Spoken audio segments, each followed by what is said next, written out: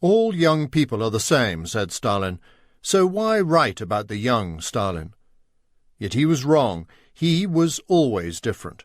His youth was dramatic and exceptional. When in old age he reflected on the mysteries of his early years, he seemed to change his mind. There are, he mused, no secrets that won't be revealed for everyone later. For me, as a historian unveiling his clandestine life up to the October Revolution, he was right about the secrets. Many of them can now be revealed. There are few works on early Stalin compared to literally thousands on young Hitler, but this is because there seemed to be so little material. In fact, this is not so.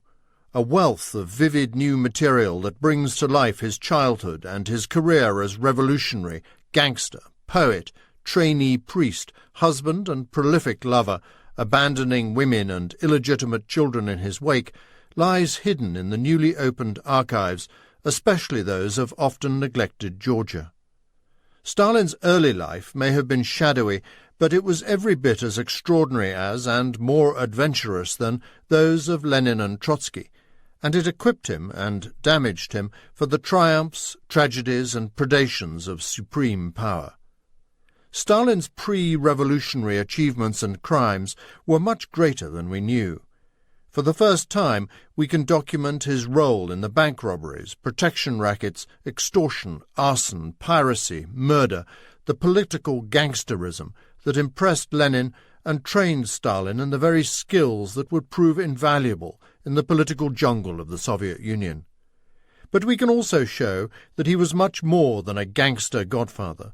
He was also a political organizer, enforcer, and master at infiltrating the Tsarist security services. In contrast to Zinoviev, Kamenev, and Bukharin, whose reputations as great politicians are ironically founded on their destruction in the terror, he was not afraid to take physical risks.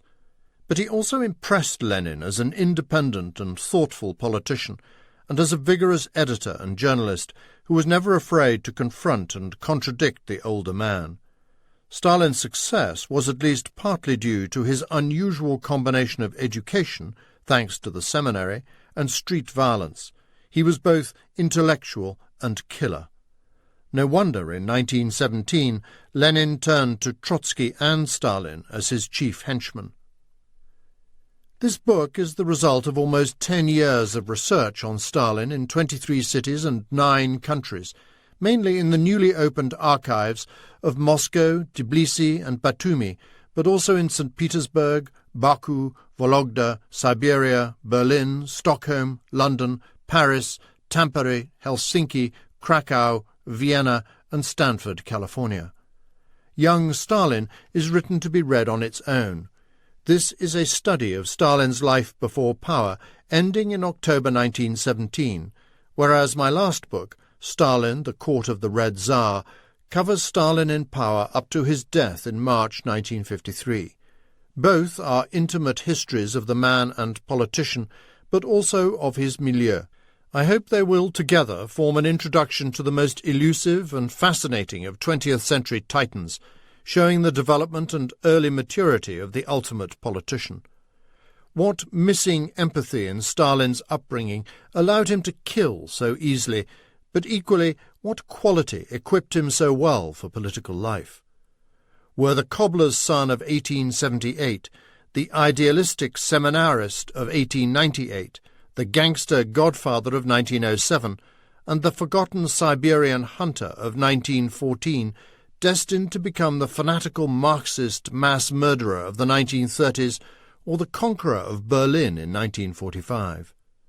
My 2 books are not meant to form an exhaustive narrative history, covering every political, ideological, economic, military, international, and personal aspect of Stalin's life. That has already been superbly done in different eras by 2 scholars, Robert Conquest, the founding maestro of Stalinist history, with his Stalin, Breaker of Nations, and, more recently, Robert Service, with his Stalin, a Biography. And I do not think I could improve on their broader works, though both have most generously helped me with mine. I make no apology that my 2 books are tightly focused on the intimate and secret political and personal lives of Stalin and the small circle that ultimately came to create and rule the Soviet Union until the 1960s. Ideology must be our foundation, as it was for the Bolsheviks, but the newly opened archives show that the personalities and patronage of a minuscule oligarchy were the essence of politics under Lenin and Stalin, as they were under the Romanov emperors, and just as they are today under the managed democracy of 21st century Russia. Stalin's prolonged youth has always been a mystery in many senses. Before 1917, he cultivated the mystique of obscurity, but also specialized in the black work of underground revolution, which was, by its nature, secretive and violent. Once in power, Stalin's campaign to succeed Lenin required a legitimate heroic career, which he did not possess because of his experience in what he called the dirty business of politics. This could not be told, either because it was too gangsterish for a great paternalistic statesman, or because it was too Georgian for a Russian leader. His solution was a clumsy but all-embracing cult of personality that invented, distorted, and concealed the truth. Ironically, this self-promotion was so grotesque that it fanned sparks, sometimes innocent ones, which flared up into colossal anti-Stalin conspiracy theories. It was easy for his political opponents, and later for us historians, to believe that it was all invented, and that he had done nothing much at all, particularly since few historians had researched in the Caucasus, where so much of his early career took place. An anti-cult, as erroneous as the cult itself, grew up around these conspiracy theories. The most intriguing rumour remains. Was Stalin a double agent for the Tsar's secret police? His most infamous secret policemen, Nikolai Yezhov and Lavrenti Beria, secretly sought such evidence to use against Stalin in case he turned against them, as indeed he did. It is significant that neither of them, with the absolute power of the NKVD behind them, ever found that smoking gun. Yet there is a deeper mystery, too. Every historian has quoted Trotsky's claim that Stalin was a provincial mediocrity, and Sukhanov that he was just a grey blur in 1917. Most historians followed Trotsky's line that Stalin was so greyly mediocre that he failed to perform in 1905 and 1917, becoming, in Robert Slusser's words, the man who missed the revolution.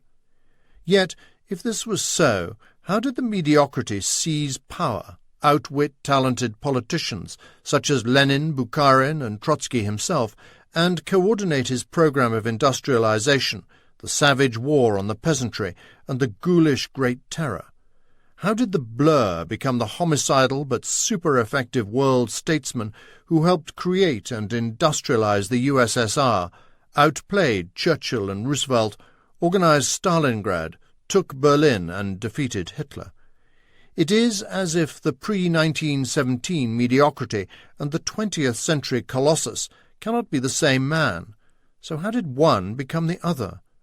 They are, in fact, absolutely the same man.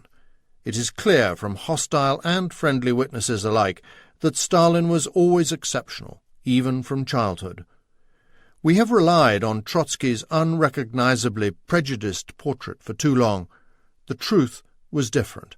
Trotsky's view tells us more about his own vanity, snobbery, and lack of political skills than about the early Stalin.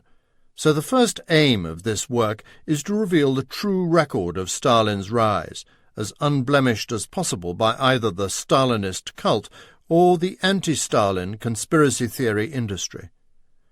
There is a tradition of biographies dealing with the early careers of great statesmen.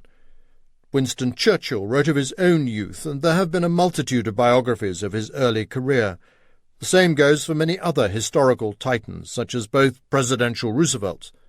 Young Hitler has become an industry, though no work comes close to the outstanding first volume of Ian Kershaw's Hitler, 1889 to 1936, Hubris.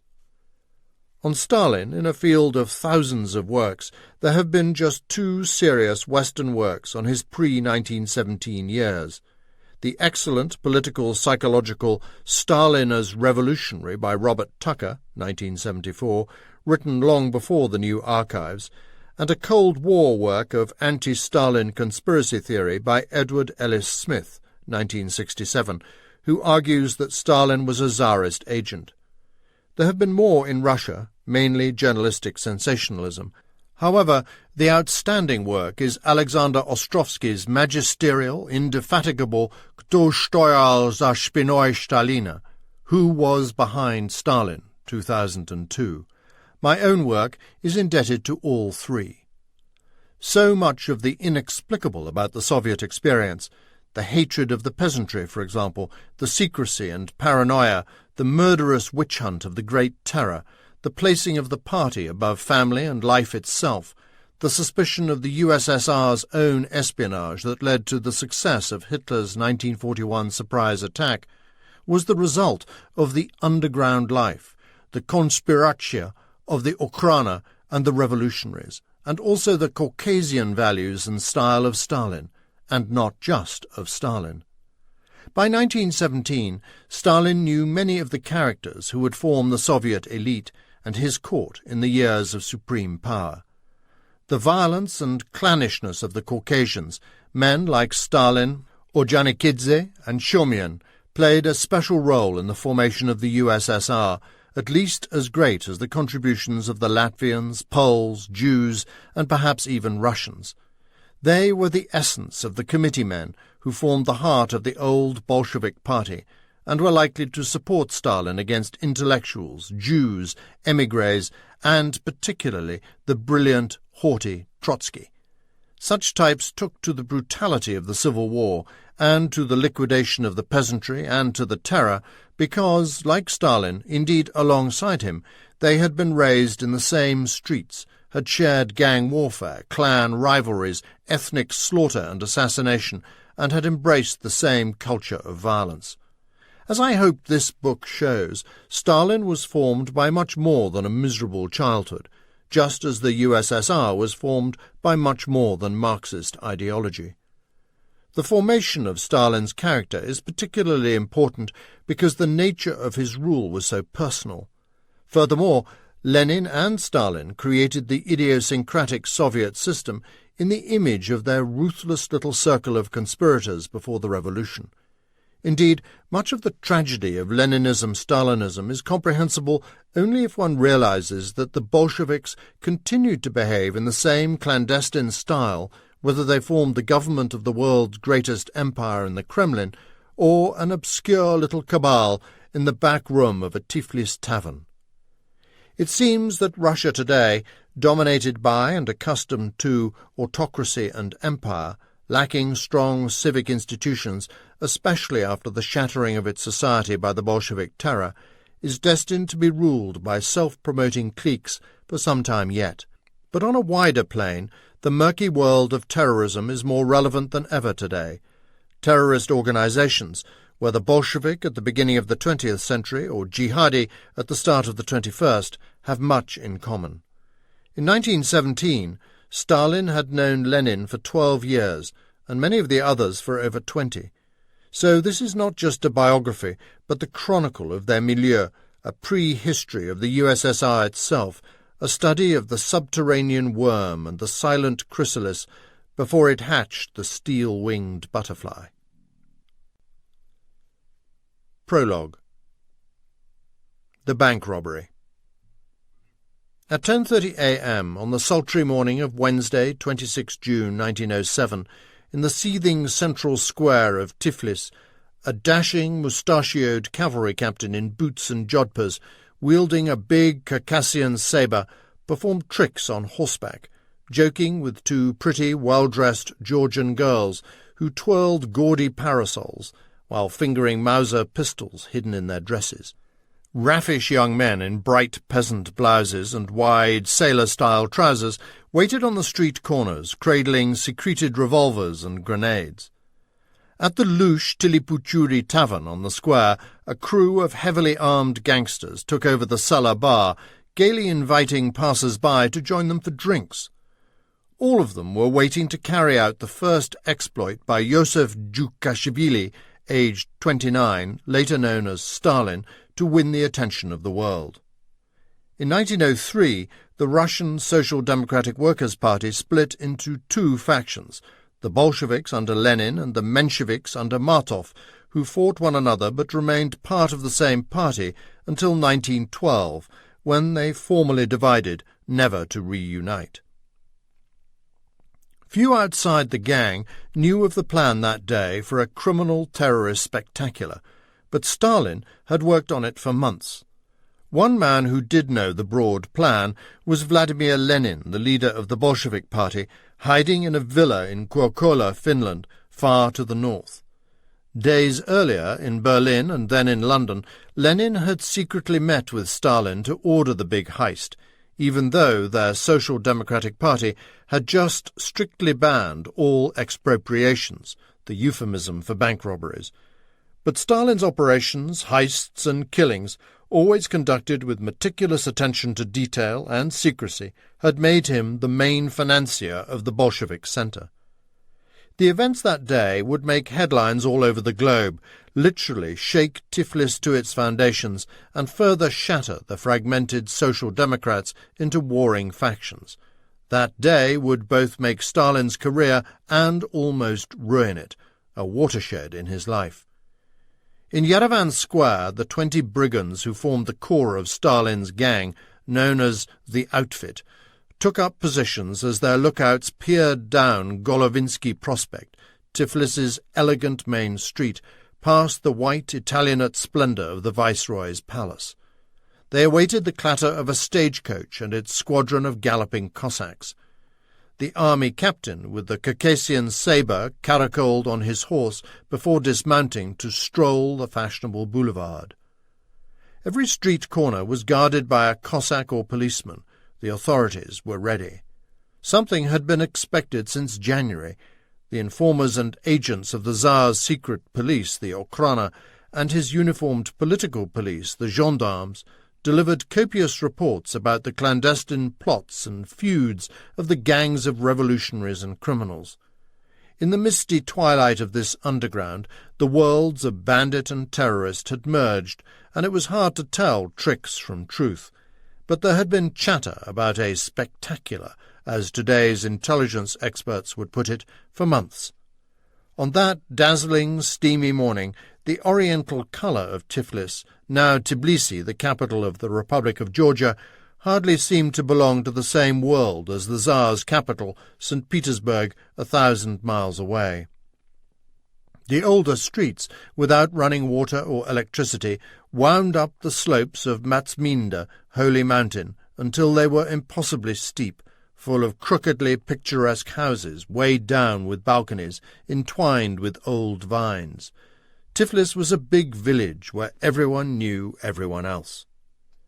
Just behind the military headquarters, on Gentil Frelinskaya Street, a stone's throw from the square, lived Stalin's wife, a pretty young Georgian dressmaker named Kato Svinadze, and their newborn son, Yakov.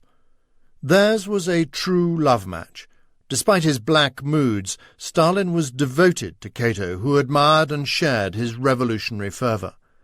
As she sunned herself and the baby on her balcony, her husband was about to give her, and Tiflis itself, an unholy shock.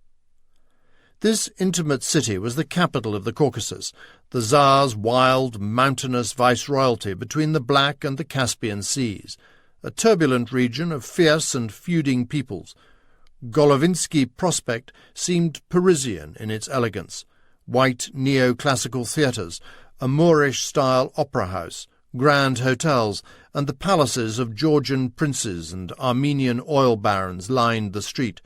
But as one passed the military headquarters, Yerevan Square opened up into an Asiatic potpourri. Exotically dressed hawkers and stalls offered spicy Georgian lobio beans and hot khachapuri cheesecake. Water carriers, street traders, pickpockets and porters delivered to or stole from the Armenian and Persian bazaars, the alleyways of which more resembled a Levantine souk than a European city. Caravans of camels and donkeys loaded with silks and spices from Persia and Turkestan, fruit and wineskins from the lush Georgian countryside, ambled through the gates of the caravanserai. Its young waiters and errand boys served its clientele of guests and diners, carrying in the bags, unharnessing the camels, and watching the square. Now we know from the newly opened Georgian archives that Stalin, Fagin-like, used the caravanserai boys as a prepubescent revolutionary street intelligence and courier service. Meanwhile, in one of the caravanserai's cavernous backrooms, the chief gangsters gave their gunmen a pep talk, rehearsing the plan one last time. Stalin himself was there that morning. The two pretty teenage girls with twirling umbrellas and loaded revolvers, Patsia Goldava and Annetta Sulagvelidze, brown-haired, svelte, with black eyes that expressed youth, casually sashayed across the square to stand outside the military headquarters, where they flirted with Russian officers, gendarmes in smart blue uniforms, and bow-legged Cossacks. Tiflis was, and still is, a languid town of strollers and boulevardiers who frequently stop to drink wine at the many open-air taverns. If the showy, excitable Georgians resemble any other European people, it is the Italians. Georgians and other Caucasian men in traditional choka, their skirted long coats lined down the chest with bullet pouches, swaggered down the street singing loudly. Georgian women in black headscarves and the wives of Russian officers in European fashions promenaded through the gates of the Pushkin Gardens, buying ices and sherbet alongside Persians and Armenians, Chechens, Abkhaz and Mountain Jews, in a fancy-dress jamboree of hats and costumes. Gangs of street urchins, quintos, furtively scanned the crowds for scams. Teenage trainee priests in long white surplices were escorted by their berobed, bearded priest-teachers from the pillared white seminary across the street, where Stalin had almost qualified as a priest 9 years earlier. This un-Slavic, un-Russian, and ferociously Caucasian kaleidoscope of East and West was the world that nurtured Stalin. Checking the time, the girls, Annetta and Patsia, parted, taking up new positions on either side of the square. On Palace Street, the dubious clientele of the notorious Tilipuchuri tavern, princes, pimps, informers and pickpockets, were already drinking Georgian wine and Armenian brandy, not far from the plutocratic grandeur of Prince Sumbatov's palace. Just then, David Sagirashvili, another revolutionary who knew Stalin and some of the gangsters, visited a friend who owned a shop above the tavern and was invited in by the cheerful brigand at the doorway, Bachua Kupriashvili, who immediately offered me a chair and a glass of red wine, according to the Georgian custom. David drank the wine and was about to leave when the gunman suggested, with exquisite politeness, that he stay inside and sample more snacks and wine. David realized that they were letting people into the restaurant but would not let them out. Armed individuals stood at the door. Spotting the convoy galloping down the boulevard, Patsia Goldava, the slim brunette on lookout, sped round the corner to the Pushkin Gardens, where she waved her newspaper to Stepko Inskervili, waiting by the gate. "We're off," he muttered. Stepko nodded at Annetta Sulagvelidze, who was across the street, just outside the Tilipuchuri, where she made a sign summoning the others from the bar. The gunman in the doorway beckoned them. At a given signal, Sagirashvili saw the brigands in the tavern put down their drinks, cock their pistols, and head out, spreading across the square. Thin, consumptive young men in wide trousers who had barely eaten for weeks. Some were gangsters, some desperadoes, and some, typically for Georgia, were poverty-stricken princes from roofless, wall-less castles in the provinces. If their deeds were criminal, they cared nothing for money. They were devoted to Lenin, the party, and their puppet master in Tiflis, Stalin. The functions of each of us had been planned in advance. Remembered a third girl in the gang, Alexandra Darakvelidze, just 19, a friend of Annetta, and already veteran of a spree of heists and shootouts. The gangsters each covered the square's policemen, the Gorodovoi, known in the streets as pharaohs. 2 gunmen marked the Cossacks outside the city hall. The rest made their way to the corner of Velyaminov Street and the Armenian Bazaar, not far from the State Bank itself. Alexandra Darakvelidze, in her unpublished memoirs, recalled guarding one of the street corners with 2 gunmen. Now Bachua Kupriashvili, nonchalantly pretending to read a newspaper, spotted in the distance the cloud of dust thrown up by the horses' hooves. They were coming. Bachua rolled up his newspaper, poised. The cavalry captain with the flashing sabre, who had been promenading the square, now warned passers-by to stay out of it, but when no one paid any attention, he jumped back onto his fine horse. He was no officer, but the ideal of the Georgian beau sabreur and outlaw, half knight, half bandit. This was Kamo, aged 23, boss of the outfit and, as Stalin put it, a master of disguise, who could pass for a rich prince or a peasant laundrywoman. He moved stiffly, his half-blind left eye squinting and rolling. One of his own bombs had exploded in his face just weeks before. He was still recuperating. Kamo was completely enthralled by Stalin, who had converted him to Marxism. They had grown up together in the violent town of Gori, 45 miles away. He was a bank robber of ingenious audacity, a Houdini of prison escapes, a credulous simpleton, and a half-insane practitioner of psychopathic violence. Intensely, eerily tranquil, with a weird, lustreless face and a blank gaze, he was keen to serve his master, often begging Stalin, "Let me kill him for you." No deed of macabre horror or courageous flamboyance was beyond him. He later plunged his hand into a man's chest and cut out his heart. Throughout his life, Stalin's detached magnetism would attract and win the devotion of amoral, unbounded psychopaths. His boyhood henchmen, Kamo, and these gangsters were the first in a long line. Those young men followed Stalin selflessly. Their admiration for him allowed him to impose on them his iron discipline. Kamo often visited Stalin's home, where he had earlier borrowed Cato's father's sabre, explaining that he was going to play an officer of the Cossacks.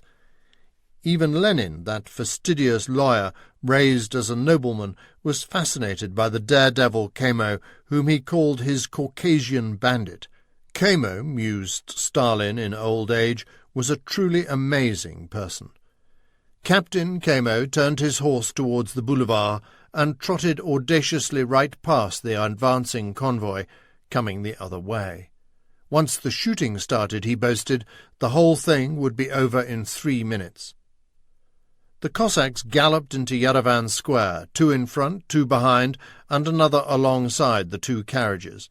Through the dust, the gangsters could make out that the stagecoach contained 2 men in frock coats, the State Bank's cashier, Kurdyamov, and accountant Golovnia, and 2 soldiers with rifles cocked, while a second phaeton was packed with police and soldiers.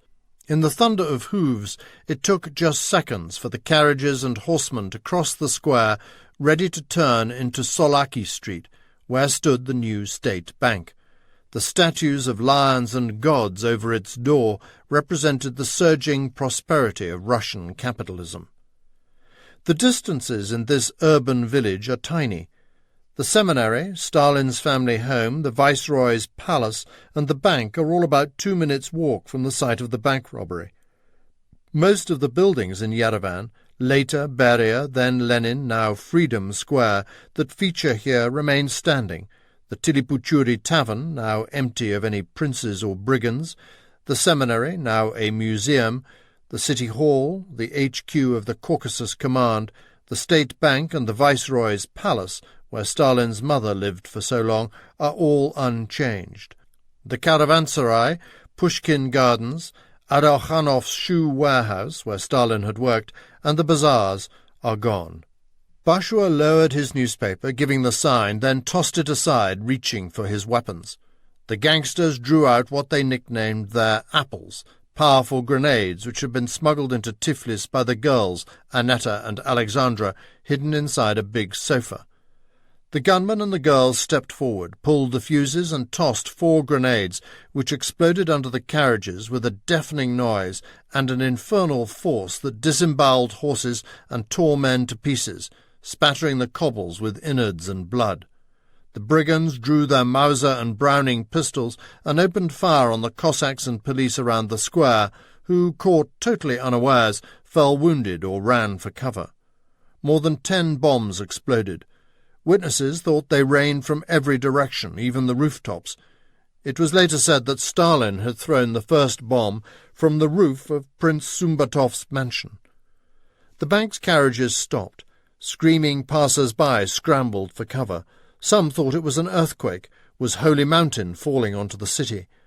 No one could tell if the terrible shooting was the boom of cannons or explosion of bombs, reported the Georgian newspaper Isari, Arrow.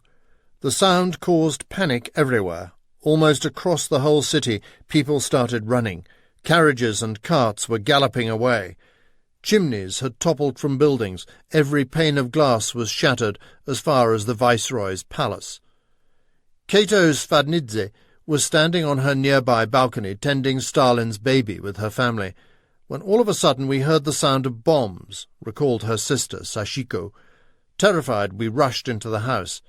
Outside, amid the yellow smoke and the wild chaos, among the bodies of horses and mutilated limbs of men, something had gone wrong.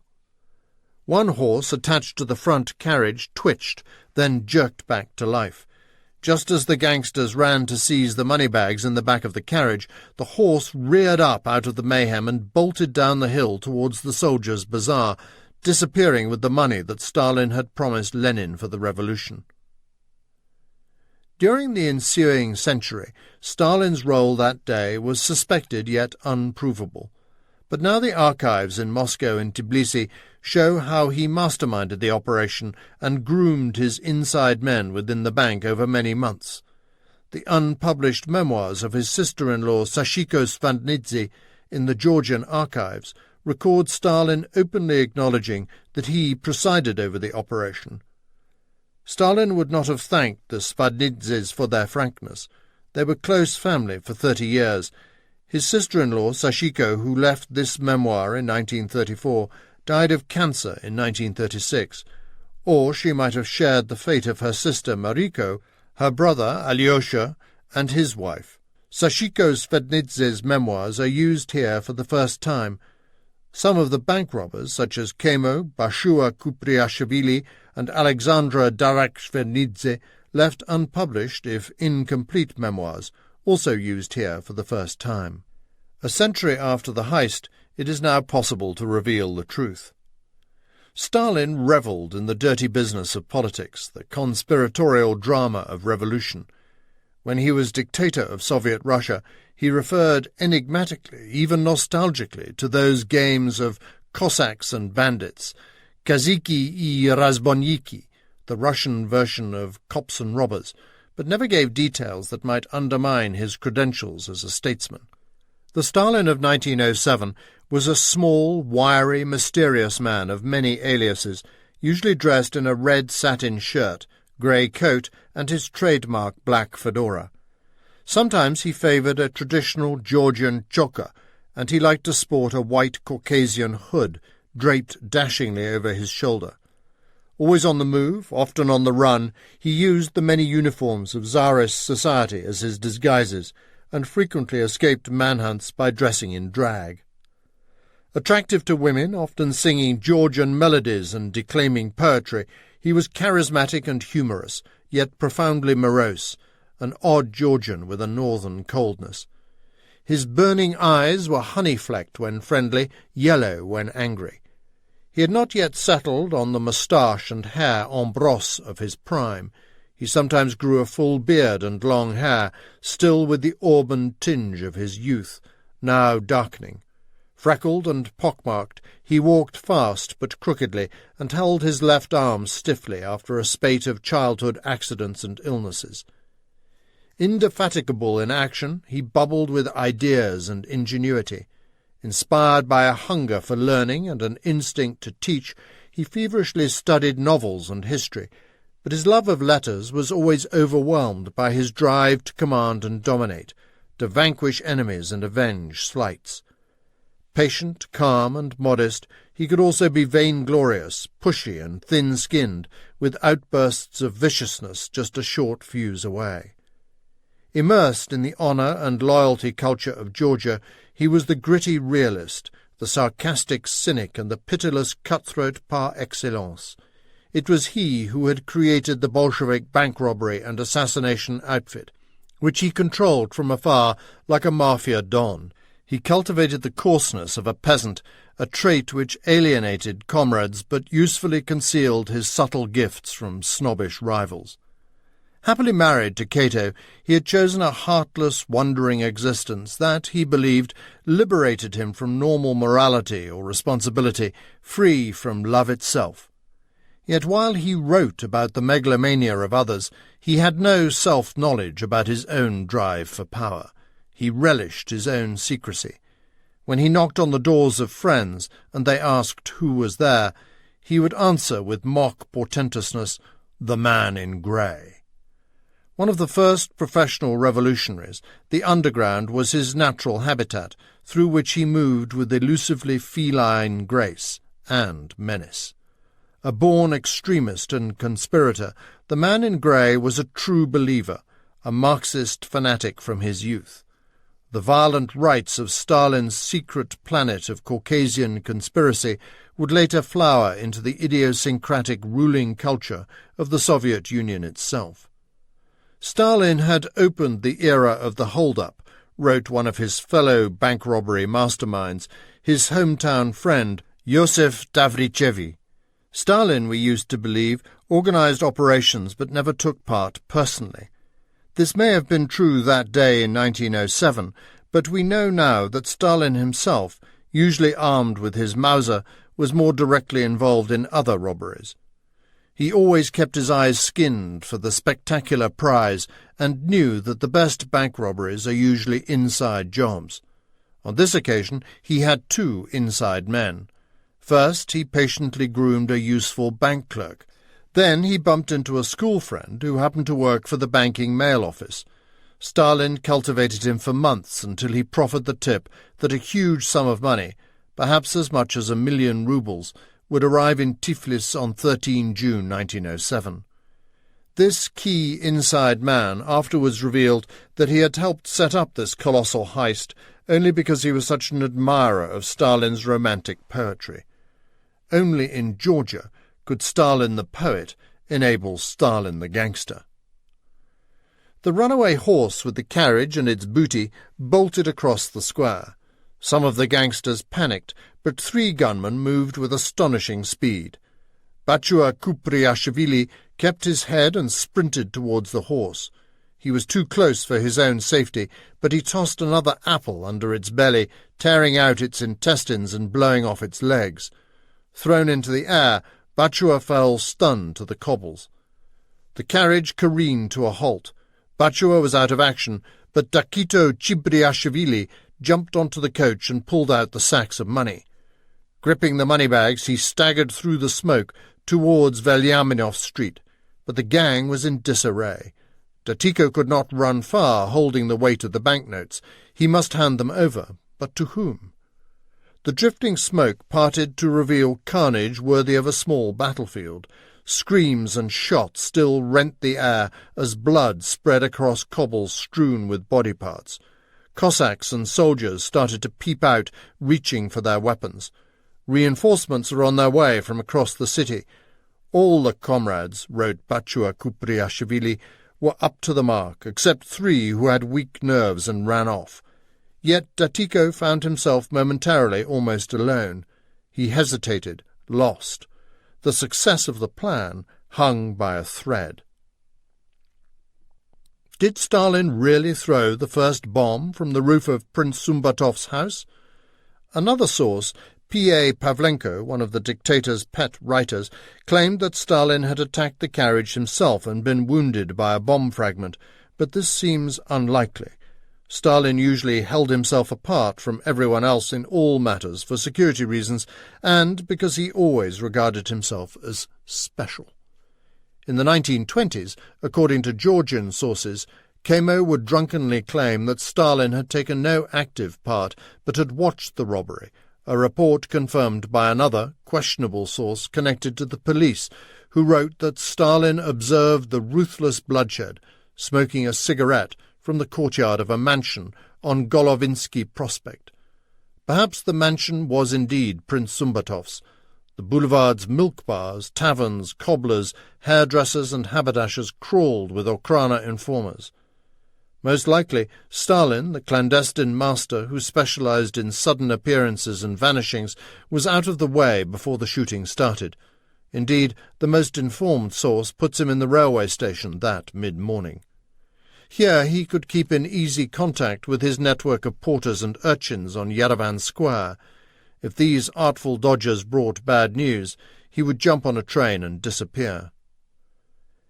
Just as the robbery was about to collapse, Captain Kamo rode into the square driving his own phaeton, reins in one hand and firing his Mauser with the other.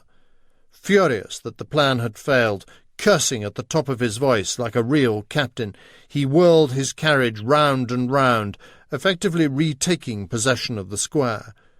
Then he galloped up to Datiko, leaned down, and, aided by one of the gun girls, heaved the sacks of money into the phaeton.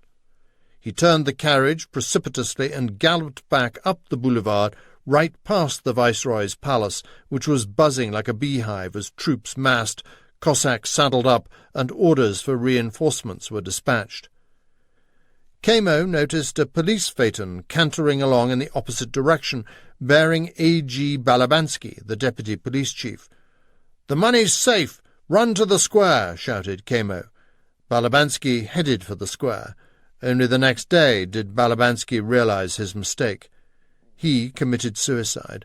Kamo rode straight to Vatoria Gonchanaya Street and into the yard of a joiner's shop behind a house owned by an old lady named Barbara Babe Mochoridze. Here, with Babe's son, Mika, Stalin had spent many nights over the years. Here the robbery had been planned. It was an address well known to the local police, but the gangsters had suborned at least one gendarme officer, Captain Zubov, who was later indicted for taking bribes, and even helping to hide the spoils. Kamo, exhausted, delivered the money, changed out of his uniform, and poured a bucket of water over his sweltering head. The shockwaves of Stalin's spectacular reverberated around the world. In London, the Daily Mirror announced, "Rain of bombs. Revolutionaries hurl destruction among large crowds of people." About 10 bombs were hurled today, one after another, in the square in the centre of town, thronged with people. The bombs exploded with terrific force, many being killed. The Times just called it Tiflis bomb outrage. Le Temps in Paris was more laconic. Catastrophe! Tiflis was in uproar. The usually genial viceroy of the Caucasus, Count Vorontsov-Dashkov, ranted about the insolence of the terrorists. "The administration and army are mobilized," announced Isari. "Police and patrols launch searches across the city. Many have been arrested." St. Petersburg was outraged. The security forces were ordered to find the money and the robbers. A special detective and his team were dispatched to head the investigation. Roads were closed. Yerevan Square was surrounded, while Cossacks and gendarmes rounded up the usual suspects. Every informer, every double agent, was tapped for information and duly delivered a farrago of versions, none of them actually fingering the real culprits. 20,000 roubles had been left in the carriage. A surviving carriage driver, who thought he had got lucky, pocketed another 9,500 roubles, but was arrested with it later. He knew nothing about the Stalin and Kamo gang. A jabbering woman gave herself up as one of the bank robbers, but turned out to be insane. No one could guess how many robbers there had been. Witnesses thought there were up to 50 gangsters raining bombs from the roofs, if not from Holy Mountain. No one actually saw Kamo take the banknotes. The Okhrana heard stories from all over Russia that the robbery was, variously, arranged by the state itself, by Polish socialists, by anarchists from Rostov, by Armenian Dashnaks or by the socialist revolutionaries. None of the gangsters was caught. Even Kupriashvili regained consciousness just in time to hobble away. In the chaotic aftermath, they scarpered in every direction, melting into the crowds. One, Eliso Lomanadze, who had been covering a street corner with Alexandra, slipped into a teacher's conference, stole a teacher's uniform, and then nonchalantly wandered back to the square to admire his handiwork. "Everyone survived it," said Alexandra Darakvelidze, dictating her memoirs in 1959, by then the only member of the ill-fated gang still alive. 50 lay wounded in the square. The bodies of 3 Cossacks, the bank officials, and some innocent passers-by lay in pieces. The censored newspapers kept casualties low, but the Okrana's archives reveal that around 40 were killed. Dressing stations for the wounded were set up in nearby shops. 24 seriously wounded were taken to hospital. An hour later, passers-by saw the funereal progress of a ghoulish carriage carrying the dead and their body parts down Golovinsky like the giblets from an abattoir. The State Bank itself was unsure if it had lost 250,000 rubles or 341,000, or somewhere between the two figures. But it was certainly an impressive sum worth about £1.7 million, $3.4 million US in today's money, though its effective buying power was much higher. Bochorizde and his wife Maro, another of the female bank robbers, sewed the money into a mattress. Svelte, Mauser-toting Patsia Goldava then called porters, perhaps some of Stalin's urchins, and supervised its removal to another safe house across the river Kura. The mattress was then placed on the couch of the director of the Tiflis Meteorological Observatory, where Stalin had lived and worked after leaving the seminary.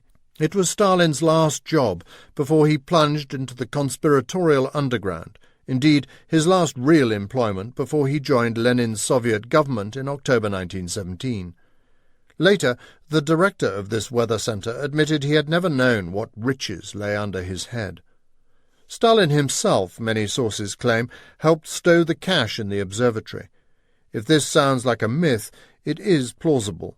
It transpires that he often handled stolen funds, riding shotgun across the mountains with saddlebags full of cash from bank robberies and piracy. Surprisingly, that night Stalin felt safe enough to go home to Cato and boast of his exploit to his family. His boys had done it. Well might he boast. The money was safe in the weatherman's mattress and would soon be on its way to Lenin. No one suspected Stalin or even Kamo. The booty would be smuggled abroad, some of it even laundered through the Crédit Lyonnais. The police of a dozen nations would pursue cash and gangsters for months in vain.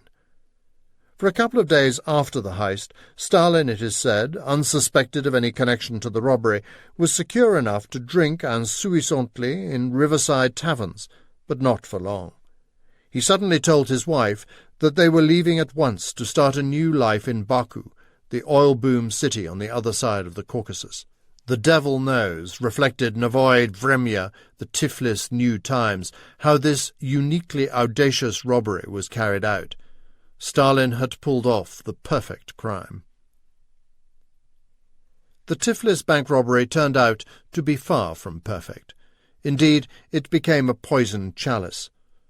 Afterwards, Stalin never lived in Tiflis or Georgia again. The fate of Kamo would be insanely bizarre. The quest for the cash, some of which it turned out was in marked notes, would be tangled, but even these astonishing twists were far from the end of the matter for Stalin. The heist's success was almost a disaster for him. The robbery's global notoriety became a powerful weapon against Lenin and against Stalin personally. The gangsters fell out over the spoils. Lenin and his comrades fought for possession of the cash like rats in a cage. His enemies spent the next 3 years launching 3 separate party investigations, hoping to ruin him. Stalin, persona non grata in Georgia, tainted by the brazen flouting of party rules and this reckless carnage, was expelled from the party by the Tiflis Committee. This was a blot that could have derailed his bid to succeed Lenin and spoiled his ambition to become a Russian statesman and a supreme pontiff of Marxism. It was so sensitive that even in 1918 Stalin launched an extraordinary libel case to suppress the story. In the 1920s, before he was dictator, Stalin went to remarkable lengths to conceal his role in the expropriations. In 1923-24, his chief gangster, Koti Sintzadze, by then in opposition to Stalin, published his memoirs in a small Georgian journal. They were republished in 1927, but afterwards the pages involving Stalin's part in assassinations and robberies were removed, a process continuing in the 1930s under Beria. Today they are extremely hard to find. His career as gangster godfather, audacious bank robber, killer, pirate and arsonist, though whispered at home and much enjoyed by critics abroad, remained hidden until the 21st century.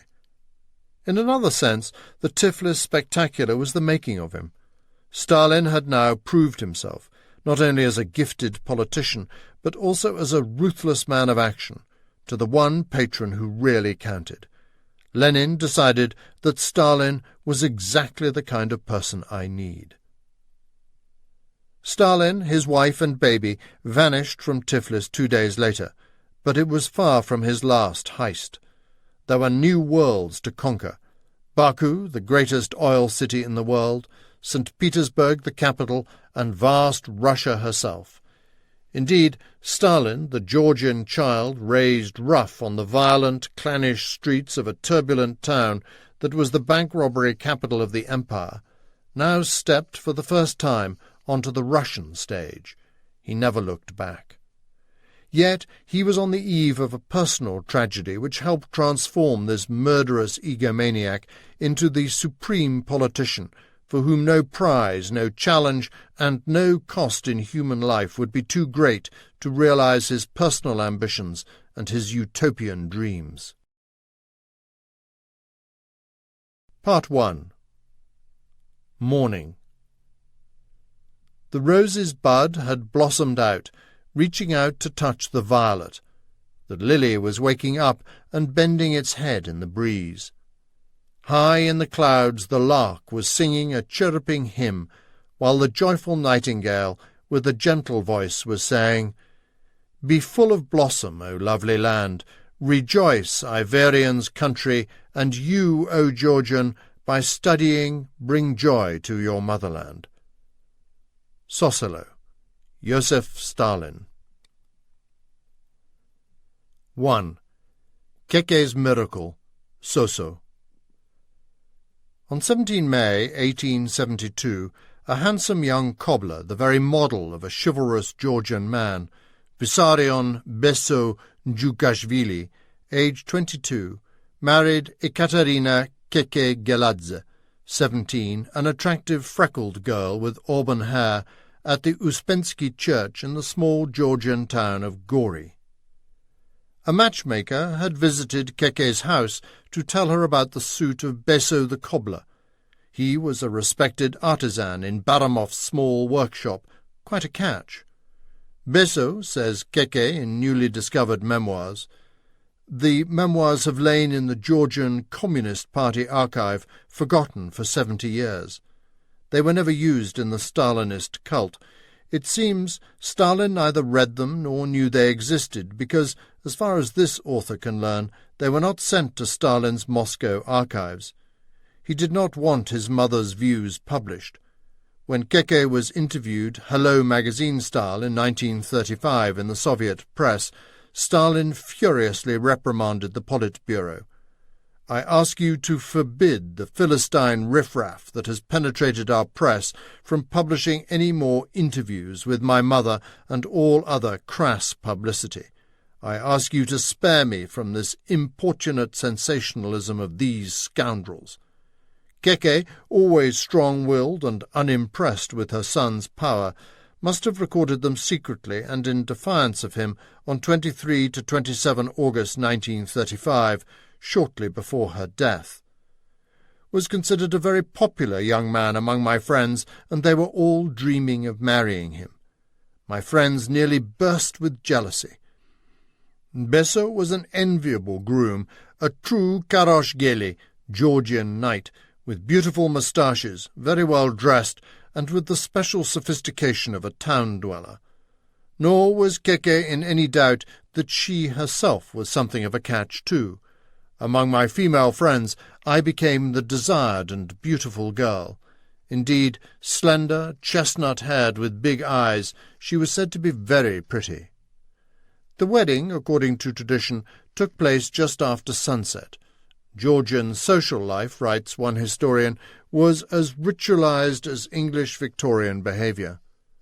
The marriage was celebrated with the rambunctious festivity of the wild town of Gori. It was, Keke remembers, hugely glamorous. The male guests were true Karashogeli, cheerful, daring and generous, wearing their splendid black chokas, broad-shouldered with slim waists. The chief of Beso's two best men was Yakov Koba Ignatashvili, a strapping wrestler, wealthy merchant and local hero who, as Keke puts it, always tried to assist us in the creation of our family. The groom and his friends gathered for toasts at his home before parading through the streets to collect Keke and her family. The garlanded couple then rode to church together in a colourfully decorated wedding phaeton, bells tingling, ribbons fluttering. In the church the choir gathered in the gallery. Below them men and women stood separately among the flickering candles. The singers burst into their elevating and harmonic Georgian melodies, accompanied by a zurna, a Georgian wind instrument like a Berber pipe. The bride entered with her bridesmaids, who were careful not to tread on the train, a special augur of bad luck. Father Kakhanov, an Armenian, conducted the ceremony. Father Karajda recorded the marriage, and Father Christopher Chakoviani, a family friend, sang so finely that Yakov Ignashvili generously tipped him 10 rubles, no mean sum. Afterwards, Beso's friends headed the traditional singing and dancing procession through the streets, playing duduki, long pipes, to the supra, a Georgian feast presided over by a tamada, a joke-telling and wisdom-imparting toastmaster. The service and singing had been in the unique Georgian language, not Russian, because Georgia was only a recent addition to the Romanov Empire. For 1,000 years, ruled by scions of the Bagrationi dynasty, the kingdom of Sakatvelo, Georgia to Westerners, Gruzia to Russians, was an independent Christian bulwark of knightly valour against the Islamic, Mongol, Timurid, Ottoman and Persian empires.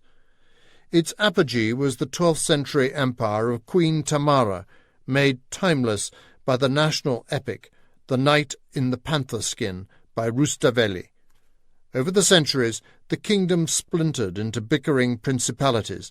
In 1801 and 1810, the Tsars Paul and Alexander I annexed principalities to their empire.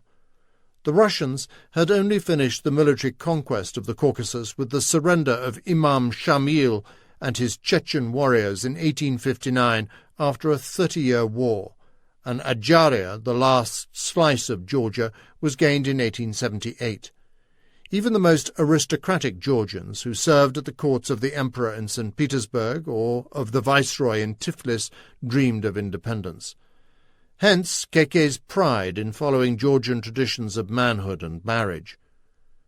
Beso, mused Keke, appeared to be a good family man. He believed in God and always went to church. The parents of both bride and groom had been serfs of local princes, freed in the 1860s by the Tsar liberator Alexander II. Beso's grandfather, Zaza, was an Ossetian from the village of Geri, north of Gori. The Ossetians were a semi-pagan mountain people who lived on the northern borders of Georgia proper, some becoming assimilated Georgians, though most remained proudly separate. In 1991-93, South Ossetians fought the Georgians and are now autonomous. When Stalin's dying father was admitted to hospital, significantly he was still registered as Ossetian. Stalin's enemies, from Trotsky to the poet Mandelstam in his famous poem, relished calling him an Osset because Georgians regarded Ossetians as barbarous, crude, and, in the early 19th century, non-Christian. Djugashvili certainly sounds as if it has an Ossetian root. It means son of Juga in Georgian. Stalin's mother says Beso told her the name was based on the Georgian jogi, or herd, root because they were herdsmen and were driven out of Jeri by marauding Ossetians. The real relevance is lost because by the time of Stalin's birth, the Djugashvilis were totally Georgianized. Stalin himself wrote about this. What is to be done with the Ossetians, becoming assimilated by the Georgians? Zaza, like Stalin, his great-grandson, became a Georgian rebel. In 1804 he joined the uprising of Prince Elisbar Eristavi against Russia. Afterwards he was settled with other baptized Ossetians in the village of Daidi Lailo, 9 miles from Tiflis, as a serf of Prince Badur Machabeli.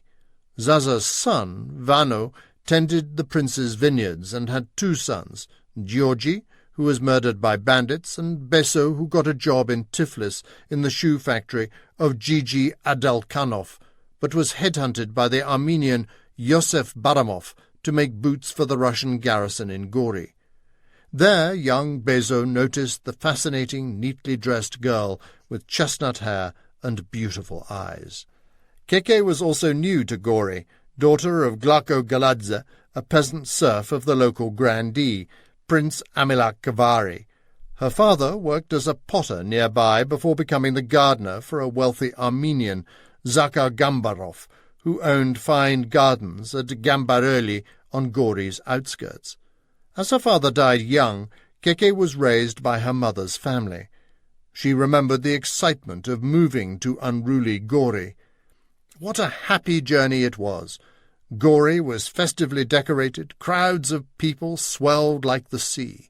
A military parade dazzled our eyes. Music blared. Sazandari, a band of 4 percussion and wind instruments, and sweet duduki played, and everyone sang. Her young husband was a thin, dark figure with black eyebrows and moustaches, always sporting a black Circassian coat, tightly belted, a peaked cap and baggy trousers tucked into high boots. Unusual, peculiar and morose, but also clever and proud, Beso was able to speak 4 languages, Georgian, Russian, Turkish and Armenian, and, quote, the knight in the panther skin. The Djugashvilis prospered. Many houses in Gori were so poor they were made of mud and dug out of the earth, but for the wife of the busy cobbler Beso there was no fear of such poverty. Our family happiness, declared Keke, was limitless. Beso left Baramov to open his own workshop, backed by his friends, especially his patron Ignashvili, who bought him the machine tools. Keke was soon pregnant. Many married couples would envy our family happiness. Indeed, her marriage to the desired Beso still caused jealousy among her contemporaries. Evil tongues didn't stop even after the marriage. It is interesting that Keke stresses this gossip. Perhaps someone else had expected to marry Beso.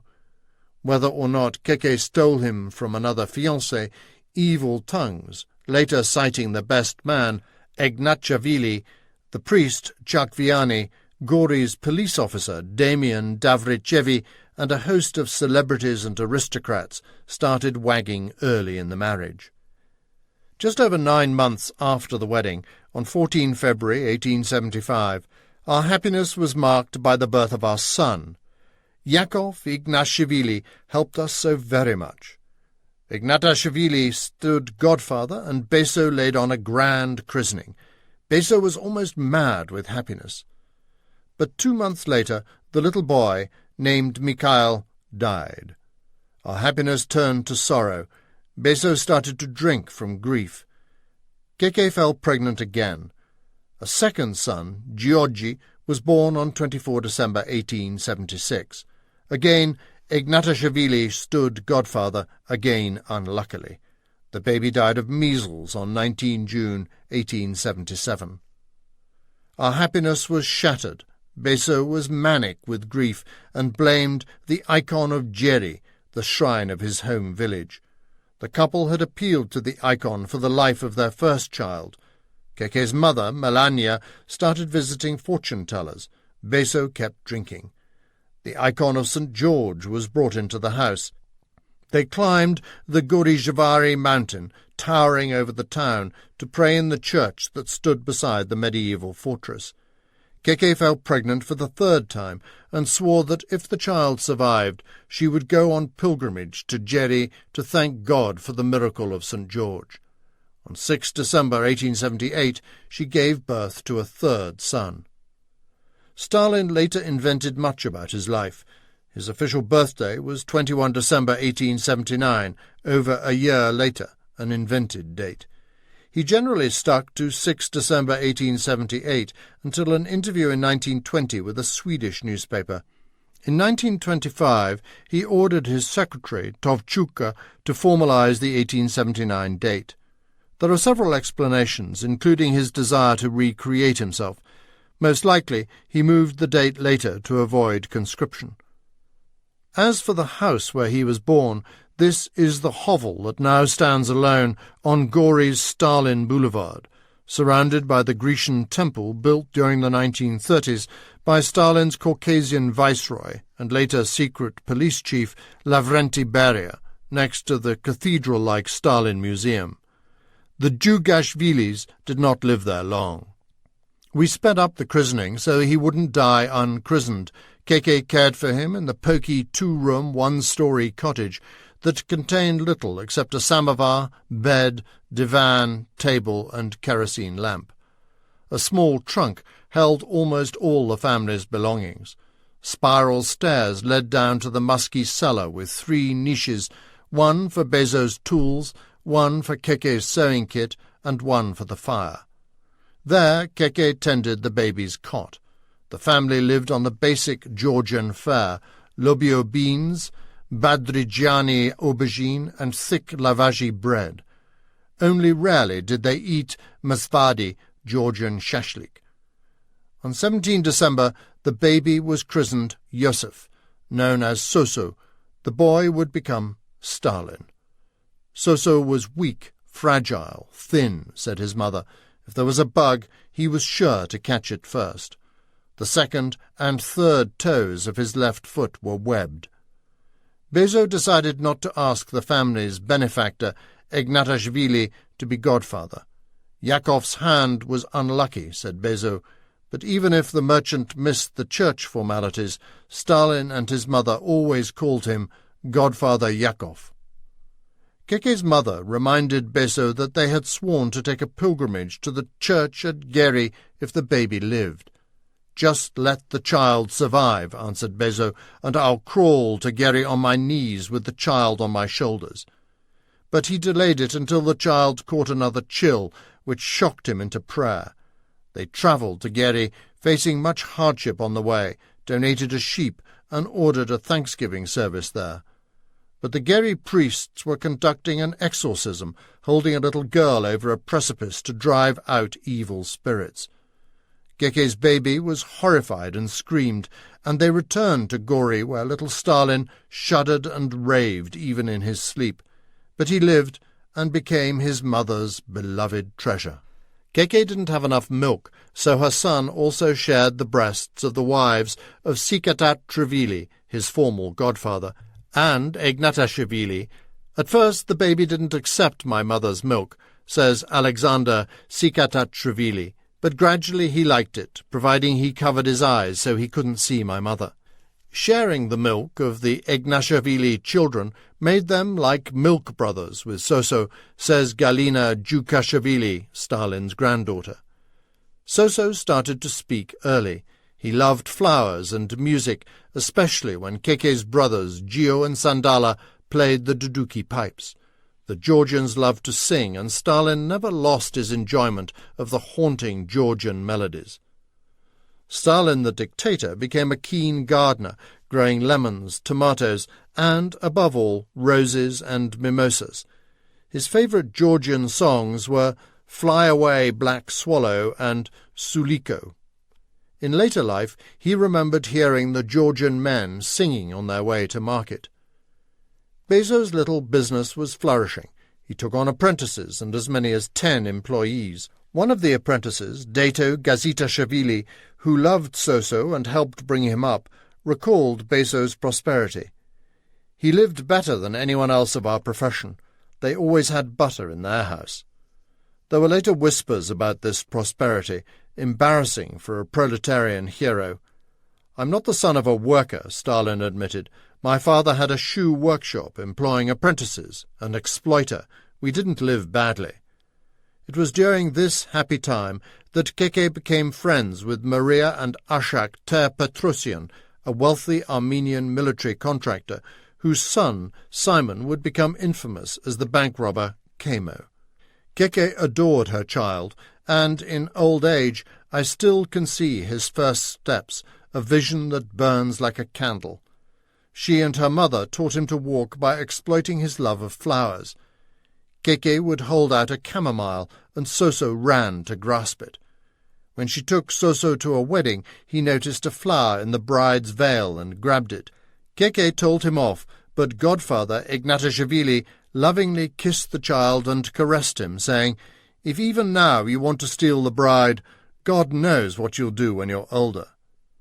Soso's survival seemed miraculous to the grateful mother. "How happy we were, how we laughed," reminisces Keke. Her reverence must have instilled in Soso a sense of specialness. The Freudian dictum that the mother's devotion made him feel like a conqueror was undoubtedly true. Sosolo, as she lovingly called him, grew up supersensitive, but also displayed a masterful confidence from an early age. Yet at the height of Bezo's success there was a shadow. His clients paid him partly in wine, which was so plentiful in Georgia that many workers received alcohol instead of cash. Furthermore, he did some business in the corner of a friend's dukan, tavern, which encouraged him to drink too much. Bezo befriended a drinking partner, a Russian political exile named Puka, possibly a Narodnik populist or a radical connected to the people's will, the terrorists who were at that time repeatedly attempting to assassinate Emperor Alexander II. So Stalin grew up knowing a Russian revolutionary. "My son made friends with him," says Keke, "and Puka bought him a canary." But the Russian was a hopeless alcoholic who lived in rags. One winter he was found dead in the snow. Bezo found he could not stop drinking. A good family man was destroyed, declares Keke. The booze started to ruin the business. His hands began shaking and he couldn't sew shoes. The business was only kept going by his apprentices. Learning nothing from Puka's demise, Bezo acquired a new boon drinking companion in the priest Chakviani. Provincial Georgia was priest-ridden, but these men of God enjoyed their worldly pleasures. Once church services were over, the priests spent much of their time drinking wine in Gori's taverns until they were blind drunk. As an old man, Stalin remembered, "As soon as Father Chakviani finished his service, he dropped in and the two men hurried to the dukan." These Georgian inns provide nothing but unfurnished and dirty rooms, bread with cheese, tea, wine, and at best eggs and poultry, warns German travel book publisher Karl Beidecker. Those who wish for meat must buy a whole sheep, 4 to 5 rubles, or suckling pig, 2 to 3 rubles. They returned home leaning on each other, hugging and singing out of tune, totally sozzled. "You're a good bloke, Bezo, even for a shoemaker," drawled the priest. "You're a priest, but what a priest! I love you," wheezed Bezo. The two drunks would embrace. Keke begged Father Chakviani not to take Bezo drinking. Keke and her mother beseeched Bezo to stop. So did Ignatashvili, but that did not help, probably because of the rumours already spreading around town. Perhaps these were the same evil tongues Keke mentioned at the wedding, because Joseph Davrichchevi, the son of Gori's police chief, claims in his memoirs that the birth was gossiped about in the neighbourhood, that the real father of the child was Koba Ignatashvili, or my own father, Damian Davrichjevi. This could not have helped Bezo, whom Davrichjevi calls a manically jealous runt, already sinking into alcoholism. In the course of 1883, Bezo became touchy and very careless, getting into drunken fights and earning the nickname Crazy Bezo. Paternity suits developed proportional to the power and fame of the child. Once Stalin became Soviet dictator, his rumoured fathers included the celebrated Central Asian explorer Nikolai Przhevalsky, who resembled the adult Stalin and passed through Gori, and even the future Emperor Alexander III himself, who had visited Tiflis, supposedly staying at a palace where Keke toiled as a maid. But the explorer was a homosexual who was not near Georgia when Stalin was conceived, while Keke was not in Tiflis at the same time as the Tsarevich. Leaving aside these absurdities, who was Stalin's real father? Ignatashvili was indeed the patron of the family, comforter of the wife and sponsor of the son. He was married with children, lived affluently, owned several flourishing taverns, and was a prosperous wine dealer in a country that virtually floated on wine. More than that, this strapping athlete with the waxed moustaches was a champion wrestler in a town that worshipped fighters. As already noted, Keke herself writes that he always tried to assist us in the creation of our family, an unfortunate but perhaps revealing turn of phrase. It seems unlikely she meant it literally, or was she trying to tell us something? Davrichjevi, the police chief, who helped Keke when she complained about her husband's unruly drinking, was another potential father. As far as I know, Soso was the natural son of Davrichjevi, testified Davrichjevi's friend, Juruli, the town's mayor. Everyone in Gori knew about his affair with Soso's pretty mother. Stalin himself once said his father was really a priest, which brings us to the third candidate, Father Chakviani. Ignatashvili, Davrichjevi, and Chakviani were all married, but in Georgia's macho culture, men were almost expected to keep mistresses, like their Italian brethren. Gori's priests were notoriously debauched. All three were prominent local men who enjoyed rescuing a pretty young wife in trouble. As for Keke herself, it has always been hard to match the pious old lady in her black nunnish headdress of the 1930s with the irrepressible young woman of the 1880s. Her piety is not in doubt, but religious observance has never ruled out sins of the flesh. She certainly took pride in being the desired and beautiful girl, and there is evidence that she was much more worldly than she appeared. As an old lady, Keke supposedly encouraged Nina Beria, wife of Lavrenti, Stalin's Caucasian viceroy, to take lovers and talked very spicily about sexual matters. When I was young, I cleaned house for people, and when I met a good-looking boy, I didn't waste the opportunity. The Berias are hostile witnesses, but there is a hint of earthy mischief even in Keke's memoirs. In her garden, she recounts, her mother managed to attract Soso with a flower, at which Keke jovially pulled out her breasts and showed them to the toddler, who ignored the flower and dived for the breasts. But the drunken Russian exile Poka was spying on them and burst out laughing, so I buttoned up my dress. Stalin, in his elliptical, mendacious way, encouraged these stories. When he chatted in his last years to a Georgian protégé, Megaladze, he gave him the impression that he was Ignatashvili's illegitimate son, and seemed to deny he was Bezo's. At a reception in 1934, he specifically said, "My father was a priest." But in Bezo's absence, all three paternal candidates helped to bring him up. He lived with the Chakvianis, was protected by the Davrichjevis, and spent half his time at the Ignatashvilis, so he surely felt filial fondness for them. There was another reason for the priest rumour. The church school accepted only the children of clergy, so his mother says he was passed off as the son of a priest. Stalin remained ambiguous about Crazy Bezo. He despised him, but he also showed pride and sympathy too. They had some happy moments. Bezo told Soso stories of Georgia's heroic outlaws who fought against the rich, stole from princes to help peasants. At hard-drinking dinners, Stalin the dictator boasted to Khrushchev and other magnates that he had inherited his father's head for alcohol.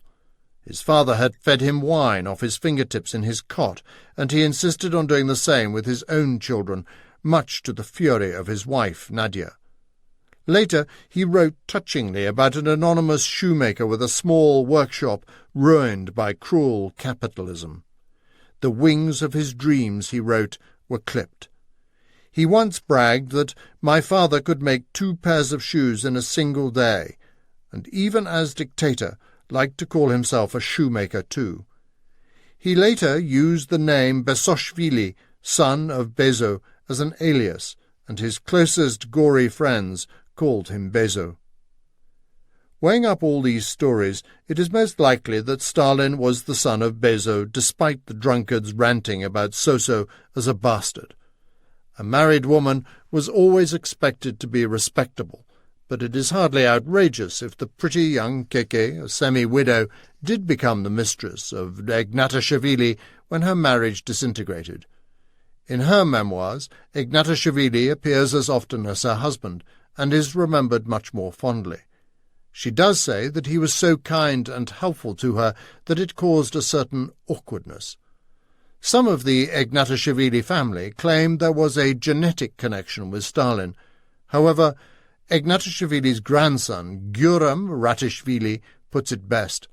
We simply do not know if he was Stalin's father, but we do know that the merchant became the boy's substitute father. Rumours of bastardy, like those of Ossetian origins, were another way of diminishing the tyrant Stalin, widely hated in Georgia, which he conquered and repressed in the 1920s. It is true that great men of humble origins are often said to be the sons of other men, yet sometimes they really are the offspring of their official fathers. When he was young, testified a school friend, David Papetashvili, Stalin closely resembled his father. As he got older, says Alexander Sikatatrishvili, he looked more and more like his father, and when he grew his moustache they looked identical. By the time Soso was 5, Crazy Bezo was an alcoholic, tormented by paranoia and prone to violence. Day by day, says Keke, it got worse. 2. Crazy Bezo. Soso suffered bitterly, terrified of the drunk Bezo. My Soso was a very sensitive child, reports Keke. As soon as he heard the sound of his father singing Balam, Balam from the street, he'd immediately run to me, asking if he could go and wait at our neighbour's until his father fell asleep. Crazy Bezo now spent so much on drink that he even had to sell his belt, and, explained Stalin later, a Georgian has to be in desperate straits to sell his belt. The more she despised Bezo, the more Keke spoiled Soso. I always wrapped him up warmly with his woolen scarf. He, for his part, loved me very much too. When he saw the drunken father, his eyes filled with tears, his lips turned blue, and he cuddled me and begged me to hide him. Bezo was violent to both Keke and Soso. A son was the pride of a Georgian man, but perhaps Soso had come to represent a husband's greatest humiliation, if the evil tongues were right after all. Once Bezo threw Stalin so hard to the floor that there was blood in the child's urine for days. Undeserved beatings made the boy as hard and heartless as the father himself, believed his schoolmate Joseph Aremashvili, who published his memoirs. It was through his father that he learned to hate people. Young Davrichevi recalls how Keke surrounded him with maternal love and defended him against all comers, while Bezo treated him like a dog, beating him for nothing. When Soso hid, Bezo searched the house, screaming, "Where is Keke's little bastard? Hiding under the bed?" Keke fought back. Once, Soso arrived at Davrichevi's house with his face covered in blood, crying, "Help! Come quickly! He's killing my mother!" The officer ran round to the Djukashvilis to find Beso strangling Keke. This took a toll on the 4-year-old. His mother remembered how Soso would take stubborn offence at his father.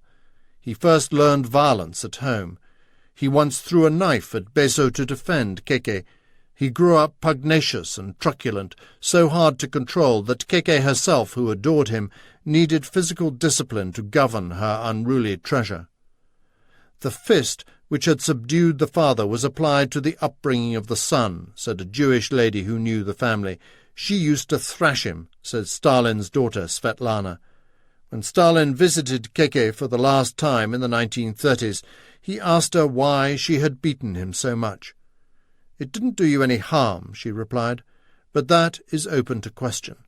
Psychiatrists believe that violence always damages children, and it certainly did not instill love and sympathy. Many children abused by alcoholic fathers repeat the behaviour to become child or wife-beaters themselves, but few become murderous tyrants. For what it is worth, Adolf Hitler was beaten by his drunken father, Alois. Stalin did not become a wife or child-beater, although he was a destructive husband and father. He was at least partly to blame for the early deaths of both his wives. He abandoned his illegitimate children, ignored his son, Yakov, for almost 15 years and then bullied him. Of the children of his second marriage, he both over-promoted and crushed his son, Vasily. He sometimes smacked him, but then the dictator's son developed into a spoiled and unmanageable little tyrant himself. Vasily became a hopeless alcoholic, the condition perhaps inherited from Beso. Stalin was loving to his daughter Svetlana until she became independent. He once slapped her as a teenager, but only when she was having an affair with a married womanizer in his 40s. For the story of his second marriage and the fate of his children, see this author's Stalin, the Court of the Red Tsar. Besides, this was far from the only culture of violence which helped form Stalin. He himself believed in the redemptive effect and practical use of violence. When the Tsar's Cossacks used their nagaika whips on demonstrators, he wrote, "The whiplash renders us great service." In later life, he believed in violence as both the holy scythe of history and as a useful management tool, encouraging his henchmen to smash people in the face as a means of checking up on them. Yet he admitted that he wept a lot during his terrible childhood. The family lost the home which was Stalin's birthplace and became wanderers. They had at least 9 different homes, depressing rented rooms in the next 10 years, hardly a stable upbringing. Now Keke and the child went to live with one of her brothers, but Beso promised to improve and brought her back. As he could not stop the drinking, however, she moved in with the priest, Father Chakviani. Keke could see the effect on her little Soso. He became very reserved, frequently sat alone, and didn't go out to play with other children any more. He said he wanted to learn to read. I wanted to send him to school, but Beso was against it. He wanted Stalin to learn shoemaking. In 1884, Beso had just begun to teach him the craft when Soso fell desperately ill. Smallpox was raging in Gori that year. Keke could hear weeping in every household. Her dearest supporter, Yakov Ignatashvili, lost 3 of his wonderful children all in one day. The poor man almost went mad with grief. 2 sons and a daughter survived. The death of children was something else Keke shared with godfather Yakov. She nursed her stricken Soso. By the 3rd day he was deliriously feverish. The young Stalin had inherited both his mother's freckles and her auburn hair. Now he was marked for life on his face and hands by the pox. One of his nicknames, and an Ukraina code name for him, would be Chopura, the pock-marked. But he survived. The mother was exultant, but at this moment her life again lurched towards disaster. Beso left her. "Look after the child," he said, offering no help in paying for the family's food. Beso, said Stalin, demanded that Keke take in laundry and send him the money. How many nights did I spend in tears, Keke remembers. I didn't dare cry in the child's presence, for it worried him so much. Stalin used to embrace me, peering fearfully into my face, and say, "Mummy, don't cry, or I'll cry too." So I'd control myself, laugh, and kiss him. Then he'd ask again for a book. It was now, alone with a child and with no support, that Keke became determined to send Soso to school, the first of either family to study. In her dreams, I always wanted him to become a bishop, because when a bishop visited from Tiflis, I couldn't tear my eyes off him in admiration. When Beso staggered back into her life again, he banned any such plan. "Over my dead body, Soso be educated." They started to fight, and only the sound of my child crying separated us. Beso's alcoholism undoubtedly made him pathologically jealous, but the rumours of infidelity and the wiles of a wife who overthrew his God-given power as a Georgian male, turning the town against him, must have contributed to his breakdown. Keke's misery was indeed well known. Ignatashvili, Father Chakviani, and the police chief, Davrichchevi, did their bit to help her. Even Dato, the kind apprentice in Beso's shop, reminded Stalin during the Second World War how he used to cuddle and protect him. On one occasion in the streets, a Russian called the puny Soso a locust. Dato punched him and was arrested, but the judge laughed, and the family protector, Ignatashvili, paid for a feast for that Russian man. Keke's life was falling apart. The business was failing, and even Dato left to set up his own cobbler's shop. Dato was still a cobbler 50 years later, in 1940, when Stalin ordered one of the Ignatashvilis to invite him to Moscow for a reunion. "When I was 10, Stalin recounted in 1938, my father lost everything and became a proletarian. He swore all the time about his bad luck. But, he joked, he became a proletarian, so his ruin was my advantage. When I was 10, I wasn't happy he'd lost everything." Davrichchevi employed Keke to do housework. She became the laundress for the Ignatashvilis. She was always in their house, where Soso would often have his dinner. It is clear from Keke's memoirs that Ignatashvili loved Soso, as did his wife, Mariam, who gave them baskets of food. If there had not been an earlier affair with Ignatashvili, there surely was now. "The family survived only with his help," says Keke. "He always helped us, and he had his own family, and, to tell the truth, I felt uneasy." The priest also supported her plan to educate Soso, and she asked the Chakvianis to let their teenage sons teach him Russian with their younger children. She sensed that Soso was gifted. The teenage boys were teaching their younger sister, who could not answer their questions, but young Stalin could. Stalin boasted as an old man that he had learned to read and write faster than the older children. He ended up teaching the teenagers. "It had to be top secret," says Father Chakviani's son, Kote, because Uncle Beso was getting worse daily, threatening, "Don't ruin my son or else." He dragged Soso by the ear to the workshop, but as soon as his father went out, Soso joined us. We locked the door and studied. The Davrichchevis let him share their son's lessons too. Such was the charm of Keke and the horror of Beso that everyone wanted to help her. Now she had to inveigle Soso into Gori's excellent church school so that he could become a bishop. She made several attempts, but the school was taking only the children of priests. Father Chakviani solved this problem by saying that Soso's father was a deacon, but this appears in none of the documents. One wonders if he actually whispered to the school authorities that he himself or some other sinful priest was the natural father. Was it this chicanery that made Stalin claim that his father was a priest? Soso sat the examination, prayers, reading, arithmetic, and Russian, and his performance was so outstanding that the church school accepted him into the 2nd grade.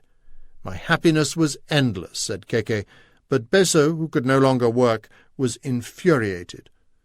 Crazy Beso smashed the windows of Ignatashvili's tavern. When Keke grumbled to Davrichchevi, Beso attacked the policeman, stabbing him in the street with a cobbler's tool. Ironically, Nair Juruli presented this as proof that the policeman was Soso's father. But Davrichevi did not arrest Crazy Beso. According to his son, the police officer's wound was minor, and he had had some sort of relationship with the very pretty Keke. He always took a special interest in Soso.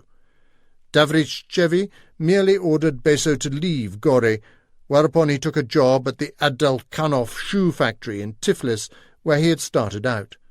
Sometimes Beso missed his son and sent Keke money, asking for a reconciliation. Keke agreed occasionally, but it never worked. Stalin's father had lost the respect due to him as a man, let alone as a Karachjogeli. In the honour and shame society of Georgia, this was a sort of death. He was a half-man now, said Keke, and this pushed him over the edge. For the moment he was gone, but he was never far away. Keke got a proper job at the atelier of the Kulijanev sisters, who had just opened a ladies' couture shop in Gori. Keke worked there for 17 years. Now that she earned her own money, she tried to make sure my child's heart didn't wither with sorrow. I gave him everything necessary. She brought him up to be the Georgian knight, an ideal he transferred to himself as a knight of the working class. A strong person, he wrote to her in her old age, must always be valiant. He believed that he resembled Keke more than Beso. Stalin loved her, said his daughter Svetlana, and he loved to talk about her, though she beat him mercilessly. All the love father had was for me, and he told me it was because I looked like his mother. Yet he began to pull away from Keke. Stalin did not love his mother, claims Beria's son. Others, mainly Georgians, swear he called her whore. But these were often stories to dehumanize Stalin told by his enemies. Psychiatrists suggest he was confused by Keke's combination of virgin and whore, which may have made him suspicious of sexual women later in life. Was he shocked by Keke's earthiness? Did he disapprove of her male protectors? Certainly he became prudish later, but so do many people as they get older. All we know for sure is that he was raised in a rigid, hypercritical and macho culture, yet his sexual morals as a young revolutionary were easy-going, almost liberated. Soso was devoted to only one person, his mother, according to Are Mashvili, who knew them both well and is a hostile witness. But the more likely reason for the growing distance between them was her sarcastic outspokenness. She never hesitated to voice her opinion on everything, reports Beria's son, and her domineering drive to control his life. Her love, just as his would be for his own children and friends, was suffocating and severe. Mother and son were rather similar, and there lay the problem. Yet in his own way he appreciated her intense love. During the Second World War he laughed fondly about Keke mollycoddling him, telling Marshal Zhukov that she never let him out of her sight until he was 6. In late 1888, at the age of 10, Soso triumphantly enrolled at the Gori Church School. The school still stands in Gori and was being renovated in 2006. Until Khrushchev's denunciation of Stalin in 1956, it bore the inscription, "Here in the former church school the great Stalin studied from 1 September 1888 to July 1894. A handsome 2-story red-brick building near the new station. Poor as she was, Keke was determined that her Soso would not stand out for his poverty among the well-off sons of priests. On the contrary, he would be positively the best-dressed pupil in the whole school of 150 boys. So it turned out. Many of the schoolboys remembered Stalin's first day decades later. I saw among the schoolchildren an unknown boy wearing a long akaluki, formal Georgian coat, down to his knees, new boots with high legs, a tight, wide leather belt and a black peak cap with a lacquered visor shining in the sun, recalled Vano Ketchavelli, soon a friend. This very short person, quite thin, was wearing tight trousers and boots and a pleated shirt with a scarf and a red chintz schoolbag. Vano was amazed. No one else was dressed like that in the whole class, the whole school. Schoolboys surrounded him in fascination. The poorest boy was outfitted the best, the Fauntleroy of Gorey. Who had paid for these beautiful clothes? Priests, tavern owners, and police officers had surely played their part. Stalin's suffering had made him tough for all his pretty clothes. We avoided him out of fear, says Aremashvili, but we were interested in him, because there was something peculiarly unchildish and excessively passionate about him. He was an odd child. When he was happy, he'd express his satisfaction in the most peculiar way. He'd snap his fingers, yell loudly, and jump around on one leg. This is one of the reminiscences of Peter Kapanadze, Stalin's close friend with whom he maintained friendly contact. Kapanadze's very complimentary memoirs were published in the 1930s, but this was one of the details that were left out of the official version. It appears in the archival original. Whether written within the oppressive cult of personality when Stalin was dictator, or in vicious opposition to him, all memoirs of his childhood agree that Stalin, even aged 10, exerted a singular magnetism. Somewhere around this time, perhaps just as he started school, he had another close brush with death. "I sent him out to school healthy in the morning," says Keke, "and they bore him home unconscious in the afternoon. He had been hit in the street by a phaeton. The boys enjoyed playing chicken, grabbing the axles of galloping carriages. Perhaps this was how Stalin was hurt. Once again, the poor mother was mad with fear, but the doctors treated him for free, or Ignatashvili was quietly paying the bills. Keke, her son said later, also called in a village quack who doubled as the local barber. The accident gave him yet another reason, on top of the webbed foot, pockmarks, and rumours of bastardy, for vigilance and inferiority, for being different. It permanently damaged his left arm, which meant he could never be the beau ideal of the Georgian warrior. He later said it prevented him dancing properly, but he still managed to fight. This damaged left arm is variously blamed on a sledge accident, a birth defect, a childhood infection, a wrestling injury, a fight over a woman in Chiatura, a carriage accident, and a beating from his father, all, except the birth defect, suggested by Stalin himself. There is much confusion about Stalin's accident, probably because there were in fact two accidents.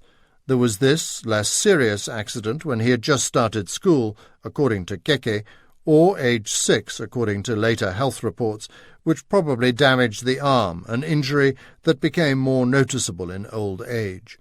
Then, not long afterwards, there was a much graver accident in which he was seriously hurt and for which he needed treatment in Tiflis.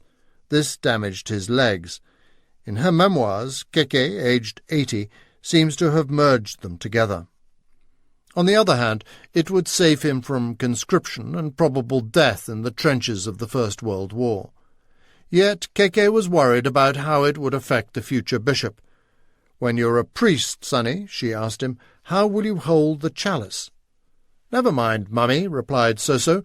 "Before I'm a priest, my arm will heal so that I'll be able to hold up the whole church." Playing chicken was not the only danger in the streets of Gori, which were notoriously out of the control of the Tsarist authorities. Henceforth, even though he would swiftly become the best scholar at his school, young Stalin lived a Jekyll-and-Hyde existence, choir boy come street fighter, half overdressed mummy's boy, half urchin. There was hardly a day, says Father Chakviani's son, Kote, when someone had not beaten him up, sent him home crying, or when he hadn't beaten up someone else. Gori was that sort of town. 3. Brawlers, wrestlers, and choir boys. Little Stalin now spent his spare time away from Keke on the streets of Gori, a liberated and violent place dominated by drinking, prayer, and brawling. Soso had every reason to escape from a home which was always dark and poor. Day after day, Keke sat at her rickety sewing machine. There was nothing but 2 wooden couches, a couple of stools, a lamp, and a simple table covered in textbooks. says a frequent visitor, Stalin's singing master, Simon Sebag. The tiny room was always clean and tidy, but Stalin's bed was made of planks. As he got taller, his mother added a plank to make the bed longer, but Soso now defied his mother. "If you knew how haughty and proud he is," she grumbled. He was a typical Goreli, for the denizen of Gori was notorious throughout Georgia as a matrabazi, a boastful, violent scallywag. Gori was one of the last towns to practice the picturesque and savage custom of free-for-all town brawls with special rules but no-holds-barred violence. The boozing, praying, and fighting were all interconnected, with drunken priests acting as referees. The saloon bars of Gori were incorrigible stews of violence and crime. The Russian and Georgian administrators had tried to ban this dubious sport that originated as military training at a time when medieval Georgia was constantly at war. Despite the presence of a Russian barracks, the pristav, local police chief Davrichevi, and his few policemen could hardly cope. No one could quell Gori's irrepressible lawlessness. It was no wonder, too, that during the punch-ups horses bolted and phaetons knocked down youngsters on the streets. Psychological historians attribute much of Stalin's development to his drunken father, but this street-fighting culture was just as formative. Gori, wrote the visiting writer Maxim Gorky, has a picturesque and original wildness all of its own. The sultry sky, the noisy, turbulent waters of the Kura, the mountains in the near distance with their cave city, and farther away the Caucasus with its snows that never melt. Gori's yellow, turreted fortress was probably built by Queen Tamara in the 12th century. When her empire fragmented, Gori became the capital of one of the Georgian principalities. Hence it was surrounded by the estates of semi-royals like the Princes Bagration Mukharansky and grandees such as Prince Amilakavari. The Georgian nobility was enormous, 6% of the population, but impoverished and therefore much less isolated than in Russia proper. The Viceroy of the Caucasus, Grand Duke Mikhail Nikolaevich, brother of Alexander II, built his Gothic Likhani palace nearby at Bozomi, where these Romanovs summered until the revolution. When Stalin rose to power, he showed little interest in returning to Gori, but spent the first holiday after the Civil War with his young pregnant wife, Nadia Aliluyeva, at the Likhani Palace. It is significant, too, that, as his health deteriorated, he took his last Georgian holiday in 1951 at Likhani. It was and is a beautiful sanctuary, but it must also have symbolized the success of a local boy made good. It is now the summer residence of the Georgian president. It was a stop on the route from Central Asia.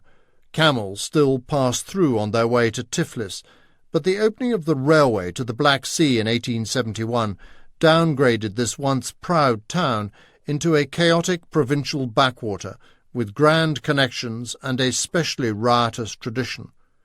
With just one proper street, then Tsar Street, now Stalin Street, and one square, children played amid ambling oxen in winding alleys half flooded by open drains. There were just 7,000 Gorelis, half of them Georgians, like the Djugashvilis, half of them Armenians, like Kemo's family. The Armenians provided the entrepreneurs. There were just 18 Jews. Much more important was Gori's division into two main neighbourhoods, because these were the teams in the town brawls, the Russian quarter and the fortress quarter. Town brawls, wrestling tournaments, and schoolboy gang warfare were the three Goreli fighting traditions. At festivals, Christmas or Shrovetide before Lent, both quarters fielded a parade led by transvestites or actors riding as carnival kings on camels and donkeys, surrounded by pipe players and singers in fancy dress. At the Kinoba Carnival, to celebrate Georgia's 1634 victory over Persia, one actor played the Georgian Tsar, another the Persian Shah, who was soon pelted with fruit, then doused in water. The males in each family, from children upwards, also paraded, drinking wine and singing until night fell, when the real fun began. This assault of free boxing, the sport of creevy, was a mass duel with rules. Boys of 3 wrestled other 3-year-olds, then children fought together, then teenagers, and finally the men threw themselves into an incredible battle, by which time the town was completely out of control, a state that lasted into the following day, even at school where classes fought classes. Shops were often pillaged. Gory's favourite sport was the wrestling of champions, which resembled somewhat the biblical story of Goliath. It was a great leveller. Tournaments, chiduba, took place in specially erected rings to the accompaniment of an orchestra of zurnas. Rich princes like local landowner Prince Amilcare and merchants, even villagers, fielded their own champions, regarded with such esteem that they were addressed by the title Palavani. Stalin's godfather, Ignatashvili, was himself one of 3 champion brothers. Now he was older and rich. Palavani Ignatashvili fielded his own champions. Even in old age, Stalin was still boasting about his godfather's pugilistic triumphs. Those Ignatashvilis were such famed wrestlers they were known through the whole of Kartli, but the first and strongest of them was Yakov. Prince Amilcare had a bodyguard who was a Chechen giant. When he challenged the Gory champions, he beat everyone. So the Gorelis went to Yakov Ignatashvili, who said, "Let him fight my brother Kika. If he beats Kika, let him fight my brother Simon. If he beats him, I'll fight him." But Kika beat the Chechen Goliath. Once some bandits swaggered into town during a religious fete, wearing sheepskin hats and daggers. They drank at the Ignatashvili tavern, then refused to pay. We children, recalled Stalin, watched in amazement as Kika Ignatashvili smashed one of them, knocked him down, grabbed a dagger from the other's scabbard, and hit that one with the blunt end. The third one paid his bill. The church schoolboys joined in the semi-casual, bare-knuckle fighting on Gory Cathedral Street. On threat of the detention cell and ultimately expulsion, the schoolboys were absolutely banned from these vicious scrummages, but Soso still took part. Besides, his maths and geography teacher, Ilyuradze, loved to watch his boys in street fights, yelling, "Go, go, well done!" and barely noticing if he was himself hit in the process or spattered with blood. Little Stalin boxed and wrestled with a certain success, agrees Davrichevi. Even the old Stalin prided himself as a macho wrestler. When he met Marshal Tito after the Second World War, the handsome Yugoslav somehow made Stalin feel older and weaker. He suddenly lifted Tito off the ground, boasting, "There's still strength in me." The Yugoslavs were appalled and bewildered, but here was his last display of gory wrestling. His singing teacher observed him setting up wrestling matches, but once he hurt his already fragile arm.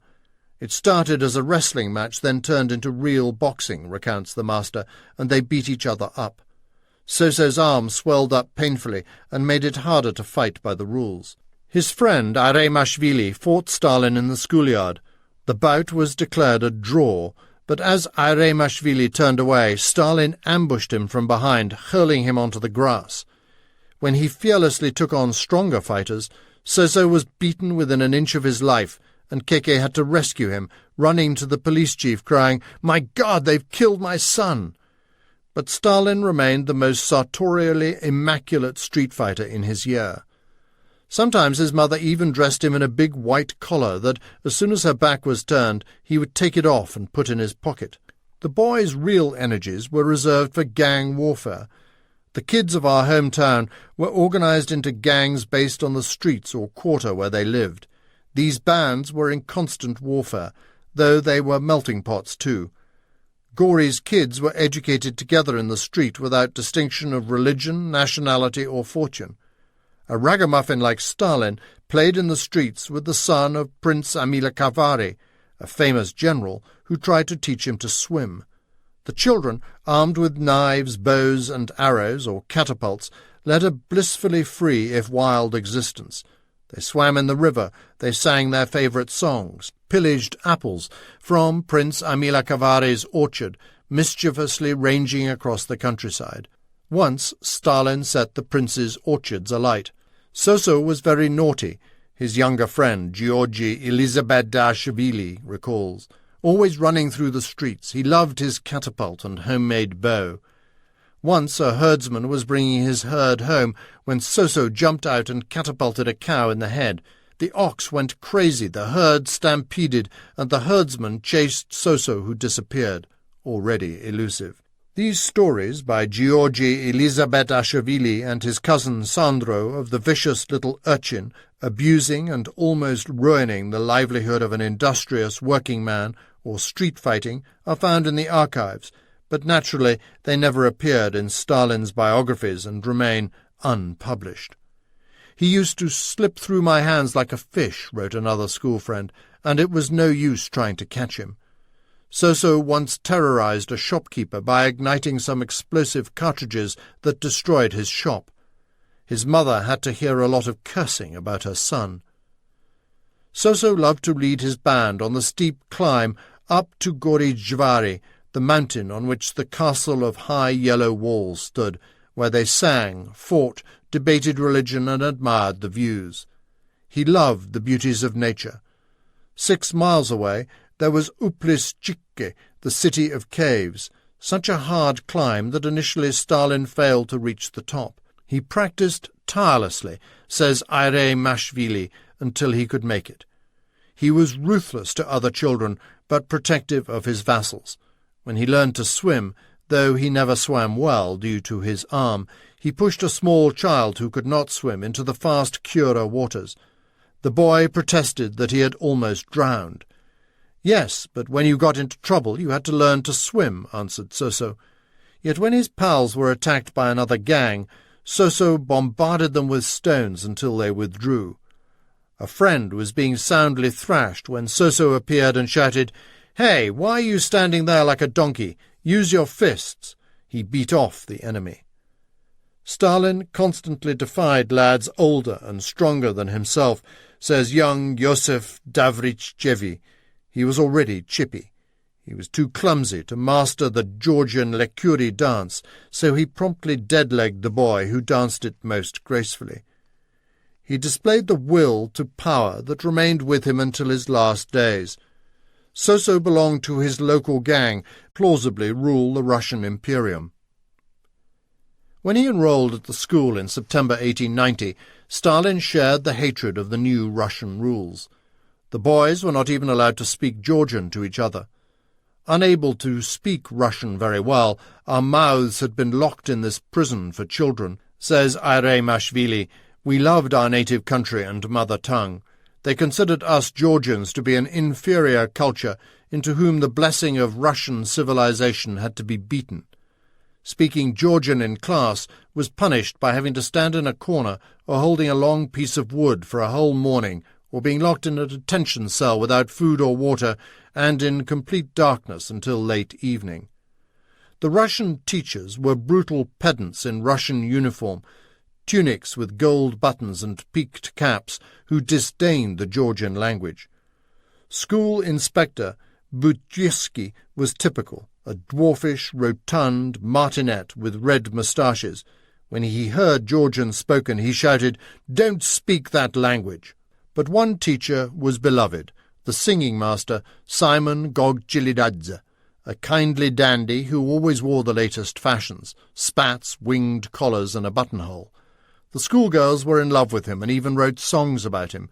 His favourite choir boy was Stalin, whom he tried to help in every way. In 2 years he learned music and began to help the conductor.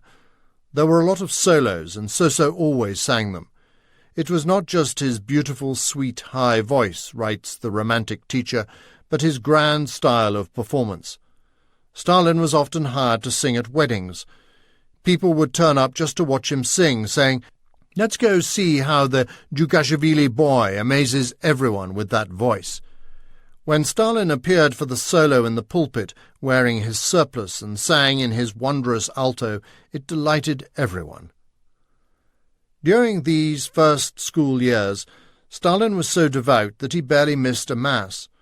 He not only performed the rites, but always reminded us of their significance, says a schoolfellow, A. Chelidze. Another, Suliashvili, remembers Stalin and two other boys in church, wearing their surplices, kneeling, faces raised, singing vespers with angelic voices, while the other boys prostrated themselves, filled with an ecstasy not of this world. He was the best reader of psalms in church.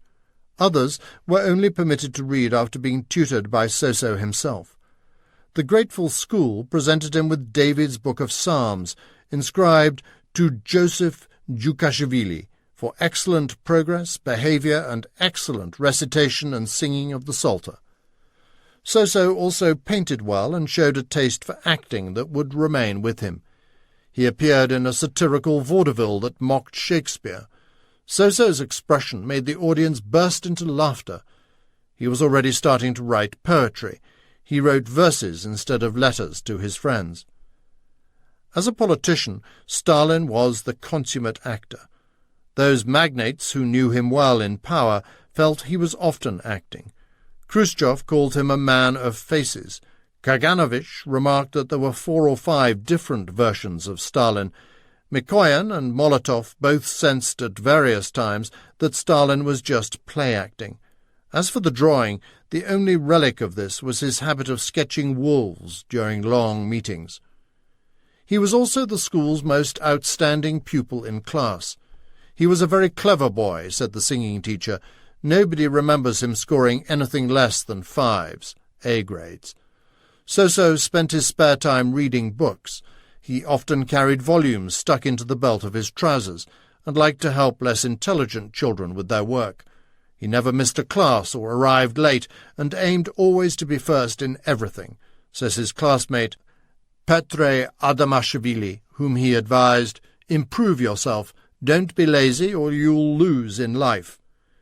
Even the Georgiophobe teachers were impressed with Stalin's knowledge.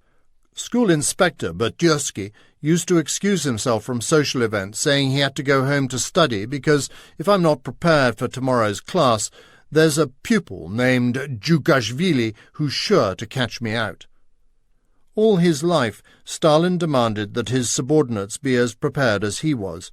His deputy in the 1930s, Lazar Kaganovich, said he would prepare for meetings with Stalin like a schoolboy.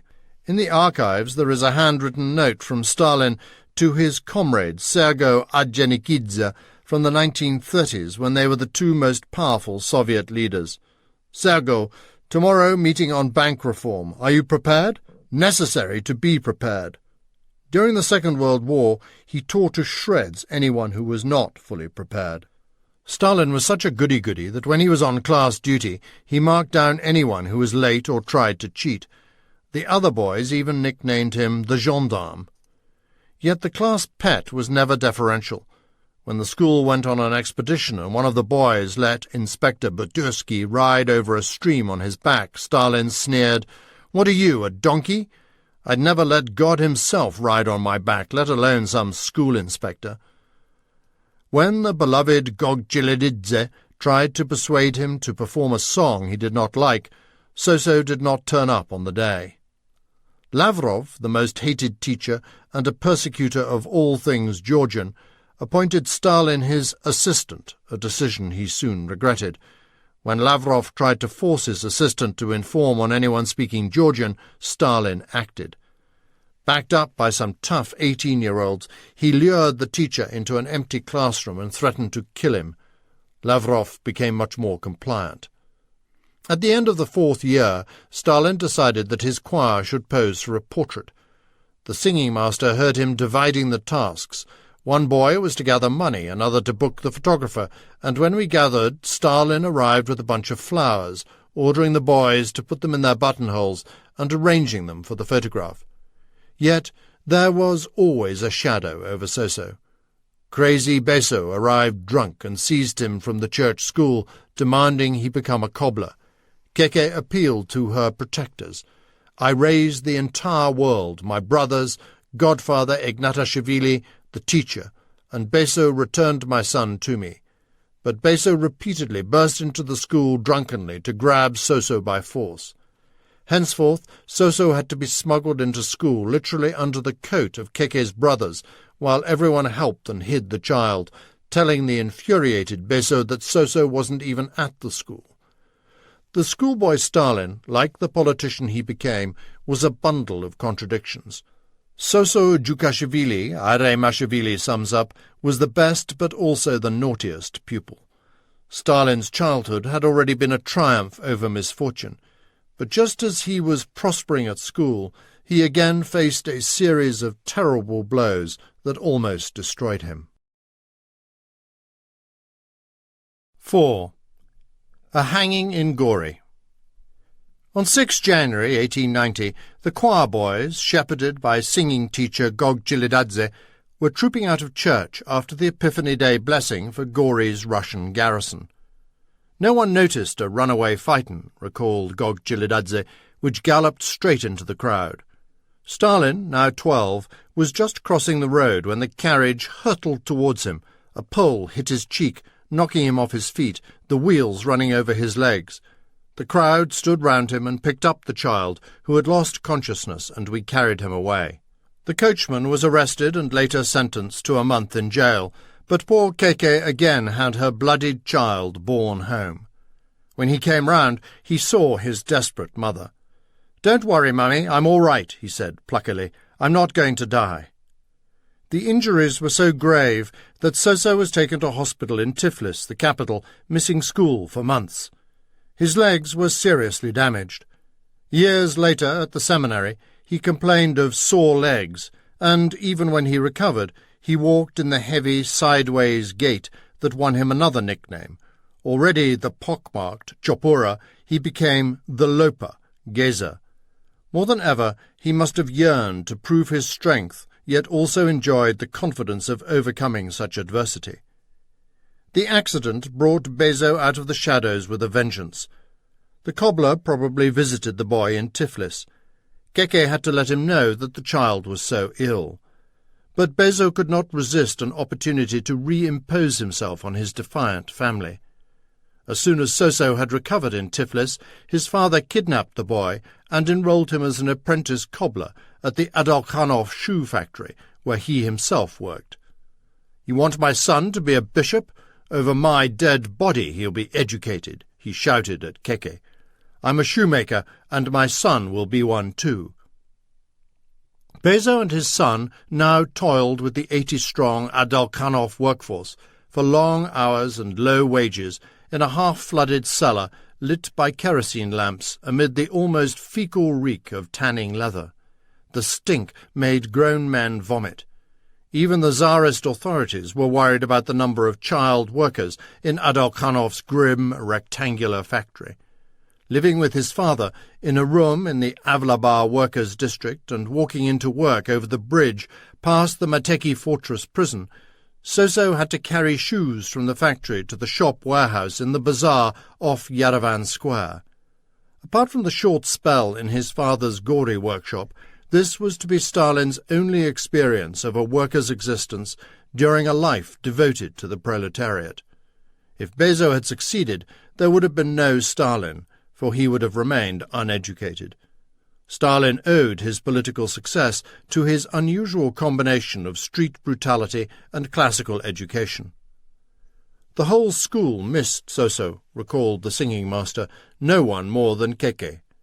Once again, Keke flew into action, mobilizing all her allies. That formidable and good-looking woman arrived in Tiflis, backed by the teachers at the school, Father Chakviani, and Ignatashvili, who all tried to prevail over Beso. Even the exarch of the Georgian Orthodox Church heard of the case and offered to find Soso a place as a chorister in Tiflis, but Keke was determined. Beso raged. The boy was consulted. He wanted to study at the church school in Gori. The priests returned him to Keke. Beso swore never to give another kopeck to his family, cutting them out of his life.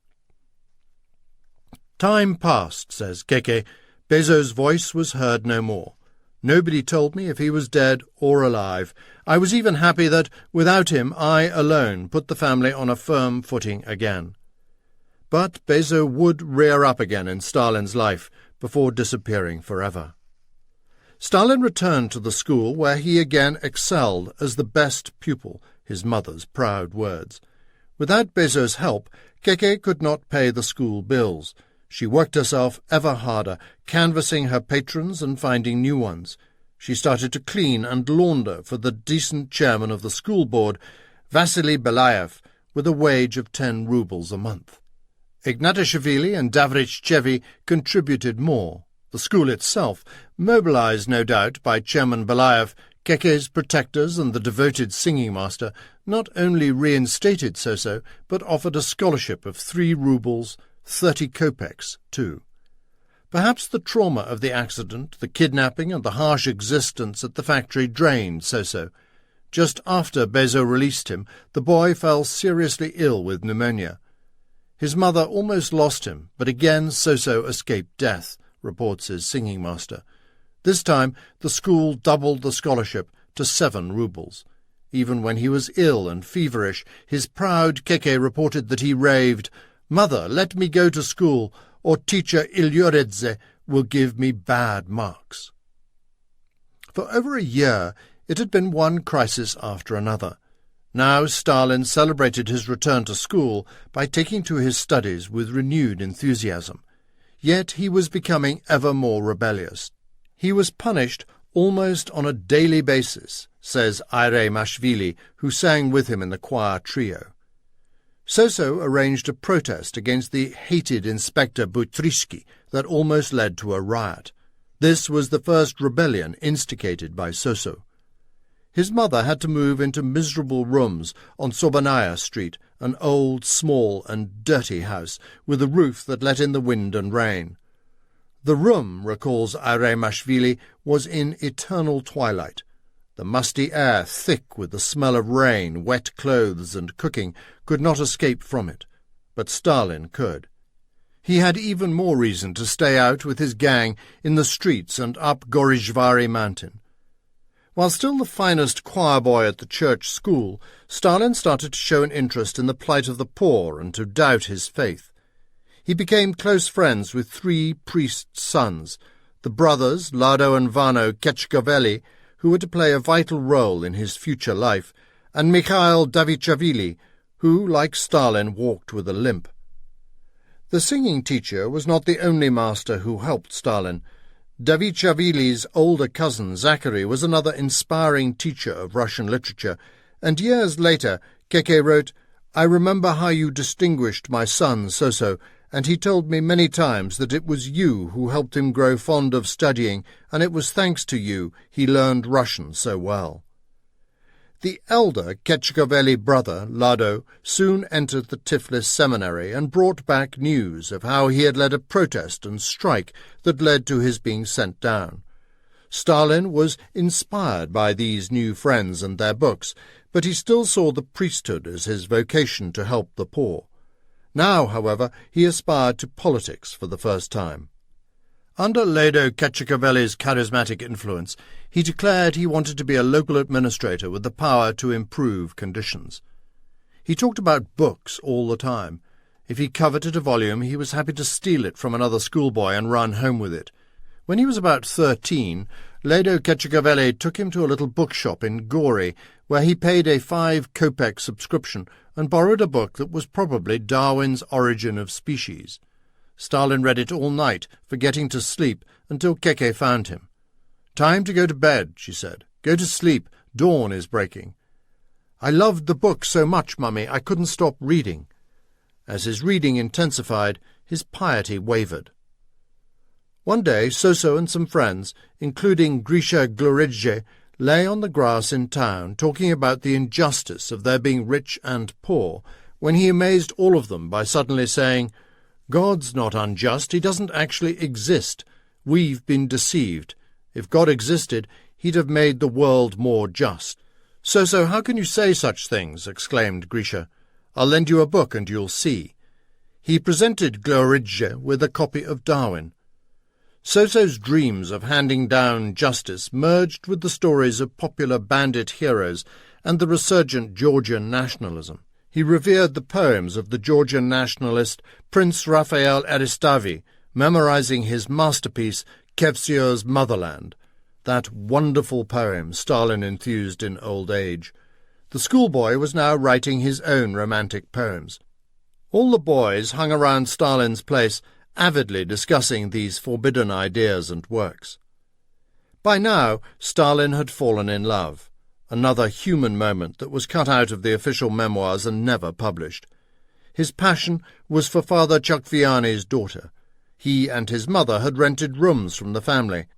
In the third form, he fell in love with the Chakviani girl, says Georgi Elizabetashvili. He used to tell me about this emotion and laugh at himself for the fact that he was carried away with the sentiment. When she was learning Russian, I often dropped by and took an interest in these lessons, Stalin reminisced 50 years later. Once, when the pupil was in trouble, I gave her a hand. We do not know whether the priest's daughter returned his love, but the two of them had always been close in childhood, as her brother, Koti, noticed. He began to play dolls with my sister. He'd drive her to tears, but after a moment they'd reconcile and sit together with their books as real friends. One event, the most remarkable occasion in Gori in the late 19th century, made a deep impression on Stalin. On 13 February 1892, the teachers of the church school ordered all their pupils to attend a gruesome mise-en-scène that they hoped would arouse fear and respect in the boys, a hanging. 3 gallows were erected on a sunny winter's day on the banks of the Kura River beneath the mountain fortress. Many of the Gorelis came to watch, and the uniforms of the church school pupils were visible in the crowd, but the boys were deeply depressed by the execution. The condemned men had stolen a cow, and in the ensuing pursuit had killed a policeman.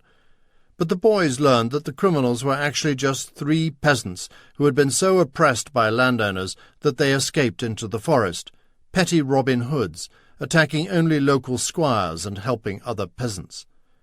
Stalin and Peter Kamenadze wondered how it could be right to kill the bandits, given that the priests taught them the Mosaic commandment, "Thou shalt not kill." The 2 schoolboys were especially appalled to see a priest standing at the gallows with a big cross. The boys were fascinated. Soso Jukashvili, me and 4 other schoolboys climbed a tree and watched the terrifying show from there, remembers one of the group, Grigory Ramadze. Yet the police chief, Davrichchevi, banned his own son from attending. Another spectator, whom Stalin would later befriend and promote, was Maxim Gorky, then a journalist, soon to be Russia's most celebrated writer. The Gorelis sympathized with these brave Caucasian bandits, 2 of them Ossetians and 1 an Emiratian. The executioners were a Russian show of strength. Young Davrichchevi called the condemned men holy martyrs. The crowd became menacing. Double ranks of Russian soldiers encircled the square. The drums began to beat. The authorities in uniforms lingered around the scaffold, wrote Gorky in his article. Their dreary and severe faces looked strange and hostile. They had reason to be nervous. The 3 bandits in legans were marched onto the scaffold. One was separated from the others. He had been reprieved. The priest offered the 2 condemned men his blessings. One accepted and one refused. Both asked for a smoke and a sip of water. Sandro Kubuluri was silent, but the handsome and strong ringleader, Teto Gioshvili, smiled and joked valiantly before the admiring crowd. He leaned on the railings of the gallows and, noticed Gorky, chatted to people who had come to see him die. The crowd threw stones at the hangman, who was masked and clad completely in scarlet. He placed the condemned on stools and tightened the nooses around their necks. Sandro just twirled his moustache and readjusted the noose. The time had come. The hangman kicked away the stools. As so often with Tsarist repression, it was inept. Sandro's rope broke. The crowd gasped. The scarlet hangman replaced him on the stool, placed a new noose round his neck and hanged him again. Teto also took a while to die. The townsfolk and the schoolboys hurried away. Stalin and his school friends discussed what would happen to the souls of the executed. Would they go to hellfire? Stalin settled their doubts. No, he said, they've been executed, and it would be unjust to punish them again. The boys thought this made sense. The hanging is often cited as an event that stimulated Stalin's murderous nature, but all we know is that the boys sympathized with these Georgian outlaws and disdained their Russian oppressors. If anything, the spectacle helped make Stalin a rebel, not a murderer. It was time to move on from Gori. Soso was about to graduate from the church school. Keke often sat at the head of his bed at dawn, silently admiring her brilliant, slumbering child. My Soso had grown up, she says, but they still spent much time together. We'd hardly ever been separated. He was always beside me. Even when he had been ill, he used to read sitting next to me. His only other entertainment was walking along the river or up Mount Gorijvari. Yet now she realized that to fulfill her dreams she had to let him go, even though he couldn't survive without me and I without him, but his thirst for learning forced him to leave me. This thirst was indeed something that never left him. Even as a septuagenarian dictator and conqueror of Berlin, he kept studying. "Look at me," he said in about 1950. "I'm old and I'm still studying." His library books are all carefully marked with his notes and marginalia. It was the thoughtful and diligent, autodidactic fervour, well concealed under the crude manners of a brutal peasant, that his opponents such as Trotsky ignored at their peril. Naturally, after the church school, he had to go to the best religious educational establishment in the Southern Empire, the Tiflis Seminary. In July 1893, aged 15, he passed his exams with flying colours. All his teachers, especially Simon Gogilidadze, recommended him to the seminary, but there was a problem. One day Soso came home to his mother with tears in his eyes. "What's the matter, son?" asked Keke. Soso explained that the strike and closure of the seminary in Tiflis, orchestrated partly by his radical friend, Ledo Ketchikavili, meant he could lose a year because there were no new entrants that summer who were not priests' sons. "I comforted my son," Keke says, "and then I dressed up, probably in her best headdress, and called on Soso's teachers and patrons who promised to help. The singing master offered to take Soso himself and enroll him in teacher training college. But for Keke it had to be the best, and it had to be the priesthood. That meant the seminary. Keke set out for Tiflis with her son. Soso was excited, but on the 45-mile train ride he suddenly began to cry. "Mummy," sobbed Stalin, "what if, when we arrive in the city, father finds me and forces me to become a shoemaker? I want to study. I'd rather kill myself than become a cobbler." "I kissed him," reminisces Keke, and wiped away his tears. "Nobody will stop you studying," she reassured him. "Nobody is going to take you away from me." Soso was impressed by Tiflis, the throbbing bustle of the big city, though both the Djukashvilis were terrified that Beso would appear, says Keke, but we didn't meet Beso. The indomitable Keke rented a room and searched out her one well-connected relative in the capital, who was the tenant of an even better-connected priest with a resourceful wife. "Please help this woman," the relative told the priest's wife, "and it will be as good a work as building a whole church." This was ironic, given the number of beautiful and ancient churches that Stalin would later demolish and the number of priests he would execute. The priest's wife appealed to more clergymen who spoke to the seminary and won Stalin the right to sit the entrance exam. That was all his mother wanted, because I knew he'd glorify me. Indeed, he did glorify her, but the cost for a non-priest's son boarding at the seminary was 140 rubles a year, a sum Keke had no hope of raising on her own.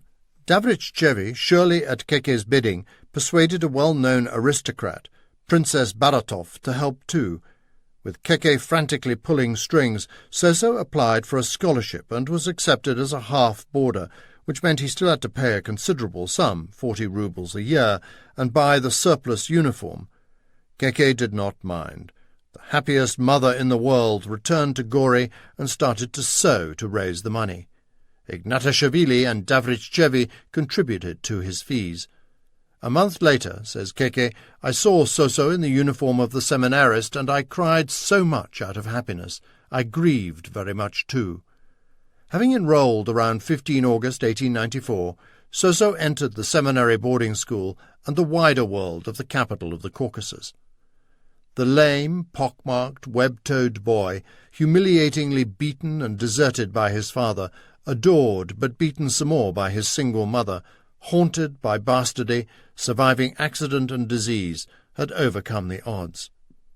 It is hard to exaggerate what a vital moment this was. Without the seminary, without the mother's determination, Soso would have missed the classical, if stifling, education that equipped the cobbler's son to become Lenin's successor. He wrote to me that he would save me from poverty soon, recalls his mother, the first of a lifetime of dutiful but distant letters from her beloved son. When he sent me letters, I pressed them to my heart, slept with them, and kissed them. Everyone at the school congratulated me, adds Keke, but only Simon Gogchilidadze looked wistful. The school seems somehow deserted, he said. Who'll sing in the choir now? Stalin never forgot his singing teacher. When he wrote to Keke from exile or the underground, he would often send his regards to Simon Gogchilidadze. Keke would show Gogchilidadze the message, but keep her hand over the rest of the letter. You can read the passage about you, she said, but there's no need for you to read the rest and know where my son is now. 5. The Poet and the Priesthood. The boy of 16 from Gori, accustomed to the freedom of fighting in the streets or climbing Gorishvari, now found himself locked for virtually every hour of the day in an institution that more resembled the most repressive 19th-century English public school than a religious academy. The dormitories, the bullying boys, the rife buggery, the cruel, sanctimonious teachers, and the hours in the detention cells made it a Caucasian version of Tom Brown's schooldays. Stalin arrived with a group from Gori, including Joseph Airemashvili and Peter Kapanadze.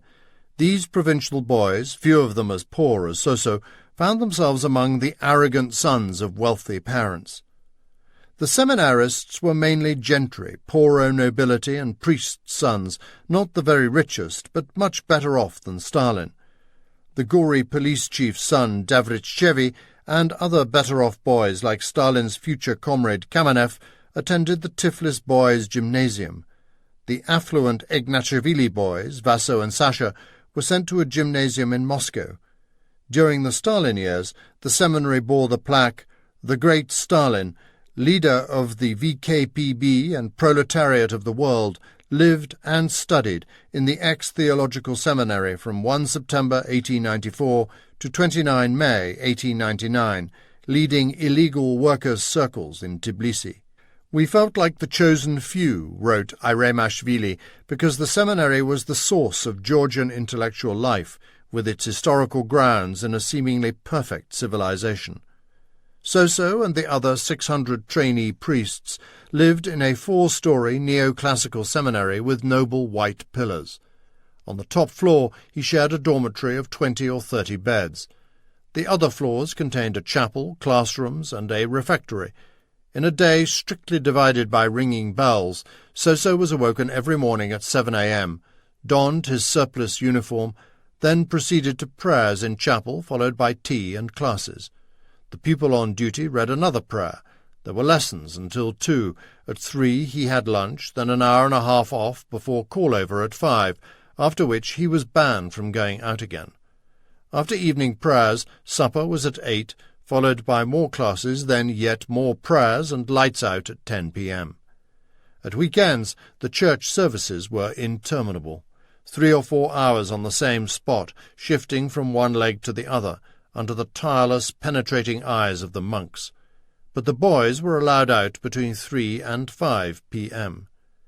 The Empire's seminaries were notorious for the savagery of their customs, medieval pedagogy, and law of the fist, comments Trotsky.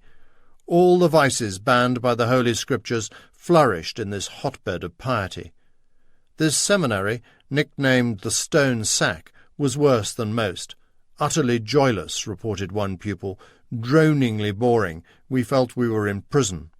When Stalin arrived, its 23 teachers were led by a lugubrious trinity: the rector, Archimandrite Seraphim, his deputy, Inspector Gamogin, and, the most hated of all, Father Dmitri, the only Georgian of the three, who had been born Prince David Abashizde. Soon promoted to inspector, this Abashizde was a fat, swarthy pedant, God's submissive, lowly slave, the Tsar's servant, in his own words. The monks were determined to squeeze any hint of Georgianness out of their proudly Georgian boys. Georgian literature was totally banned, but then so were all Russian authors published since Pushkin, including Tolstoy, Dostoevsky, and Turgenev. 2 inspectors were deployed full-time in constant, unremitting supervision. Punishments and bad marks were all recorded in the school journal. Soon being sent down, the wolf's ticket, became a badge of honour. Father Abashizde ran a circle of sneaks among the boys and spent much of Stalin's school days creeping on tiptoe around the seminary or conducting melodramatic dormitory raids in order to catch the boys reading forbidden books, abusing themselves or uttering naughty words. Stalin, who was an acute coiner of nicknames, soon dubbed this grotesque priest the Black Spot. Initially terrifying, this man was ultimately comical in a way only the craziest pedagogic sticklers can be. Stalin had heard all about the famous seminary rebellions from his mentor, Lado. A few years earlier, in 1885, a pupil had beaten up the rector for saying Georgian was a dog's language. The next year, the rector was murdered with a Georgian Khanjali sword, a fate that even the most brutal English headmaster had managed to avoid. The seminary was to pull off the singular achievement of supplying the Russian Revolution with some of its most ruthless radicals. No secular school, wrote another seminarist, Stalin's comrade, Philip Makaradze, produced as many atheists as the Tiflis Seminary. The Stone Sack literally became a boarding school for revolutionaries. Stalin was initially calm, attentive, modest, and bashful, remembers one schoolmate, while another noticed the once swaggering Goreli gang leader turned pensive and secluded, the love of games and fun of childhood gone. The moody teenage Soso was taking stock and becoming a self-conscious romantic poet. But he was also studying seriously, passing his first grade with an excellent mark and coming 8th out of the whole year. In 1894-95, he won straight 5s, A grades, for Georgian singing and language, and scores like 4, 5, 4, 5 in scripture. He was a model student, earning an excellent 5 for behaviour. As a scholarship boy in pitiful circumstances, Soso constantly had to beg the rector on my knees for further help with the fees. To Archimandrite Seraphim, Very Reverend Rector of the Tiflis Orthodox Seminary, from 2nd grade student Joseph Jukashvili, Your Reverence knows all about the pitiful circumstances of my mother who takes care of me. My father has not provided for me in 3 years. This is his way of punishing me for continuing my studies against his wishes. It is for this reason I am applying to your Reverence for the 2nd time. I beg you on my knees to help me and accept me on full public expense. Joseph Jukashvili, 25 August 1895. Stalin earned more pocket money, 5 rubles, he recalled later, by singing in the choir. He was the first tenor of the right wing of the choir, the key choir boy, and often performed in the opera house. Keke accompanied him to Tiflis and stayed for a few weeks to help him settle. She took a job sewing and serving food at the seminary, surely an embarrassment to Stalin, and perhaps another reason for his initial reticence. Mission accomplished, she returned to Gori. Henceforth, throughout his periods of exile, up until her death 40 years on, Stalin wrote to her with dutiful regularity, especially when he needed money or clothes, but with growing detachment. He would never really return to the mother whose remarkable drive and sharp tongue he had himself inherited, yet whom he found unbearable. Somehow, Beso, lurking in Tiflis, discovered Soso as a potential source of wine money. He went to see Stalin's rector and demand his son back. "Make him leave, because I need someone to take care of me." Stalin was unmoved, wanting to alleviate the hardship of Beso and people like him, but repelled by the man himself. Once, recalled Stalin, the night watchman came in and told me that my father was outside. The boy hurried downstairs and saw him standing there. He didn't even ask about me, but just said briskly, "Young man, sir, you've totally forgotten your father, haven't you? I'm leaving to work in another town." "How would I have any money to help you?" replied Stalin. "Shut up!" shouted Beso. "Give me at least 3 rubles, and don't be as mean as your mother." "Don't yell," replied Soso. "This is my boarding school. If you don't leave now, I'll call the watchman and they'll make you go." The threat worked, recounted Stalin. Father slunk away into the streets, muttering something. In the holidays, Soso returned to Gori to see the doting Keke. Even though he was starting to grow a beard, he still nestled up to me like a 5-year-old. But he spent most of his time staying with his lame, well-off friend, Mika Davitashvili, in his village, Suromi. When he returned for the next term, Stalin did even better, winning another excellent and moving up to number 5 in his year, and he started to work on his verse. At the end of term, Soso took his poems to the offices of the famous newspaper Iveria, Georgia, where he was received by the country's greatest poet, Prince Ilya Chavchavadze, a romantic nationalist who believed in an agrarian Georgia ruled by an enlightened aristocracy. The prince was sufficiently impressed to show the teenager's work to his editors. He admired Stalin's verse, choosing 5 poems to publish, quite an achievement. Prince Chavchavadze called Stalin the young man with the burning eyes. He was admired in Georgia as a poet before he was known as a revolutionary. 6. The young man with the burning eyes. Georgia regarded herself as an oppressed kingdom of knights and poets. The poems in Iveria, published under Stalin's nickname Sosolo, were widely read and became minor Georgian classics, appearing in anthologies of the best Georgian poetry before anyone had heard of Stalin. Deda Ena, a children's anthology of Georgian verse, produced between 1912 and the 1960s, included Stalin's first poem, Morning, in its 1916 edition. It remained in subsequent editions, sometimes ascribed to Stalin, sometimes not, up to the days of Brezhnev. Stalin's singing, now that he was an adolescent tenor, was said to be good enough for him to go professional. As a poet, he showed a certain talent in another craft, which might have provided an alternative to politics and bloodletting. One might even find reasons not purely political for regretting Stalin's switch from poetry to revolution, believes Professor Donald Rayfield, who translated the poems into English. Their romantic imagery was derivative, but their beauty lay in the delicacy and purity of rhythm and language. The scans and rhymes of his poem Morning work perfectly, but it was his sensitive and precocious fusion of Persian, Byzantine, and Georgian imagery that won plaudits. No wonder, reflects Rayfield, the doyen of Georgian letters and politics, Ilya Chavchavadze, was willing to print this poem and at least 4 others. Sosolo's next poem, a crazed ode to the moon, reveals more of the poet. A violent, tragically depressed outcast in a world of glaciers and divine providence is drawn to the sacred moonlight. In his third poem, Stalin explores the contrast between violence in man and nature and the gentleness of birds, music, and singers. The fourth is the most revealing. Stalin imagines a prophet not honoured in his own country, a wandering poet poisoned by his own people. Now 17, Stalin already envisions a paranoid world where great prophets could only expect conspiracy and murder. If any of Stalin's poems contained an avis au lecteur, writes Rayfield, it is this one. Dedicated to Georgia's beloved poet, Prince Raphael Eristavi, Stalin's 5th poem was, with Morning, his most admired. Stalin was immersed in Georgian poetry. He loved Eristavi.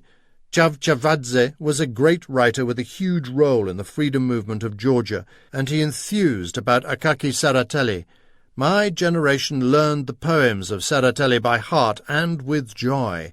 Beautiful, emotional, and musical, he's rightly called the Nightingale of Georgia. But, looking back, Stalin also measured these poets politically, saying Tsereteli wrote beautiful poems, but ideologically primitive and parochial. Stalin was not the only poetical future Bolshevik. At exactly the same time, at his school in Odessa, young Leon Bronstein, the future Trotsky and near contemporary, was also writing poems. Trotsky far outstripped Stalin as a writer, but not as a poet. If any of Stalin's colleagues had dedicated a poem to a prince, it would have been used against them in the Terror. In 1949, for Stalin's official 70th birthday, the Politburo magnate Beria secretly commissioned the best poetical translators, including Boris Pasternak and Arseny Tarkovsky, to create a Russian edition of the poems. They were not told the author of the poems, but one of the poets thought, "This work is worthy of the Stalin Prize first rank," though perhaps they had guessed the identity of the young versifier. In the midst of the project, they received the stern order, clearly from Stalin himself, to stop the work. It was this poem that inspired Stalin's State Bank inside man to give him the tip-off for the Yerevan Square bank robbery, and it was good enough to be included in Prince Eristavi's Jubilee volume in 1899. Its heroic sage requires both the harp and the sickle. The last poem, Old Ninika, which appeared in the socialist weekly Kvali, Plough, affectionately describes an old hero who dreams or tells his children's children of the past, perhaps a vision of an idealized Georgian like old Stalin himself, who ended up sitting on his Black Sea veranda, regaling youngsters with his adventures. Stalin's early verses explain his obsessional, destructive interest in literature as dictator, as well as his reverence for, and jealousy of, brilliant poets such as Osip Mandelstam and Boris Pasternak.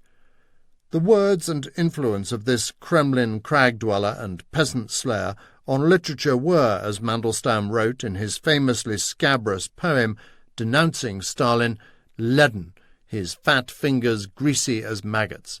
But ironically, the swaggering brute, rightly notorious for his oafish Philistinism, concealed a classically educated man of letters with surprising knowledge. Stalin never ceased caring about poetry. Mandelstam was right when he said, "In Russia, poetry is really valued. Here they kill for it." The ex-romantic poet despised and destroyed modernism, but promoted his distorted version of romanticism, socialist realism. He knew Nekrasov and Pushkin by heart, read Goethe and Shakespeare in translation, and could recite Walt Whitman. He talked endlessly about the Georgian poets of his childhood, and he himself helped edit a Russian translation of Rustaveli's Knight in the Panther Skin, delicately translating some of the couplets himself and asking modestly, "Will they do?" Stalin respected artistic talent, generally preferring to kill party hacks instead of brilliant poets. Hence, on Mandelstam's arrest, Stalin ordered, "Isolate but preserve." He would preserve most of his geniuses, such as Shostakovich, Bulgakov, and Eisenstein, sometimes telephoning and encouraging them, at other times denouncing and impoverishing them. When he called Pasternak in one of his telephonic lightning strikes from Olympus, he asked about Mandelstam. "He's a genius, isn't he?" Mandelstam's tragedy was sealed not only by his suicidal decision to mock Stalin in verse, the medium of the dictator's own childhood dreams, but also by Pasternak's failure to assert that his colleague was indeed a genius. Mandelstam was not sentenced to death, but nor was he preserved, perishing on the dystopian road to Gulag hell. But Stalin did preserve Pasternak. Leave that cloud-dweller in peace. The seminary's priest-poet of 17 never publicly acknowledged his poems, but he later told a friend, "I lost interest in writing poetry because it requires one's entire attention, a hell of a lot of patience, and in those days I was like Quicksilver. the quicksilver of revolution and conspiracy that was now flashing through the youth of Tiflis and into the seminary. When he stood on the white steps of the stone sack, Soso could see the bustling but dangerous Persian and Armenian bazaars around Yerevan Square, a network of narrow lanes and alleys with open workshops of goldsmiths and armourers, stalls of pastry cooks and bakers with flat loaves baked in huge clay ovens, cobblers displaying gaudy slippers, and wine merchants' shops where the wine is kept in sheep or buffalo skins with the fur inside. Golovinsky Boulevard was almost Parisian, the rest more resembled Lima or Bombay. The streets, reports Baedeker, are generally steep and so narrow that 2 carriages cannot pass, the houses, mostly adorned with balconies, perched one above the other on the mountainside like steps of a staircase. From sunrise to sunset, the streets are crowded with a motley throng of men and animals. The Georgian dealers in vegetables with large wooden trays on their heads, the Persians in long kaftans and high black fur caps, often with red-dyed hair and fingernails, the Tartar Saids and mullahs in flowing raiment with green and white turbans, the representatives of mountain tribes in picturesque Cherkesskas and shaggy fur caps, Mohammedan women in veils, and horses carrying waterskins with gaily clad attendants. A city of hot sulphur springs and famous bathhouses, it was built right on the slopes of Holy Mountain and on the banks of the Kura River beneath the round-spired Georgian church and sombre towers of the fortress prison of Meteki, which Mashvili called the Bastille of Tiflis. High up cobbled lanes on Holy Mountain stood the white marble church, where Keke today lies buried among poets and princes, radiant and pristine. Tiflis was a city of 160,000, 30% Russians, 30% Armenians, and 26% Georgians, with the rest a smattering of Jews, Persians, and Tatars. There were 6 Armenian newspapers, 5 Russian and 4 Georgian. Tiflis's workers mainly laboured in the railway depot and small workshops. Its rich and powerful were Armenian tycoons, Georgian princes, and Russian bureaucrats and generals who converged on the court of the emperor's viceroy. Its water carriers were from Racha in the west, its stonemasons Greek, its tailors Jewish, its bathkeepers Persian. It was like a porridge of people and beasts, sheepskin hats and shaved heads, fezzes and peaked caps, horses and mules, camels and dogs, all shout, bang, laugh, swear, jostle, sing in the burning air. This cosmopolitan imperial city of theatres, hotels, caravanserai, bazaars, and brothels already vibrated with Georgian nationalism and international Marxism, which was seeping dangerously into the closed cloisters of the seminary. A hasty visit, especially if ladies are of the party, suggests Baedeker, is best made by carriage. Public safety is on a somewhat unstable footing. It is well to avoid travelling alone or the exhibition of much money. For permission to carry a revolver, see earlier. It is advisable to keep a sharp lookout on one's belongings, as natives are not averse from picking up unconsidered trifles. Baedeker adds that even a letter of introduction from the viceroy or to local princes are of limited use in surmounting difficulties that arise.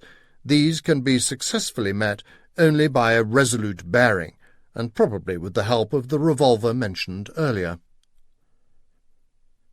Soso and another boy, Saeed Devdariani, were moved out of their dormitory into a smaller room because of our poor health. Devdariani was older, already a member of a secret circle at which the boys gathered to read forbidden socialist literature. I suggested he join, says Devdariani, and he was delighted. He agreed.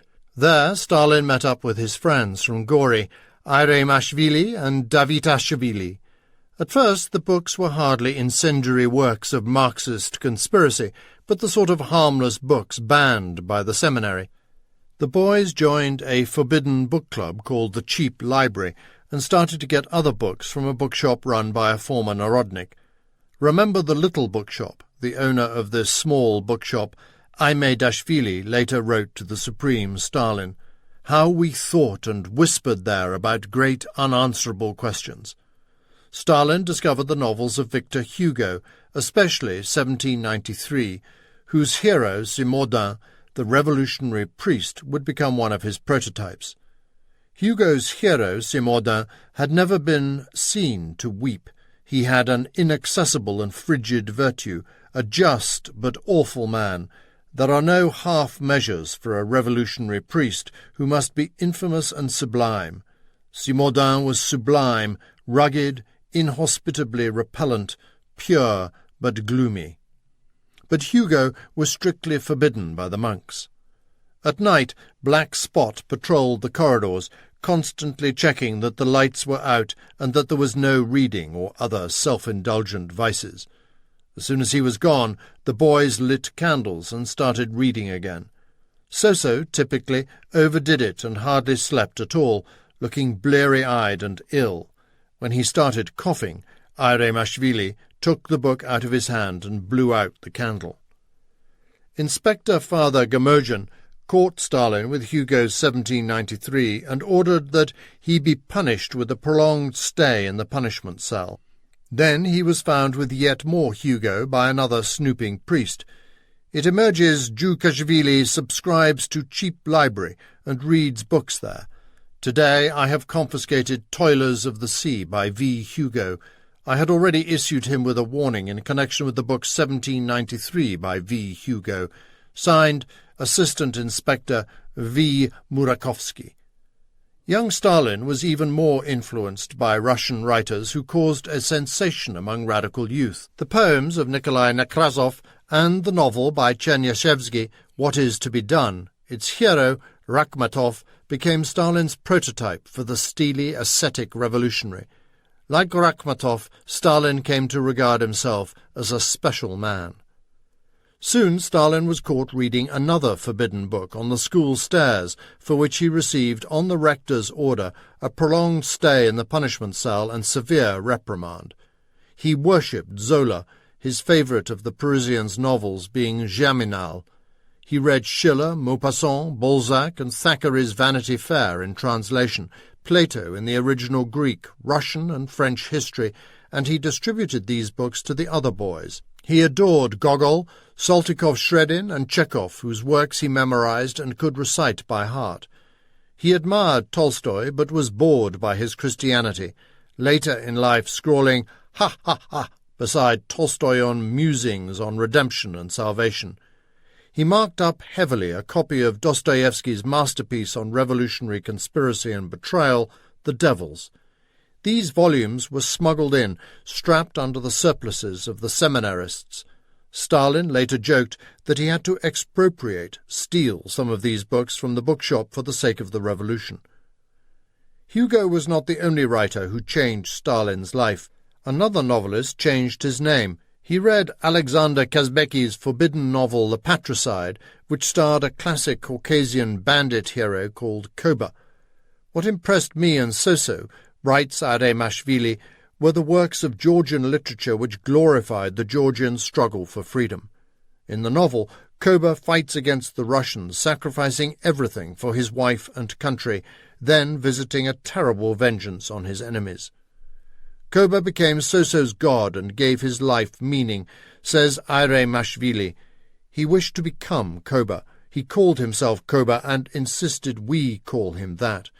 His face shone with pride and pleasure when we called him Koba. The name meant a lot to Stalin, the vengeance of the Caucasus Mountain peoples, the ruthlessness of the bandit, the obsession with loyalty and betrayal, and the sacrifice of person and family for a cause. It was a name he already loved.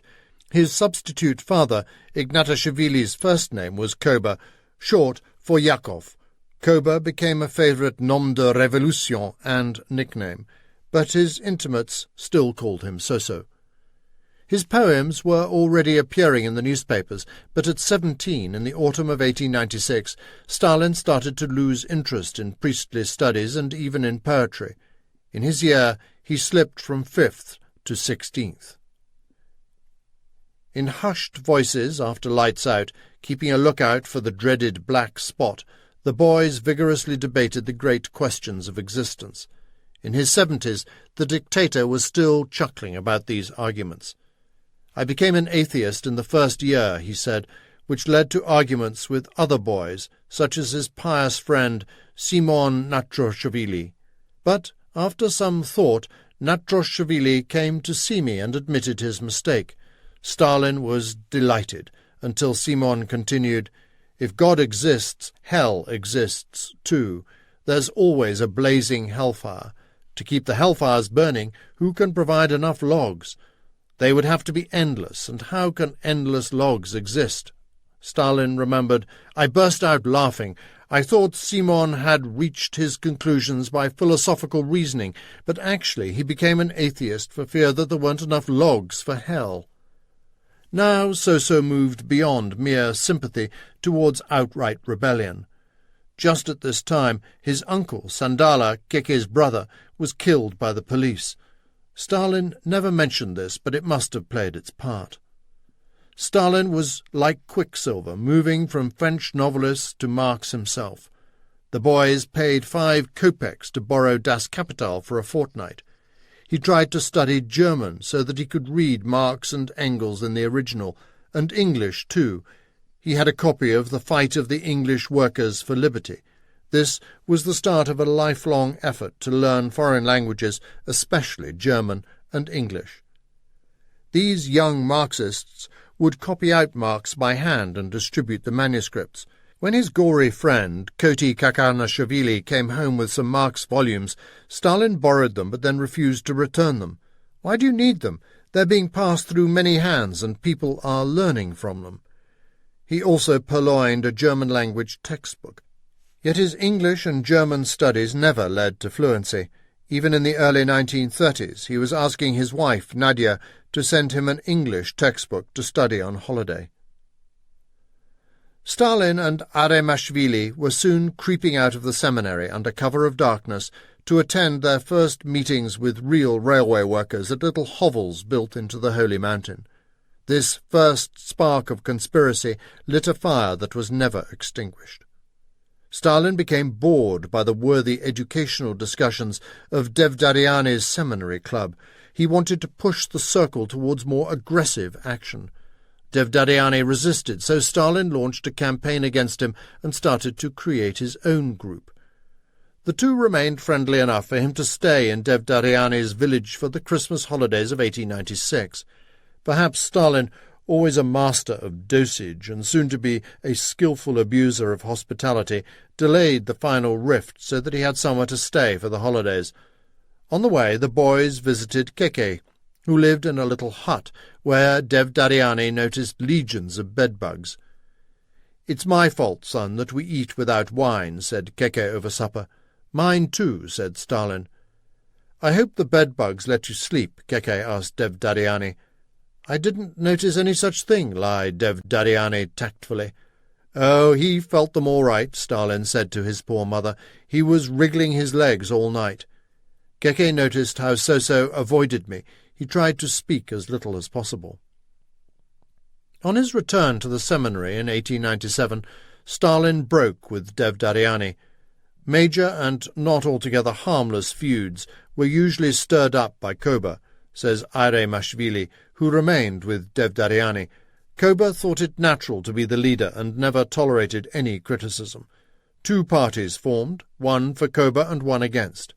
It was a pattern to be repeated throughout his life. He found a tougher mentor, meeting up again with the inspiring Lado Ketchkoveli from Gori, who had been expelled from both the Tiflis and Kiev seminaries, arrested and now released.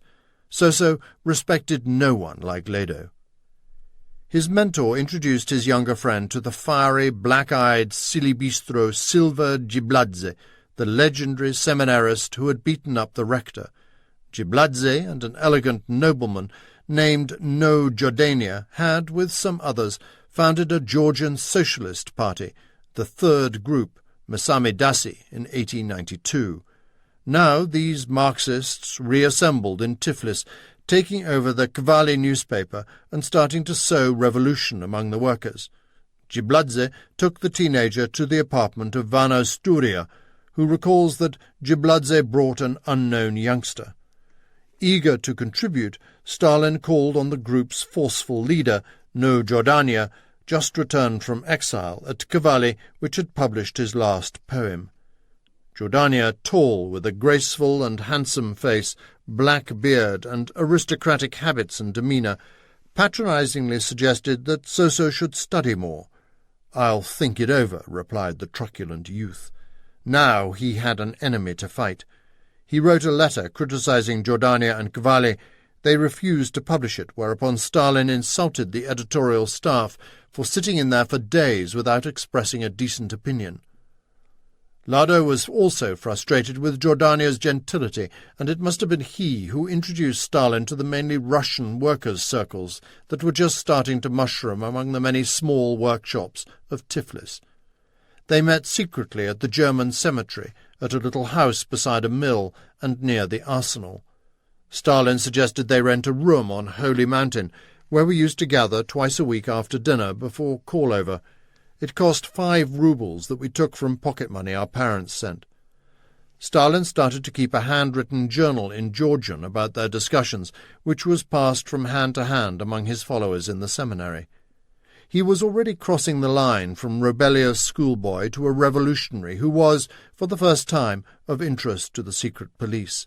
When another Marxist activist named Sergei Alelayev, a skilled railway worker and Stalin's future father-in-law, was arrested, he was interrogated by the gendarme captain Lavrov, who asked him, "Know any Georgian seminarists?" The romantic poet was becoming the convinced fanatic, with a quasi-mystical faith, to which he devoted his life and from which he never wavered. But what did he really believe? Let him explain in his own words. Stalin's Marxism meant that the revolutionary proletariat alone is destined by history to liberate mankind and bring the world happiness. But humanity would undergo great trial and suffering and change before it achieved scientifically proven socialism. The heart of this providential progress was the class struggle. Marxism is the masses whose liberation is the catalyst for the freedom of the individual. This creed was, says Stalin, not only a theory of socialism, it's an entire world view, a philosophical system, like a scientifically proven religion of which these young revolutionaries were part. "I had the feeling," explained Trotsky, "I was joining a great chain as a tiny link." Trotsky, like Stalin, believed that the lasting thing is gained through combat. Blood, death, conflict were essential. Many storms, many torrents of blood, in Stalin's own words, would mark the struggle to end oppression. There was one big difference between Stalin and Trotsky then. Stalin was a Georgian. He never lost his pride in Georgia as a nation and a culture. The little nations of the Caucasus all found it hard to embrace real internationalist Marxism because their own repression made them also dream of independence. Young Stalin believed in a blend of Marxism and Georgian nationalism, almost opposed to internationalist Marxism. That August of 1898, the teenage Soso joined the local branch of the Russian Social Democratic Workers' Party, the SDs, which would, after much fragmentation, become the Bolsheviks. 7. Battle of the Dormitories. Soso versus Father Blackspot. By early 1897, Stalin was at war with the Blackspot. The school journal records that he was caught 13 times reading banned works and had received 9 warnings. Suddenly, Inquisitor Abashizde, says Ire Mashvili, started launching raids on their footlockers and even their dirty laundry baskets. The maniacal Black Spot, Abashidze, became obsessed with catching Stalin reading his forbidden books. At prayers, the boys had the Bible open on their desks and read Marx or Plekhanov, the sage of Russian Marxism, on their knees. In the courtyard stood a huge pile of firewood in which Stalin and Iremashvili would hide the banned works and where they would sit and read them. Abashizde waited for this and then sprang out to catch them, but they managed to drop the books into the logs. We were locked up in the detention cell at once, sitting late into the evening in darkness without food, but hunger made us rebellious, so we banged on the doors until the monk brought us something to eat. When it was time for the holidays, Stalin went to stay with a younger friend, the priest's son, Georgy Elizabetashvili, in his village, anything rather than spend time with his mother. The priest hired Stalin as a tutor to get Georgy ready for the seminary's entrance examinations. He always had a strong pedagogic instinct, but he was more interested in converting the boy to Marxism. Arriving on the back of a cart perched atop a pile of illegal books, the two made mischief in the countryside, laughing at peasants whom Stalin mimicked perfectly. When they visited an old church, Stalin encouraged his pupil to pull down an old icon, smash it, and urinate on it. "Not afraid of God?" asked Stalin. "Good for you." Stalin's pupil failed his exams. Father Elizabetashvili angrily blamed the tutor, but the boy got in on a second attempt and later became one of Stalin's Bolsheviks. Back at the seminary, Stalin was in constant trouble. In the school journal, the priest recorded that he was rude, failed to bow to a teacher, and was confined to the cell for 5 hours. He declined to cut his hair, growing it rebelliously long. Challenged by the black spot, he refused to cut it. He laughed and chatted in prayers, left Vespers early, was late for the hymn of the Virgin, and pranced out of Mass. He must have spent much of his time in the punishment cell. In December 1898 he turned 20, much too old for boarding school, and a year older than anyone else, because of time wasted recovering from his accidents. Small wonder he was frustrated.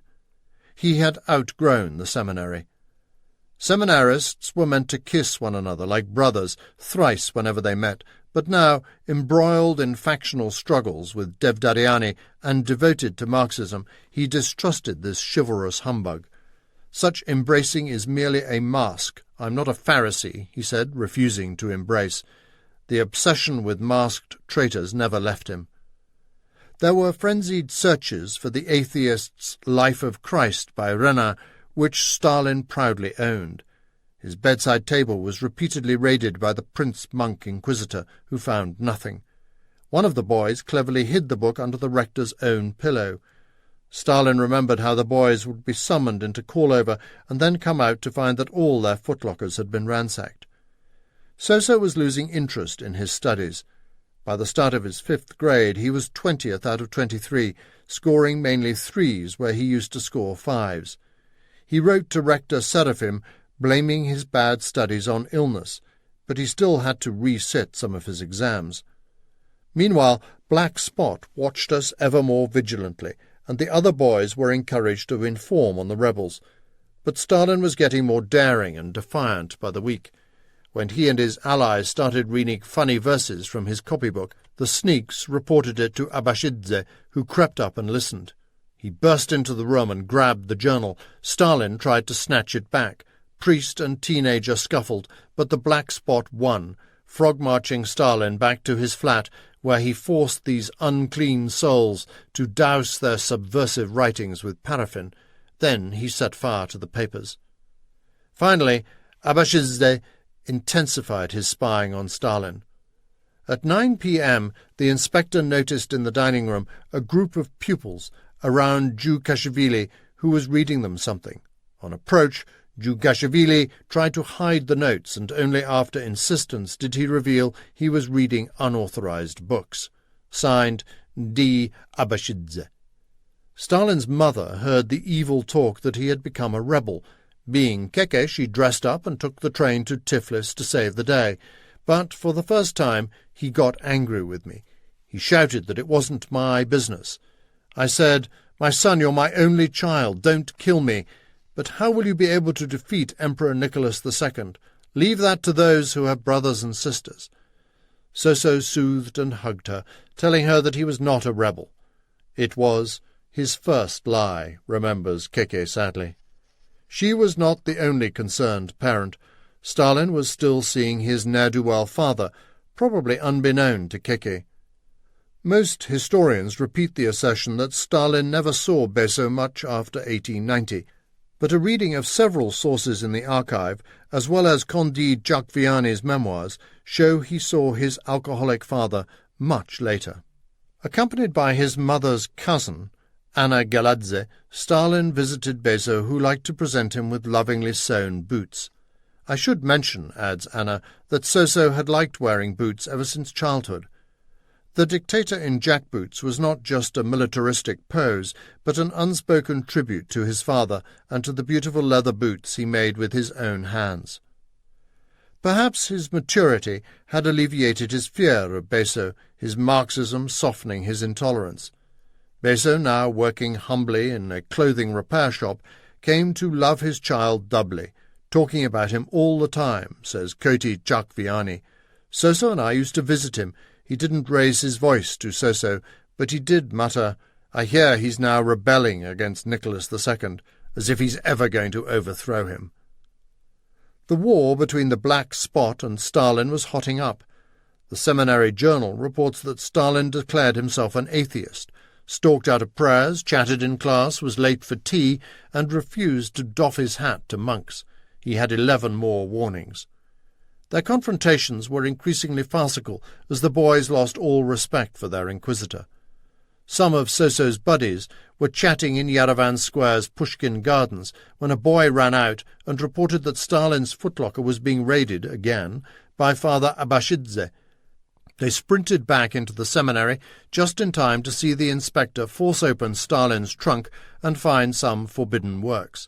Abashidze grabbed them and was triumphantly bearing his prize up the stairs when one of the group, Vaso Kelbakiani, charged and rammed the monk, almost loosening his grip on the books, but Black Spot held on valiantly. The boys jumped on him and knocked the volumes out of his hands. Stalin himself ran up, seized the books, and took to his heels. He was banned from visiting town, and Kelbakiani was expelled. Yet ironically, Soso's schoolwork seemed to improve. He received very good 4s for most subjects and a 5 for logic. Even now he still enjoyed his history lessons. Indeed, he so liked his history teacher, Nikolai Makatadze, the only seminary teacher he admired, that he later took the trouble to save his life.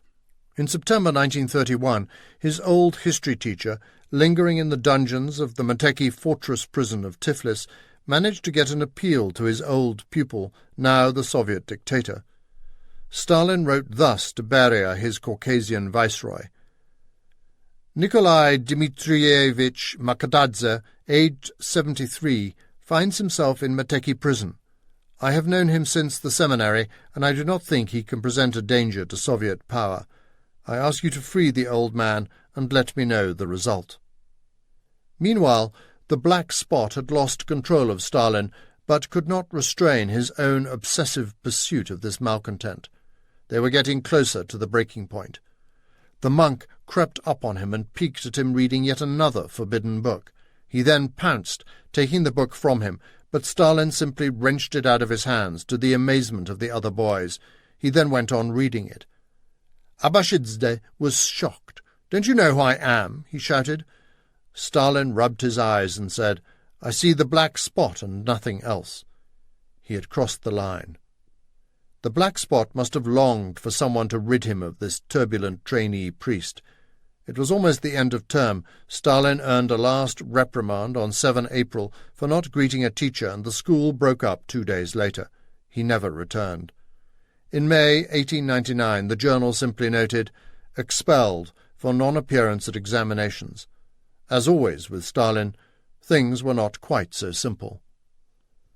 "I was expelled for Marxist propaganda," Stalin boasted mendaciously later, but the Black Spot may have been investigating something spicier than just horseplay in the chapel or even Marxist meetings in the town. The boys, with more pocket money than Stalin, used to hire rooms on Holy Mountain, purportedly to hold meetings of their liberal reading circle, but being teenage boys and Georgians who prided themselves on their amours, it is likely there were parties there too, wine and girls. The priests, especially Inspector Black Spot, also patrolled the town like English public schoolmasters to catch their boys in theatres, taverns, or brothels. When he was not studying, Stalin could drink and flirt too.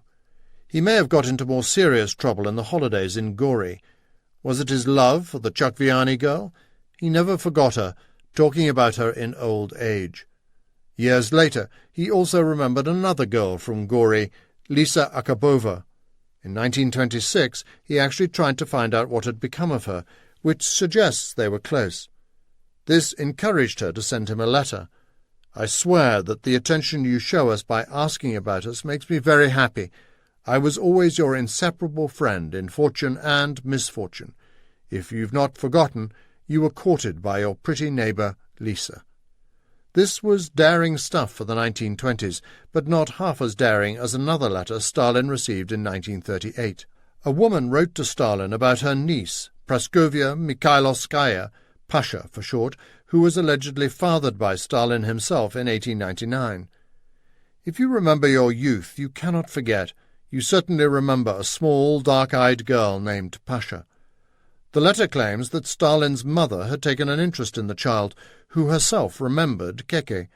Pasha's mother told her that her father had devoted himself to saving the nation and had been exiled. Pasha grew up into a tall, svelte, dark-eyed Georgian beauty, became a typist and got married, but her mother and husband both died, leaving her destitute. She disappeared into 1930s Moscow. The letter may be the sort of crazed correspondence attracted by politicians, except for the fact that Stalin, who did not keep much in his personal archive, filed the letter. The mention of his mother rings true, for Keke surely would have helped her beloved Soso in a situation that can hardly have been unknown among the young Casanovas of Georgia. Besides, only someone telling the truth, or a lunatic with a death wish, would have dared to write such a letter to Stalin at the height of the Great Terror. Had Stalin no history of abandoned mistresses and children, one would dismiss this.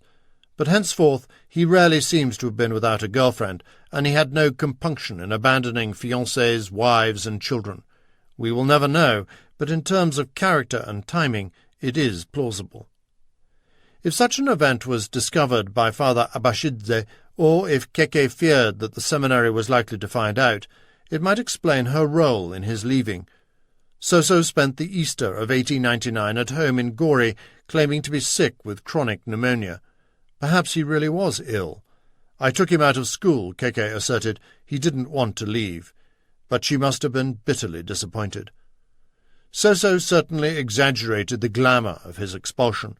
He was not thrown out for being a revolutionary, and he maintained polite relations with the seminary afterwards. Some biographies claim that he was expelled for missing his exams, but this was forgivable if he was ill. Indeed, the church bent over backwards to accommodate him, letting him off repaying his scholarship, 480 rubles, for 5 years. They even offered him a chance to resit the finals and a teaching job. The truth is that Father Abashidze had found a soft way of getting rid of his tormentor.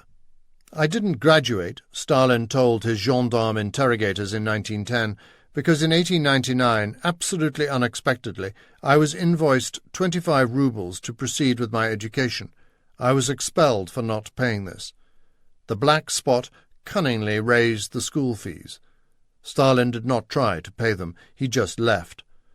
Stalin's friend, Abel Yanukidze, another ex-seminarist who met him at this time, puts it best: he flew out of the seminary, but not without controversy. He confided to his Gori friend, Davrich Chevry, that he had been expelled after being denounced, which he said was a blow. Afterwards, 20 others were expelled for revolutionary activities. Soso's enemies later claimed that he betrayed his fellow Marxists to the rector.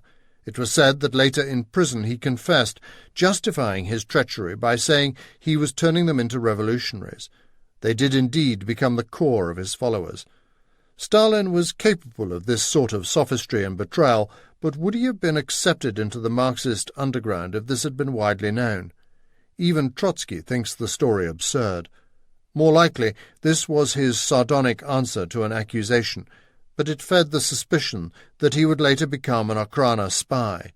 Anyhow, many seminarists were expelled every year. Soso, the autodidactic bibliophile, expropriated the books he still kept from the seminary library. They tried to bill him 18 rubles and another 15 in autumn 1900, but by then he was underground, forever beyond the reach of the seminary. The church was never repaid, and Black Spot never got his books back. George Gurdjieff, the spiritualist author of Meetings with Remarkable Men, charlatan to some, hierophant magus to others, claimed to have attended the seminary with Stalin, who, he said, stayed with his family in Tiflis. But Gurdjieff, of Armenian origins, was a fantasist. Born in 1866, he was 12 years older than Stalin, and there is no evidence he attended the seminary at all. Stalin boarded at the seminary during the term. Gurdjieff also claims a Prince Nerajadze as a companion. Nizaradze was an alias later used by Stalin in Baku, but there is no evidence that any of Gurdjieff's claims are true.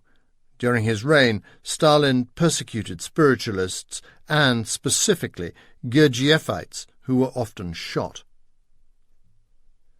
Stalin did not qualify as a priest, but the boarding school educated him classically and influenced him enormously.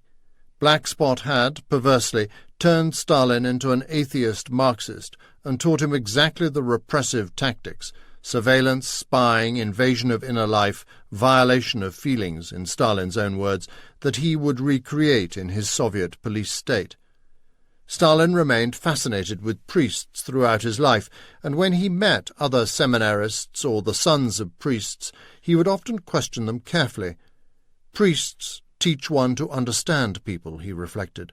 Furthermore, he always used the catechismic language of religion. His Bolshevism aped Christ's religion with its cults, saints, and icons. The working class, he blasphemously wrote on being hailed as the leader in 1929, gave birth to me and raised me in its own image and likeness.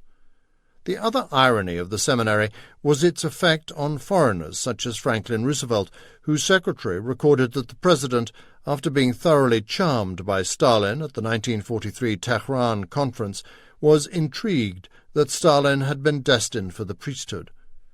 The old god remained a presence in his atheistic consciousness.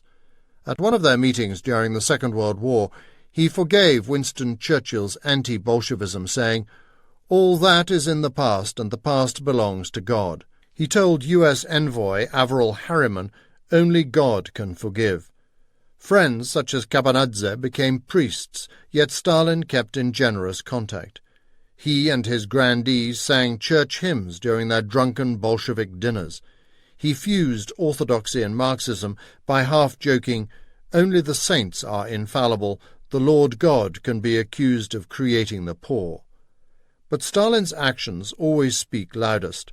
The dictator mercilessly suppressed the church and murdered and deported priests, until 1943, when he restored the Patriarchate, but only as a wartime gesture to harness old Russian patriotism. On 4 September 1943, the exiled Russian Patriarch Sergei and 2 metropolitans were summoned for a bizarre nocturnal Kremlin chat at which Stalin revealed that he had decided to restore the Patriarchate, churches and seminaries. Sergei thought perhaps it was too early for seminaries. Stalin replied, "Seminaries are better," but mused disingenuously, "Why don't you have any cadres? Where have they disappeared to?" Instead of replying that his cadres had been systematically liquidated by Stalin, Sergei tactfully joked, "One of the reasons is that we train a person for priesthood and he becomes a marshal of the Soviet Union." Stalin then reminisced about the seminary until 3 a.m. "Your Grace," he concluded, wishing the priests good night, "that's all I can do for you now." Perhaps he revealed his real view of God when he sent his protégé, Alexei Kosygin, future premier under Brezhnev, a gift of fish after the Second World War with this handwritten note: "Comrade Kosygin, here are some presents for you from God. I am the executor of his will, J. Stalin." In some way, as the supreme pontiff of the science of history, the Tiflis seminarist really did regard himself as the executor of God's will. Do you suppose, FDR mused several times, it made some kind of difference in Stalin? Doesn't that explain part of the sympathetic quality in his nature that we all feel? Perhaps it was the priesthood that had taught Stalin the way a Christian gentleman should behave. This most un-Christian of gentlemen had moved far from Christianity. Even moderate, noble socialists like Jordania now irritated him and Lado. They're conducting cultural and educational activities among workers without training them to be revolutionaries, Soso complained. He denounced Jordania to his friends, explaining that he had discovered the works of a brilliant new radical named Tulin, one of the aliases of Vladimir Ulyanov, who would become Lenin. If there'd been no Lenin, said Stalin in old age, I'd have stayed a choir boy and seminarian. Now he told his friends about this far-off radical. I must meet him at all costs, he declared, about to commit himself absolutely to life as a Marxist revolutionary. But he had more immediate problems. Keke got so angry with him for leaving the seminary that Soso had to hide a few days in the Gamburueli gardens outside Gori, where his friends brought him food. He returned to Tiflis, but he soon argued with his roommates who were supporters of Jordania. He moved out. He had fought with his seminarist friends, then with his roommates, and now he would confront the older radicals of Tiflis. Wherever this rude and arrogant boy went, there was trouble. 8.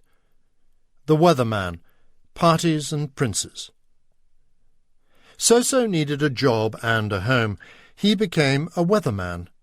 Unlikely as it sounds, the life of a meteorologist at the Tiflis Meteorological Observatory was a most convenient cover for a young revolutionary. His friend from Gori, Vano Ketchgaveli, a younger brother of Lado, was already working there when, in October 1899, Stalin arrived to share his small room beneath the observatory's tower. The observatory still stands, though it is as run down as every institution in Georgia. Stalin's room remains, with a few of his supposed possessions and the old plaque, "The Great Stalin, leader of VKPB and world proletariat, lived and worked here, the Tiflis Meteorological Observatory, from 28 December 1899 to 21 March 1901, leading illegal social democratic workers' circles." As a probationer observer, he was on duty only 3 times a week from 6:30 a.m. until 10 p.m., checking temperatures and barometers hourly in return for 20 rubles a month. On night duty, he worked from 8:30 p.m. to 8:30 a.m., but then he had the whole day off for revolutionary work. In late 1899, Lado, eagerly assisted by Soso, started to organize a strike, one of the first full-scale radical mobilizations of workers in Georgia. On New Year's Day, Lado managed to paralyze the city when the drivers of its Belgian-owned trams stopped work. The secret police were observing Lado and his revolutionary weatherman. In the first weeks of 1900, the police turned up at the observatory, arrested Stalin, and carted him off to the Meteki fortress. The arrest, Stalin's first of many, was officially because Bezo had not paid his local taxes in his native village, Didi Lilo, though probably this was a cryptic warning from the gendarmes.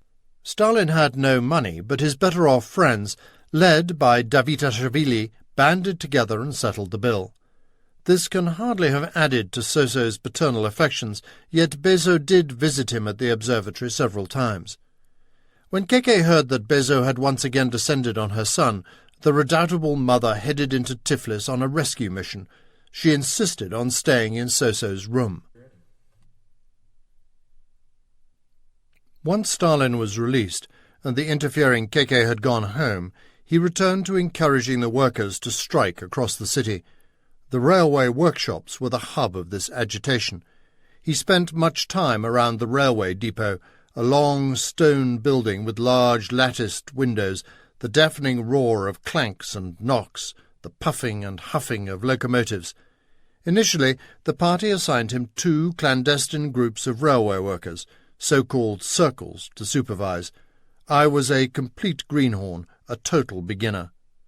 Stalin lived and dressed the part, wearing what Trotsky called the generally recognized sign of a revolutionary, especially in the provinces, a beard, long, almost hippyish hair, and a black satin Russian blouse with a red tie, and he revelled in his scruffiness.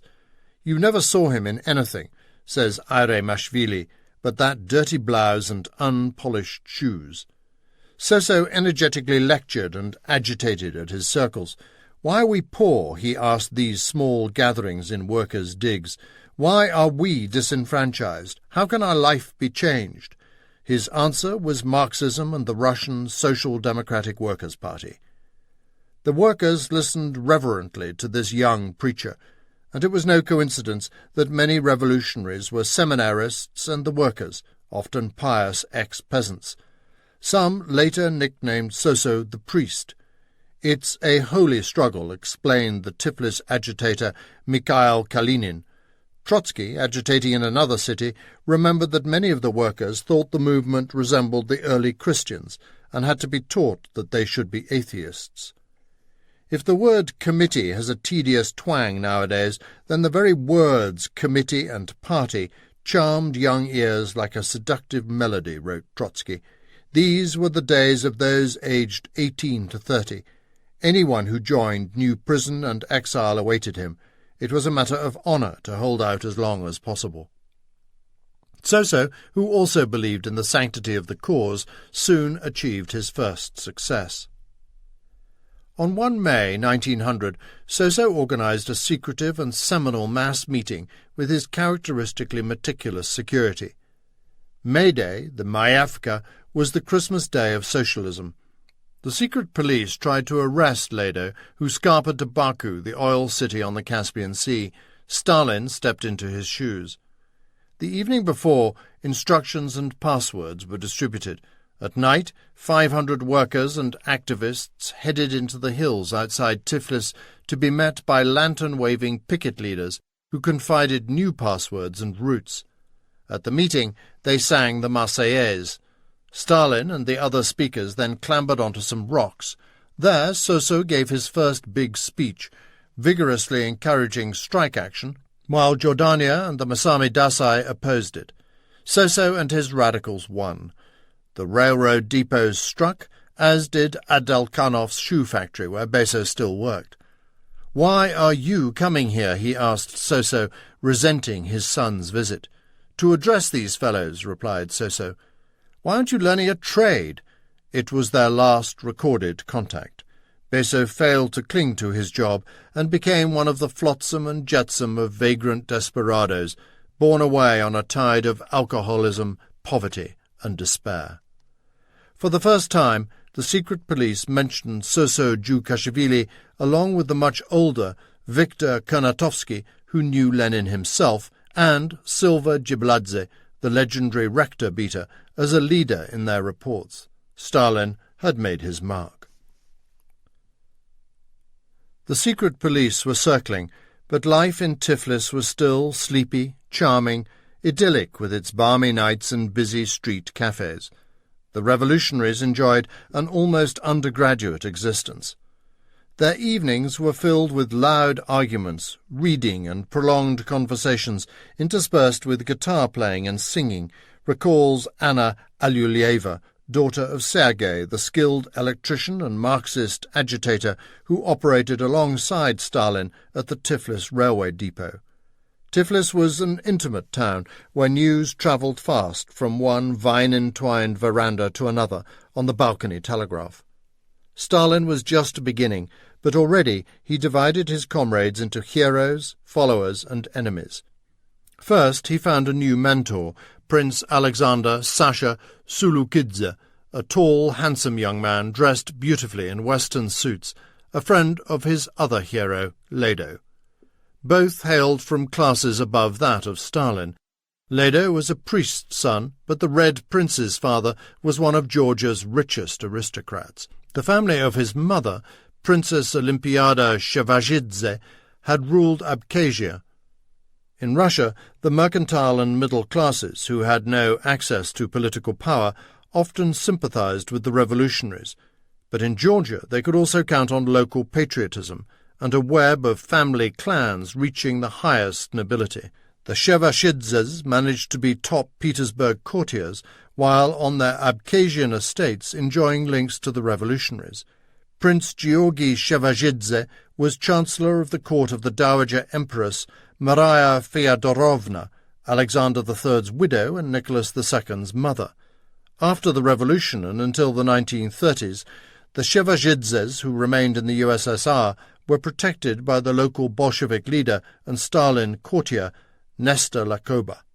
Stalin praised the astonishing, outstanding talents of Lado and Prince Sasha, both of them beyond his jealousy because they were long dead.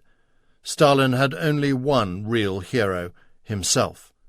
In a lifetime of defiant, self-reliant egotism, Lado, Prince Sasha, and Lenin were the only others who came close. He was, he said, their disciple. Stalin already had his own little court among the radical boys expelled from the seminary. Another 40 were sent down in 1901, including the icon urinator, Stalin's ex-pupil, Elizabetashvili, and his friend Alexander Alyosha Svadnidze, who rented a flat in Solalaki Street, just above Yerevan Square. There Stalin gave lessons, preparing a reading list of 300 books for his circle. He didn't just read books, said Elizabetashvili, he ate them. Debonair, with noble connections and 3 pretty sisters, Alyosha Svadnidze would become Stalin's brother-in-law and intimate until the terror. But Stalin did not meet the sisters for a while. The other pupil, just arrived from Gori, was the semi-psychotic Simon Petrosian, aged 19, soon to be known as Kemo, who had also spent his childhood joining in street fights, stealing fruit, and my favourite activity, boxing. He hung around Svadnidze's flat in order to learn something, but he wanted to be an army officer. His tyrannical father ranted at him for spending time with Stalin, that penniless good-for-nothing. But when my father went bankrupt in 1901, says Petrosian, he lost his power over the boy. Stalin was my tutor. He taught me literature and gave me books. I really liked Zola's Germinal. Stalin drew him like a magnet. Stalin was not the most patient teacher, however. When Petrosian struggled with Russian and Marxism, Stalin ordered another of his acolytes, Vadoyan, to teach him.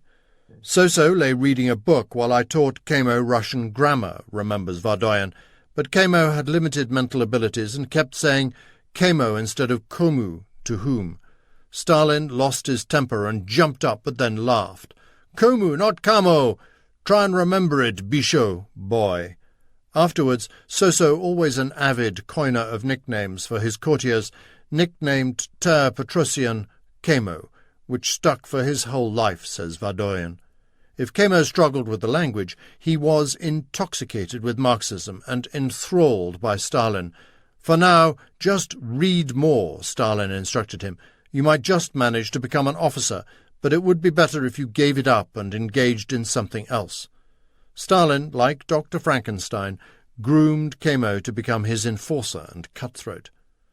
Soso was a philosophical conspirator from the start.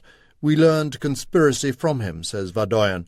I was addicted to his way of talking and laughing, his mannerisms. I found myself imitating him against my will, so my friends called me Soso's gramophone. Yet Soso was never the carefree Georgian. Even then, he was a very unusual and mysterious man, explains David Sagirashvili, a young socialist who met him at this time and noticed him walking the streets of Tiflis, thin, pockmarked and carelessly dressed, burdened with a big stack of books. Stalin attended a wild party given by Alyosha Svadnidze. They were drinking cocktails of melon juice and brandy and got wildly drunk. Yet Soso lay on a sofa on the veranda reading silently, making notes. So they started to look for him. Where is he? Soso's reading, replied Alyosha Svadnidze. What are you reading? His friends asked mockingly. Napoleon Bonaparte's memoirs, Soso replied. It's amazing what mistakes he made. I'm making a note of them.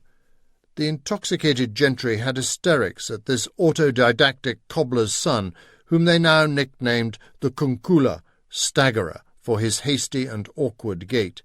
But the serious revolutionaries, such as Stalin, Lado, and Prince Sasha, were not wasting their time on cocktails. Georgia was in a revolutionary ferment of ideas. These passionate young idealists returned late at night with friends, recounts Anna Alilulyeva. They sit down at the table, someone opens a book, starts to read aloud. They were all reading one thing, Lenin's new newspaper, Iskra, Spark, which propagated the vision of a party led by a tiny militant elite.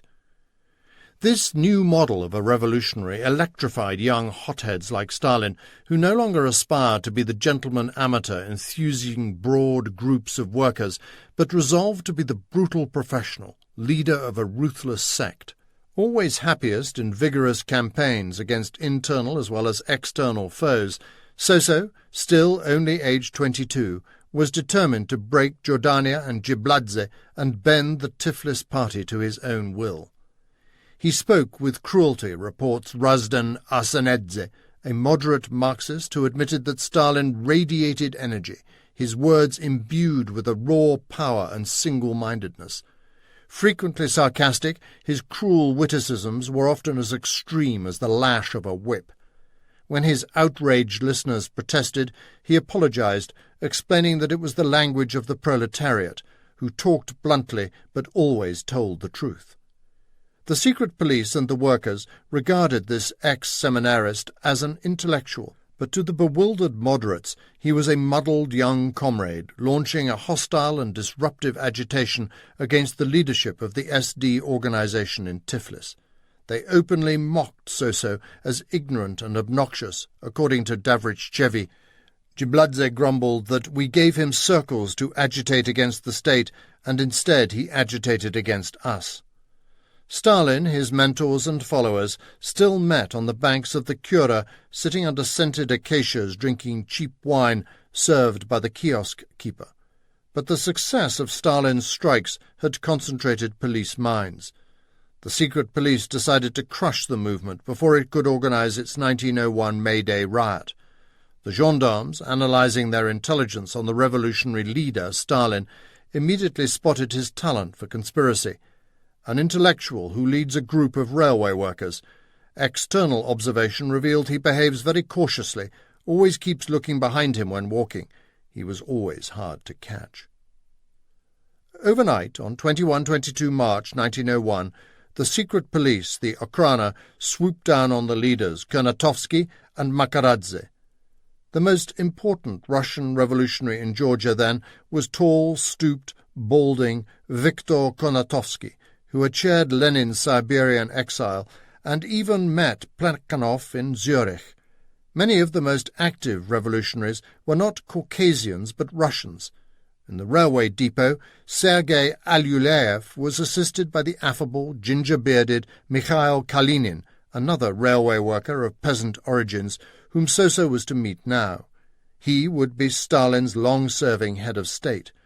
The other leaders were Georgians, Jordania, Gibladze, Mika Tishkakaya, and Philip Makaradze, all founders of the Third Group back in 1892.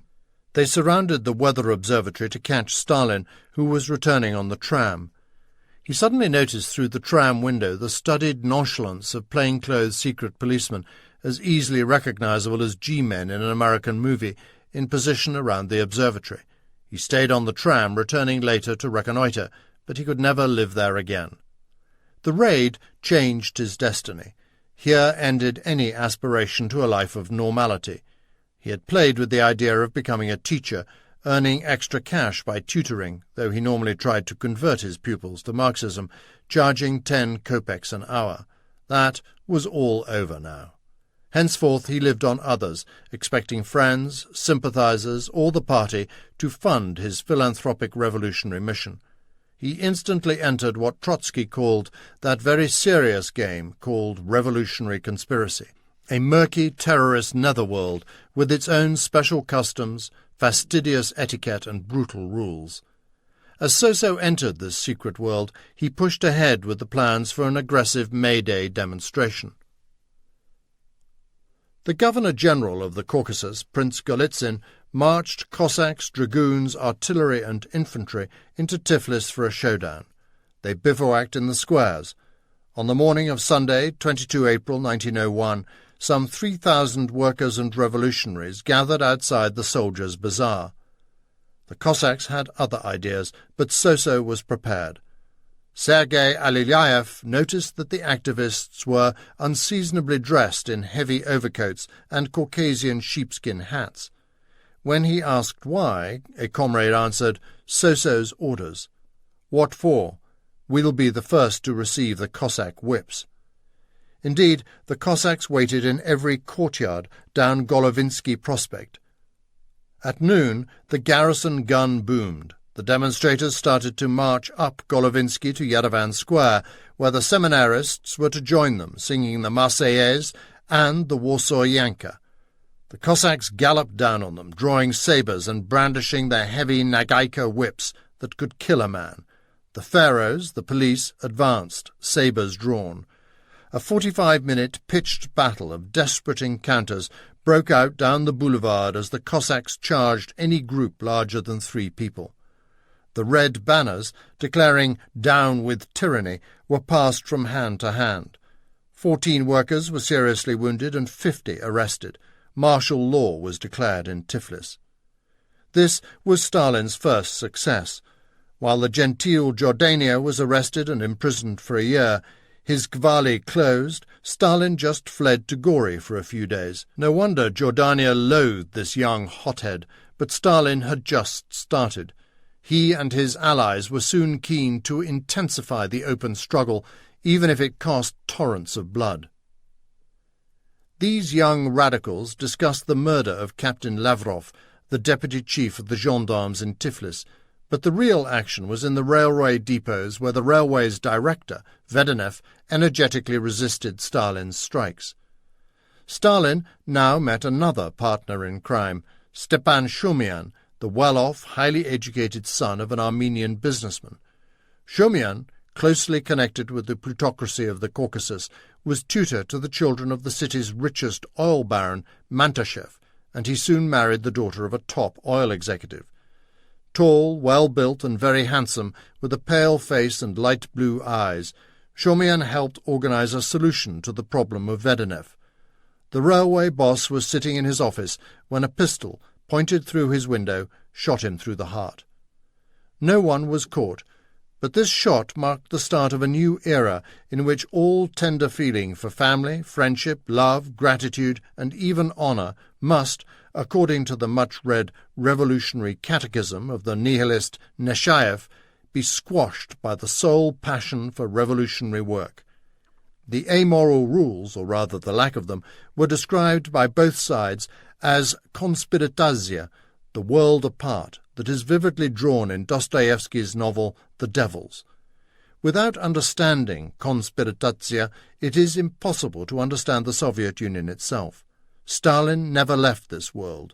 Konspiratazia became the ruling spirit of his Soviet state and of his state of mind. Henceforth, Stalin usually carried a pistol in his belt. Secret policemen and revolutionary terrorists now became professional secret fighters in the duel for the Russian Empire. Going underground meant that Stalin also avoided conscription into the army in 1901. On his last arrest in 1913, he told the police he had been exempted from conscription for family reasons in 1901. The Gori police officer, Davrichevi, helped provide the paperwork enabling him to escape military service, according to his son's memoirs, possibly by citing Stalin's family problems and also moving his birthday a year later to 21 December 1879. Stalin was not bothered by conscription again until 1916. 9. Stalin goes underground. Konspiratsia. Just at this time, the Gori priest's son, Koti Chakviani, was arguing with a street cleaner on a Tiflis back street when a familiar voice said, "Smash him up, Koti. Don't be afraid. He's the tamed street hound of the gendarmes." It was So-So, who could divine a traitor or a spy almost by instinct. He could not hang around to chat. The secret police were after him. Then he disappeared into the narrow, curved street. But that conspiratorial instinct was an essential quality in this game of mist, mirrors, and shadows. The antagonists were locked in an intimate, desperate, and amoral embrace in which agents, double agents, and treble agents promised, betrayed, switched sides, and betrayed again their allegiances. In the 1870s, the rebels were middle-class populists, narodniki, who hoped that the liberal future lay with the pure peasantry.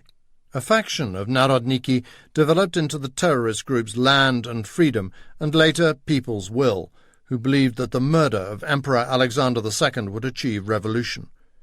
People's Will embraced the ideas of the small-time philosopher Nechayev, whose amoral revolutionary catechism begot Lenin and Stalin.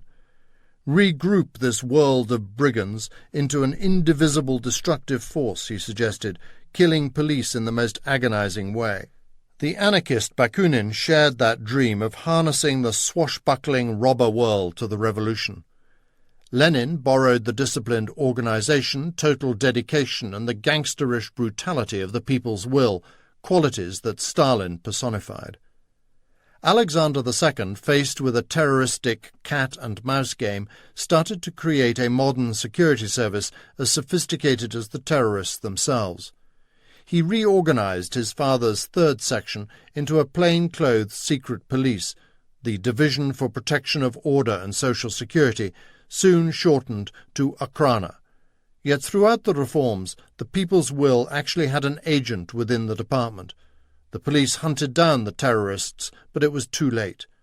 In 1881 they got their man, killing Alexander II on the streets of St. Petersburg. His heir, Alexander III, created the double system that Stalin knew. Both the Okhrana and the prestigious semi-military gendarmes, the Tsar's eyes and ears, dressed in a fine blue, white-trimmed uniform with boots and sabre, ran their own intelligence services. At its elegant headquarters at 16 Fontanka by the Moika in Petersburg, the Okhrana Special Section meticulously collated labyrinthine charts and colour-coded files of terror groups. Their Bureau Noir practiced perlustration. 380,000 letters annually were being opened by 1882. When Interior Minister Plehve was assassinated in 1904, his police director, Lopukhin, found 40 of his own private letters in the dead man's safe. The minister was perlustrating his own chief of police. They had a reputation in Europe as the sinister organ of autocracy, but never even approached the brutal competence of Lenin's Cheka, let alone Stalin's NKVD. They wielded 3 punishments. The rope was rarely used, being reserved for assassins of Romanovs and ministers, but it had one decisive effect: the execution of Alexander Ulyanov, a young man on the edge of a conspiracy against the Tsar, helped radicalize his younger brother, Lenin.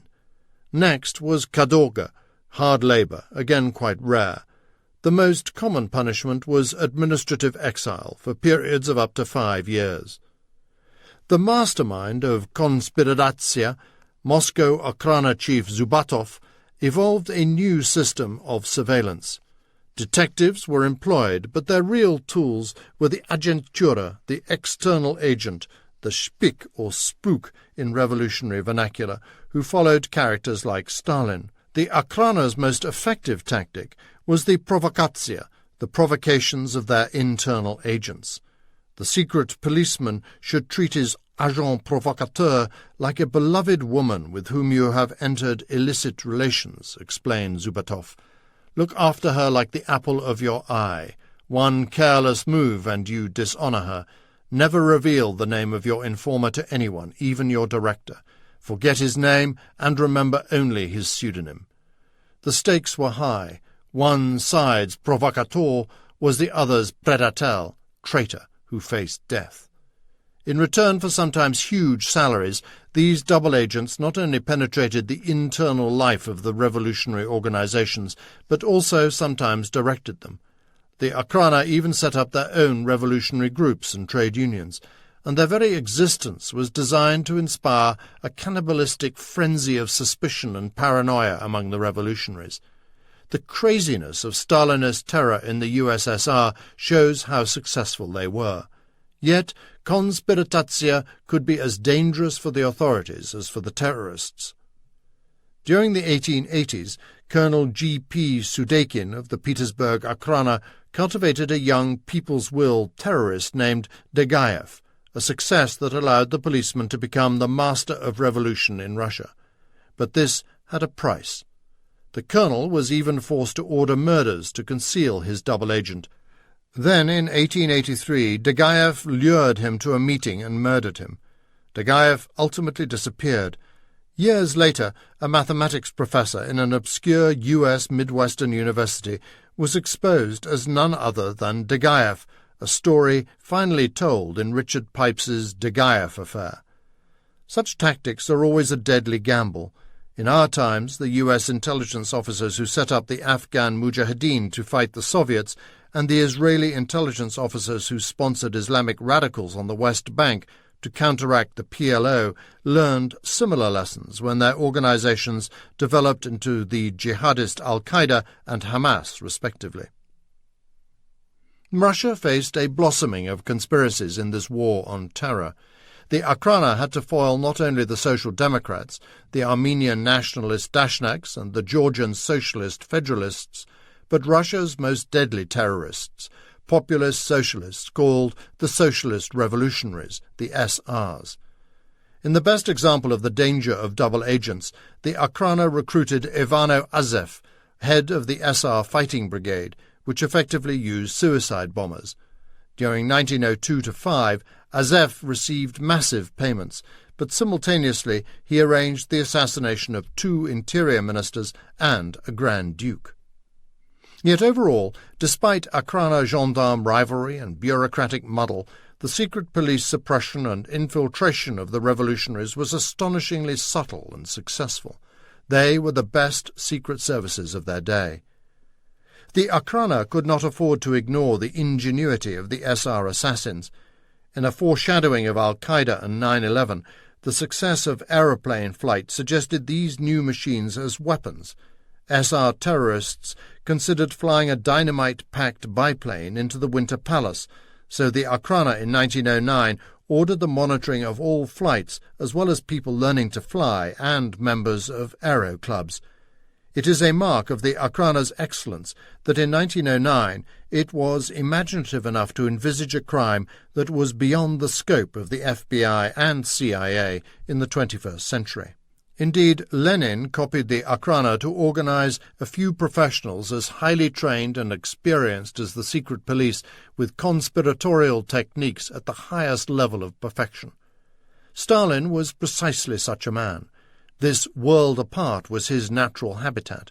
In the Caucasus, it was even harder to make sense of the game. A Georgian upbringing was the ideal training for the terrorist gangster, based on sacred loyalty to family and friends, fighting skill, personal largesse, and the art of vengeance, all punched into Stalin on gory backstreets. The Caucasian secret police were more violent yet more venal. Stalin became eerily adept at corrupting them and at divining their spies. Stalin was constantly tailed by Akhrana spooks whom he became expert at foxing. "These dolts," he laughed as he pulled off another serpentine escape in the back streets of Tiflis. "Are we supposed to teach them how to do their own jobs?" He avoided the arrests that followed his May Day bedlam, but he had close misses. Once he was singing Georgian songs in an illicit bookshop when the police surrounded the place. He walked right past the dumb policeman. Another time, at a revolutionary meeting, the police raided the house, but Stalin and his friends jumped out of the window into the rain without their galoshes, roaring with laughter. He changed names. He used the alias David at this time, and lodged in at least 6 apartments.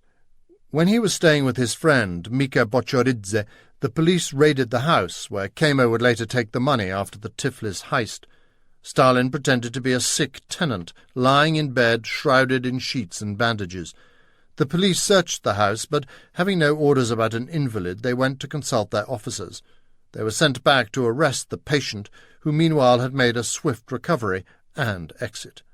Between escapes and meetings, Stalin was busy writing his first articles in a catechismic, romantic, and apocalyptic style. Lado had teamed up with Abel Yanukidze, a sandy-haired, genial ex-seminarist and womanizer, to create a radical newspaper, Bradzola, Struggle, which they printed on an illegal printing press in Baku. The police spies hunted and sometimes even caught up with him. On 27 and 28 October 1901, They observed intellectual Joseph Jugashvili leading a meeting at the Melani Tavern.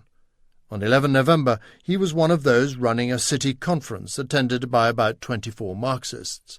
Here he was attacked by the moderates as a slanderer. They would all have known of Gibladze's accusations against the obnoxious Soso, but they also recognized his energy, competence, and ruthlessness.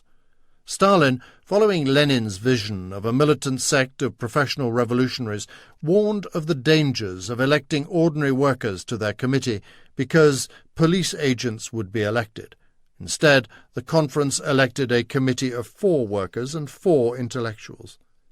His many enemies surely demanded his expulsion, later claiming that he was driven out of Tiflis. This wishful thinking has been repeated by historians ever since. Fortunately, the gendarme agents, who were better informed and whose reports were written that day, reveal that Soso was elected as the 4th intellectual. But perhaps this was part of a compromise that killed 2 birds with 1 stone. He was elected to the committee, joining the leadership for the first time, but as the secret police were closing in, he was rescued, and his comrades rescued from his malevolent machinations by being sent on a propaganda mission, conveniently far away from Tiflis. The gendarmes noticed that the newly elected, ever-present Stalin missed his committee meeting on 25 November 1901, and, as ever like Macavity, T.S. Eliot's elusive cat disappeared into thin air. He was, in fact, on the train to Batumi, turbulent oil port of the Russian Empire, where he would spread blood and fire. 10. I'm working for the Rothschilds. Fire, massacre, and arrest in Batumi. Comrade Soso brought his new merciless style to Batumi with a vengeance. Within 3 months of his move to the seaside boomtown, the Rothschilds' refinery had mysteriously caught fire. A militant strike had led to the storming of the prison and a Cossack massacre. The town was flooded with Marxist pamphlets. Informers were being murdered, horses slaughtered, factory managers shot. Soso was in a feud with the old-style Georgian revolutionaries and was having an affair with a married girl while the secret police hunted him down. He hit the ground running in Batumi. He rendezvoused at a tavern in the Turkish bazaar with Konstantin Kandelaki, a worker and social democrat who became his Batumi henchman.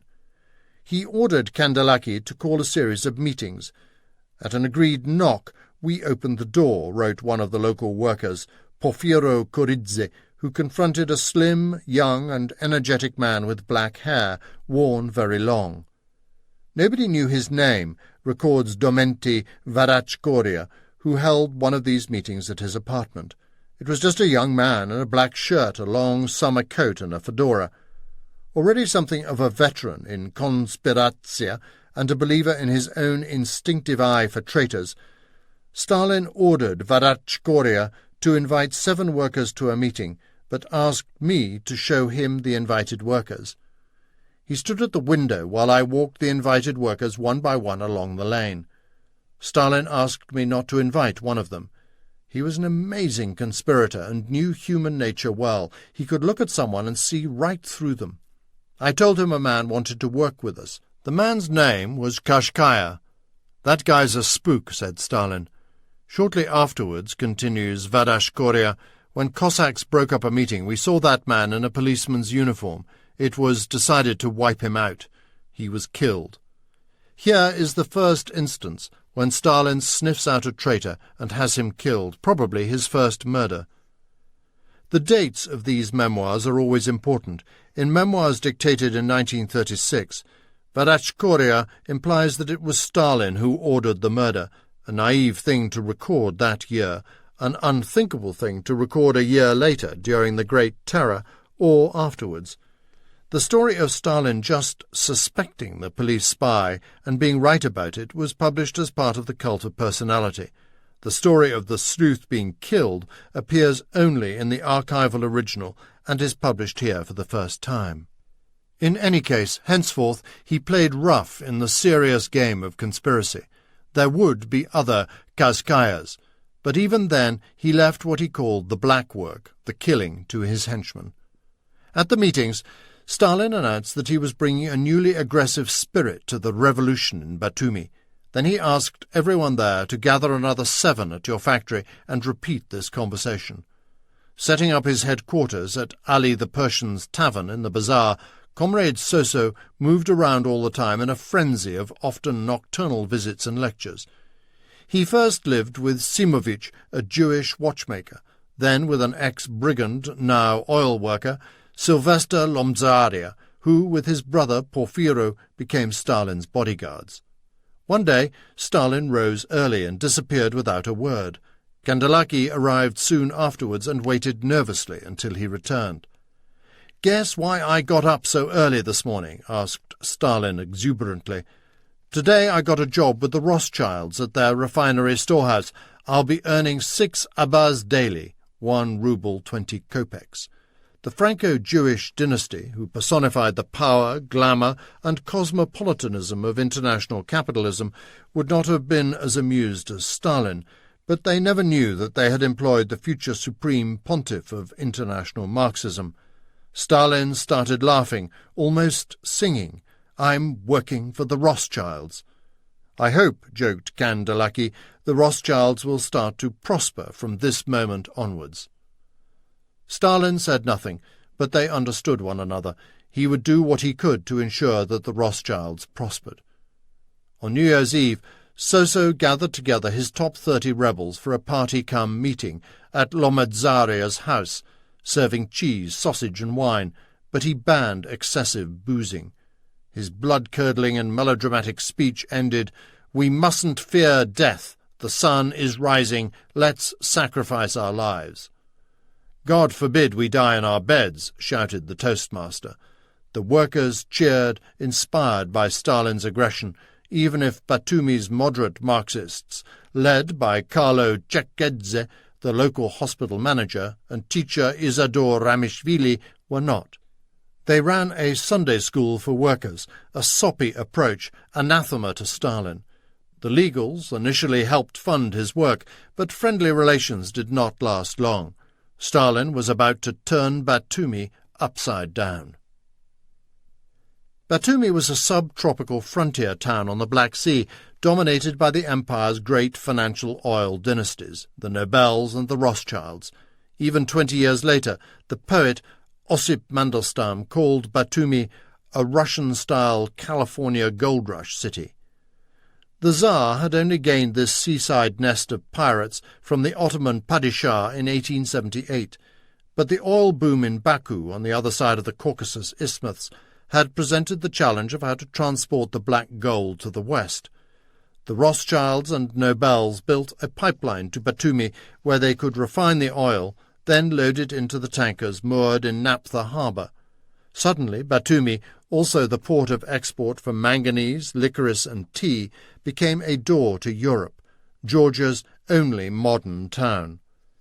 Batumi now boasted 16,000 Persian, Turkish, Greek, Georgian, Armenian and Russian workers, almost 1,000 of them at the refinery, controlled by Baron Edouard de Rothschild's Caspian and Black Sea Oil Company.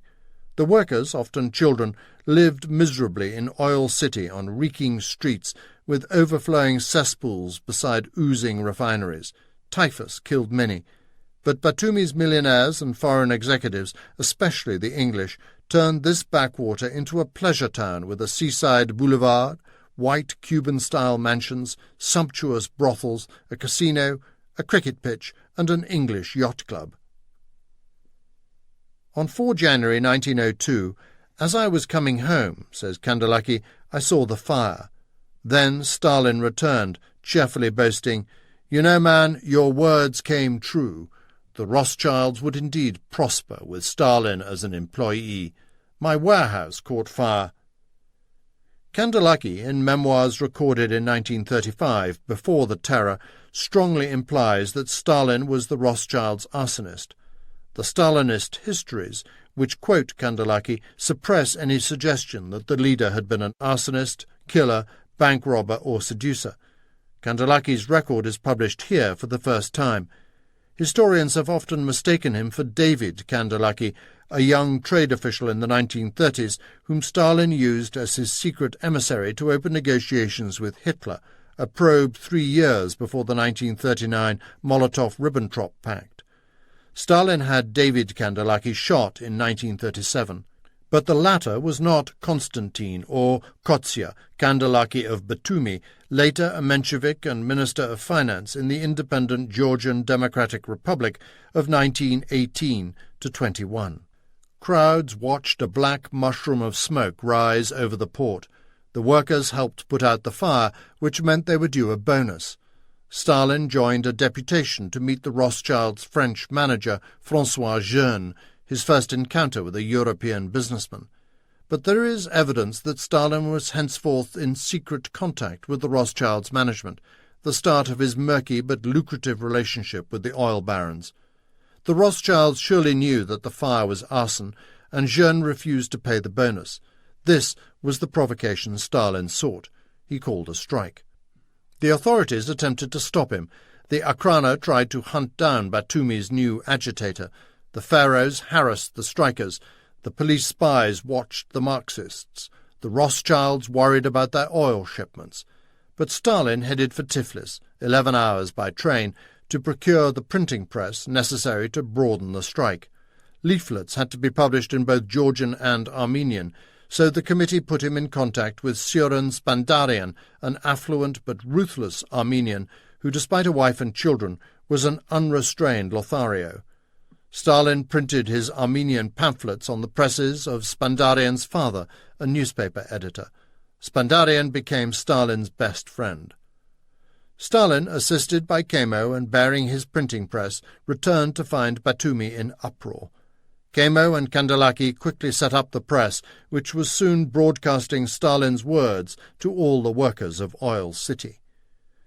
On 17 February, the Rothschilds and Nobels capitulated and agreed to the workers' demands, including a 30% pay rise, a triumph for the young revolutionary. In Tiflis, Captain Lavrov's gendarmes were breaking the Marxists with raids and arrests, but in Batumi, formerly so quiet, gendarme captain Georgi Jakeli admitted that he was worried by the sudden increased restlessness. He intensified surveillance of the enigmatic Comrade Soso. Stalin had to move out of Lomdzaria's apartment. After staying in different flats, he settled in the workers' township of Bashkana in a little house belonging to Natasha Katava, aged 22, a peasant beauty and SD sympathizer whose husband had disappeared. Judging by Batumi folklore, Katava's own memoirs, and his own later proposals, Stalin enjoyed a love affair with the young woman, the first but not the last with his many landladies and conspiratorial comrades. In her memoirs she talks of his tender attention and thoughtfulness, and even records a loving moment amid the Marxist struggle. He turned to me, stroked the hair off my forehead, and kissed me. This would have irritated Stalin, the sort of personal detail that more sophisticated interviewees in the 1930s left out of their memoirs. Natasha Katava recorded 2 sets of memoirs, one in 1934 and the other in 1937. Needless to say, the unpublished kissing episode appeared only in the first, before the terror. The Rothschilds, under their managers Jeune and von Stein, were determined to avenge Stalin's success. On 26 February, they dismissed 389 troublemaking workers. They went on strike, sending a man to find Comrade Soso, but he was in Tiflis, where he frequently visited his protégés Svadidze and Kamo. Soso hurried back to Batumi next day, inviting his followers to a meeting at Lomdzaria's place, where he proposed a series of demands and an even more provocative strike to shut down the whole oil terminal. One of his helpers, Porfiro Kuridze, did not recognize him. He had shaved off his beard and moustaches. When Stalin was not in Ali the Persian's tavern, he used the Suk-Suk cemetery as his macabre headquarters, holding midnight meetings among the graves to elect delegates. Once, when police surprised a meeting there, he hid within the wide skirts of a female comrade. At another gathering, surrounded by Cossacks, Stalin pulled on a dress and escaped in drag. The workers were impressed with the intellectual, whom they dubbed the priest. He gave them a reading list. "He once left us a book," said Koridze. "It's Gogol," Stalin explained, teaching us about Gogol's life. Comrade Soso, usually dressed in a dashing Caucasian coat with his trademark black wide-brimmed fedora and a white Caucasian hood tossed over his shoulder, quickly gained an aggressive following, known as the Sosoists, an early version of Stalinists. Chikedze and the legals of the Sunday school invited him over to receive a reprimand, but he refused to go. "They're armchair strategists and avoid real political struggle," sneered Soso, who had to be in absolute control. "Djugashvili's despotism," reported Captain Lavrov of the Tiflis Gendarmerie, alienated many in the struggle between the older socialists and the younger socialists. The strike spread. Blacklegs were threatened, their horses slaughtered, but the secret police were after Soso the priest. The Cossacks were massing. General Smegin, governor of Kutaisi province, which included Batumi, rushed into town to lead the suppression of the strike. Addressing the workers, his message was bleak: back to work or Siberia. Overnight, on 7 March, Smegin arrested Stalin's bodyguard, Porfirio Lomardzaria, and the strike leaders. Next day, Stalin arranged demonstrations outside the police station where the prisoners were kept. The pressure worked. The gendarmes nervously moved the prisoners to a transit prison. The governor promised to meet the demonstrators. This did not suit Soso. At that night's meeting, he proposed storming the prison. Vadachkoria preferred to negotiate. "You'll never be a revolutionary," sneered Soso the priest. The Sosoists backed him. The next morning, Stalin led aggressive demonstrations. The day after that, much of the town joined him on the march to storm the prison. But a traitor had betrayed the plan. Cossacks took up positions. Troops, under the tough Captain Antadze, blocked the way to the transit prison. They fixed bayonets. The vast crowd hesitated before the roadblock. "Don't run or they'll shoot," Stalin warned. Soso suggested we sing songs. "We didn't know the revolutionary hymns then, so we sang Ali Pasha," said Porfirio Koridze. "The soldiers won't fire," Stalin called out over the crowd, "and don't be afraid of the officers. Beat 'em up and let's free our comrades." The mob lurched towards the prison. Soso was surrounded by a guard of Sosoists, mainly Gurian peasant workers, led by Kandelaki. The Gurians were brave conspirators. "They tried to stop me going to the front, but I did," Stalin bragged later. "So they created 7 circles round me, and even the wounded were held in place, so it was impossible to break the circle."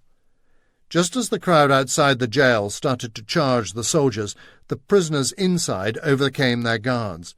One of the prisoners, Porfirio Lomardzaria, heard the rioters. "We tried to get out. The gate was shattered. Some prisoners escaped." The Cossacks galloped at the marauding demonstrators who tried to grab their rifles. The rebels fired shots in return and pelted the Cossacks with rocks. The soldiers beat them back with rifle butts but were forced to retreat. Captain Antadze was hit by stones, his cuff pierced by a bullet. The soldiers fought back, shooting into the air, and retreated again. But this time they stood their ground. Again the loud voice of Stalin called upon us not to disperse and to free the workers, recalled a demonstrator in Jarabian. The mob surged forward. Then a terrible sound. Captain Antadze barked the order, "Fire!" Volleys of shots rang out. People fell to the ground. Everyone was running and screaming. It was panic, absolute hell. The deserted square was covered with dead and dying, groaning under the eyes of the soldiers. The dying cried out, "Water!" or "Help!" Then I remembered Soso, says Kandelaki. We got separated. I was afraid, starting to search for his body among the dead. But Vera Lomardzaria, Porfiro's sister, noticed Stalin wandering around, observing the mayhem he had unleashed. Looking for her brother among the corpses, she attacked a soldier, but he replied, "It was Antadze." Soso picked up one of the wounded and got him into a phaeton. He brought him to our flat, reports Ilarion Darakvelidze.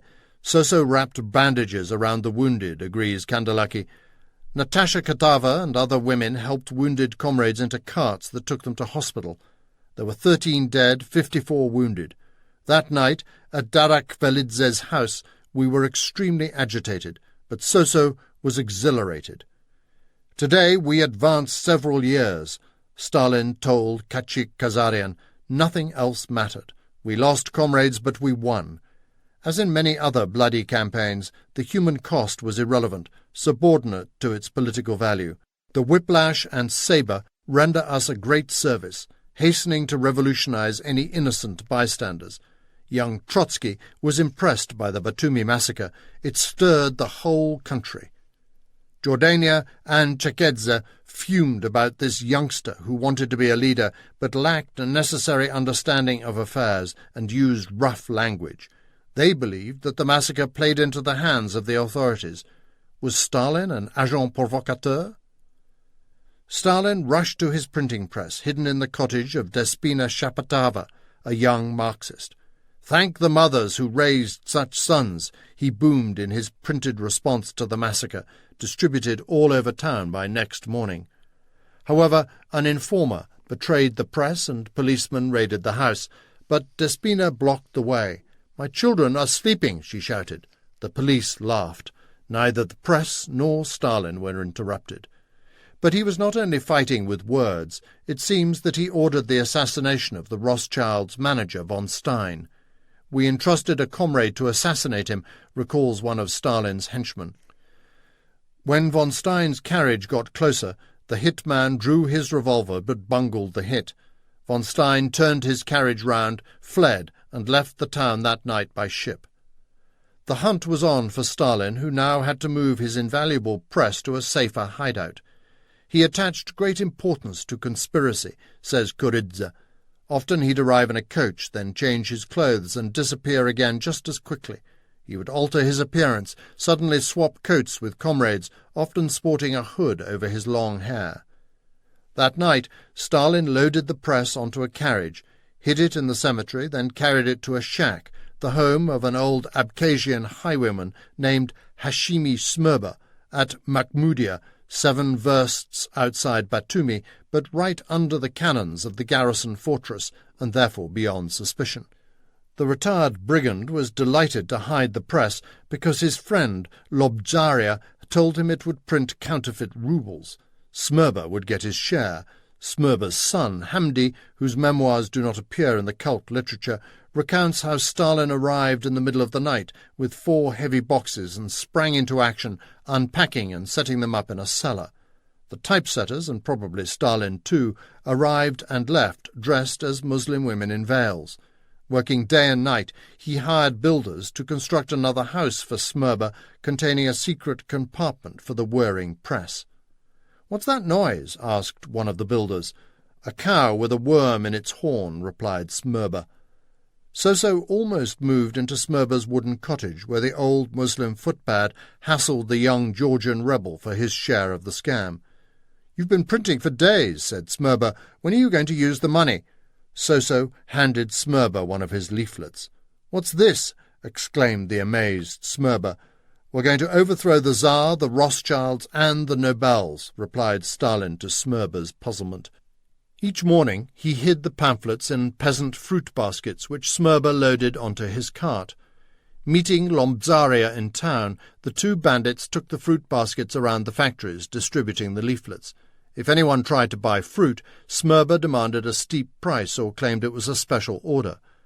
When the printer was broken, Stalin told Kandelaki, "Let's go hunting."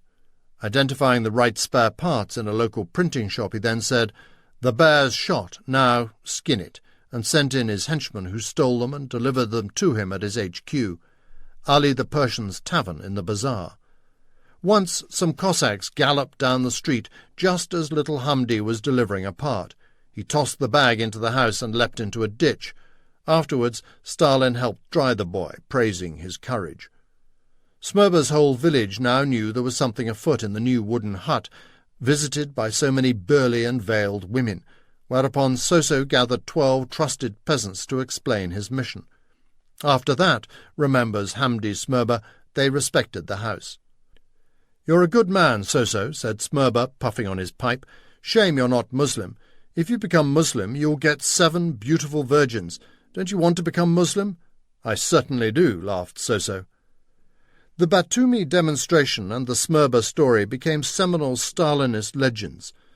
When the boss of Abkhazia, one of Stalin's favourite courtiers, Nestor Lakoba, wrote his Stalin-i Hashimi, Stalin and Hashimi, in 1934, he reinforced the cult of personality which had begun in 1929. Stalin's secretary, Ivan Tovshtuka, worried about the text, writing to Stalin's then deputy, Lazar Kaganovich, had the Hashimi text still things to correct and rewrite? What to do? Should it be thrown out? It was not. Its publication won Lakoba favour, but not for long. A year later, his work was outstripped by the massive exaggeration of History of the Bolshevik Organization in the Caucasus by Beria. Stalin himself, according to Beria's son, amended the manuscript, striking out names and replacing them with his own. A huge volume called The Batumi Demonstration 1902 followed in 1937. Beria swiftly moved to destroy his rival Lakoba, poisoning him and then murdering and personally torturing his wife and children. See Stalin, The Court of the Red Tsar for the full story. As for Hashimi Smurber himself, he moved house in 1916, burying the printing press in his garden. He died in 1922, aged 81. In his 70s, Stalin chuckled about Smurber. He knew Lakoba's book was widely regarded as propaganda. After all, it claimed that Stalin was the greatest man of a whole epoch, such as history gives to humanity only once in 100 or 200 years. But Stalin insisted, "It's true as it was told in that book. That's really how it happened." The dead workers were buried on 12 March, an opportunity for yet another demonstration, 7,000 strong, inspired by the fiery proclamation written and printed by Stalin. The procession was surrounded on every side by mounted Cossacks. Singing was banned. Comrade So-So quietly supervised the funerals. The gendarmes prevented any speeches. As the crowd left, the Cossacks mocked them by singing the death march.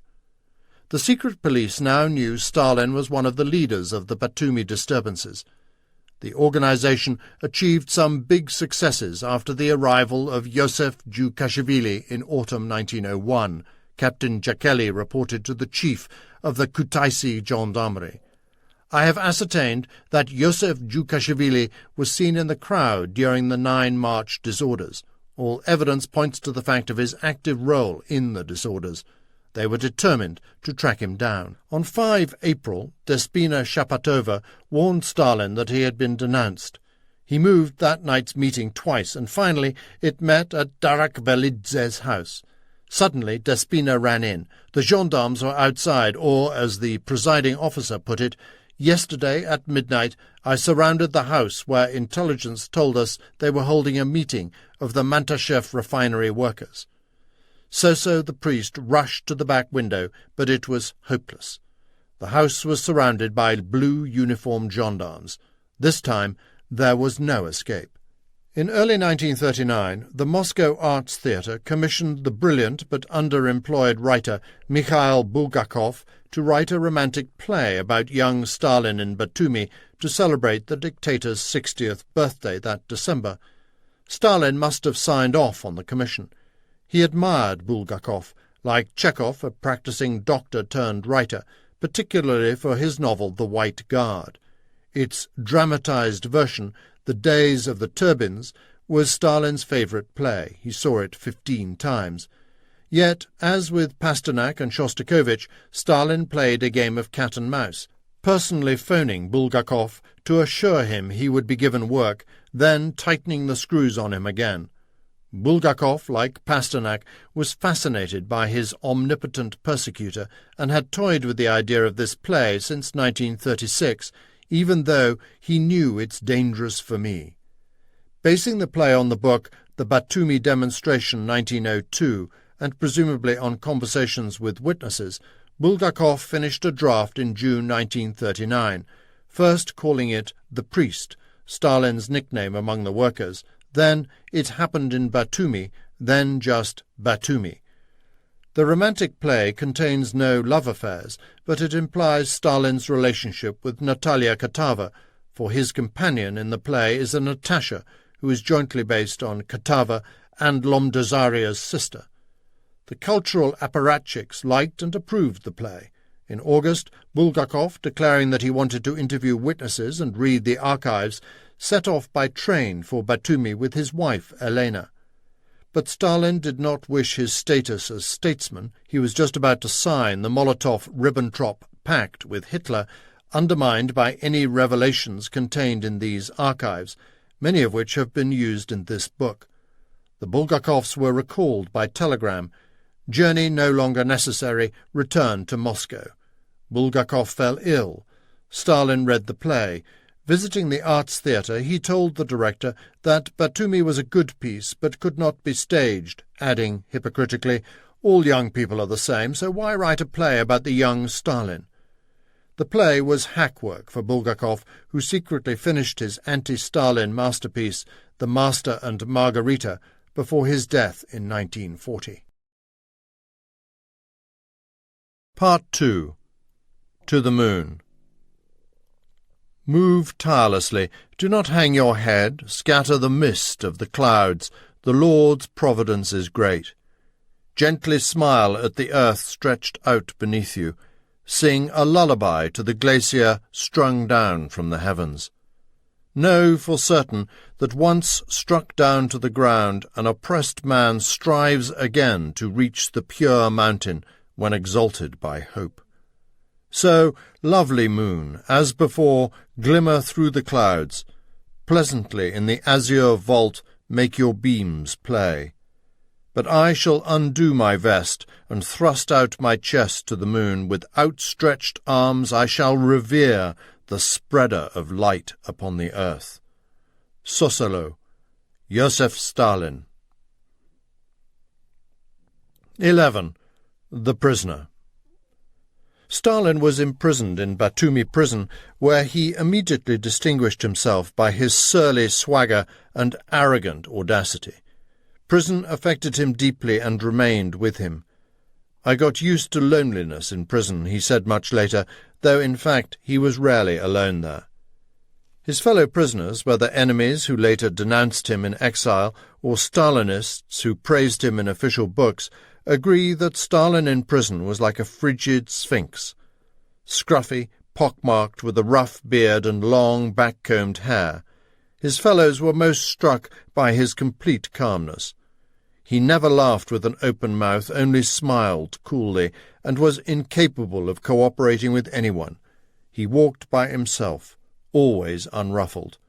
But initially he made a foolish mistake. On 6 April 1902, he faced his first interrogation at the hands of gendarme captain Giaccoli. He denied he had even been in Batumi at the time of the massacre, claiming he had been with his mother in Gori.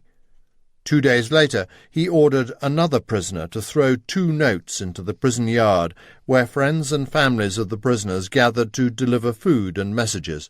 But the guards retrieved the notes in Stalin's handwriting. The first sent a message to tell the teacher, Yosef Arimashvili, that Soso Dugashvili's been arrested, and ask him to tell his mother that when gendarmes ask her, "When did your son leave Gori?" she must reply, "He was here in Gori all summer and winter until 15 March. The other note summoned his former pupil, Elizabeth Ashvili, to Batumi to take over his organization. Captain Giaccoli had already consulted the Tiflis secret police, who revealed that Stalin had been a leading light on the Tiflis committee. But now he also briefed Gori, who reported that 2 men had arrived there from Batumi and talked to Keke, her brother, Georgi Galadze, Stalin's uncle, and Airi Mashvili. All 3 were arrested and interrogated. Not a happy day for Keke. The men from Batumi had come to collect Stalin's mother, but the clumsy note-tossing also implicated Elizabeth Ashvili, who was living in Tiflis with Kemo and Svadnidze. The gendarmes arrested Kemo, who reluctantly led them to the Solalaki bathhouse, where they seized a disrobed Elizabeth Ashvili. He was taken to meet the famous Captain Lavrov, who handed him over to Captain Jakely. As Elizabeth-Ashvili entered the Batumi prison yard, Stalin rushed past him, whispering, "You don't know me." "I know," replied Elizabeth-Ashvili. "Hello from everyone." The next day, Elizabeth-Ashvili was interrogated by Captain Jakely. "Do you know Joseph Jukashvili?" "No." "Nonsense. He says he knows you. He might be insane." "Insane?" laughed the captain. "How can such a person be mad? We had Marxists here before they were quiet enough. This Jukashvili has turned the whole of Batumi upside down."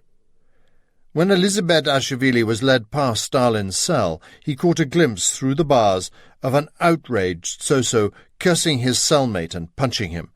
Next day I learned that they had placed a stool pigeon in his cell. Elizabeth-Ashvili was released, but soon returned, on Stalin's orders, to direct Batumi's Sosoists. As for Keke, she obeyed Soso's summons. Around 18 May, she set off from Gori and only returned on 16 June. She visited her son twice in Batumi prison. On her way via Tiflis, she somehow bumped into Crazy Bezo, drunk and angry. "Stop, or I'll kill you," he shouted, denouncing his rebel son. "He wants to turn the world upside down. If you hadn't taken him to school, he'd be a craftsman. Now he's in prison. I'll kill such a son with my own hands. He's disgraced me." A crowd gathered. Keke slipped away, her last encounter with her husband. Soso's rebellion was the ruin of Keke's ambition.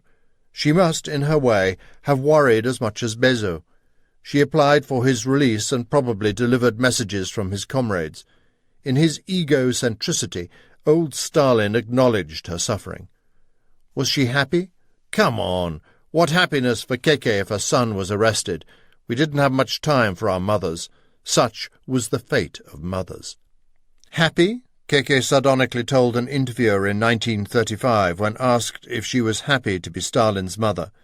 "You ask me what kind of happiness I felt? The whole world is happy looking at my son and our country. So what should I feel as a mother?"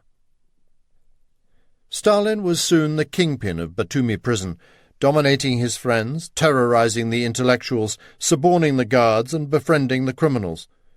The imperial prisons were a hidden civilization with their own customs and tricks, but Stalin, as ever, ignored the etiquette that did not suit him. The prisons, like the country itself, combined barbarism with paternalism, says Trotsky. There was no consistency. Sometimes political prisoners were placed in one big cell, known as the church, where they would elect elders. The revolutionaries lived by a set of chivalrous rules.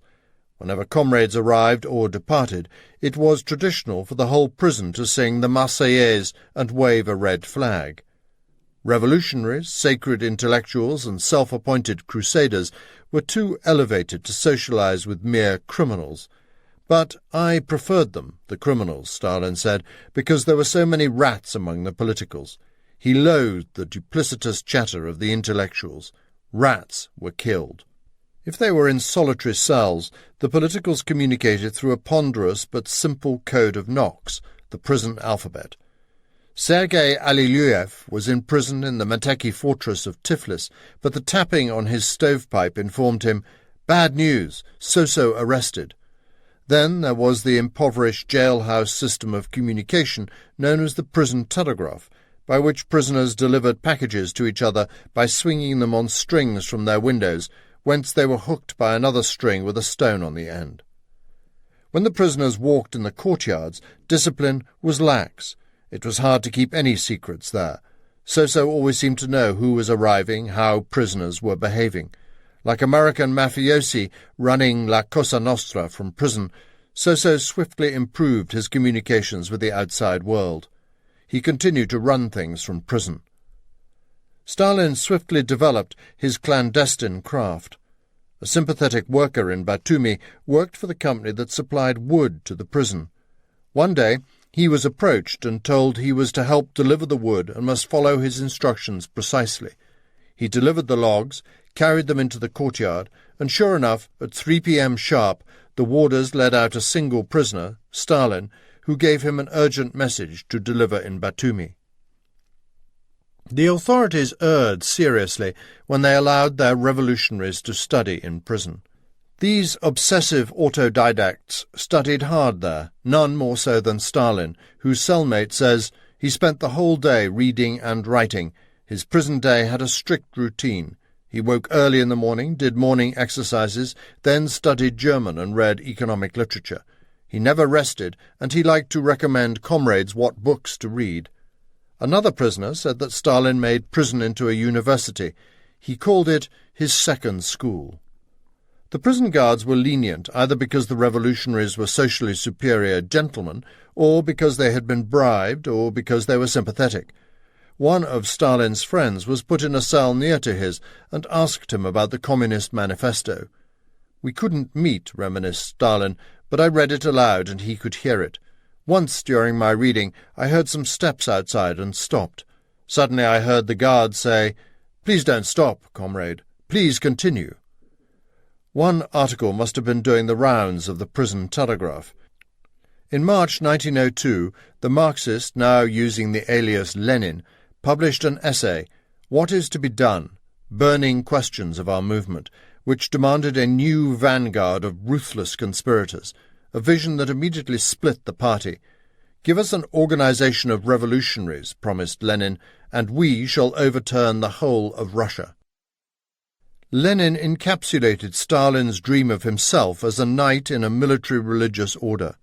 "Our party is not a school of philosophers," he asserted revealingly, "but a fighting party. Until now it resembled a hospitable patriarchal family. Now it must become like a fortress, its gates only opened for the worthy. Any other way was a desecration of its holy of holies." Captain Jackley rounded up Batumi's Sosoists, including Stalin's young landlady and girlfriend, Natasha Katava. When she appeared in the jail yard, Natasha was swiftly approached by an unknown prisoner. "Comrade Soso asks you to look up at his window." Natasha was alarmed in case this prisoner was a stool pigeon. "I don't know a Comrade Soso," she answered. But when she was locked in her cell, Stalin appeared at her window. "So, comrades, are you bored?" he inquired grandly. She saw that Comrade Soso was still very much in command of the struggle inside and outside the prison. The prisoners loved him because he took such cordial care of them. He certainly took good care of Natasha. Once she went to see him in his cell for a chat when one of the prison guards caught her and drove her away with the handle of his sabre. Stalin demanded the dismissal of the guard. His courage won him popularity among the prisoners, but also respect from the authorities. He got his way. It was not only Sosoists who admired him.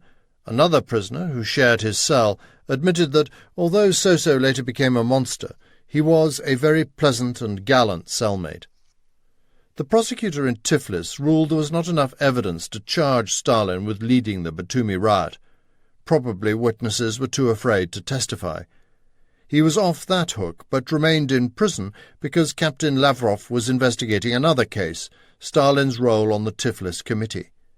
On 29 August, the gendarmes indicted Stalin along with his old comrades on the committee. Yet the bureaucracy muddled along slowly. He fell ill with his old chest sickness, which he sometimes claimed was his heart, at other times a shadow on the lung. During October, Soso managed to get the prison doctor to assign him and his sidekick, Kandalaki, to hospital. Against revolutionary etiquette, he also appealed 3 times to Prince Golitsyn, the Governor-General himself. My worsening cough and the pitiful condition of my aged mother, who was left by her husband 12 years ago and of whom I am the only support, forced me to apply for the second time for a humble discharge under police surveillance. I beg you to heed my request and respond to my petition. J. Djugashvili, 23 November 1901. His sickness did not stop him making trouble. When the ex-arch of the Georgian Church came to minister to his errant sons on 17 April 1903, the ex-seminarist led a violent protest that got him clapped in solitary confinement. The riot, not the first organized by Stalin, led to his transfer to the stricter Kutaisi prison in western Georgia. 2 days later, when the prisoners were mustered for their transfer, Stalin found that Natasha was being transferred with him. The warders started to handcuff him. "We're not thieves to be handcuffed," snapped Stalin. The officer took off the cuffs. The story shows Stalin's authority over prisoners and officers alike. The Tsarist police were biddable in a way unthinkable for the Soviet secret police. Then the prisoners were gathered for the march through Batumi. Stalin demanded a cart for their belongings, and a phaeton for me, the woman, recalls Natasha proudly. Incredibly, Stalin, that master of the prison system, got his way here too. As Soviet leader, Stalin disdained Tsarist leniency, determined to avoid it in his own repressions. "The prisons resemble nothing so much as rest homes," he wrote at the height of the terror in 1937. "The prisoners are allowed to socialize, can write letters to each other at will, receive parcels." Only the best for Stalin's girl. Natasha travelled to the station in a phaeton. When their train arrived at nearby Kutaisi, Stalin held everyone back. "Let Natasha go in front so everyone can see that women also fight these dogs." At Kutaisi, the authorities tried to force the prisoners to behave. The politicals were split up, but Stalin soon found a way to communicate and plan a counterattack. When Natasha Katava was moved out of the collective cell into solitary, emotion overcame me. I started crying. Stalin heard about this on the prison telegraph and had a note delivered to her that read, "What do your tears signify, she-eagle? Is it possible prison has defeated you?" In the prison yard, Stalin met a moderate comrade, Grigol Yuratadze, who hated him but almost admired his glacial temperament. In 6 months I never once saw him crying, angry, or indignant. He always conducted himself with total composure, and his smile was carefully calibrated to his emotions. We used to chat in the courtyard, but Stalin just walked alone in strange little short steps. Everyone knew how surly he was, but he was also absolutely imperturbable. Stalin was hostile to the bumptious intellectuals, but with the less elevated worker revolutionaries who did not arouse his inferiority complex, he played the teacher, the priest. Soso organized the reading of newspapers, books, and magazines, and gave lectures to the prisoners. Meanwhile, he confronted Kutaisi's more severe regime. The regional governor refused his demands. On 28 July, Soso gave a sign, and the prisoners started a noisy protest, banging the steel doors so loudly that the whole town was alarmed. The governor called for troops, who surrounded the prison, but then he capitulated, agreeing to place all the politicals in one cell. Stalin won, but the governor got his revenge. It was the dreariest dungeon in the bowels of the jail. When some of the prisoners were swiftly dispatched to Siberian exile, Stalin suggested a group photograph. Just as he liked to set up the group photographs when he was in power, so now he directed everyone's position and placed himself in his favourite place, middle top row. "I'm also one of the soldiers of the revolution, so I'll stand here in the centre." There he is, long-haired and bearded, the self-appointed leader. When his comrades were led out for their long journey, Comrade Soso stood in the courtyard and raised a red flag. We sang the Marseillaise. The secret police now mislaid Stalin in their own prison. The gendarmes and the Akhrana in Tiflis both thought that Chopura, the pockmarked one, had long since been released. Captain Lavrov believed he was again leading the workers in Batumi under special surveillance. Clearly the spooks were watching completely the wrong man. Batumi was not too sure either until Lieutenant Colonel Shabalevsky settled the case of the lost, pockmarked one by informing everyone that Djukashvili has been in prison for a whole year already, now in Kutaisi. The grinding mechanisms of Tsarist justice, which sent cases like that of Stalin from local governors to justice and interior ministries in Petersburg, generated a recommendation for 3 years' exile in eastern Siberia. The Tsarist authorities recognized, due to the special challenges of evidence and secrecy, that terrorists and revolutionaries could not be tried by jury or judge. The local gendarme officer recommended a sentence to the local governor-general, who forwarded it on to the special commission. 5 justice and interior officials who passed sentence.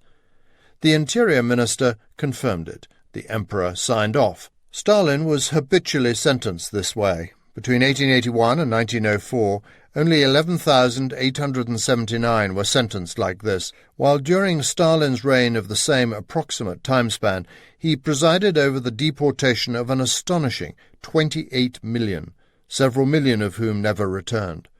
As for capital punishment under the Tsars, Catholic Poles and Jews in the western provinces were much more likely to be hanged than Orthodox Russians or Georgians. On 7 July 1903, the Justice Minister sent this recommendation to the Emperor, who approved Stalin's sentence with his imperial stamp. Nicholas II was such a punctilious, if unimaginative, autocrat that he diligently read even the most trivial paper sent to his office. So there were several occasions when the fate of the future Red Tsar crossed the desk of the last emperor. Now the police managed to lose Stalin all over again. The governor of Tiflis thought he was in the Meteki fortress, but the prison replied that he had never been there. So the head of the Tiflis police declared, "Location of Djukashvili so far unknown." The police appealed to the gendarmes, who revealed that Stalin was back in Batumi prison, which was well and good, except that he was still in Kutaisi prison. It took a month and a half to find him. Such confusion has fueled the feverish imagination of conspiracy theorists ever since. Were the gendarmes or the Akrana hiding him from one another because he was a double agent? There is no evidence for this. The muddle might be suspicious if it applied only to Stalin, but it was almost universal. In the interlinked worlds of murderous conspiracy and sluggish pen-pushing, there was as much confusion as conspiratassia. While he waited, he heard terrible news. On 17 August 1903, Sose's hero, Ledo Ketchavelli, who had been arrested in Baku and incarcerated in the Meteki fortress, was standing at his cell window baiting the guards with shouts of "Down with autocracy," when one of them shot him through the heart. Such a fate could easily have befallen Stalin himself. He never forgot Ledo. On 8 October, Stalin finally learned that he was departing on a very long journey. His first stop would be a return to Batumi. He organized another group photograph. As he departed the prison, his comrades waved the flag, singing the Marseillaise. "I'm being exiled," Stalin wrote to the newly released Natasha Katava. "Meet me near the prison."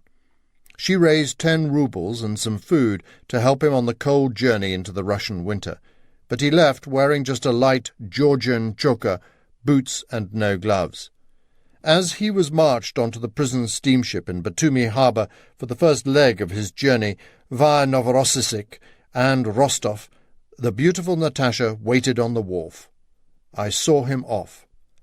This voyage would take a Georgian, accustomed to the sing-song, wine-flavoured lushness of Georgia, to another life in a frozen, far-off country. Siberia. 12.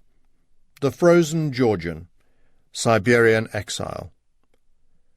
The journey to Siberia was often more deadly than the exile itself.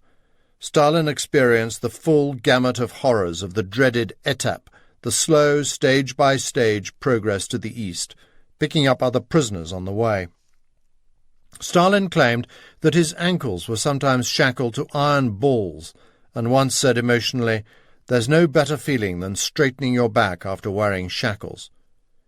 When he reached Rostov-on-Don, he was already out of money and telegraphed Batumi to ask for more.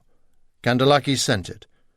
Somewhere not far out, he started to suffer agonizing toothache and consulted a doctor's assistant. "I'll give you medicine that'll cure your tooth forever," he promised. "He put the medicine into my rotten tooth himself," Stalin recalled. "It was arsenic, but he never told me you had to take it out of the tooth. So it stopped aching all right, but a couple of teeth fell out altogether. He was right. Those teeth never ached." Toothache was just another of the many ailments that tormented Stalin throughout his life. The farther from civilization they travelled, the more the prisoners were exposed to the extremes of Siberia, disease, and violence. Somewhere in Siberia, One of the prisoners was almost dying of gangrene, Stalin recounted in his 70s. The closest hospital was 1,000 kilometres away at least. The doctor's assistant was found, and he decided to amputate. He poured spirit on the leg, asked several men to hold him down, and started to operate. I couldn't bear to watch the operation, and I sheltered in the barracks, but the man's bone was sawn without anaesthetic, so you couldn't escape his screams. I can still clearly hear that scream. En route, he also encountered scores of Gurian peasant workers arrested during his Batumi demonstration. Soso admitted a rare moment's guilt seeing these bewildered Georgians shivering on the road to Siberia, but they assured him of their gratitude. The criminals were a real hazard. Usually they respected our struggle, said Stalin's henchman Vyacheslav Molotov, who made a similar trip to Irkutsk, but they also terrorized the politicals. During that étape, Stalin told one of his adopted sons, it was my fate to come up against a psychotic safe-breaker, a giant of a man, almost 2 meters tall. I made some harmless remark to him about my tobacco pouch. The exchange ended in a fight. The idiot forced me to the ground, breaking several ribs. No one helped me. Stalin was knocked unconscious, but typically drew a political lesson. As I was coming round, it occurred to me that politicians must always win over allies. In future, the psychopaths would be on his side. On arrival in Irkutsk, the distant capital of Siberia, Stalin was dispatched westward to a regional centre, Balagansk, 75 versts from the nearest railway station. Now they travelled by foot and cart. Stalin was absurdly underdressed for the Siberian freeze, still in his white Georgian chokha with its bullet pouches. He found 7 exiles in Balagansk and stayed with Abram Guzinski, a Jewish exile, trying to avoid being sent farther. But he had been assigned to Novoye Uda. The local police recorded that Yosef Djugashvili, exiled by His Imperial Majesty's command of 9 July, arrived on 26 November and was taken under police supervision. Novoye Uda, 70 versts from Balagansk and 120 from the closest station, thousands of versts from Moscow or Tiflis and his farthest exile, was a tiny town divided into 2 halves. The poor lived in shacks on a marshy promontory, while the marginally better off lived around a couple of shops, a church, and a wooden fortress built to terrify into submission the local shamanistic Mongol tribe, the Buryats. There was little to do in Novoye Uda except read, argue, drink, fornicate, and drink more. These were pastimes for locals and exiles alike. The settlement boasted 5 taverns. Soso took to all these local pastimes, but he found his fellow exiles intolerable. There were 3 others in Novoye Uda, Jewish intellectuals, who were either Buntists, followers of the Jew abuses of Tsarist tyranny. It was certainly boring and depressing, but once settled in some god-forsaken village, the exiles, intellectuals, who were often hereditary noblemen, were usually well treated. Such paternalistic sojourns more resembled dull reading holidays than the living hell of Stalin's murderous gulags. The exiles even received pocket money from the Tsar, 12 rubles for a nobleman such as Lenin, 11 rubles for a school graduate such as Molotov, and 8 for a peasant such as Stalin, with which to pay for clothes, food, and rent. If they received too much money from home, they lost their allowance. Wealthier revolutionaries could travel first class. Lenin, who enjoyed a private income, financed his own trip to exile and behaved throughout like a nobleman on an eccentric naturalist's holiday. Trotsky, who was subsidized by his father, a rich farmer, mused pompously that Siberia was a test of our civic sensibilities, where the exiles could live happily like gods on Olympus.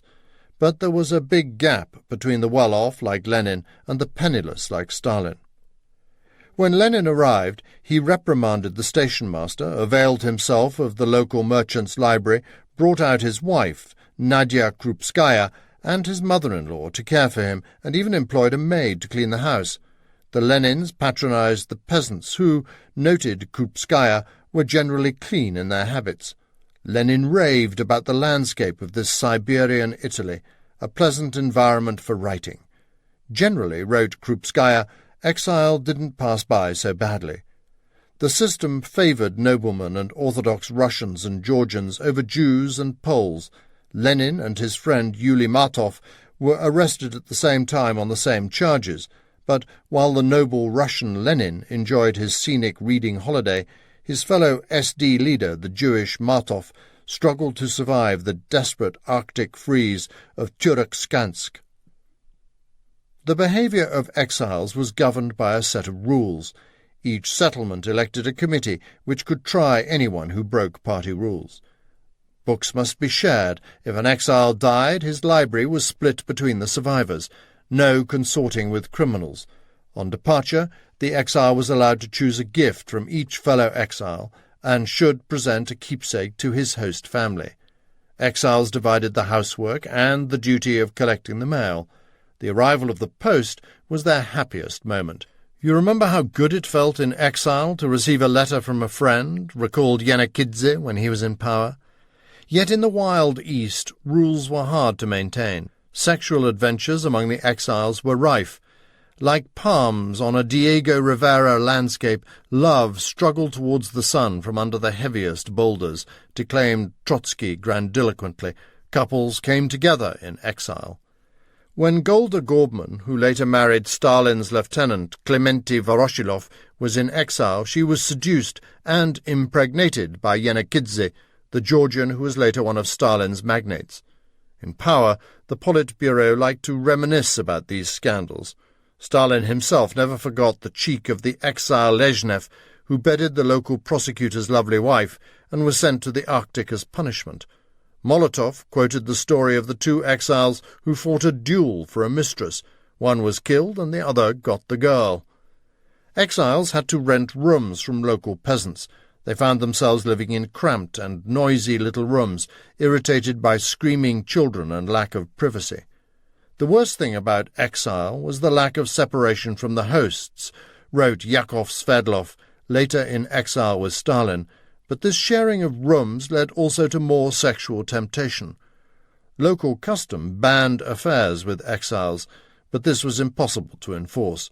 The local girls found the exiles exotic, educated, affluent, and hard to resist, especially when they were often sharing the same bedroom. Revolutionaries were naturally fractious, but their feuds in the isolation of exile had a malice all of their own.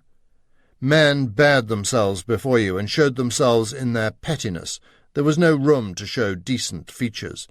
The exiles behaved appallingly, but Stalin's conduct as reckless seducer, procreator of illegitimate children, serial feuder and compulsive troublemaker was one of the worst.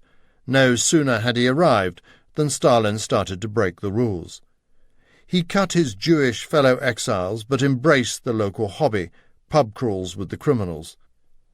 There were some nice salt-of-the-earth fellows among them, and too many rats among the politicals, he told Khrushchev and the rest of the Politburo at their dinners in the 1940s. I hung around mostly with the criminals. We'd stop at the saloons in town, see if any of us had a rouble, then we'd hold it up to the window and drink up every kopeck we had. One day I'd pay, next day someone else. This consorting with criminals was considered beneath the dignity of the snobbish middle-class revolutionaries. Once they organized a comrades' court, says Stalin, and put me on trial for the offence of drinking with criminals. This was neither the first nor the last trial that the uncongenial Soso faced from his comrades. Yet he did not lose contact with the outside world or settle for a long stay. In December 1903, the mail brought a letter from Lenin. I first met Lenin in 1903, said Stalin, not a personal meeting, more a postal one. It wasn't a long letter, but a bold and fearless critique of our party. He exaggerated. This was not a personal letter. Lenin had not yet heard of Stalin, but a pamphlet, a letter to a comrade on organizational tasks. Nonetheless, its effect on Stalin was real enough. That simple, bold note reinforced my belief that in Lenin the party had a mountain eagle. Stalin burned it afterwards, but he soon learned that at the SD party's second Congress, held in both Brussels and London, Lenin and Martov had defeated their rivals, the Jewish Bundists, who wanted to combine socialism with national territories for minorities. But then the victors had fallen out among themselves, Lenin demanding his exclusive sect of revolutionaries, Martov embracing a wider membership and mass worker participation. Lenin, who revelled in schismatic confrontations, split the party, claiming that his group were the majoritarians, Bolsheviki, and Martov's the minoritarians, Mensheviki. Even at this early date, Lenin and Stalin, soi-disant champions of the proletariat, were against the involvement of real workers. They believed in an oligarchy that would rule in the name of the workers, a concept that became the dictatorship of the proletariat. Stalin was convinced that the election of workers to the party committees would include too many amateur revolutionaries and more police agents. Leninists were also less sympathetic to the land aspirations of peasants. Most Georgian Social Democrats believed in wide worker and peasant participation and land grants to peasants, so they became Mensheviks. The Georgian Mensheviks under firebrands like Jordania were very effective and increasingly popular. Georgian Mensheviks were much more violent than Russian Mensheviks. Gibladze and No Ramishvili were as enthusiastic about terror and expropriation as Stalin up to 1907. But ultimately, Bolsheviks were much more disciplined, merciless, and comfortable with terror and killing. To complicate matters, there were mild Bolsheviks, such as Kamenev, just as there were extreme Mensheviks. Stalin claimed that he wrote immediately to his lame Goreli friend Davitashvili in Leipzig, who was in contact with Lenin, but this was one of his fibs. In fact, he did not write for almost a year, but he was already a Leninist. Trotsky believed one could recognize a Bolshevik on sight. Stalin was, says Iri Mashvili, an instant Bolshevik. In 1904, there was a strong sense that something world-shattering was stirring. The movement was flourishing. As Nicholas II blundered closer to a victorious little war with Japan in his quest for a Far Eastern empire, the revolution was suddenly closer than it had ever been. This was no time to be in Novaya Uda.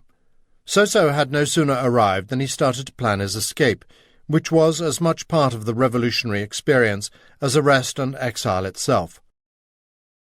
Escape was not too difficult. Everyone tried to escape, wrote Trotsky. The exile system was a sieve. The escapee needed money to buy his boots, the false papers. Usually the full escape kit, boots, food, clothes, train tickets, bribes, cost around 100 rubles. Conspiracy theorists ask naively how Stalin raised the cash. Was he an agent for the Akhrana? Probably Ignatashvili via Keke and his party comrades provided the money, but raising it was hardly unusual. Between 1906 and 1909, over 18,000 obscure exiles out of a total of 32,000 somehow raised the money to escape. Stalin made his record more suspicious by changing the number of his escapes and arrests in his own propaganda. Yet it turns out that he was arrested and escaped more often than he officially claimed. When he personally edited his short course biography in the 1930s, he signed off on 8 arrests, 7 exiles, and 6 escapes. But when he re-edited the book in 1947, using his blue crayon, he reduced the numbers to 7 arrests, 6 exiles, and 5 escapes. In conversation, he claimed, "I escaped 5 times." Amazingly, Stalin was being modest or forgetful. There were, in fact, at least 9 arrests, 4 short detentions, and 8 escapes. The last word belongs to Alexander Ostrovsky, expert on Stalin's secret police connections. The fact of Stalin's frequent escapes might be seen as surprising only to a person who is completely unfamiliar with the specifics of the pre-revolutionary exile system. Soso made his first amateurish attempt after reading Lenin's pamphlet in December 1903. His landlady and children gave him some bread for the trip. Initially, he told Anna Alyulyeva, "I didn't succeed because the police chief had an eye on me. The freeze set in, and then I collected winter supplies and set off on foot. My face almost froze." As he got older, these tales grew taller.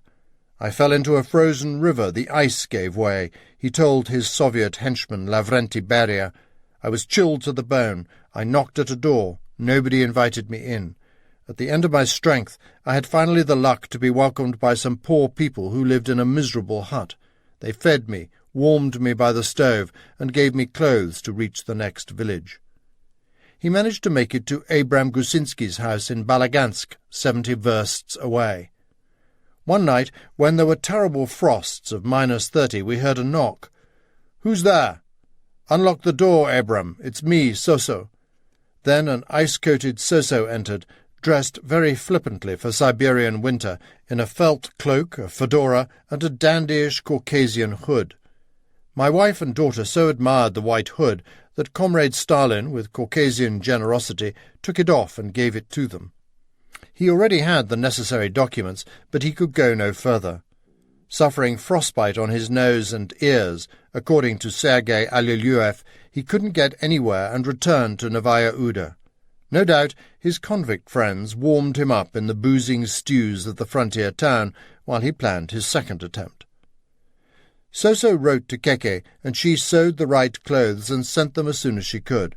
Soso escaped wearing them. He had moved into another house belonging to Mitrofan Kungarov, who, on 4 January 1904, gave Stalin a lift out of Novaya Uda. Arming himself with a sabre, Stalin tricked Kungarov, claiming that he just wanted to reach nearby Zarkovo to complain about the police chief. Kungarov was probably the drunken sledge driver who demanded to be paid in vodka at every stop. "We travelled in -40 temperatures," recalled Stalin. "I wrapped myself in furs.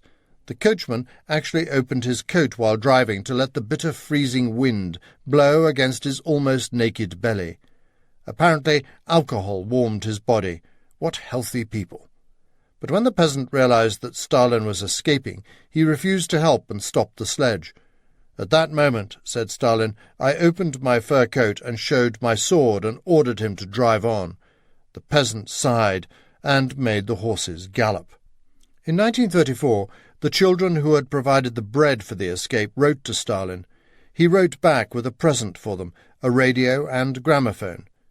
In 1947, pensioner Kungarov wrote, "Generalissimo of the Soviet Union, Comrade J.V. Stalin, I deeply apologize for bothering you, but in 1903 you lived at my place, and in 1904 I personally took you to Zarkovo on the way to the Tyrets station, and when the police interrogated me, I lied for you that I had taken you to Balagansk. For lying, I was imprisoned and received 10 lashes. I ask you to help me." It is highly unlikely that Kungarov would make this up, but Stalin read the letter and said he did not recall this, asking Kungarov to give more details.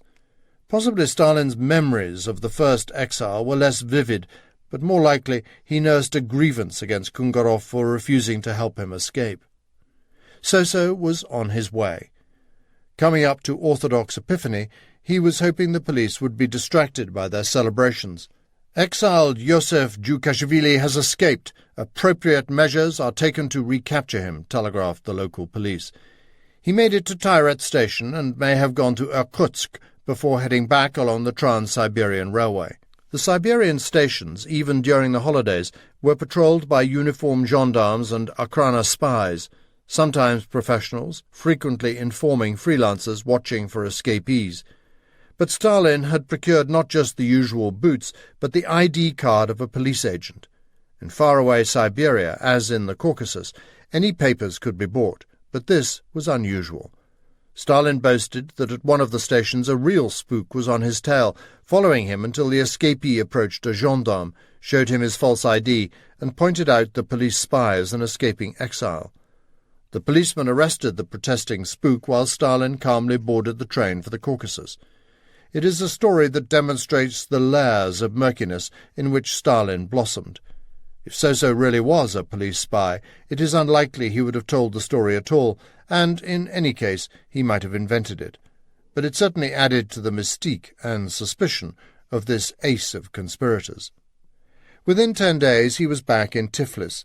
When he burst into a friend's apartment, they barely knew who he was, as he had lost weight in Siberia. "Don't you recognize me, you cowards?" he laughed, whereupon they greeted him and rented him a room. Stalin's timing was impeccable. That January 1904 Russia stumbled into war.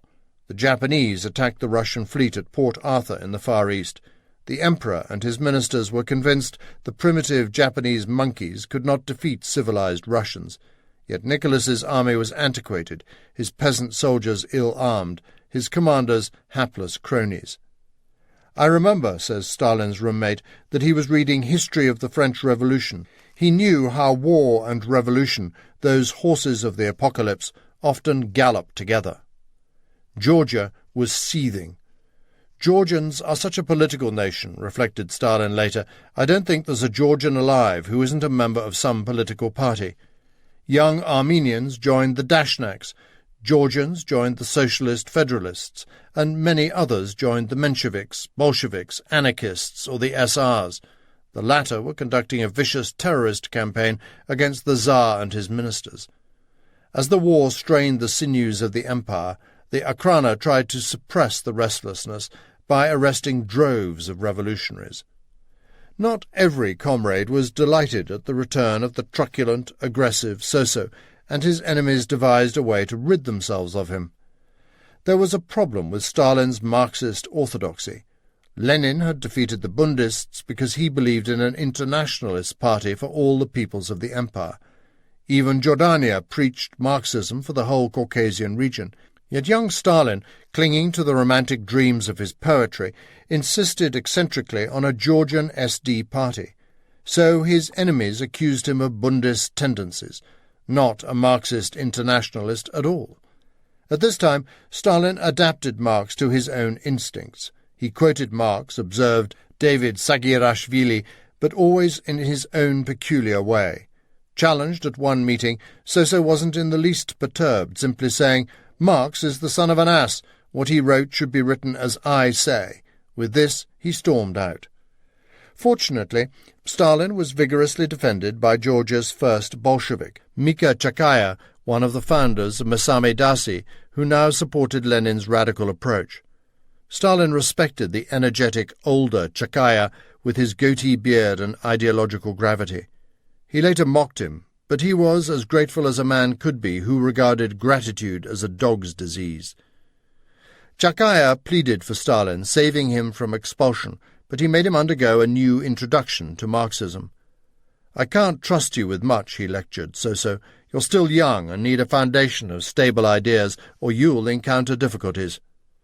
Chakaya introduced him to a young Armenian intellectual named Danesh Shavadian to lecture him on the new literature. Chakaya, Stalin laughed later, began our instruction on the creation of the planets, life on Earth, protein and protoplasm, and after 3 hours we finally reached slave-owning society. We couldn't stay awake and started dozing off. Yet Stalin's anecdotes concealed the humiliating truth. Chakaya ordered him to write a credo renouncing his heretical views. The Armenian read it and was satisfied. 70 printed copies were distributed. The credo was one of the important secrets of Stalin's past. It seriously undermined Stalin's Leninist credentials, putting him closer to the 1918 Mensheviks, who created an independent Georgia, and the Bolshevik deviationalists of 1921-22. In 1925, striving to succeed Lenin, Stalin started to seek out and destroy any copies. In 1934, he twice approached Shavadian, first via his boss in the Trade Commissariat, Stalinist magnate Anastas Mikoyan, then through an old Tiflis comrade, Malakia Toroshaledze, rector of Tiflis University.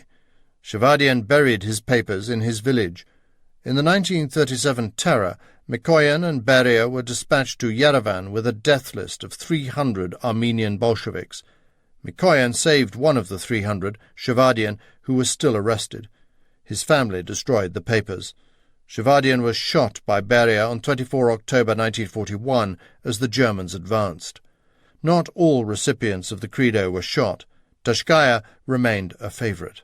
Stalin was forgiven, but Tashkaya said he had to rest before he could receive a redemptive mission.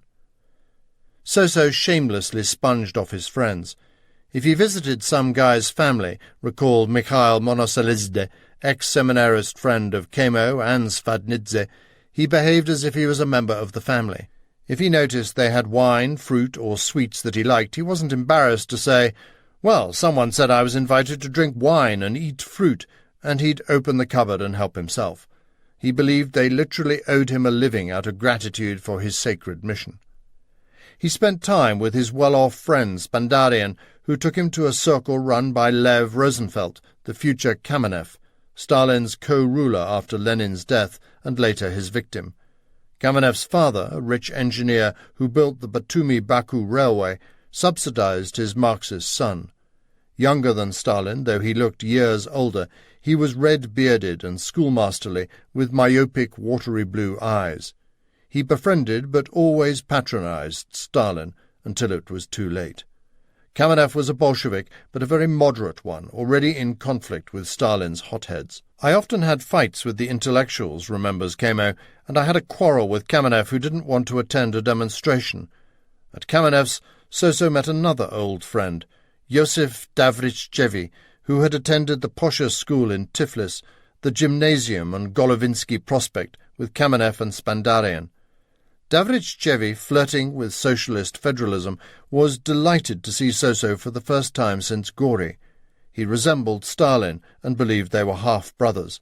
"We talked for ages," reminisces Davrichevi, snobbishly adding that Stalin knew no one in Tiflis. This was not quite true, for he now met up with many of the young revolutionaries who would rule the USSR with him, or at least share his life. One day, Sergei Alilyaev returned from Baku with some printing press type, and delivered it to Babe Bocharidze's house, a favourite with the revolutionaries. "I looked round," wrote Alilyaev. A young man of 23 or 4 entered the adjoining room. "He's one of us," said Babe. "One of us," the young man repeated, inviting me in. He sat me at the table and asked, "Well, what good news have you to tell me?" Even though he was 10 years younger than Alilyaev, the haughty Soso presumed to command, giving orders on the transport of the press. They had already met as conspirators, but now Alilyaev invited him into his home to meet his beautiful and notoriously promiscuous wife. Stalin later grumbled that the Alilyaev women would never leave him alone, always wanting to go to bed with him. 13. Bolshevik Temptress. The Alilyaevs would become family and travel with Stalin from this world of prisons, death, and conspiracy to the peak of power, and then back to the world of prisons, death, and conspiracy at the hands of Stalin himself. Sergei was a fascinating, adventuresome man like his gypsy forefathers. He got into fights. If anyone ill-treated the workers, he'd beat them up. His wife, Olga, née Fedorenko, a real beauty with grey-green eyes and blonde hair, was a highly sexed Marxist temptress. Olga often fell in love with men, wrote her granddaughter Svetlana. Her parents, of German ancestry, were ambitious and hard-working, with high hopes for Olga. But Sergei Alilyaev, then 27, was their lodger, a fitter of serf and gypsy origins who had worked since he was 12. Olga, just 13, was meant to marry a local sausage-maker, but fell in love with the lodger. They eloped. Her father chased Sergei with a whip, but it was too late. Sergei and Olga immersed themselves in revolutionary activism while raising a family of 2 daughters and 2 sons. The youngest, Alilyaev, Nadezhda, was still a baby, but the older children grew up with this unstable, nymphomaniac mother and a household devoted to the cause, a bustle with an ever-changing cast of young conspirators, particularly those who were dark, mysterious, and to their mother's taste. Georgians were her type. On occasion she had affairs with a Pole, then a Hungarian, then a Bulgarian, and even a Turkish man, says Svetlana. She liked southern men and sometimes huffed Russian men of bumpkins. Olga Alilyaeva favoured Lenin's brooding envoy Viktor Kurnatovsky, now in Siberian exile, and Stalin. Her son, Pavel Alilyaev, supposedly complained that his mother chased first Stalin, then Kurnatovsky. It is claimed that Nadia said her mother had admitted sleeping with both. Her granddaughter, Svetlana, certainly writes that Olga always had a soft spot for Stalin, but the children came to terms with this. The affairs sooner or later ended. Family life went on. The affair resurfaced when Stalin married Olga's youngest daughter, Nadia. The rumour spread that Stalin was her father. Both apparently heard the rumour, but she was already 3 when Stalin met the family. Meanwhile, in 1904, Soso had also been courting more traditionally a Georgian girl of a good family. Nina Gurgenidze asked her to marry him.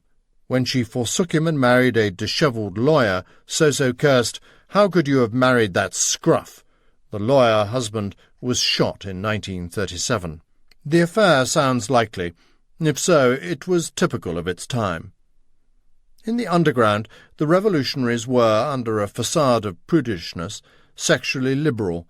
Married comrades constantly found themselves thrown together in the fever of their revolutionary work.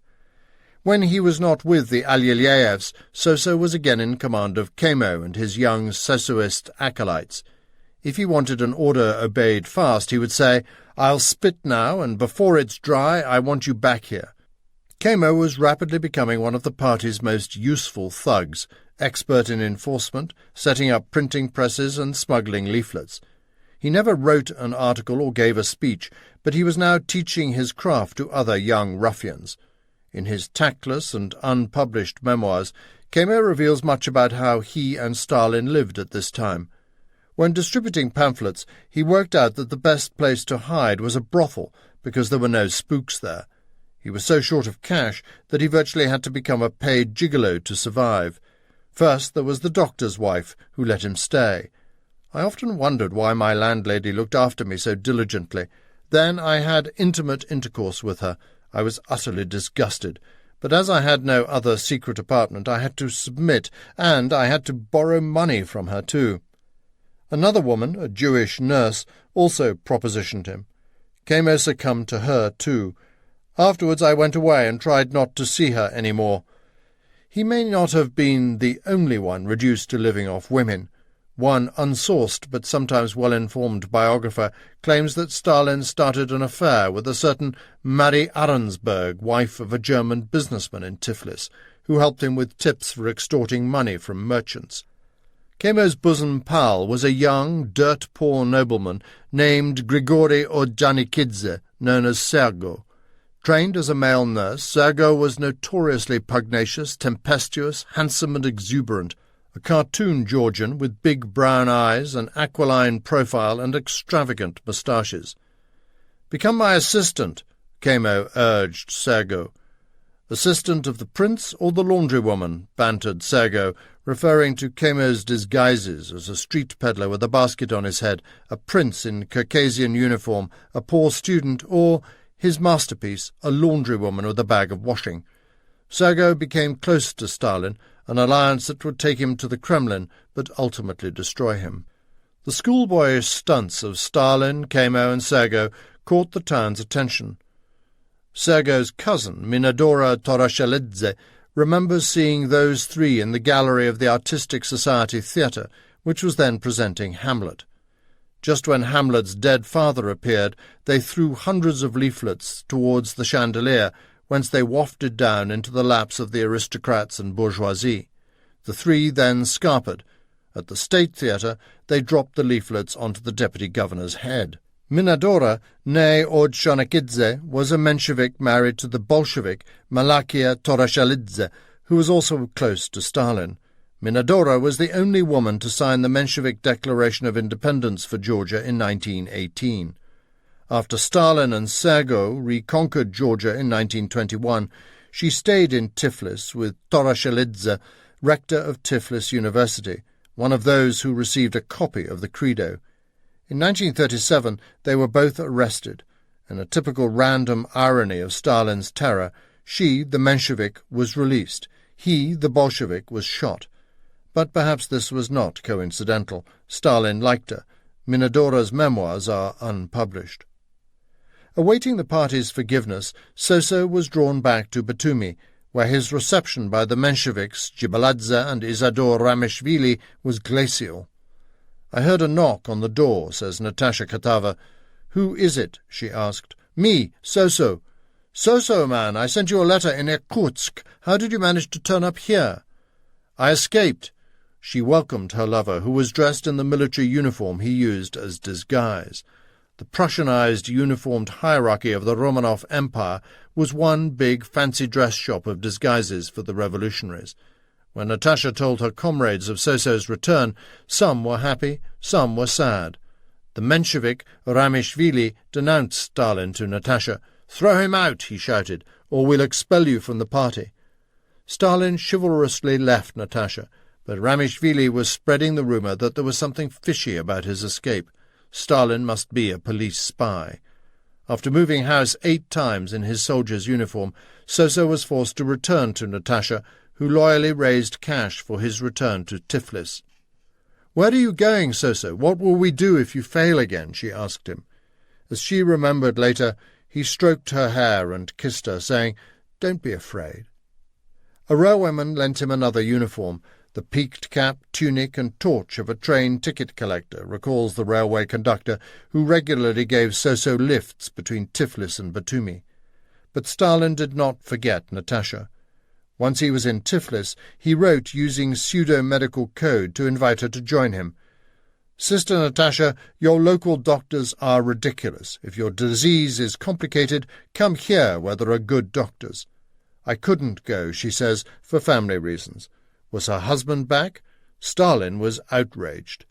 He and Philip Makaradze, an older Bolshevik and founder of the Third Group, were busy at this time editing and contributing to the party's illegal Georgian newspaper Proletariatis Brudzola, Proletarian Struggle, which was published at their secret press in Avlabar, the workers' district in Tiflis. But then he returned to Batumi for a month in April, another unhappy visit. At a May Day celebration at the seaside, Stalin apparently got into a row with some locals, presumably Mensheviks, which led to a Marxist, wine-lubricated factional brawl in which he was beaten up. He encountered Natasha Kadava, who had turned down his proposal to live together. "I rushed up to greet him," she writes, "but the angry Soso shouted at me, 'Get away from me!'" Kadava became a party official and avid Stalinist in Batumi.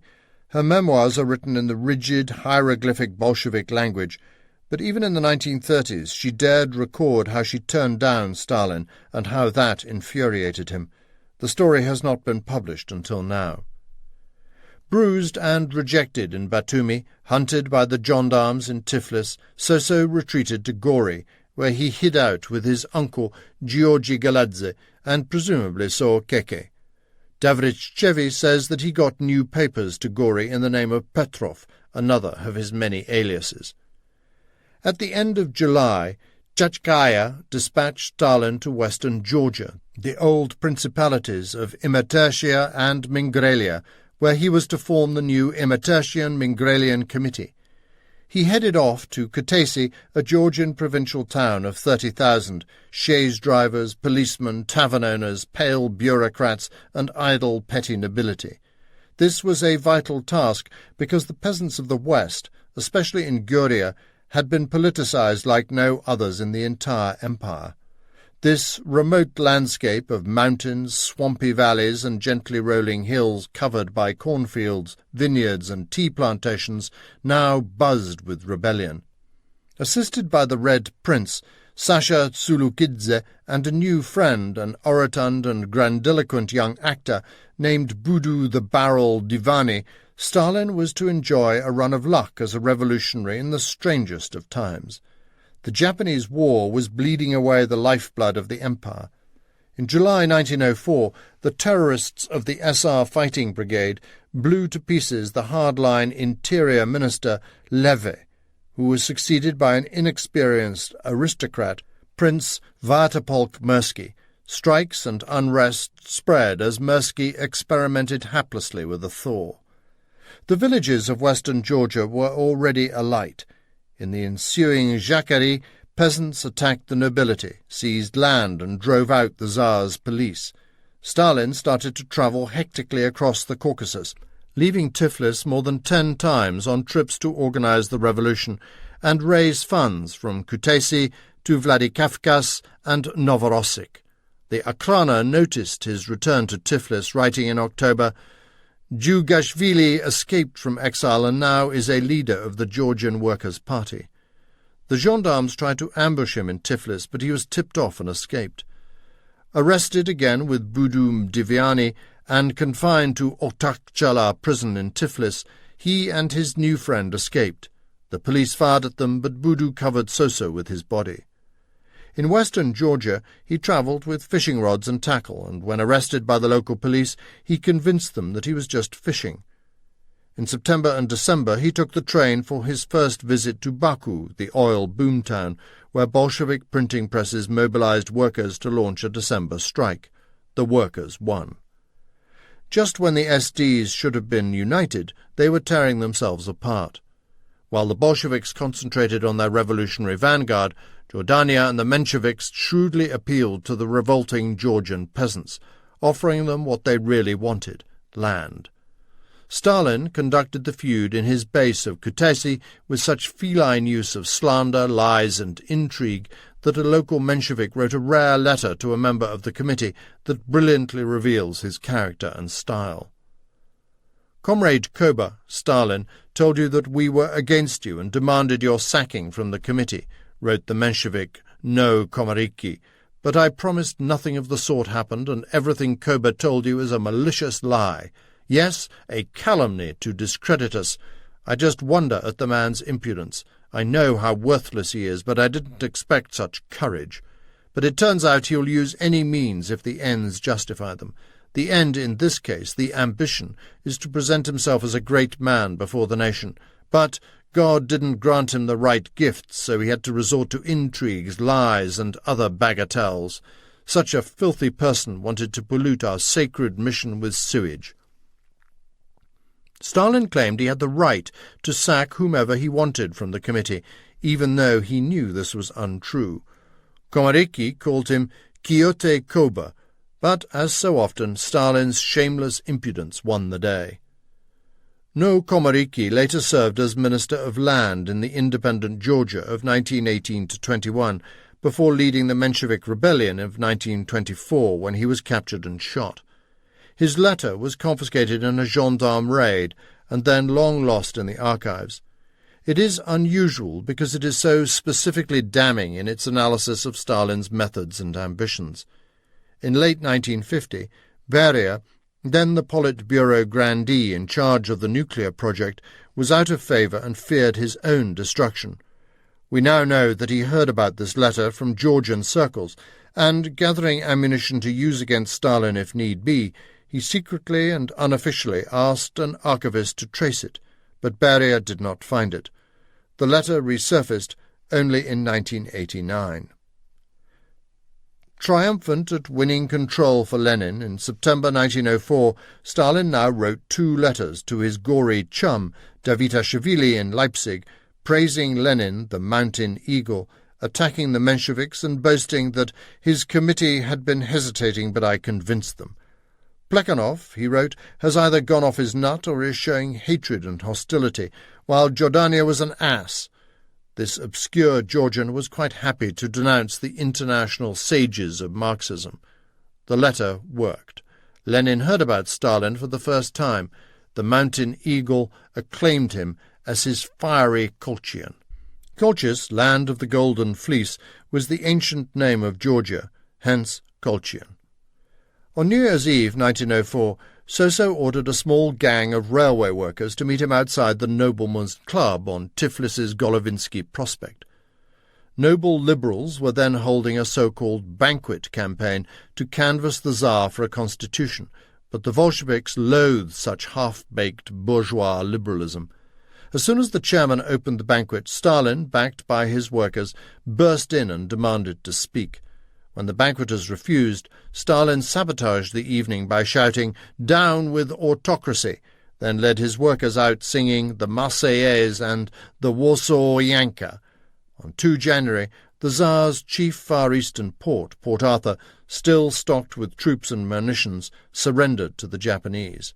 So began 1905. On Sunday, 9 January, when Stalin was in Baku again, the revolutionary-come-police agent, Father Gapon, marched at the head of 150,000 hymn-singing workers to submit a humble and loyal petition to the Tsar at the Winter Palace in Petersburg. Cossacks blocked the way. They fired 2 warning salvos, but the workers continued to advance.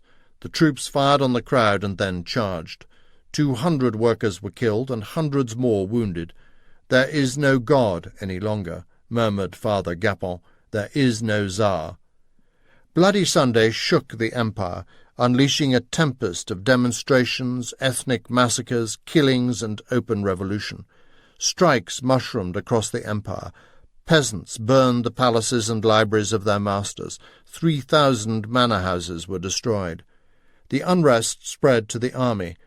"The Tsar's battalions," wrote Stalin in an article, "are dwindling. The Tsar's navy is perishing, and now Port Arthur has shamefully surrendered. The senile decrepitude of the autocracy is revealed again." But the Tsar still hoped for a miracle. In one of the most extraordinary naval ventures in history, he sent his leaky Baltic fleet to almost circumnavigate the globe via Africa, India, Singapore to fight the Japanese. Had the gamble succeeded, Nicholas II's victory would have resounded down the ages. The Tsar sacked his luckless interior minister and appointed a new one who suggested that some political concessions might be necessary. "One would think you're afraid a revolution will break out," replied the emperor. "Your Majesty, the revolution has already begun." The 1905 revolution, which Trotsky later called the dress rehearsal. At the time, it seemed like the real thing, a savage and exhilarating battle across the empire, but especially in the Caucasus, where Stalin learned the methods that he would use throughout his life. He found himself in his element, revelling in the blood-curdling drama. "Workers of the Caucasus, time for vengeance," he wrote. "They're asking us to forget the swish of the whips, the whiz of the bullets, the hundreds of our hero comrades killed, and the hover of their glorious ghosts around us whispering, 'Avenge us!'" 14. 1905. King of the Mountain. 1905 began and ended with slaughter. It was the year of revolution in which young Stalin, for the first time, commanded armed men, tasted power, and embraced terror and gangsterism. On 6 February he was in Baku when some Armenians shot a Tatar in the centre of the city. Azeri Turks, or Tatars as they were often called, retaliated. The news spread. The authorities, who had long resented Armenian wealth and success, encouraged the Muslim Azeri mobs to pour into the city. For 5 long days, Azeri gangs killed every Armenian they could find, with the frenzied hatred that comes from religious tension, economic jealousy, and neighbourly proximity. While anti-Semitic pogroms broke out across the empire, Baku descended into an orgy of ethnic killing, burning, raping, shooting, and throat-cutting. The governor, Prince Nakashidze, and his police chief did nothing.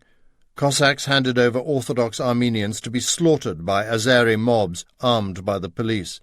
One Armenian oil baron was besieged in his palace by an Azeri mob whom he picked off with a Winchester rifle until he ran out of ammunition and was torn to pieces. Eventually, the Armenians, wealthier and better armed, started to fight back and massacre Azeris. "They don't even know why they're killing each other," said the mayor. "Thousands of dead lay in the streets," wrote a witness of the Baku slaughters, "and covered the Christian and Mussulman cemeteries. The odour of corpses stifled us. Everywhere women with mad eyes sought their children, and husbands were moving heaps of rotting flesh. At least 2,000 died." Stalin was there to see these infernal and apocalyptic sights. He had formed a small Bolshevik battle squad in Baku. Now he gathered this mainly Muslim gang and ordered them to divide the two communities wherever possible, while simultaneously taking the opportunity to steal any useful printing equipment and raise money for the party by protection rackets. Stalin, according to his first biographer, Esat Bey, who grew up in Baku, presented himself to the head of the Armenian household and gravely informed him that the time was near when the household would fall beneath the knives of the Muslims. But after a donation to Bolshevik funds, Stalin conveyed the Armenian merchants to the countryside. Esad Bey was one of the pseudonyms of Lev Nusimbaum, the son of a Jewish Baku oil baron who wrote Stalin, Career of a Fanatic. He also wrote the classic love story Ali and Nino under the name Kurban Said, whose identity was a mystery until a new biography, The Orientalist by Tom Rees, revealed Nusimbaum's bizarre life and ethnic transformation into a Muslim in fascist Italy. A notorious fantasist is hardly an ideal historical source. His unsourced anecdotes were long regarded as myths, yet they often turn out to be historically correct. Nusimbaum must have known exiles from Tiflis and Baku and recorded their stories, but his unreliable material has to be counterchecked. Afterwards, Soso hurried back to Tiflis, where there was every danger of an ethnic bloodbath between Georgians and Armenians or Christians and Muslims. The city was paralyzed by strikes. The police arrested revolutionaries and Cossacks charged demonstrators on Golovinsky Prospect. Stalin helped organize a demonstration of reconciliation to prevent a massacre and wrote a passionate pamphlet which, printed and distributed by Kemo, warned that the Tsar was using pogroms against Jews and Armenians to buttress his despicable throne on the blood, the innocent blood of honest citizens, the groans of dying Armenians and Tatars. Stalin led the demonstration on 13 February to struggle against the devil sowing strife among us. He proudly reported that 3,000 of his own pamphlets had been distributed and that in the leading corps of the crowd a banner-bearer was carried shoulder-high to deliver a strong speech, himself, no doubt. But the bad blood between Bolsheviks and Mensheviks was now thoroughly poisonous. Jordania, the aristocratic Menshevik leader, returned from exile. His towering authority and sensible pro-peasant policies won over the Georgians, who overwhelmingly embraced Menshevism. At the Tiflis Committee, Isidor Ramishvili, who in Batumi had whispered about Stalin's suspicious escape, openly accused him of being a government agent, though he apparently had no proof of this. Emboldened by Jordania, Mensheviks and then Bolsheviks each elected their own committees. In April, Stalin headed west, where armed gangs and elected committees had taken control of government and justice, even though some of the peasants thought committee was actually the name of a new sort of Tsar. Arson and assassination became routine in a separate republic where police power could not enter. Stalin wrote frenziedly and spoke at mass meetings against the Mensheviks in Batumi and Kutaisi. At one debate, Comrade Koba performed strongly in a session that started at 10 p.m. and lasted until dawn. Then, dressed in black and grey, with his moustache and beard shaved off for disguise, he was smuggled into the forest to hide until he could escape by night. Stalin's Menshevik enemy was the charismatic firebrand No Ramishvili, aged 25, tall, thin, with smiling eyes and energetic voice. Khariton Chavichvili, a Menshevik, saw the duelists face one another like mythical champions. Chavichvili's 2 volumes of memoirs are invaluable but rarely used by historians. They were only published in tiny editions in French. Chavichvili was a hostile witness who wrote in exile, yet he is half impressed, half appalled by Stalin's magnetism. First, Ramishvili arrived, then the famous Soso, Comrade Koba, smaller than Ramishvili but just as thin. His look was calmer, deeper, his face coarser, perhaps due to the pockmarks. His style, manners were totally Georgian, yet there was something utterly original, something hard to fathom, both leonine and feline about him. Under an ordinary appearance, wasn't there something extraordinary? Chavichvili was impressed too by the oratory, or lack of it. He wasn't an orator, but a master of the art of dissimulation. He spoke with a light smile, eyes fixed, concisely, clearly, and was very persuasive, even though Ramishvili was the better speaker. Even when the famous Soso lost to the Mensheviks, which was often, the workers kissed him with tears in their eyes. Yet an envious fury at the smug, often Jewish Mensheviks seethed beneath Soso's glacial calm. After one debate, he tore into the Mensheviks. Lenin's outraged that God sent him such comrades as the Mensheviks. Who are these people anyway? Martov, Dan, Axelrod are circumcised Yids. You can't go into a fight with them, and you can't have a feast with them. When Stalin was in Kutaisi, the miners of nearby Chiatura appealed to him. This mountain mining town was the only real Bolshevik stronghold in Georgia. With every intention of holding it, he now began to spend much of his time there. Astride snow-peaked mountains with precipitous cliffs and low clouds, Chiatura was growing fast. Russia's biggest manganese mine supplied around 60% of the world's production. Dominated by a lunar landscape of ore heaps, its 3,700 black-skinned workers toiled 18-hour days in choking dust for paltry salaries. Lacking baths or even housing, miners slept down in the mines. Animals, wrote Koti Tsitnadze, a gunman who was Stalin's future bank robbery supremo, lived better than Chiatura workers. On a hot summer day, 2,000 miners, covered in dust like blackamoors in a minstrel show, listened to the Mensheviks and then to Stalin. Javishvili saw how Soso, the ultimate tactician, let the Mensheviks speak first, boring the audience. When his turn came, he said he did not want to tire them and refused to perform. The workers then begged him to speak, at which he talked for just 15 minutes, with striking simplicity. Stalin kept a stupefying sang-froid. He talked as if in a fresh and serene conversation. He seemed to see nothing but observed everything. He won the debate. His plain speaking outflanked the grand oratory of more flamboyant performers whom the workers distrusted. Years later, he worked the same trick with famous orators like Trotsky. He realized his own attraction, explaining to Javishvili that the Menshevik speaker was a great orator, but your big cannon is no use here when you need to shoot short distances. Stalin took control of Chiatura, says Javishvili, which became the Bolshevik fortress. Soso was very powerful there. He surrounded himself with men twice as old, twice as cultured, but the admiration and affection with which he enveloped himself permitted him to impose his iron discipline on his troops. Known as Famous Soso or Sergeant Major Koba, he set up a printing press with the help of the pretty young student Patsia Goldava, who later toted a revolver in the 1907 Tiflis bank robbery. The famous Soso was the champion of armed resistance, founding, arming, and commanding the Red Battle Squads, half partisans, half terrorists, across Georgia.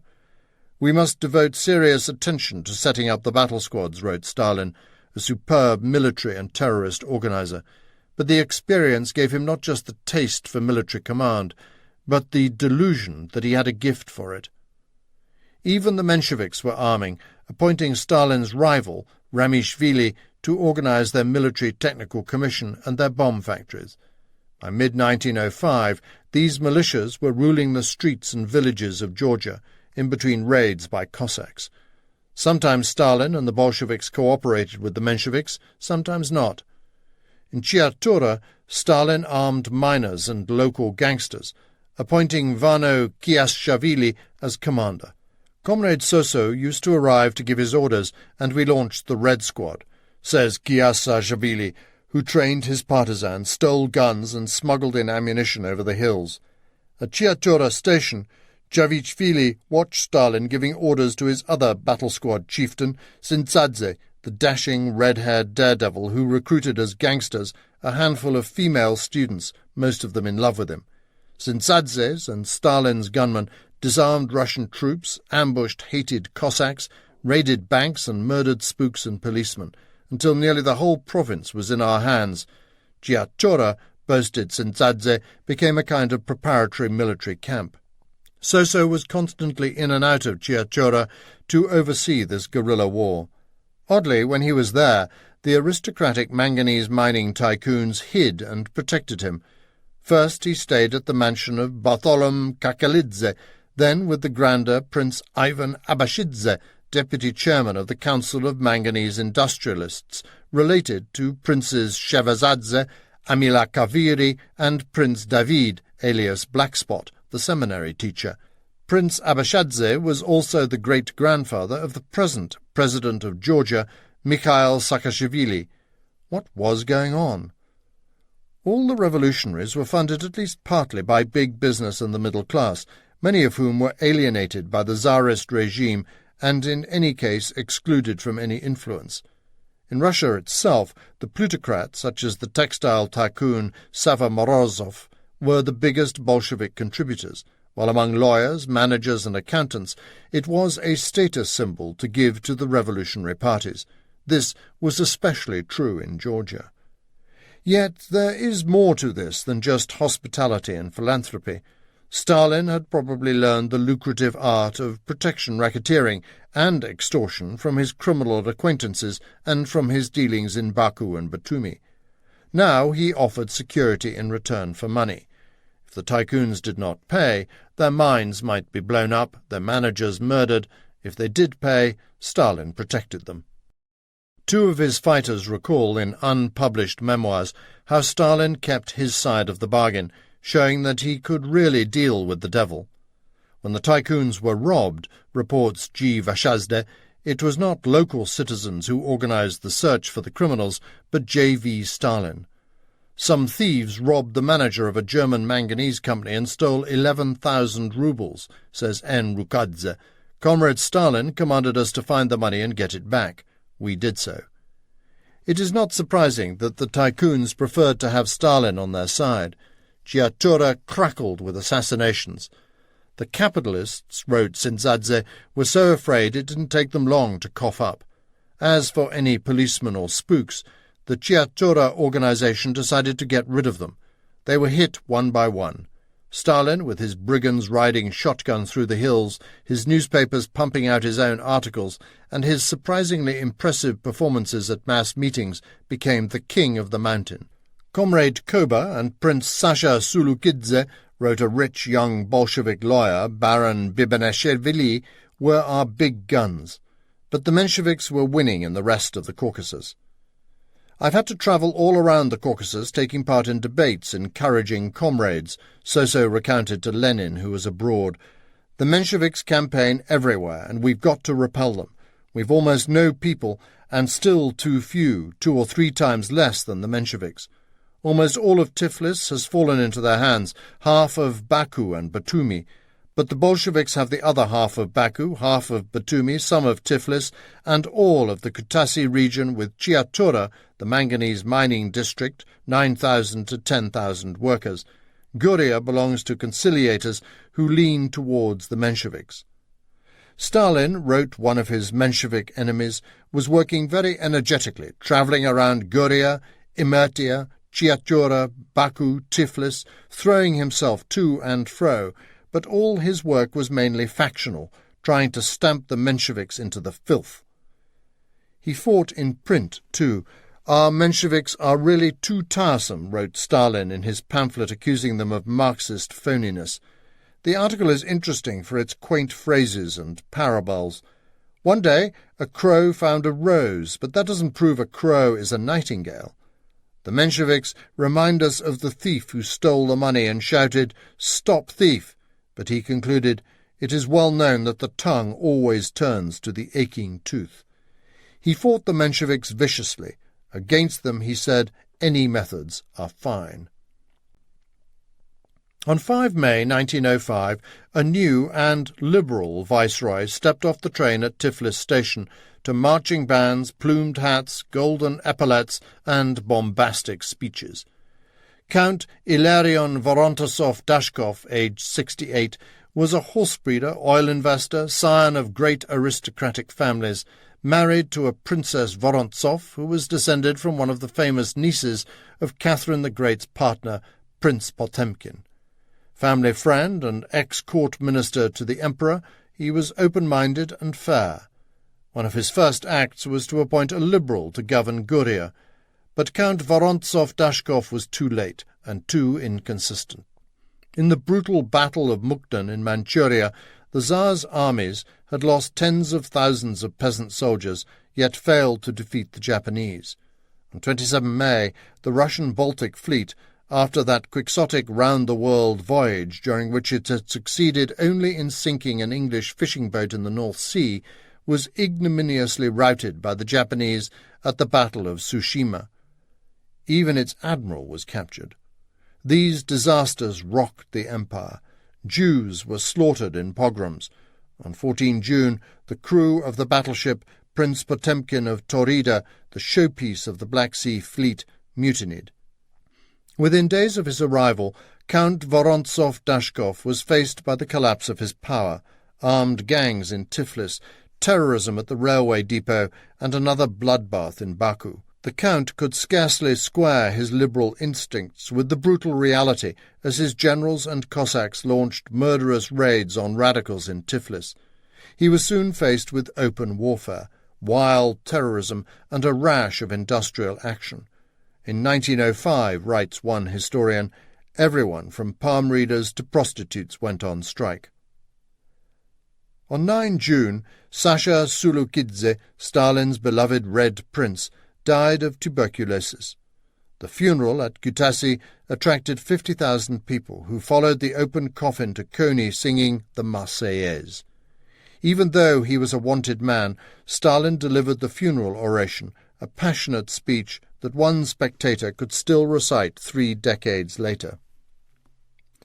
In October 1940, the celebrated Georgian writer Shalva Nutsubidze was suddenly freed from jail and brought to meet Stalin, who admired, edited, and contributed to his translation of Rustaveli. At dinner in Stalin's mansion at Kuntsevo, Nutsubidze remembered the speech at Sukalidze's funeral and proceeded to recite it. "Extraordinary talent goes hand in hand with extraordinary memory," exclaimed Stalin, who walked up to his guest and kissed him on the forehead. For the full story, see Stalin, the Court of the Red Tsar. The famous Soso lived in a frenzy at this time, heading east to Tiflis, west to Batumi, thence to Kutaisi, commanding his battle squads.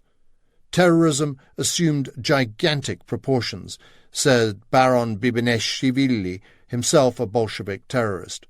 It seemed that every young revolutionary was tinkering with explosive devices, stealing guns and robbing banks. Almost every day there was a political killing or an attack on some representative of the old regime. Landowners, gendarmes, officials, Cossacks, police spies and traitors were regularly murdered in broad daylight. In Tiflis, the ex-governor-general, Golitsyn, had survived an Armenian Dashnak assassination attempt only because he wore a chainmail vest. Between February 1905 and May 1906, the Viceroy reported to the Emperor that 136 officials had been assassinated, 72 wounded. Across the Empire, 3,600 officials were killed or wounded. These official figures are probably massive understatements. In Baku, the governor, Prince Nakashidze, was killed by the Dashnaks, his police chief by a Bolshevik hitman. There was much competition between the parties in their terroristic antics, explained Stalin's gory friend Davrichchevi. In Kutaisi, Soso ordered his battle squad there to obtain arms by raiding the Kutaisi arsenal. They rented a house nearby and mined under it, but the tunnel collapsed. After Bloody Sunday and a series of massacres in Tiflis, the Cossacks were especially hated. Stalin ordered Kamo and his terrorists to attack them. Between 22 and 25 June, the Tsar's horsemen were bombed 5 times. In his White Palace in Tiflis, the sexagenarian viceroy, his decent dreams in tatters, was on the edge of a nervous breakdown, while in the revolutionary bedlam far beneath him, Stalin flourished in a seething atmosphere of relentless struggle. Illiterate ruffians and cutthroats like Kamo always prosper in lawless times, but Stalin was unusual, as adept at debating, writing, and organizing as he was at arranging hits and heists. The command, harnessing, and provocation of turmoil were his gifts. The viceroy declared martial law and handed over power to his generals. One day, a young priest in the village of Seva between Chiatura and the station at Giuriel was at the bazaar when he was greeted by an unknown man. "I am Koba from Gori," he said. "I'm not here to shop. I have private business with you." Taking Father Kasyan Gashadzaladze aside, Stalin said he knew that the priest owned some donkeys and asked him how to get over the hills to Chiatura, adding, "No one knows this area better than you." Father Kasyan Gachechiladze's memoirs were written secretly during Stalin's lifetime and inherited by his grandson, who saw this author talking about this project on Georgian television and made contact. The account of his leading horses cross-country, his movements and his conversation all chime with other sources. The priest realized that the sinister stranger knew a lot about him and his young family. He also noticed that the local Red Battle Squad's hitman and policeman slayer were standing guard outside the bazaar. There weren't police in Seva then. The Red Squad was in charge there. Koba of Gori, clearly a Red chieftain, courteously requested the use of the priest's donkeys and offered the considerable sum of 50 rubles to set up a route over the hills. The money eased the priest's anxiety.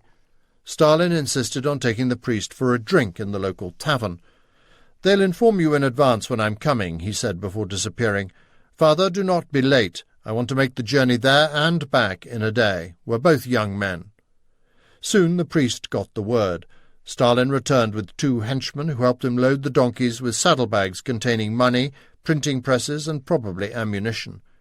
Stalin knew the trains to Chiatura were often searched and had concluded that this was the safest way to reach his Bolshevik fortress. The priest and the ex-seminarist, precisely the same age, chatted as they trekked. Sometimes under a tree, Stalin rested his head on the priest's knee for a nap.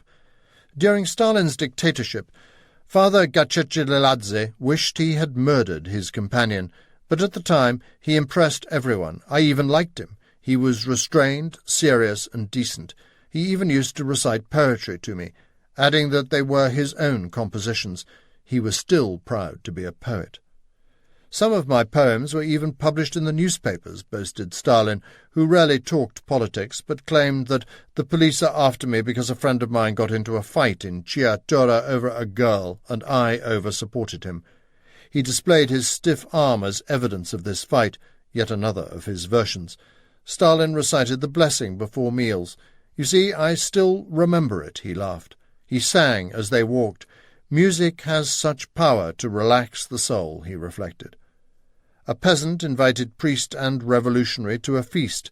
The tipsy Stalin sang with such velvet softness that the peasants wanted to marry him to their daughter. The priest complimented him. "You'd have made a great priest." "I, the cobbler's son, competed with noble children, and I was superior to all of them," replied Stalin. When they arrived in Chiatura, Stalin disappeared with the saddlebags into the bazaar and returned with them empty. "Now at least I can rest my head on them on the train home," said Stalin. This was Stalin's secret life in the revolutionary summer of 1905. An armed chieftain leading pack-horses laden with saddlebags of smuggled guns and plundered banknotes over the baking hills to Chiatura. In Tiflis, the Cossacks and the terrorists fought for the streets.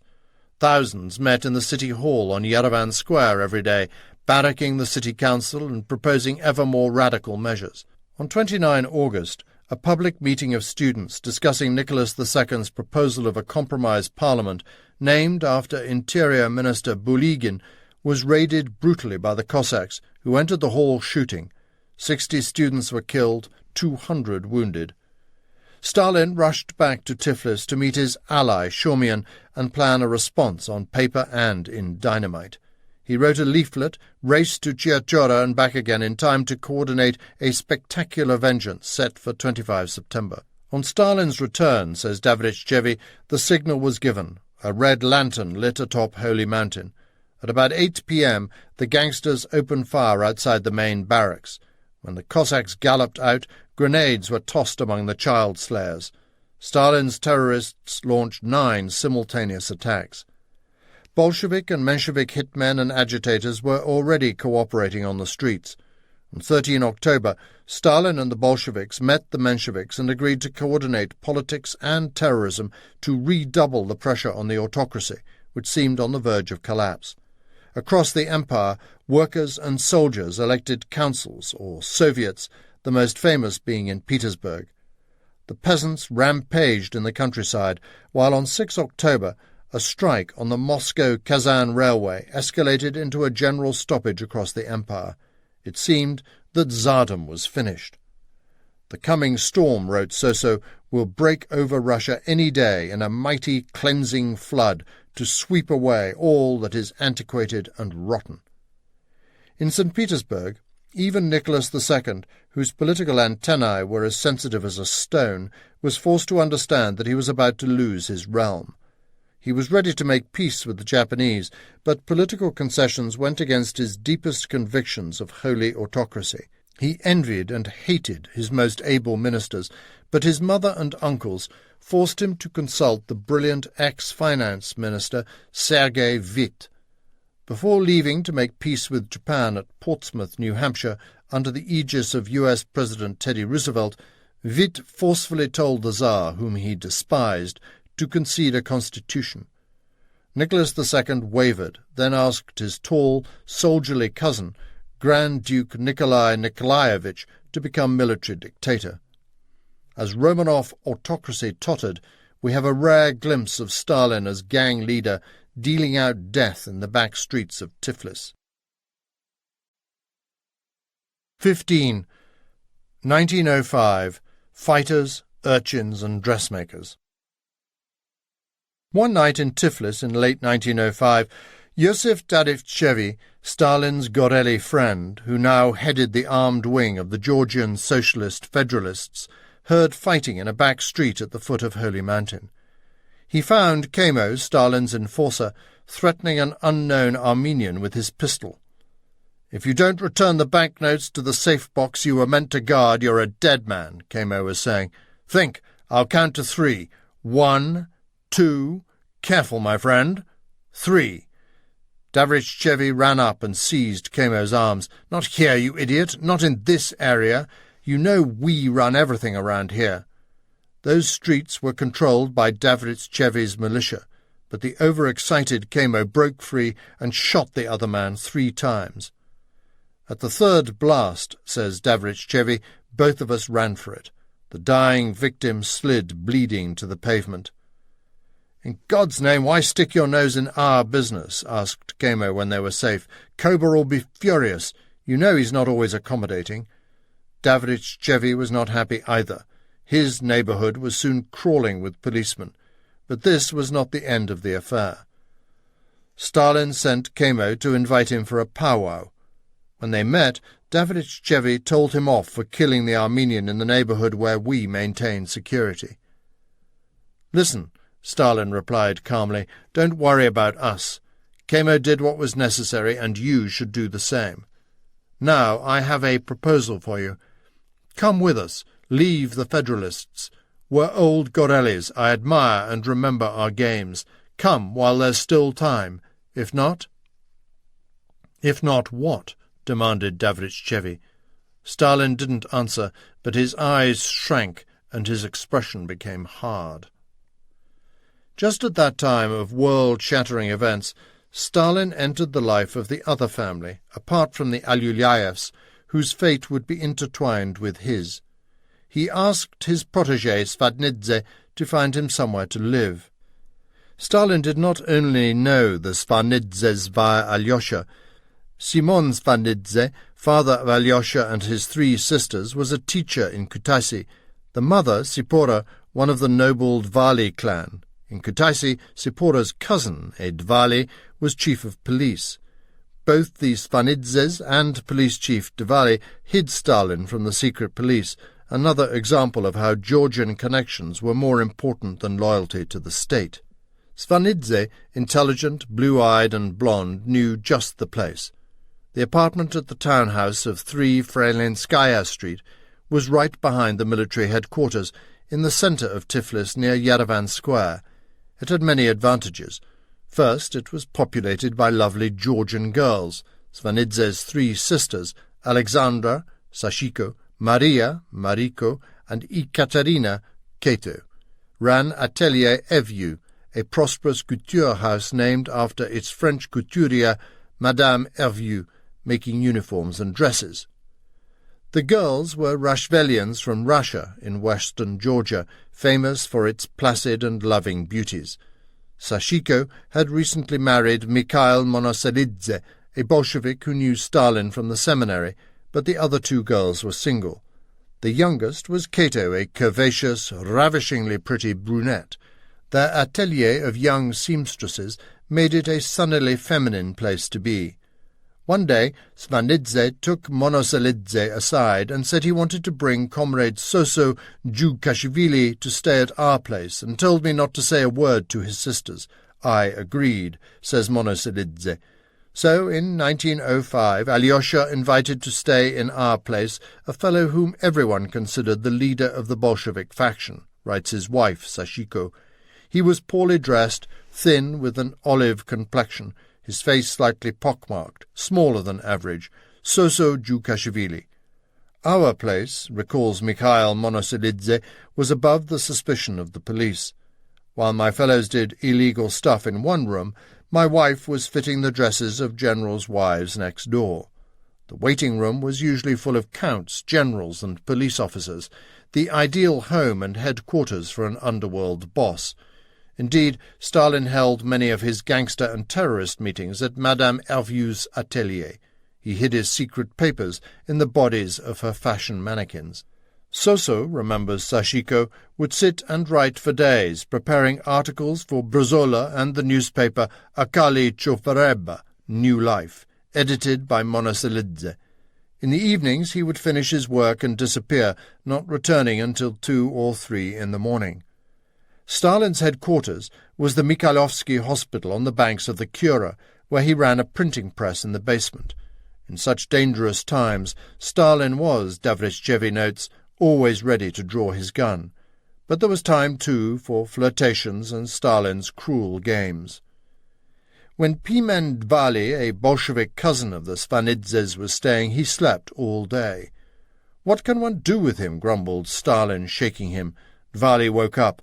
"Is anything disturbing you?" asked Stalin, ironically. "No, Soso dear," replied the sleepyhead, falling into another slumber. Stalin went to him, rolled up cigarette papers, stuck them between Pimen's toes, and lit them. Pimen's toes were burned, and he leaped up. We laughed. The memoirs of Sashiko Svanidze and her husband Monoselidze are invaluable. Both were recorded in the early to mid-1930s, when Stalin was already dictator, but they are nonetheless astonishingly honest. Sashiko's memoirs are unpublished. Portions of Monoselidze's memoirs were used in the cult literature, but most of their reminiscences were deemed unsuitable. At this time, 1905-6, Bolsheviks arriving from the provinces reported to Stalin at the hospital, but the leaders, Shomian, Spandarian, Abel Yenokidze, another Rashvelian, and Budu the Barrel Mudvani, were regulars at the Svanidzes along with Soso's hitmen, Kemo and Sintzadze. Stalin sat and read socialistic pamphlets or novels to the sisters and seamstresses, says Sashiko, or he would tell jokes, play the fool, or tease sleepy Pimen again. Once, when the girls' parents were visiting from Kutaisi, Stalin sang a romantic song with such powerful emotion that all were enchanted, even though they could see he was rough and devoted to revolution, says one of Cato's cousins. Being Stalin, he would play mischievous power games. One day the seamstresses suddenly demanded higher salaries. "My wife and Cato were stunned," explains Monoselidze, because these women were working in good conditions. But then everything became clear. Soso had put them up to it. We were very amused, and so was Soso. Cato, the youngest and prettiest, was especially charmed. Far from Soso's Tiflis atelier at the court of the Romanovs, Grand Duke Nicholas told the Emperor he would rather shoot himself than become military dictator. Nicholas II had few choices remaining to him. On 17 October, he bitterly agreed to grant Russia's first-ever constitution, an elected parliament, the Imperial Duma, and a free press. Nicholas soon regretted this generosity. His manifesto accelerated a hemorrhage of ecstatic turbulence and savage violence across the empire. The next day, on the Caspian, the paraffin-fueled tinderbox of Baku burst into flames, figurative and real. The Armenians, led by their well-armed Dashnaks, avenged the pogroms of February, heading into the countryside to massacre Azeri villages. Soon the oil fields were burning. In Russia itself, 3,000 Jews were slaughtered in an orgy of pogroms that climaxed on the streets of Odessa. Stalin was in the boulevards of Tiflis. Crowds of demonstrators brandishing the flags of revolution and free Georgia thronged the streets. A huge crowd assembled before the opera house and under an emerald-green shining sky sang songs of freedom, recalls Joseph Mashvili. The excitement was so great, remembers another participant, that one richly dressed woman took off her red skirt and made an impromptu red flag. Mashvili spotted his friend Stalin. I saw him climbing onto the roof of a tram and gesticulating as he addressed the crowd. But Stalin's excitement was tempered by distrust of the Tsar's concession. If it was shoved a little harder, the rotten throne would surely come crashing down. The Duma was a negation of the people's revolution, wrote Stalin. Smash this trap and wage a ruthless struggle against liberal enemies of the people. The Emperor had lost Russia, and to get it back he would have to start again and conquer boundless Russia for a second time. Stalin and his friends, the Svadnidzes and the Alyulaevs, were living in special times. The viceroy only controlled central Tiflis and his garrisons. In the rest of the city, armed workers patrolled the streets as popular militias, says Anna Alyulaeva. Their ranks were swollen by new friends who appeared on the outskirts of Tiflis on short, lean little horses. We always stopped to admire these skilled horsemen in their cowls, enormous sheepskin coats and soft, high leather boots, peasants and shepherds from the hills. So gloried in the drama. The thunder of revolution is roaring, he wrote. We hear the call of the brave. Life is seething. In the streets, Jibladze led the Menshevik militias. Stalin, Tashkaya, and Budu Midvani formed the Bolshevik High Command. The factions were allies, each controlling their own working neighborhoods. The Tiflis suburbs, wrote Trotsky, were in the hands of armed workers. Didube and Nadzaladevi were so free they were nicknamed Switzerland. Yet even a year after the Credo, Stalin was still deviating towards his Georgian version of Marxism, which was attacked at the Union Committee. The rambunctious Sergo Kavtadze and one of his Kutasi henchmen lost his temper and called Stalin a traitor. "I don't intend to have a row about this. You do as you like," answered Stalin calmly.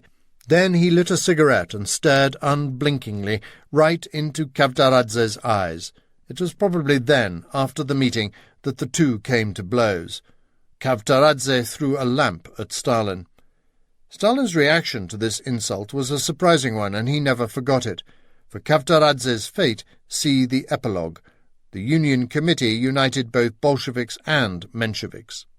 The Svanidze's sisters hosted a theatrical fundraiser for radical causes and proudly introduced Stalin to Minadora Torashelidze, who was impressed by his speech.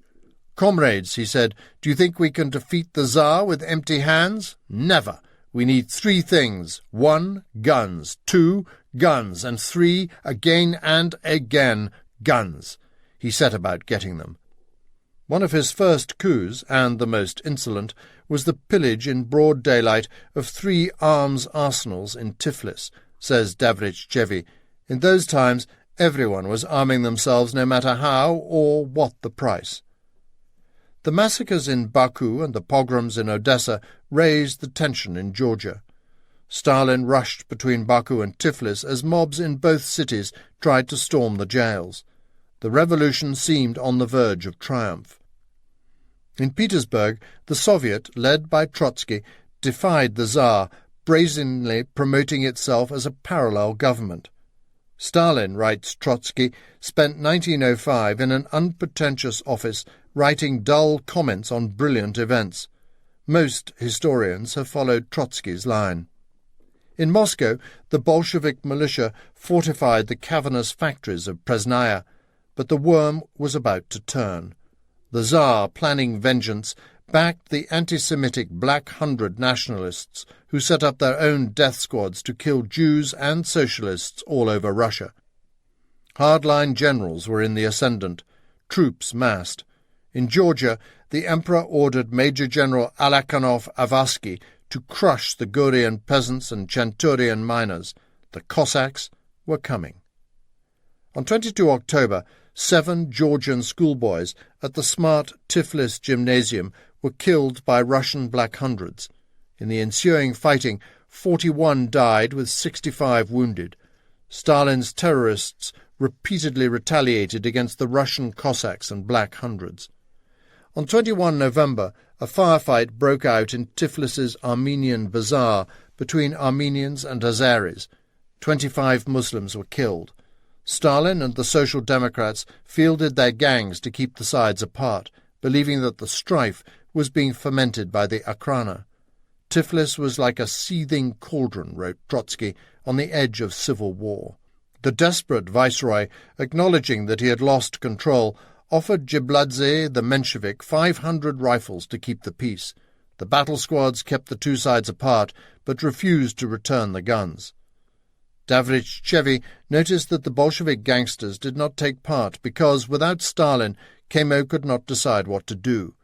During the conflict, Stalin wasn't in Tiflis. Where was he? As Nicholas prepared to reconquer his turbulent empire, as the tide of revolution reached its high watermark, Stalin travelled to Finland to meet his mountain eagle for the first time, Lenin. 16. 1905. The Mountain Eagle. Stalin meets Lenin. I was happy to meet the mountain eagle of our party, a great man, not only politically but also physically too, Stalin reflected, because Lenin had taken shape in my imagination as a stately and imposing giant. On 26 November 1905, a party meeting elected Stalin and 2 others to represent the Caucasus at a Bolshevik conference in St. Petersburg. On about 3 December, using the alias Ivanovich, Stalin set off for the imperial capital to meet Lenin. As Soso and his fellow delegates travelled north by train, the Emperor unleashed his backlash. Trotsky and the Soviet were arrested. Stalin reported as instructed to the Petersburg offices of the SD newspaper Novaya Zin, New Life, but it had been raided. The Georgians wandered the streets until they met a friend on Nevsky Prospect. It is one of the remarkable features of this period that a stranger like Stalin could stroll along the capital's main boulevard and meet someone he knew. It happened repeatedly. But there was little time to see the sights. The friend put them up for 2 days until they found Lenin's wife, Krupskaya, who gave them money, code names, and tickets for the new venue, Tammerfors in Finland, the Tsar's semi-autonomous Grand Duchy, where the freedoms of 1905 survived an extra year. Stalin and the other 40 Bolshevik delegates, poorly disguised as teachers on a day trip, left Petersburg by train and arrived in Tammerfors, now Tampere, at 9:08 a.m. on 24 December, checking into the Hotel Bauer by the station. Many of them shared rooms. How enthusiastic everyone was, remembers Krupskaya. The revolution was reaching its zenith, and every comrade seized this with the utmost enthusiasm. The next morning, Christmas Day, Lenin opened the conference in the People's Hall where the Finnish Red Guards, Bolshevik worker militiamen, were headquartered. Still the Lenin Museum, one of the last shrines to Lenin in the Western world. Stalin waited to see his hero, expecting him to turn up late, having kept his followers in rapt anticipation. He believed this was the way a leader should behave. But instead he was amazed that Lenin was already there, early, chatting with the most ordinary delegates. And was he a giant? Imagine my disappointment when I saw the most ordinary man, below average height, in no way different from ordinary mortals. Unimpressive in person, but exceptional in personality, Vladimir Ilyich Ulyanov, known as Lenin, was small and stocky, prematurely bald with a bulging, intense forehead and piercing, slanted eyes. He was genial, his laughter was infectious, but his life was ruled by his fanatical dedication to Marxist revolution, to which he devoted his intelligence, his pitiless pragmatism, and his aggressive political will. Back in Tiflis, Stalin told Davrichevi that it was Lenin's blend of intellectual force and total practicality that made him so remarkable among all those chatterboxes. A hereditary nobleman on both sides, Lenin was raised in a loving squire's family. His father was the inspector of schools in Simbirsk, his mother the daughter of a landowning doctor, raised to the rank of state councillor. Descended from Jews, Swedes, and Tatar Kalmyks, to whom he owed his slanting eyes, Lenin possessed the domineering confidence of a nobleman. There were embarrassments in his ancestry. His mother was the granddaughter of Moishe Blank, a Jewish merchant who married a Swede. The prominence of Jews among the Bolsheviks was always an issue in Soviet Russia. Indeed, in 1932, Lenin's sister Anna wrote to Stalin about Lenin's Jewish background. "Absolutely not one word about this letter," Stalin scrawled on it. It remained secret until the 1990s. As a young man, he had even sued peasants for damaging his estates. This helps explain Lenin's contempt for old Russia. Russian idiots was a favourite curse. When criticized for his nobility, he replied, "What about me? I am the scion of landed gentry. I still haven't forgotten the pleasant aspects of life on our estate. So go on, put me to death. Am I unworthy to be a revolutionary?" He was certainly never embarrassed about living off the income from his estates. The rustic idyll on the family estate ended in 1887, when his elder brother Alexander was executed. It changed everything. Lenin qualified as a lawyer at Kazan University, where he read Chernyshevsky and Nechayev, imbibing the discipline of Russian revolutionary terrorists even before he embraced Marx. After arrest and Siberian exile, he moved to Western Europe, where he wrote What Is to Be Done. Cunts, bastards, filth, prostitutes, useful idiots, cretins, and silly old maids were just some of the insults Lenin heaped on his enemies. Revelling in the fight, he existed in an obsessional frenzy of political vibration, driven by an intense rage and a compulsion to dominate allies and smash opposition. He cared little for the arts or personal romance. Stern, bug-eyed Krupskaya was more manager and amanuensis than wife, but he did engage in a passionate romance with the wealthy, liberated, and married beauty Inessa Armand. Once in power, Lenin indulged in little affairs with his secretaries, according to Stalin, who claimed that Krupskaya complained about them to the Politburo, but politics was everything to him. Lenin was not a brilliant speaker. It was hard to hear his voice, and he could not pronounce his R's. But after a minute, wrote Gorky on first seeing Lenin at this time, I, like everyone else, was absorbed, as I heard complicated political questions treated so simply. Stalin, watching Lenin speak, was captivated by that irresistible force of logic which, though somewhat terse, thoroughly overpowered his audience, gradually electrified it, and then carried it completely. Yet Stalin was not ever so love-struck that he was afraid to contradict Lenin. He was unformed as a politician, but he was already distinguished by a haughty and truculent individuality. Once he had observed the mountain eagle, he made himself known. Lenin invited him to report on the Caucasus, but when they discussed the elections to the Imperial Duma, the two clashed. Lenin advocated participation in the elections, but young Stalin stood up and sharply attacked him. There was silence in the hall until Lenin unexpectedly gave way, proposing that Stalin draft the resolution. In intervals of the conference, writes Krupskaya, we learned how to shoot. Mausers, Brownings, and Winchesters. Indeed, Stalin carried a pistol. After one debate, he supposedly stormed out and, in a fury, fired his gun into the air outside the hall, a Georgian hothead in the Finnish freeze. But the conference was already out of time. The Bolshevik militia in Moscow rose, too late, in open revolt. Now the delegates heard that the Tsar's Semyonovsky guards were brutally storming Presnaya, the workers' redoubt. Blood flowed on the streets of Moscow.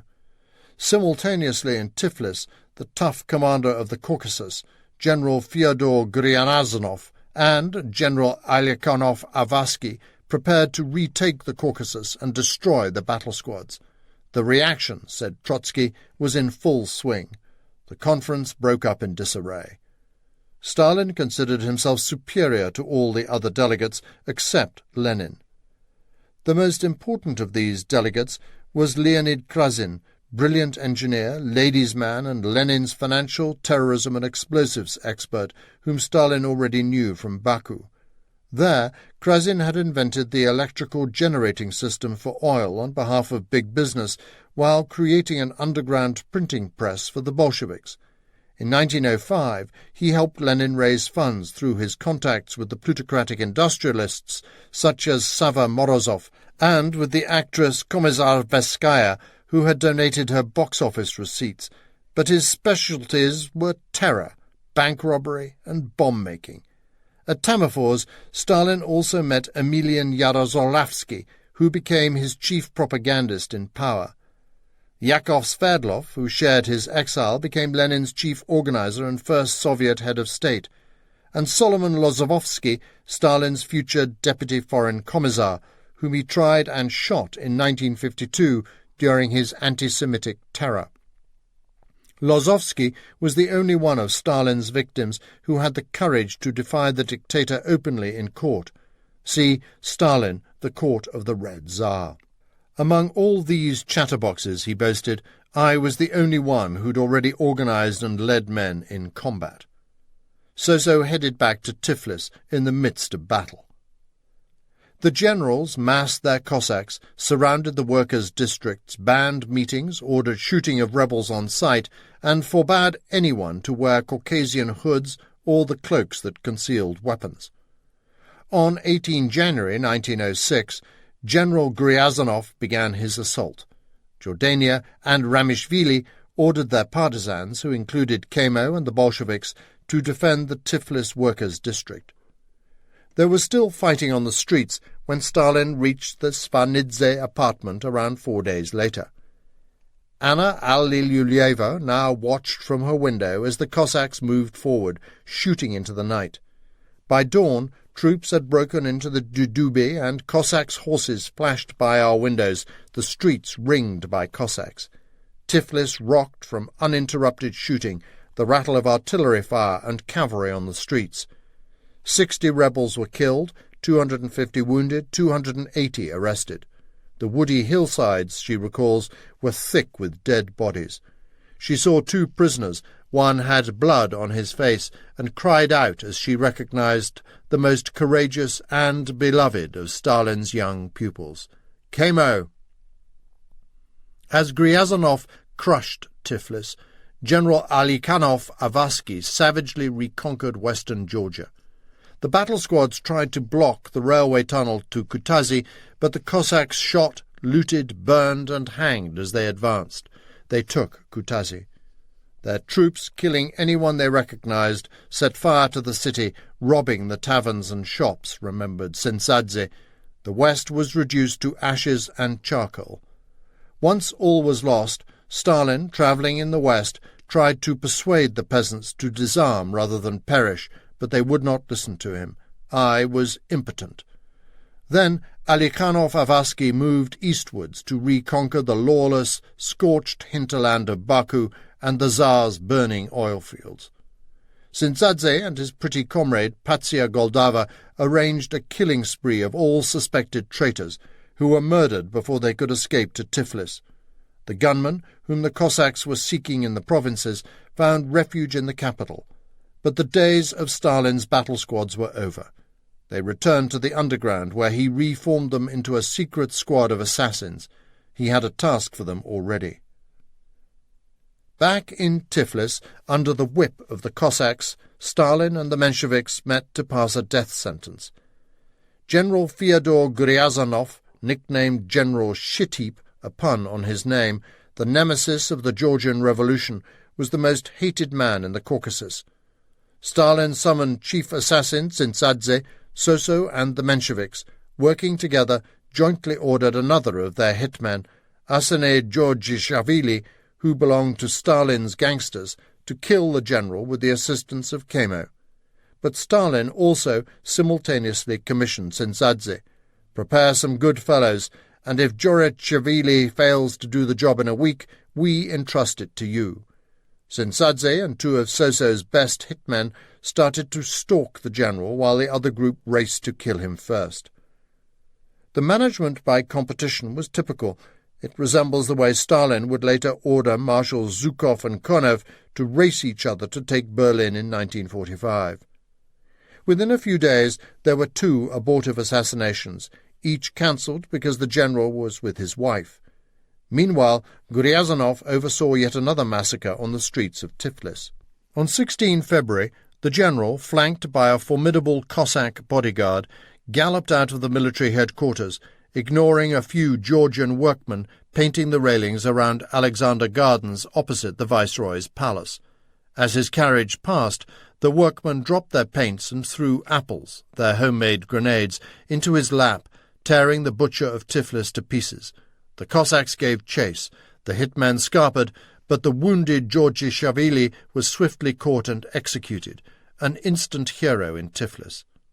Who else was on the hit team? Historians used to agree that the Mensheviks carried out the hit, but actually it was a joint effort. Tsintsadze explains that Stalin and the Mensheviks at that time worked together in the same organization. An Armenian terrorist said Stalin had commissioned the hit. Davrichevi specifies that the other hitman was Kemo. In the 1920s, 2 Bolshevik terrorists claimed a pension for killing Gryazanov, their notes recently surfacing in the Georgian archives. Stalin, it seems, commissioned both Menshevik and Bolshevik hitmen. A workman later claimed that he saw Stalin watching nearby, and this rings true because it seems he was injured by bomb fragments or in the rush to escape the Cossacks. That night, says Sashiko, Stalin did not come home. The girls were worried. Had he been arrested?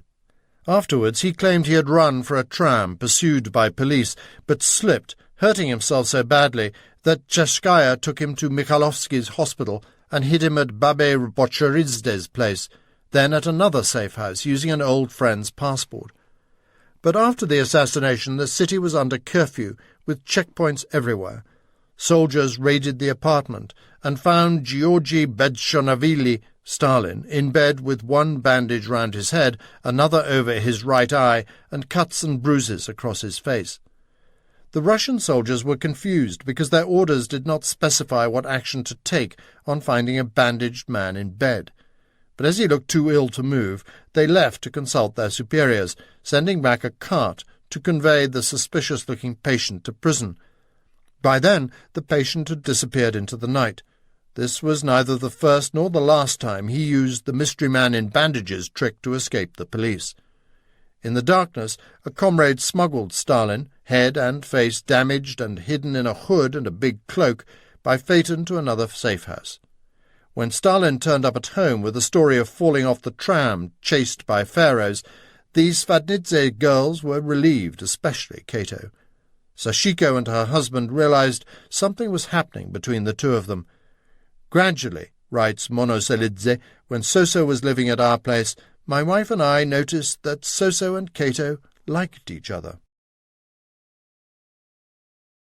17. The Man in Grey.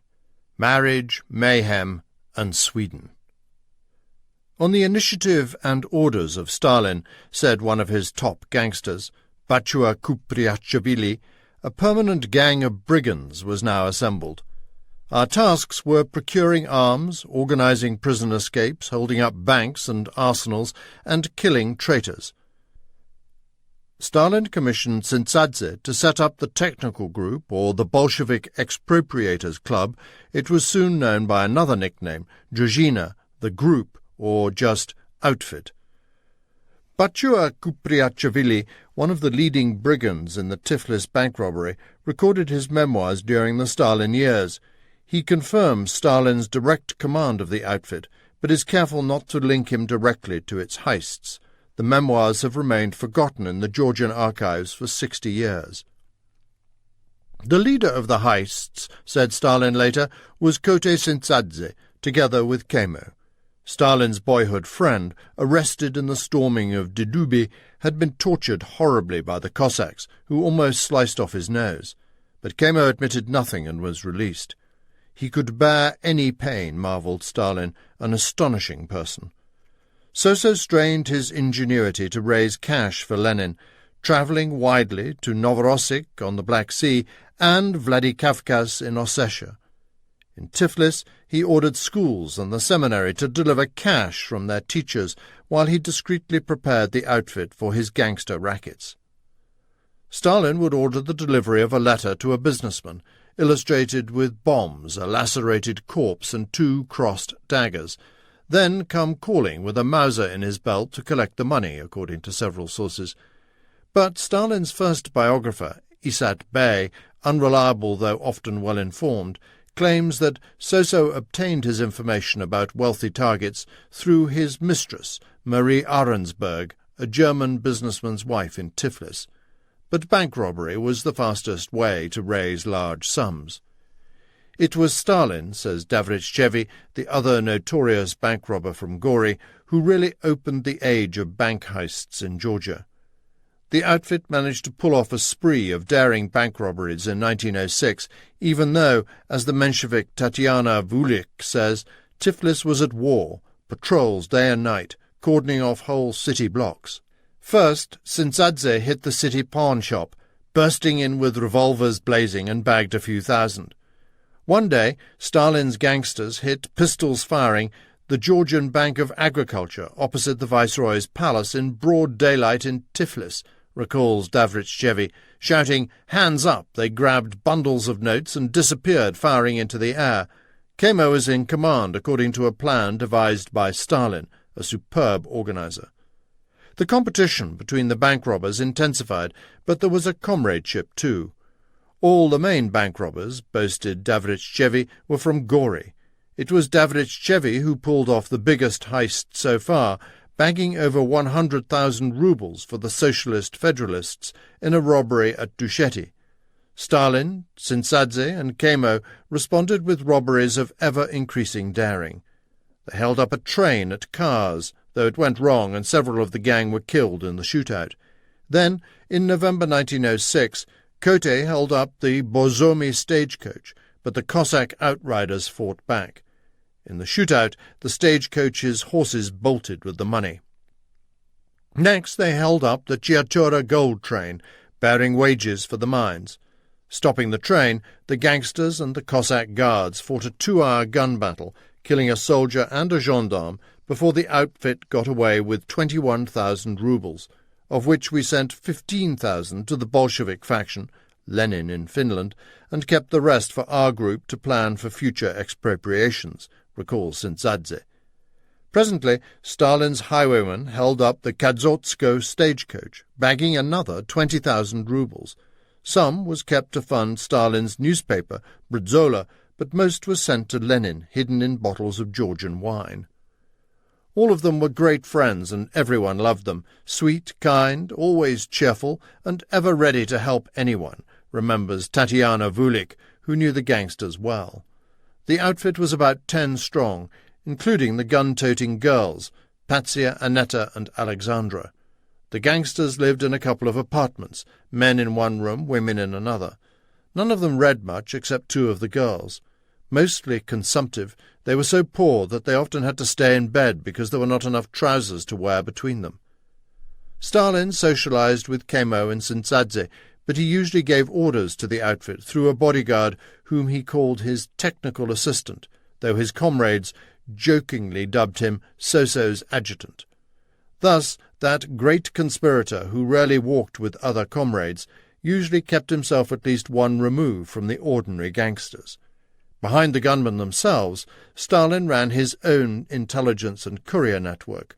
The little boys at Tamamshev's caravanserai and at various printing houses ran errands, delivered pamphlets, gathered intelligence. The word technical was a Bolshevik euphemism for terrorism or killing.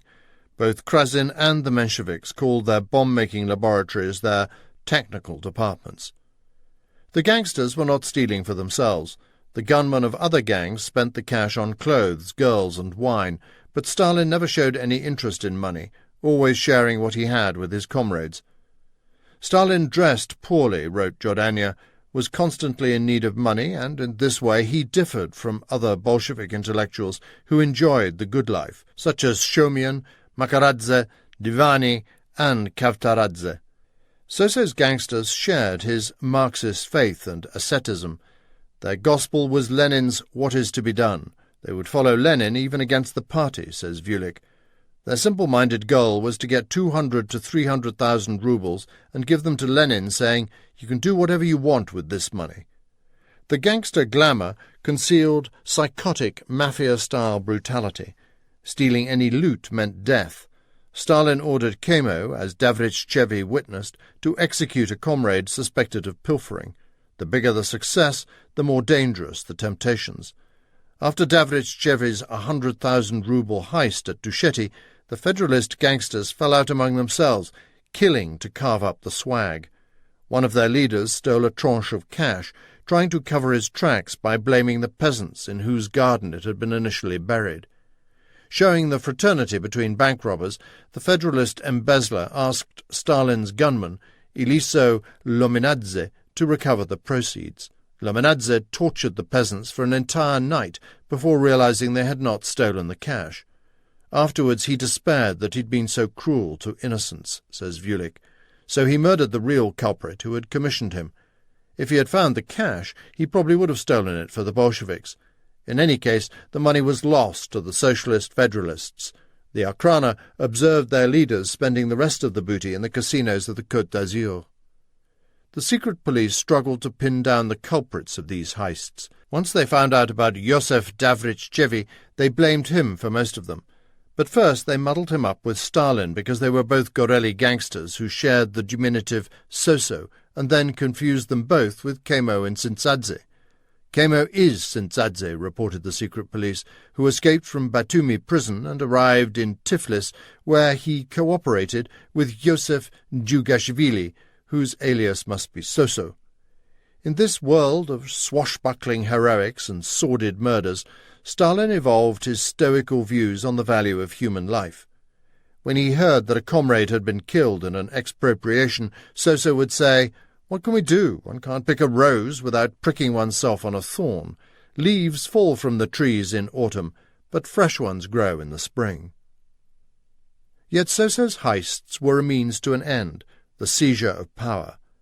Now the boy, who had studied Napoleon even in the midst of raucous drinking parties, kidded himself that he could seize Tiflis and wanted to take it in armed rebellion. He found a map somewhere. He liked to spread the map on the floor of his hideouts, deploying imaginary regiments in the shape of little tin soldiers. The son of one of his hosts ran to his father to tell him that Uncle Soso was playing soldiers. When the incredulous host peered into the room, he found Stalin lying on the floor, moving tin soldiers around the Tiflis map. Stalin looked up and boasted, "I've been appointed commander of the party's headquarters to devise the plan." He presumably planned his bank robberies with similar diligence. The stories of deluded but ambitious military operations are revealing because Stalin, who bragged that he had now commanded in battle, always regarded himself as a military man, a natural commander-in-chief, according to his daughter Svetlana. One day Uncle Soso would play real soldiers with the 10 million-strong Soviet armies that took Berlin. But these tin soldiers were the nearest he ever came to military training. The bank robberies funded Stalin's newspapers, which were expensively printed at the party's secret Avlabar press. Stalin edited them and contributed articles under the bylines Besoshvili, son of Beso, and Koba. "I remember well," says Monoselidze, "how Soso entrusted Makaradze, his co-editor, to write 2 articles and bring them to the press at 9 a.m., but he didn't appear until midday the next day, saying he still hadn't written them. Soso came in, and he asked why the paper was held up, and I told him. He gritted his teeth, stuck a cigarette in his mouth, and confronted Makaradze, condemning him. Then Soso took the articles from his own pocket, and we printed them. Stalin had written them himself anyway." Stalin was a wonderful organizer, believed Monoselidze, and hugely serious, but he'd very rarely lose his temper. Soso often didn't even have cash to buy cigarettes. Once, at midnight, Cato let him in. He showed me he had fresh vegetables, cucumbers, heads of boiled lamb and pig, and 2 bottles of red wine. "Come on, man," exclaimed Stalin. "Let's have a feast. The party gave me a salary of 10 rubles." At the haute couture, come terrorist headquarters, the revolution affected the sweet-natured Cato too. She was in Yerevan Square the day the Cossacks massacred students and workers there. Her sisters, fearing that she was dead, found her helping the wounded in a scene that resembled a minor battlefield. Stalin and Cato were falling for one another. Even when he was on the run, he crept back for trysts in Madame Hervieux's salon. At one rendezvous in the atelier, Gendarme Lieutenant Stroev approached the house with 2 man-hunting German dogs. Madame Hervieux rushed in and warned the lovers. Soso jumped out of the back window, though probably the gendarme was innocently calling to order a new uniform. Stalin revelled in this sort of escapade. He so often visited his Menshevik friend, Minadora Torosheledze, after dark that her mother-in-law started to grumble that her reputation would suffer. "What can I do? If they see me by day, they'll nab me," laughed Stalin. It was to Minadora that he liked to call himself the Man in Grey. On 15 April, the Avlabar printing press, the party's most invaluable treasure, was betrayed and raided by the police. Stalin's Menshevik enemies accused him of turning double agent, a story repeated as truth in most biographies. But did he really betray the printing press? In March 1906, Stalin attended a party conference in Tiflis and Baku, sporting a great coat and a beard on his sharp face, for he was all sharpness, and a many-coloured scarf in cross stripes, resembling a Jewish prayer shawl, plus a sort of bowler hat. This must be the scarf, resembling a Jewish prayer shawl, that Stalin was wearing in the famous police mugshot taken during this mysterious arrest. After the conference, Razdan Asanidze, a Menshevik, claimed that Stalin was arrested but mysteriously released. "I witnessed," writes Asanidze, "how Stalin was freed from the gendarme department and didn't appear at Meteki prison despite his stories of his triumphant appearance there to the applause of the other prisoners. That was just the fantasy of a self-enamoured storyteller. There were lots of rumours about his treachery." Stalin was surely arrested after the conference, possibly detained in another Tiflis prison such as Otachala, and then released. Most likely he used his ill-gotten gains to bribe gendarmes, who were in any case confused about his identity.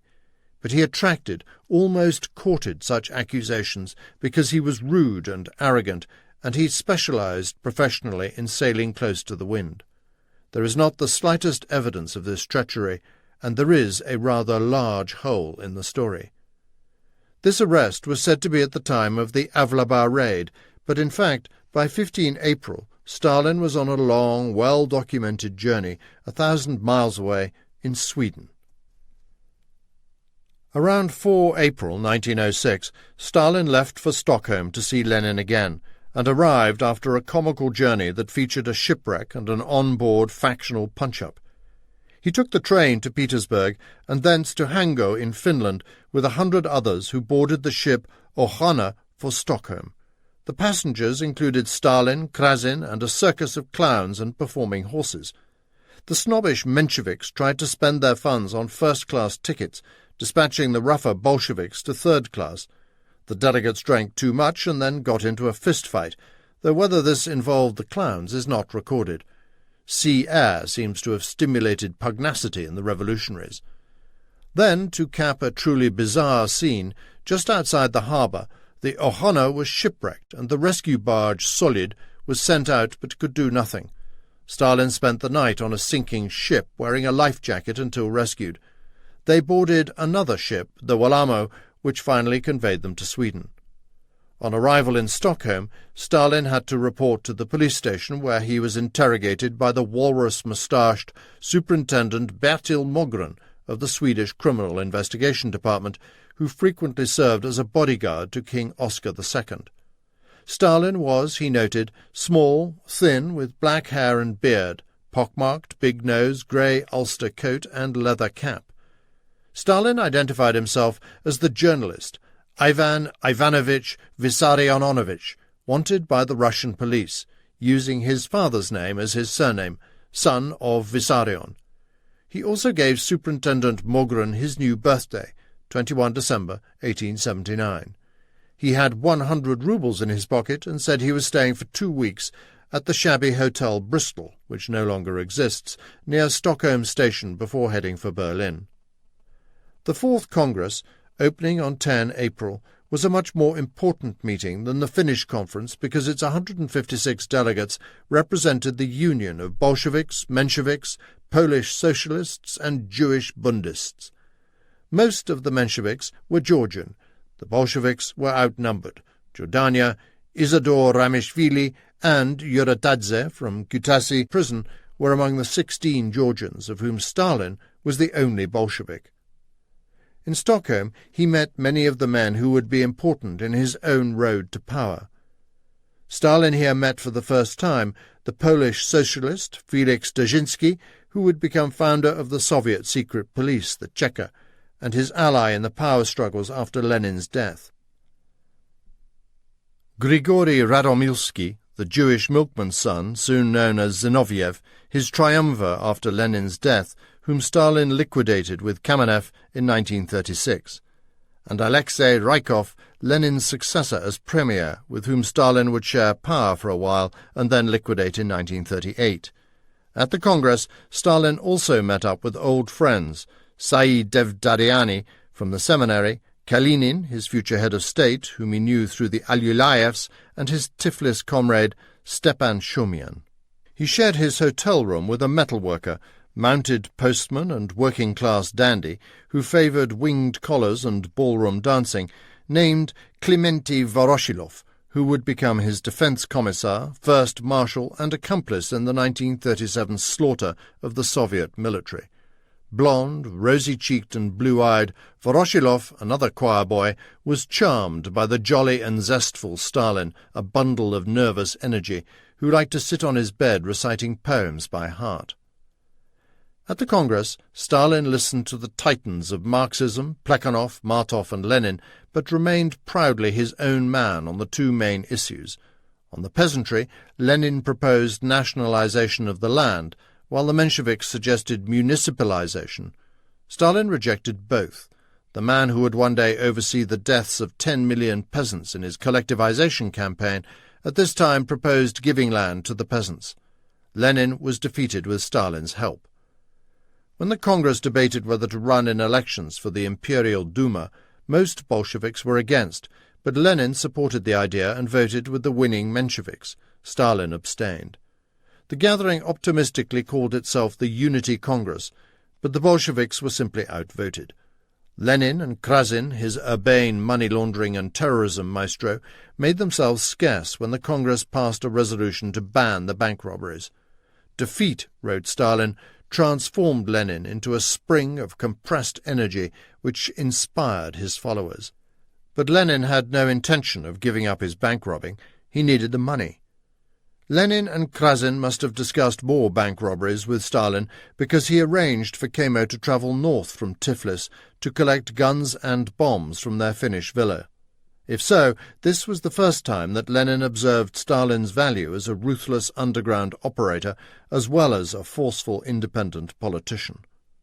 On the way home, Soso met up in Berlin with Alyosha Spadnidze, who was studying at Leipzig University, but he was in Tiflis by June.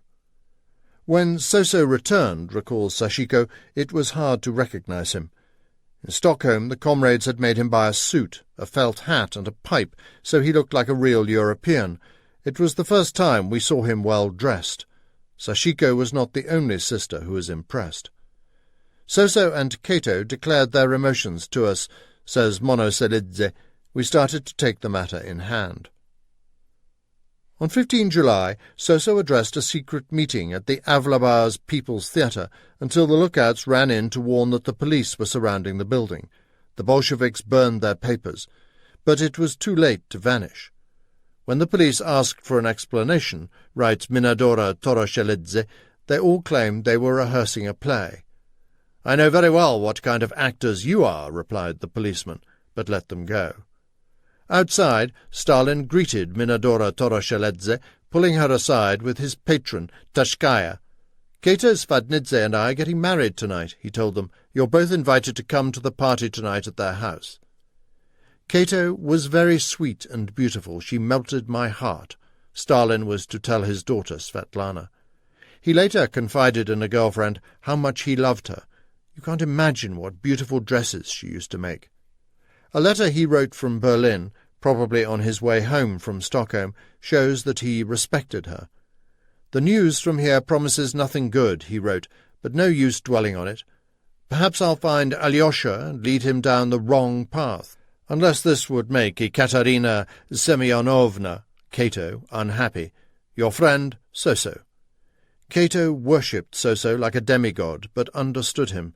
She was fascinated by Stalin and enchanted by his ideas. He was charming, and she really adored him. But she knew he was devoted to the cause and that he had a rough temper. In old age, Stalin reminisced that she was a Rachvelian, meaning that she was good-hearted, beautiful and devoted, but there was more to her, too. Cato was educated and emancipated by Georgian standards and socially superior to Stalin. She helped organize SD fundraisers and was capable of rescuing and treating the wounded after a Cossack massacre. As her sister's memoirs make clear, Cato knew perfectly well that Stalin was organizing his bank robberies, including the Yerevan Square outrage. She wanted a church wedding, and So-So agreed even though he was an atheist. But most priests refused to marry him because Stalin, then using the name Galiashvili, only had false papers. Finally, Monosolidze found Father Kita Kinvalelli of a nearby church, who knew the groom from the seminary. The priest would marry them only at 2 a.m. On the night of 15 to 16 July, family and friends saw Cato and So-So married in the romantic flickering of candlelight in a small church, with Tashkaya as the groom's witness. The scruffy Stalin wasn't dressed like a bridegroom, says Elizabeth Dashvili, and we all laughed throughout the ceremony, especially Comrade So-So himself. Afterwards, Sashiko arranged a wedding supper attended by the hitmen Kemo and Tsintsadze, with whom Stalin was already beginning to plot the Yerevan Square bank robbery. Chishkaya, the Tamada, the Georgian toastmaster, told jokes. Stalin sang sweet songs in his sweet voice while Kemo laughed. "Where are the idiotic police? All their wanted men are here, and they could come and trap us like goats." The couple were in love. I was amazed how So-So, who was so severe in his work and to his comrades, could be so tender, affectionate, and attentive to his wife, said Monosolidze. But within weeks, Cato would learn how hard it was to be married to a man whose real life and mistress was the revolution. According to Ketavan Gelovani, the granddaughter of Cato's mother's sister, whom this author interviewed in Tbilisi, So-So behaved gently towards her except for flashes of temper. Soon after the wedding, he burned her hand with a cigarette in a fury, but she loved him, and he was mostly so kind and tender to her. There is a legend in Finland that he took her on honeymoon to Karelia. However, there is no evidence that she accompanied him to Sweden, and besides, they were not yet married.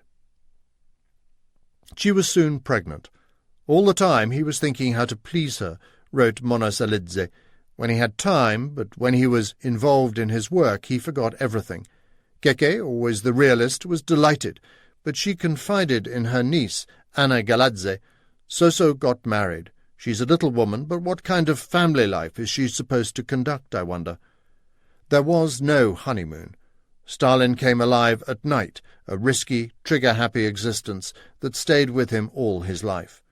The Tsar's ruthless forces of reaction often killed suspects, no questions asked. "It's enough," So-So wrote to the Svadnidzes, "just to stay alive, and the rest will take care of itself." Once, at 5 a.m., he and Monosolidze were locking up their secret printing press when they were challenged as burglars by a policeman who reached for his revolver. But Stalin was quicker on the draw, pulling out his Badana gun and shouting, "I'm going to shoot!" 18. Pirate and Father. Stalin was about to open fire when his brother-in-law grabbed the gun. He recognized the terrified policemen who had been bribed not to interfere with their printing press. Soso's edginess was understandable. The Cossacks had crushed the revolutionaries, and the Okhrana was hunting him down as he organized more heists for the outfit in different parts of the Caucasus to fund the purchase of arms in Europe. Stalin was away from his new wife for weeks, oblivious to the fact that his life put her in real danger. Around 9 September 1906, Stalin attended Jordania's SD conference in Tiflis, and then at a Baku hotel. Tsarist repression and Menshevik success had broken the Bolsheviks in Georgia. Besides, the Mensheviks had officially given up terrorism, regarding Stalin and his outfit as embarrassing bandits. Out of the meagre 42 delegates, only 6, including Stalin, Shumian, and Cheshkaya, were Bolsheviks. Stalin compensated for this by defiantly sneering at the Mensheviks, on whom he played sinister tricks. He spent the whole conference smiling ironically, says Dev Dariani, his Menshevik seminary friend, thinking, "Make whatever resolutions you like, they're irrelevant to the revolution." Stalin was so defiant, crude, and sullen that the Menshevik chairman, Azanidze, accused him of behaving indecently, like a whore, a woman of the streets who wears no knickers. Stalin jauntily replied that he hadn't yet dropped his trousers. Then, grinning spitefully from the left side of his mouth, he stalked out. After a few minutes, we heard the agreed whistle warning us the police were coming. We scattered, says Azanidze, but there were no police anywhere. It was Koba's prank. Yet Stalin had become the main financier of the Russian Bolshevik Center, according to the Menshevik Yeretadze, and he remained one of Lenin's chief funders for the next 3 years. After the conference, it seems likely that Stalin headed west to Sukhum on the Black Sea to open a new front in his campaign of robberies, piracy on the high seas. On 20 September, the steamship Tsarevich Georgy, 2,200 tons and 285 feet long, was on its way from Odessa to Batumi, carrying passengers and a considerable treasury. Unknown to the ship's captain, groups of Bolshevik gangsters, guns and grenades concealed under felt cloaks, boarded the ship when it stopped to deliver wages at Novorossiysk, Sukhum, and New Athos. At 1:15 a.m., as the sleeping ship passed Cape Kodori, the gang of 25 pirates, including workers and intellectuals, drew Mausers, badanas, and bombs from their cloaks and held up the ship. The chief gangster, described by the gendarmes afterwards as a short Georgian in his 20s with gingerish hair and freckles, took over the bridge, training his Mauser on Captain Sinkovich. The duty officer, steersman, and crew were held at gunpoint, though 4 sailors probably assisted the pirates as inside men. The chief pirate, reported the crew later, was glacially calm and courteous throughout the heist. "We're revolutionaries through and through, not criminals," he announced. "We need cash for the revolution, and we'll take only treasury funds. Obey my commands, and there'll be no bloodshed. But if you're thinking of resisting, we'll kill you all and blow up the ship." "I submitted," Captain Sinkovich admitted in an interview with the Tiflisky Listok afterwards. The crew and passengers were gathered and warned to see nothing. The captain showed the money to the chief gangster. The police announced officially that the Bolsheviks took 16,000 rubles, but the pirates probably bagged much more. The gangster boss ordered Captain Sinkovich to lower the lifeboats. The pirates held some of the ship's officers as hostage as they loaded the cash, after which they ordered the sailors to row them ashore. They were conveyed so efficiently that the pirate chief, being touched by their extremely conscientious obedience to his orders, ordered each sailor to be given a 10 rubles tip. The Tsarevich Georgy was free to sail for Batumi. On raising the alarm 7 hours later, Cossacks and gendarmes hunted the Bolshevik pirates along the coast without finding a single trace of the gang or the loot. Stalin and 2 Russian Bolsheviks hid at the home of Stepan Kapka, one of the gang, as remembered by his sister years later. Then, the sister testified, they moved on to another safe house belonging to the Atum family, and finally on to the Gavaramia home. As an old man, Kamshish Gavaramia recalled how Stalin arrived at his house. His father was excited at being asked to hide the pockmarked chieftain of the gang that held up the mail ship off Cape Kodori, who subsequently became leader of this great country. Stalin and the gangsters moved westward through Abkhazia across the Nguri River into Guria. Old men told the writer and compiler of Abkhazian history, Fasil Iskander, how Stalin ordered the murder of 7 unreliable gangsters, including the 4 collaborating sailors, and then led a train of horses packed with cash across the hills, a carbine over his shoulder. Iskander tells the story in his classic Sandro of Chegem. After delivering the cash to henchmen in Kutaisi, Stalin caught the train to Tiflis, leaving the bodies to be eaten by jackals. Did Stalin really lead the pirate heist? The police description of the pirate chieftain fits Stalin in style, looks, and speech. He too often insisted that he was a revolutionary, not a criminal, but the description is very vague. Most memoirs claim that he organized but did not participate in the robberies. This was true especially after the 1907 London Congress banned expropriations and ordered expulsion from the party for those who disobeyed. But this was September 1906. The London Congress was in the future. Yet we know from the memoirs of the Svednadzes and the Davrichevis that Stalin carried a gun and was not shy of using it at this time. The well-informed Menshevik Arsenidze explained that Stalin did not participate in the notorious Tiflis heist, but added there were a whole bunch of expropriations. He heard that even Stalin had participated in one of them. Stalin had connections at the ports of Novorossiysk, New Athos, and Sukhum, where the pirates boarded the ship. He had visited these places in 1905. Stalin's practice of leading pack ponies with saddlebags full of banknotes over the hills is confirmed by Father Gachacheladze's memoirs cited earlier. This was not Stalin's only involvement in piracy. He later orchestrated the robbery of another mail ship and planned several others in Baku. This piracy was quite common among the revolutionary bandits. Stalin's gory alter ego, Davrichevi, chief of the military wing of the Socialist Federalists, tells how he robbed a ship carrying funds at roughly the same time as the Tsarevich-Georgy heist. Meanwhile, off Odessa, revolutionaries seized a noble dinner party on the ship Sophia, where they grabbed £5,000 in gold. The Abkhazian historian Stanislav Lakoba, whose other researches are meticulous, followed the legend to its source and managed to interview, independently of each other, 2 aged witnesses before they died. They confirmed that he had led the attack and collected the cash. The dates fit perfectly. Stalin was not at home. The Baku conference had ended. These few days are blank. The ship was robbed on 20 September, and it would have taken Stalin a few days to reach Tiflis. As arranged with Lenin and Krasin in Stockholm, Kamo and 2 of Stalin's comrades were waiting in Tiflis to set off on a trip to buy weapons for the party. There is no documentary proof of Stalin's role, but his participation is at the very least highly plausible. It certainly looks as if the robbery was timed for a reason, and Kamo received the money. 5 days after the hold-up, on 25 September, Kamo left Tiflis with enough cash to travel round Europe and buy arms. Kamo, accompanied by the loquacious actor-revolutionary Mdviani and Kaftaradze, who had thrown the lamp at Stalin, first took the train to St. Petersburg. They were met and given instructions by Krasin, who ran the Bolshevik Centre, their clandestine headquarters in Finland, with Lenin and his ally Alexander Bogdanov, philosopher and organizer. This threesome were known as the Small Trinity.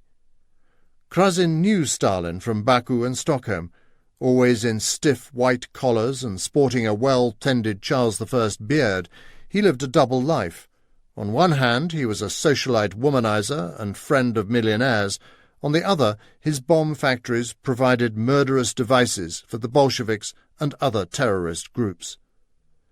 At this time, Krasin loaned his most advanced infernal device to the maximalist SR terrorists, who used it to blow up the house of the Tsar's brilliant premier, Stolypin. Many were killed in the inferno, but Stolypin survived.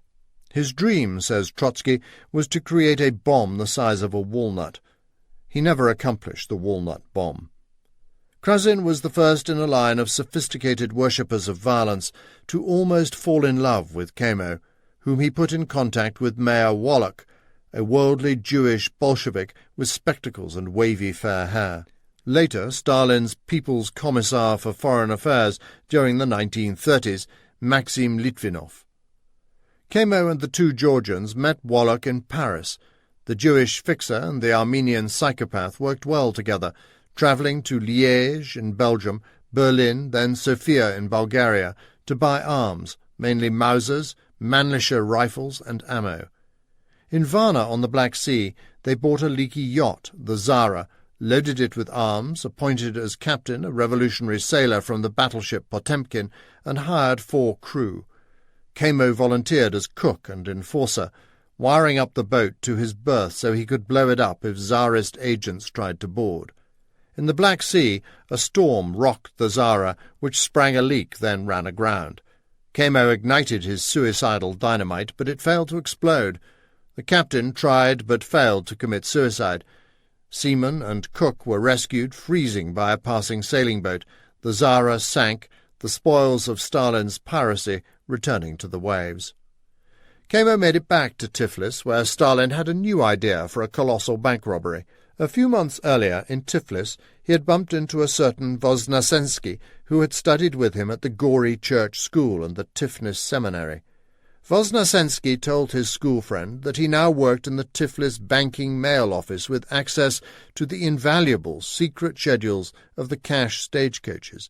Stalin invited him for a cup of milk at the Adamia milk bar, where he was persuaded to help the Bolsheviks expropriate money that passed through the mail office. Voznesensky, who was interviewed by a secret party investigation in 1908, confessed that he agreed to help only for Koba because Koba wrote a poem on the death of Prince Eristavi of such revolutionary character. It impressed me so much. Only in Georgia could a terrorist receive the timing and tip for a robbery because he was such a fine poet. Stalin introduced Voznesensky to the outfit, keeping in contact and meeting his inside man every few months. He had last met Voznesensky in late 1906, so it seems the Akhrana was right that the robbery was originally planned for January or February 1907, but it had not happened. In his own surly and laconic answers to a cross-examination by a Menshevik party inquiry, Stalin confirmed that he had been behind the world's most notorious heist, running the 2 inside men, including the one Comrade Koba knows from school, whom he had introduced to the outfit. Stalin's other inside man was Grigory Gigo Kazradze, another Goreli, a cousin of Keke and Father Chakviani, who was interviewed by a different party investigation committee. He too was groomed by Stalin for months before the robbery. Both were part of Stalin's own private intelligence network. Kamo, after the sinking of the Zara, lacked the necessary armaments for these new operations, so Stalin sent him back to see Krassin. A grand sympathizer, Prince Kuki Dadiani, lent him his passport, allowing him to travel to the capital in style. At their Finnish hideout, Kamo met Lenin and Krupskaya. He was a fearless fighter of limitless audacity and unbreakable willpower, Krupskaya observes, but also exceedingly sensitive, somewhat naive. Lenin called him his Caucasian bandit, thrilled that he always packed 2 pistols, which he regularly invited Krupskaya's noble mother to strap on. Lenin and Krupskaya, both brought up with privilege and culture, courted Kamo. They were always drawn to the glamour and utility of brutal cutthroats, following the sentiments of the anarchist Bakunin. For the revolution to triumph, he wrote, we must join with the swashbuckling robber world, the true and only revolutionaries in Russia. Entranced by Kamo's simple-eyed sweetness, the Lenin sensed that his strange tranquillity might at any moment be shattered by an act of insane violence. He once met the Lenins for lunch, saying he had a present for them, which he slowly placed on the table wrapped in a napkin. Everyone went silent. He's got a bomb, they thought, recounts Krupskaya, but it was a watermelon. Kamo returned to Tiflis with a shipment of grenades. Lenin, according to Stalin's gangster, Kupriashvili, ordered Stalin to raise much-needed funds to pay for the coming London Congress. Stalin kept in contact with Kamo and his inside men in the banking system, but also travelled back to Baku, where he was busy founding and editing the Russian newspaper Bakinsky Proletary, Baku Worker, with Shumian and Spandarian. Involved in so much skullduggery, Soso seemed untouchable. But while he was away, his wife was not so lucky. During a raid on a Bolshevik in Moscow, the Akhrana found a note that read, 3 Freilinskaya Street, Seamstress Svadnidze, ask for Soso. Not long afterwards, Kamo asked the Svadnidzes to host a Moscow Jewish comrade for 2 weeks. The sisters welcomed him, but soon after his departure, on 13 November 1906, the gendarmes raided the house, asking for Soso and Cato. The sisters realized that the Moscow Jewish comrade was a traitor. The gendarmes fortunately did not find either Soso or his documents hidden inside the fashion mannequins, but Cato was arrested along with her cousin, the bomb-maker Spiridon Dvali, who was sentenced to death. This was no joke for a girl already 4 months pregnant. Sashiko Svadnadze sprang into action to help Stalin's wife, calling in the favours of her clients, who included most of the gendarme officers. I went to see the wife of Gendarme Colonel Rechitsky, whose dress I was making at the time, and requested her to reduce Dvali's death penalty and to release the innocent Cato. The colonel's wife did get Dvali's sentence reduced and helped the pregnant Cato even more by allowing her to await her release in a police station instead of prison. The sisters were also making the gowns for the wife of the police station chief, who immediately took Cato home with her and looked after her. On Stalin's return, after his frantic shuttling around the Caucasus, he was deeply despondent about what had happened, notes Monosolidze. He insisted on visiting Cato, so Sashiko went to see the wife of the police station chief and told her our cousin from our village had come to visit Cato. The police officer's wife permitted it, so we took Soso to their apartment at night and they had a rendezvous there. Fortunately, none of them knew Soso by sight. The police officer's wife demanded that Cato be allowed home for 2 hours every evening.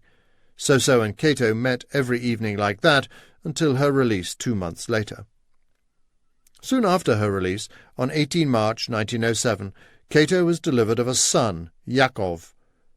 Known as Yasha to the family, he was christened months later and registered years later, hence confusion about his birth.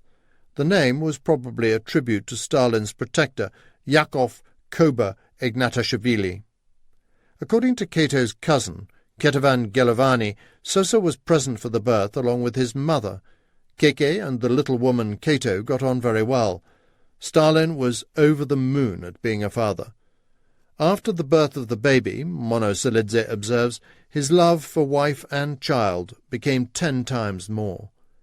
He nicknamed the baby Patsana, laddie. Writing day and night, however, Stalin became irritated when the baby's crying disturbed his work. But as soon as the mother fed it and the baby stopped crying, he kissed him, tickling his nose, fondling him. Soso had much on his mind. That March 1907, Stalin's outfit planned a heist on the Kutaisi stagecoach, but just before the chosen day, its chieftain, Tsintsadze, was arrested. Stalin appointed Kamo as his successor. Stalin's pet psychopath was more than capable of controlling the band of bandits, always tottering between simple enthusiasm and frenzied killing. When he heard a Bolshevik, probably Stalin, arguing theory with a Menshevik, he exclaimed, "What are you arguing with him for? Let me slit his throat." Kamo, with Tsintsadze's female gunslingers, Annetta, Patsia, and Alexandria, held up the Kutaisi stagecoach, but the Cossacks fired back. Kamo and the girls found themselves in the midst of a savage firefight. But when it was at its most intense, the girls swooped in and grabbed the moneybags, which they then smuggled to Tiflis in their lingerie. Annetta and I wrapped it around our bodies, recalls Alexander Darakalidze. Kamo hid the cash in wine sacks and sent it to Lenin in Finland. Stalin's inside men in the banking mail now informed the outfit that a huge delivery was due in Tiflis. It might be as big as 1,000,000 rubles. enough to fund Lenin's expensive organization for years. Stalin and Kamo prepared for a spectacular heist. Barely a month later, Stalin, elected as non-voting delegate to the Fifth Congress, left Laddie and Cato in Tiflis, setting off on a long journey via Baku, St. Petersburg, Stockholm and Copenhagen. Stalin, travelling under the name Ivanovich, was on his way to London. Around 24 April, when he was in Denmark, he took the train down to Berlin to meet Lenin. We know they met secretly on this trip and that Stalin visited Berlin. They had one subject to discuss, the imminent Tiflis bank robbery.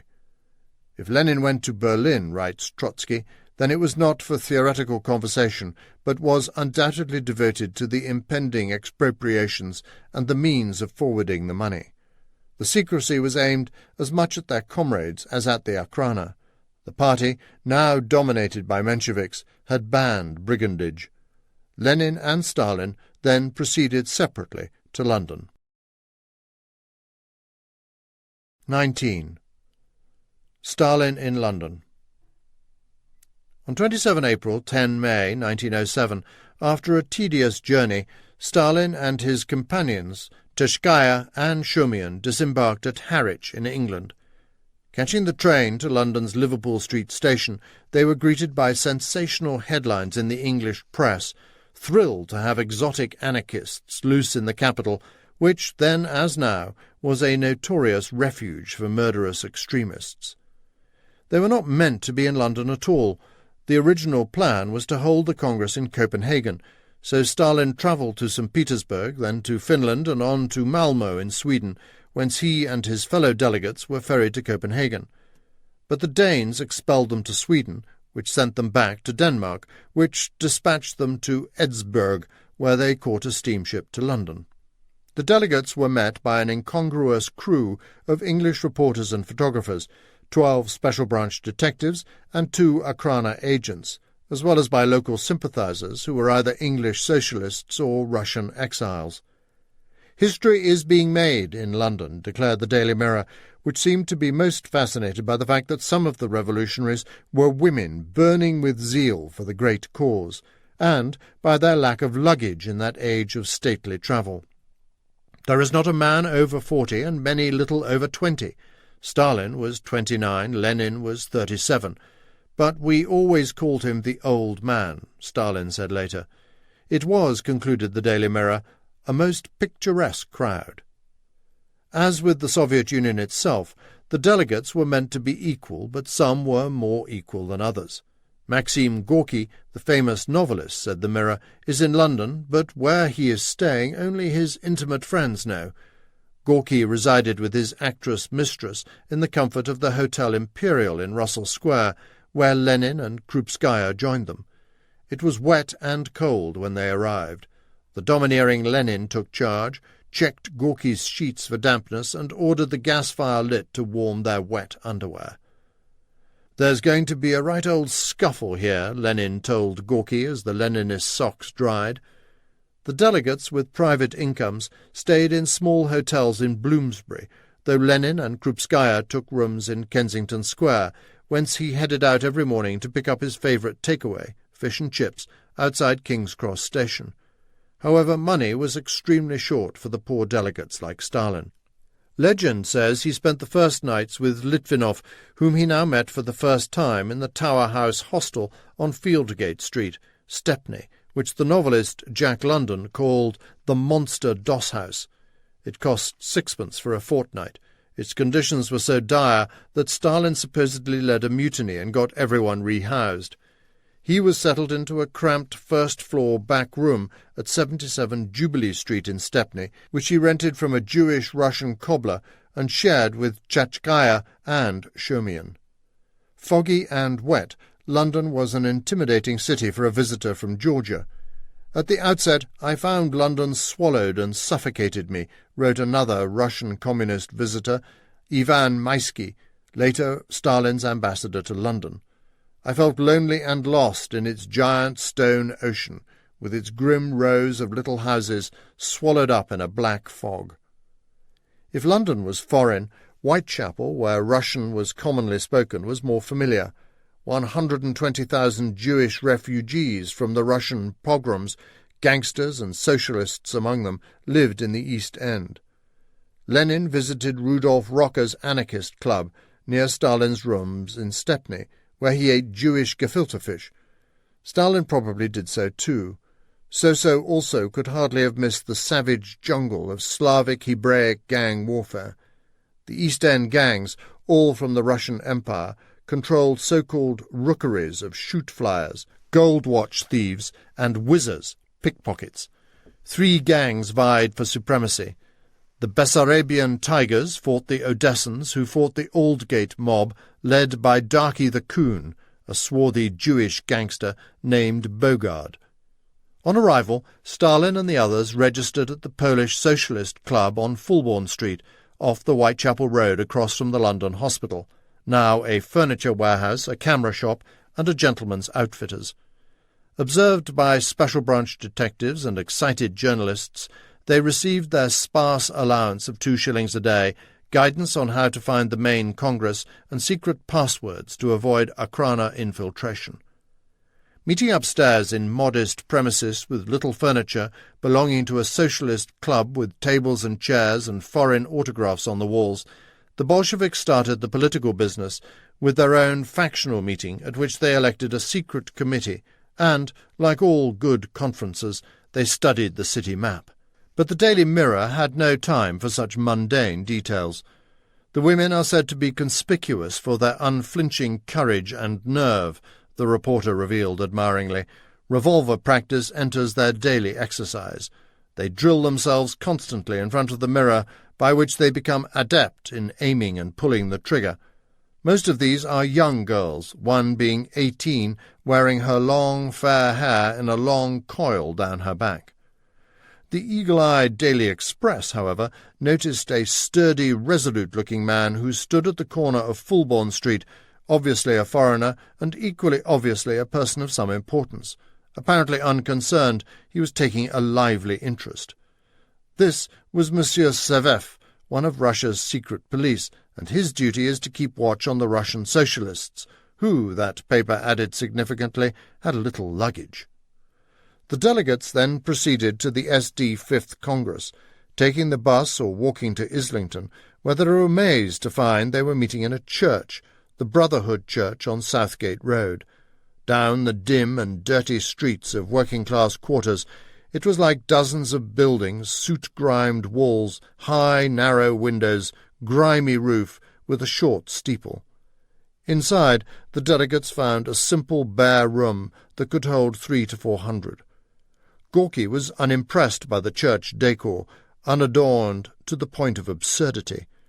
The vicar, the Reverend F.R. Swan, whose flock included the future Labour Prime Minister Ramsay MacDonald, was a pacifist follower of William Morris.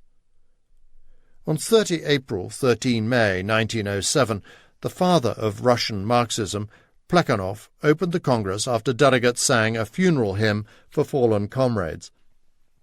Stalin watched how Lenin often sat with the tall, haunted and spectre-thin Gorky, international celebrity and Bolshevik fundraiser who had once watched a hanging in Gori. Later in life, Gorky would become the dictator's friend, shameful apologist, pathetic trophy, and possibly victim. See Stalin, the Court of the Red Tsar. The Bolsheviks sat on one side, the Mensheviks on the other. Every vote was ultra-tense. There were 302 voting delegates representing 150,000 workers, but after the glory days of 1905, the party was in dire straits, shattered by Nicholas II's repressions. There were 92 Bolsheviks, most of whom were determined to continue the armed struggle of 1905 and avoid participation in the Duma. They were outnumbered by 85 Mensheviks, 54 Jewish Bundists, 45 Polish-Lithuanians, and 26 Lets, who supported participation in the Duma elections. Lenin also wanted to adopt the strategy of gun and ballot box, favoured in our time by terrorists from the IRA, Hamas and Hezbollah. So he used Menshevik help to win that battle before turning on them again. The entire party was shrinking, but the Bolsheviks had been so routed in Georgia that Stalin, Tashkaya and Shumian were only consultative delegates without votes. "Who is that?" Stalin supposedly asked Shumian as a new orator took the podium. "Don't you know him?" answered Shumian. "It's Comrade Trotsky," real name Lev Bronstein, the undoubted star in London, who had just pulled off an escape from Siberia by dashing 400 miles through the tundra on a reindeer-propelled sleigh. Here Stalin first saw, and probably shook hands with, Trotsky, who for his part did not recall meeting his nemesis until 1913. While Stalin had been commanding his militias in Chitaura, Trotsky had been chairman of the Petersburg Soviet. Effortlessly brilliant in writing, dizzyingly eloquent in performance, unmistakably Jewish in accent, and shamelessly vain, Trotsky, with his dandyish suits and plumage of mane-like tresses, carefully bouffed, possessed the shine of international radical celebrity, light years ahead of Stalin. Despite being a rich Jewish farmer's son from faraway Kazan province, he was overweeningly arrogant, regarding Georgians as bumpkin provincials. Lenin, who had nicknamed him the Pen for his virtuoso journalism, now complained that Trotsky was showing off. Stalin, whose gifts lurked in the shadows while Trotsky's glittered in the spotlight, hated him on sight. "Trotsky was pretty but useless," wrote Stalin on his return. Trotsky simply sneered that Stalin never spoke. It was true that Stalin did not speak during the entire Congress. He knew that the Mensheviks, who hated him for his truculence and banditry, were gunning for him as part of their campaign to ban bank robberies and score points off Lenin. When Lenin proposed the vote on credentials, Martov, the Russian Menshevik leader, prompted by Jordania, challenged the three non-voters, Stalin, Tashkaya and Shumian. "One can't vote without knowing who's involved. Who are these people?" asked Martov. "I really don't know," replied Lenin insouciantly, though he had just met Stalin in Berlin. Martov lost his challenge. "We protest," shouted Jordania, but to no avail. Stalin henceforth loathed Martov, real name Sederbaum, who was, like Trotsky, Jewish.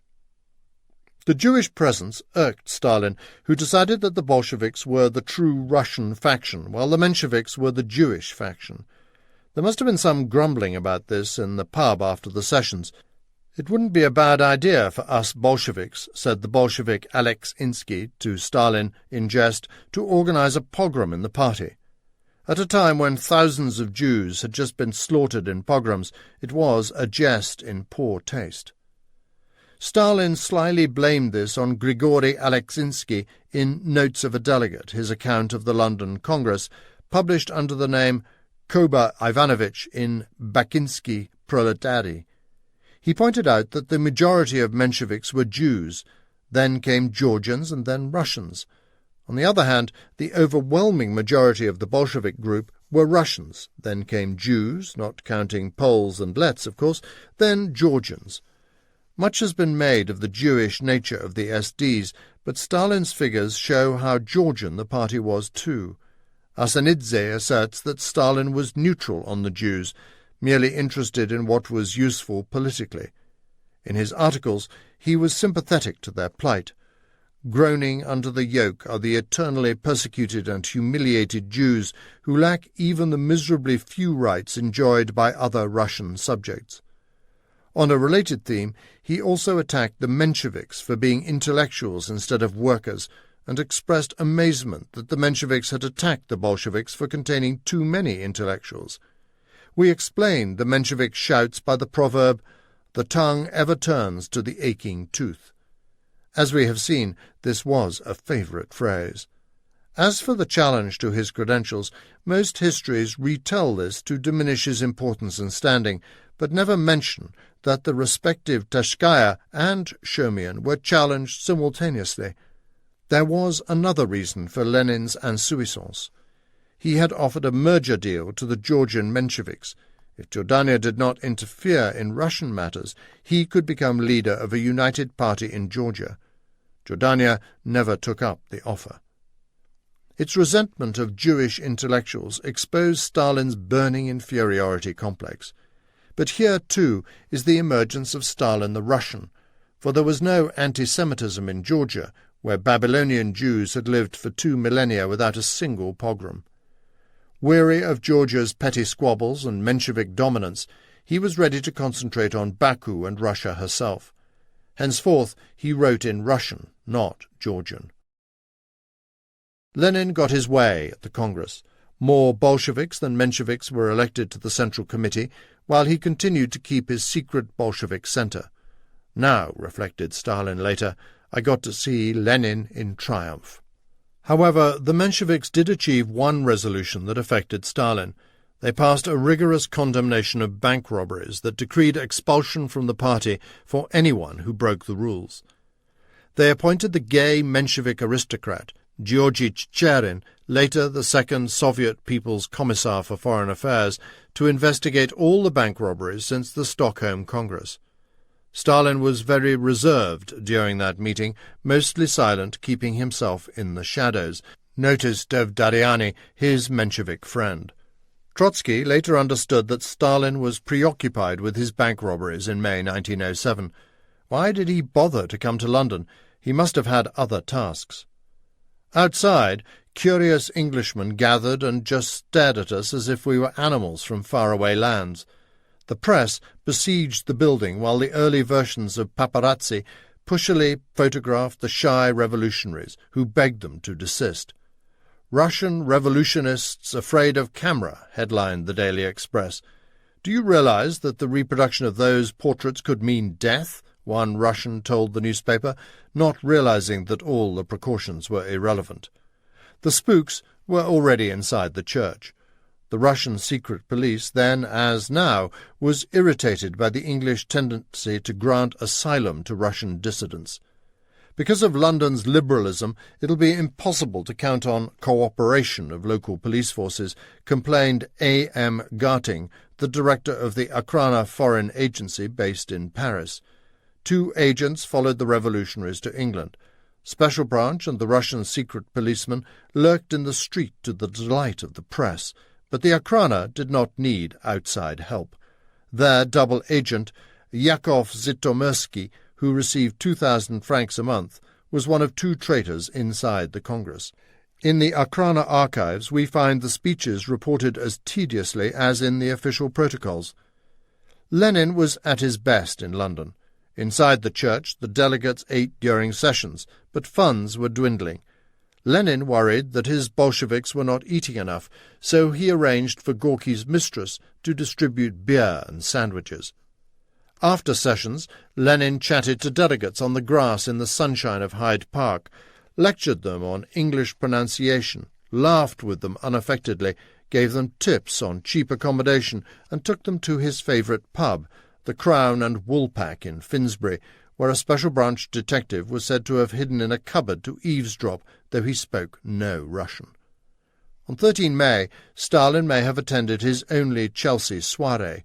In an early case of radical chic, the artist Felix Moschel invited the Marxists to a reception filled with guests in evening dress at his house at 123 Old Church Street. There, Ramsay MacDonald toasted the Russians. Plekhanov and Lenin responded. Their hosts expressed surprise that they were not kitted out in white tie. Stalin was not in Chelsea most nights. He spent most of his time on the rough side of town.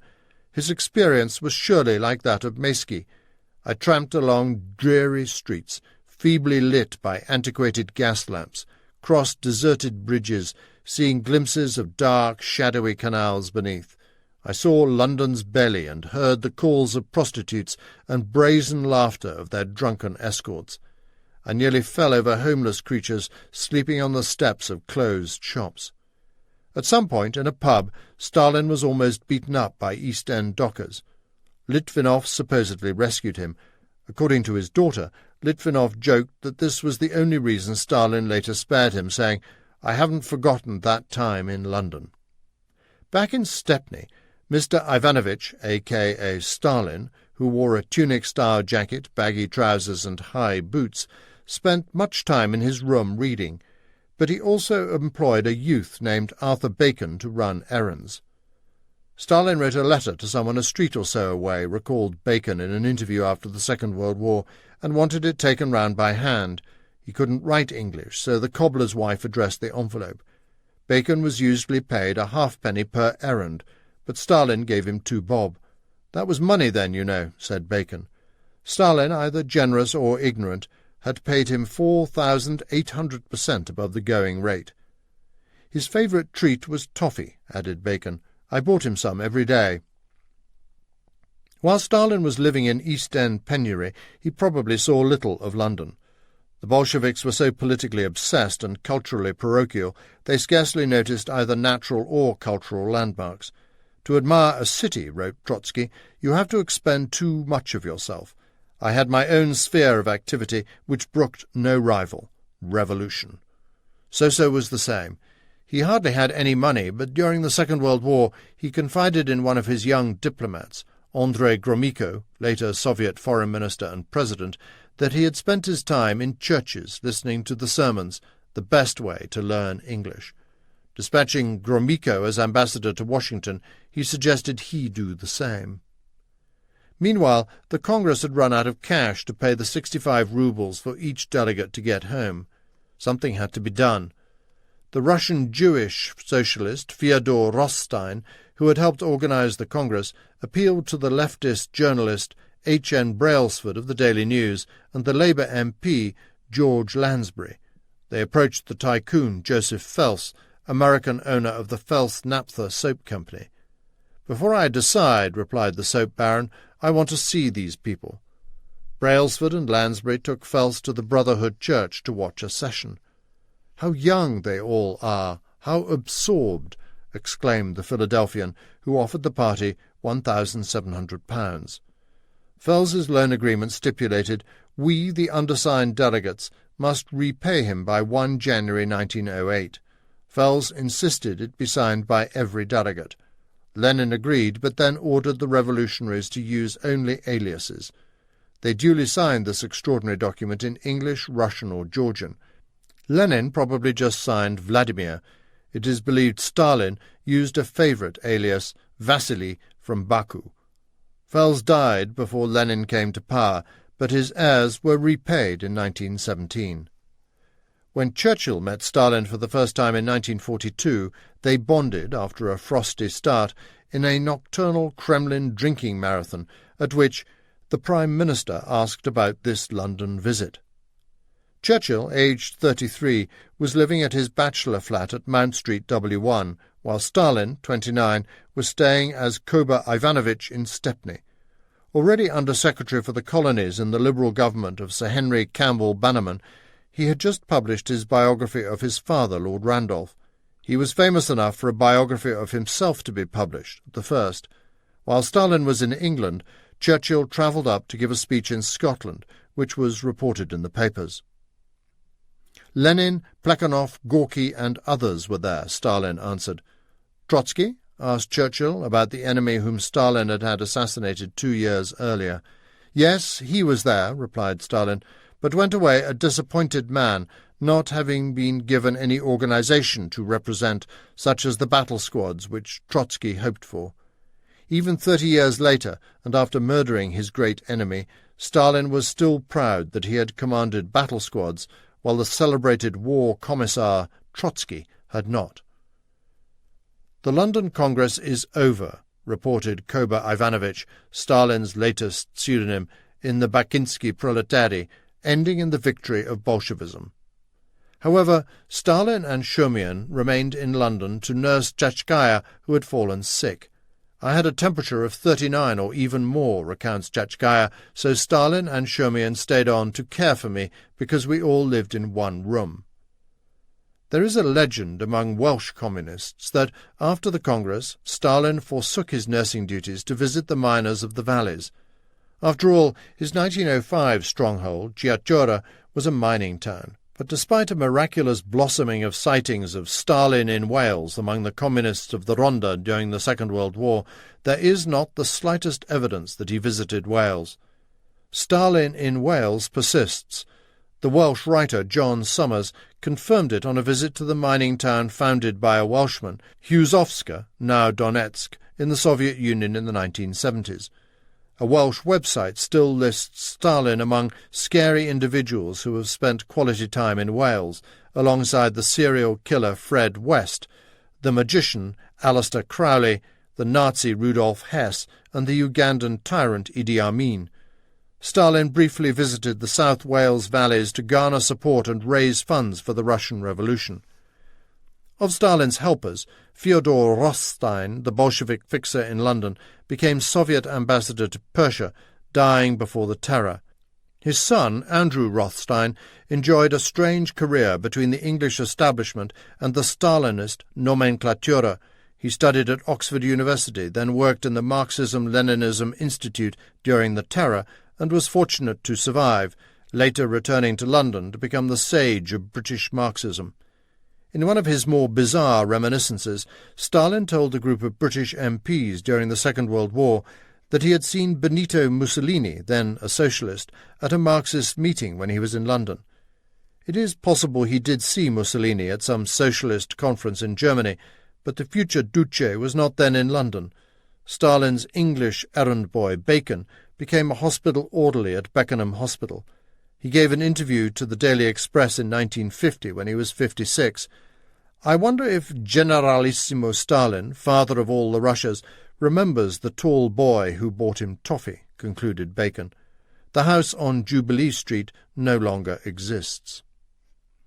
Besides, he had not yet invented the name Stalin, but he was also supposedly spotted on the docks of Liverpool, a Scouse version of his encounter with the London dockers.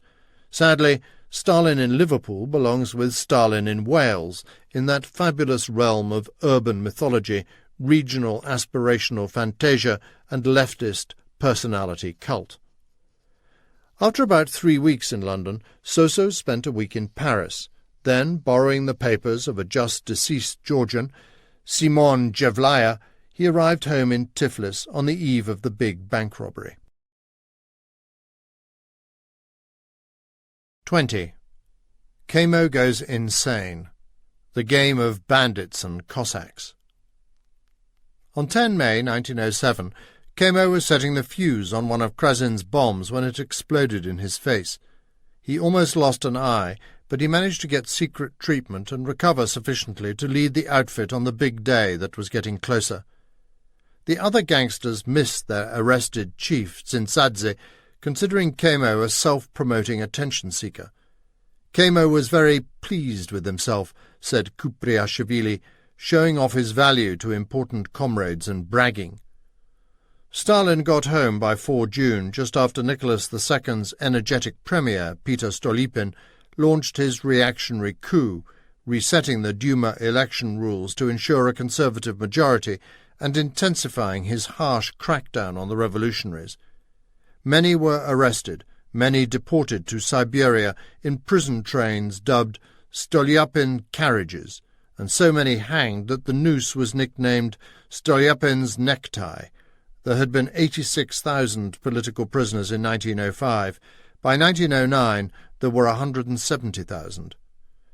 Kamo gathered a large team of Georgia's finest hoodlums and bank robbers, including the core of the outfit and the 5 female shooters.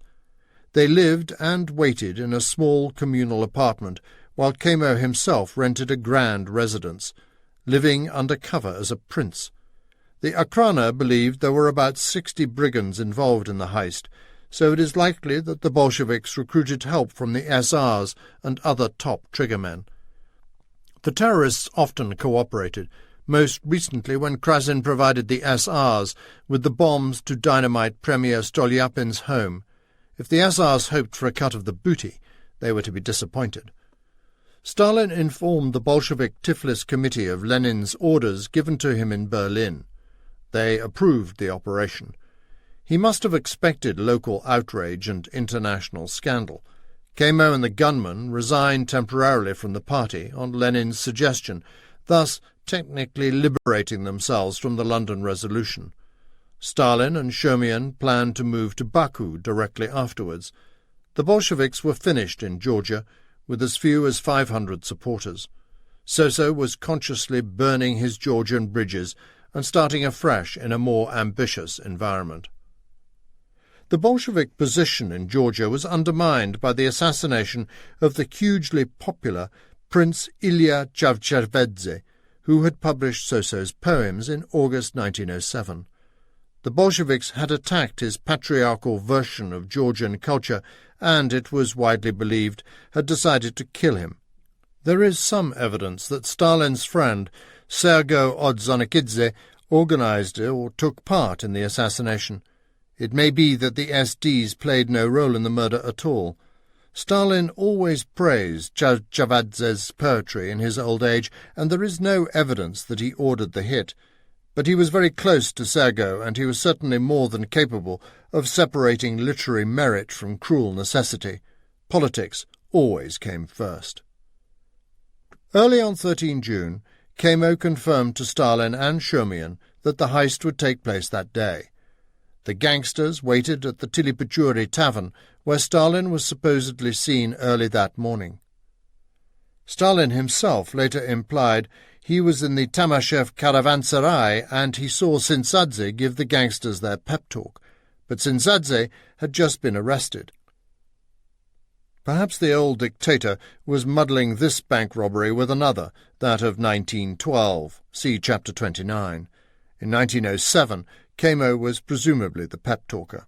Somewhere before 10 a.m., rigged up in his officer's uniform, swashbuckling his Circassian sabre, Kamo rode out into Yerevan Square. The gangster boys and girls took up their positions. It was a warm summer's day. When the bombs shook the city, Kato Svadnidze Djugashvili was cuddling Stalin's 3-month-old baby, Laddie, on the balcony beside her sister, Sashiko. "We rushed inside, absolutely terrified," says Sashiko Svadnidze. For the rest of the day, the wounded were treated in makeshift surgeries. Cossacks and gendarmes galloped through the city, raiding houses, cordoning off boroughs and blocks in the hope of recovering the money before it left Tiflis. That night, reports Sashiko, Soso came home and told us that Kamo and his gang had done it, stealing 250,000 rubles for the party. He must have told the sisters about Kamo's play-acting because they realized why he had just borrowed their father's sword. The Svadnidze's memoirs show that, far from being innocently oblivious of Stalin's double life, Kato was perfectly aware that she was married to the godfather of bank robberies in the Caucasus. But Stalin suddenly informed the family that his wife and baby were to leave imminently for Baku. The Svadnidzes did not approve. They must have felt strongly because even in the 1930s the family dared criticize Stalin for taking her on the 13-hour train ride in such a hot summer and with a baby. But it was to no avail. Soso left for Baku and took Kato, grabbing 15,000 rubles for his future plans. Kamo lay low. Before leaving, he graciously offered Stalin's inside man 10,000 rubles for his help. Voznesensky graciously accepted 5,000. Now things again started to go wrong. The police announced that 100,000 rubles in 500 denomination notes were marked. Some gangsters wanted to burn the notes. Kamo refused. The rest of the cash was in smaller denominations. All the hoodlums wanted to meet Lenin, but Kamo's eye needed foreign treatment, so it was he, bearing most of the money, who took the train via Baku to Lenin in Finland. Prince Koki Dadiani, whose family had once ruled Mingrelia, again lent Kamo his passport. Adding a new layer to this favourite disguise, Kamo now posed as the prince, accompanied by his new young bride, one of the female gangsters, ironically, but usefully, a policeman's daughter, on the day after his wedding. The outfit's girls were already experienced in hiding money and dynamite on their persons. The dynamite gave off a harsh, acidic stench, especially when strapped to a sweating body, so the ladies had to douse themselves in scent. Money was easier. The swag travelled in the bride's lingerie and clothes. Venal policemen had probably been bribed to turn a blind eye. Kamo delivered the equivalent of around £1.7 million, $3.4 million, in today's money to Lenin, enough to fund the faction for some time.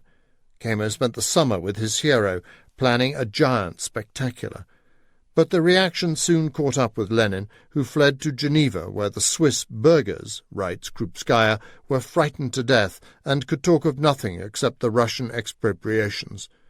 Georgia became a byword for gangsterism. When Tishkaya visited them in a chokha coat, their landlady almost fainted with alarm, and with a shriek of fright she slammed the door in his face. This was far from the end of the story. The Tiflis bank robbery made Kamo a legend. The other gangsters, who had actually conducted many more heists, were jealous of Kamo's fame. "Our outfit was called the Kamo Group," says Bashua Kupriashvili, but it wasn't true. We accepted Kamo into the group over a year after it had been set up. He played his role in this big action, after which everything was ascribed to him. But Kote Sintzadze, Inskaravelli, Eliso Lomenadze were not inferior and probably superior to Kamo. But its repercussions would help shatter the party and were still threatening to damage Stalin as late as 1918. As in every successful criminal enterprise, the hoodlums were soon fighting over the spoils. The police had published the serial numbers of 100,000 rubles of the notes. They would be very hard to cash, but Krasin's technical group forger, known as Fat Fanny, changed some of the numbers on the notes. Lenin and Krasin decided to proceed, particularly since the rest of the heist money was clean. The money was instantly smuggled abroad. Some was laundered through the Crédit Lyonnais bank. Litvinov distributed the cash to his operatives to change the money in different cities. Meanwhile, the secret police frantically pulled out the stops to catch the culprits, but they could discover nothing concrete. Their Tiflis informers, particularly one codenamed the Fat Lady, revealed that SR gunmen had participated but had been robbed of their share of the spoils. Their first suspect was the other gory bank robber, Davrichevi, who was, according to Akhrana reports, hiding in Lausanne under the name of Kamo. The Akhrana knew that Kamo sent all the money to Krasin and Lenin, but now the revolutionaries started to fall out. Lenin cashed at least 140,000 rubles from the proceeds of Kamo's robbery. But in 1908 he embarked on a vicious, if esoteric, feud that would again tear the party in half. He broke with Bogdanov and Krasin, who purloined about 40,000 rubles of the Tiflis money for themselves. Litvinov sent 2 Georgian terrorists to tell them that if they did not return it fast, the Georgians would bump off one of the Central Committee. Lenin published an epistemological polemic, Materialism and Empiricism, which attacked Alexander Bogdanov's mystical philosophical relativism, which he believed threatened Marxist materialism. Lenin was soon short of money again. Bank robberies were not his only dubious source of funding. He ordered a pair of roguish Bolshevik conmen to seduce 2 unprepossessing sisters who had inherited the huge fortune of their uncle, Schmidt, the late industrialist. The double seductions were successful, though Lenin admitted that he would not have been able to do it himself. One of the seducers, Victor Taratuta, stole considerable sums of the inheritance to spend on high living before passing on the remainder to Lenin. Kamo, now in Berlin, decided to help out by pulling off the biggest bank robbery of all, a 15 million ruble heist that would fund the party for 6 years, but cost at least 200 lives. Hoarding stocks of dynamite and using a passport in the name of Mirsky, an insurance agent, he travelled in August to Berlin to procure explosives. But Lenin's man in Berlin was Dr. Zhytomyrsky, the double agent who had informed the Akhrana about the London Congress. Zhytomyrsky now betrayed Kamo. On 27 October, 9 November 1907, the German police raided Kamo's hotel room and found numbered banknotes and 200 dynamite fuses, 12 fulminates of mercury, and 20 electric batteries. The Akhrana were excited, but they still did not know the identity of Mirsky. On 31 October, 13 November, Garting, director of the Tsar's Foreign Intelligence Service, announced triumphantly that Mirsky was planning a vast heist and that he had some of the Tiflis banknotes, but there was no proof of his participation in the actual outrage. The Akhrana still believed that Davrichevi was Kamo, so who was Mirsky? Finally, the Akhrana got lucky. On 1 March 1908, a former Bolshevik brigand in Kutaisi prison, Arsen Kazidze, revealed that the chief bank robber was Simon Petrosian, known as Kamo, now held as Mirsky at Berlin's Alt-Moabit prison. Another report confirmed that Davrichevi was in exile in Switzerland and was not Kamo after all. The Tsar's government applied to extradite Kamo, who would face the death penalty. Krasin rushed to Berlin to orchestrate his defence and hired the German leftist attorney Oskar Kohn. Krasin advised Kamo to feign insanity, a role he was more qualified to play than most. Kamo started to act like a madman in a way that only someone who had truly cracked could. He managed to maintain it for 2 whole years. First he started to bawl, cry, tear his clothes, beat the jailers. They moved him to a frozen dungeon where he was kept nude for 9 days. He apparently did not sleep and spent the night standing up for 4 months. Then he stopped eating. They force-fed him by tube. He pulled the hairs out of his head, tried to hang himself but was cut down, slit his wrists but was resuscitated. In May 1908, they moved him to Berlin's Buch Psychiatric Hospital for diagnosis. He copied other patients and adopted that great cliché of madness. He pretended to be Napoleon.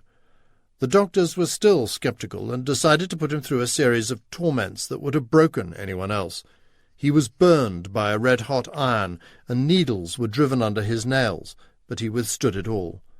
At last the Germans accepted that he was insane and, washing their hands of the troublesome loon, handed him over to the Russians, who, regardless, put him on trial for the Tiflis outrage and its 50 casualties. In court, the shambling, raving Kamo suddenly pulled a bird, Petka the greenfinch, out of his sleeve during the trial and talked crazily to his avian friend instead of the lawyers. Premier Stolypin and the Viceroy Vorontsov-Dashkov were determined to hang him, but his lawyer, Kohn, orchestrated such a successful European publicity campaign against the execution of a lunatic that Stolypin reluctantly decided that hanging would unfavourably affect Russian interests. In tests, the Russian doctors found that Kamo's skin did not register pain. They stuck more needles under his fingernails, then electrocuted him. The burned flesh, Kamo mused, stung terribly. Those doctors, too, were convinced.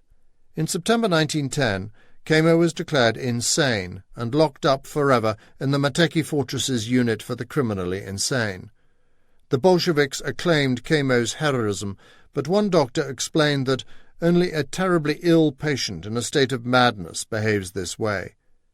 Kamo, writes the historian Anna Geifman, was a creature of unresolved passions and anxieties, unable to function normally. Feigning insanity, he actually was insane. Meanwhile, the police tracked the marked banknotes which started turning up all over Europe. In Paris, Litvinov found a detective under his hotel bed. He was arrested with 12 marked banknotes but was deported to London. Krasin was picked up in Finland. Other money changers were arrested in Munich, Zurich, Paris, Berlin and Stockholm.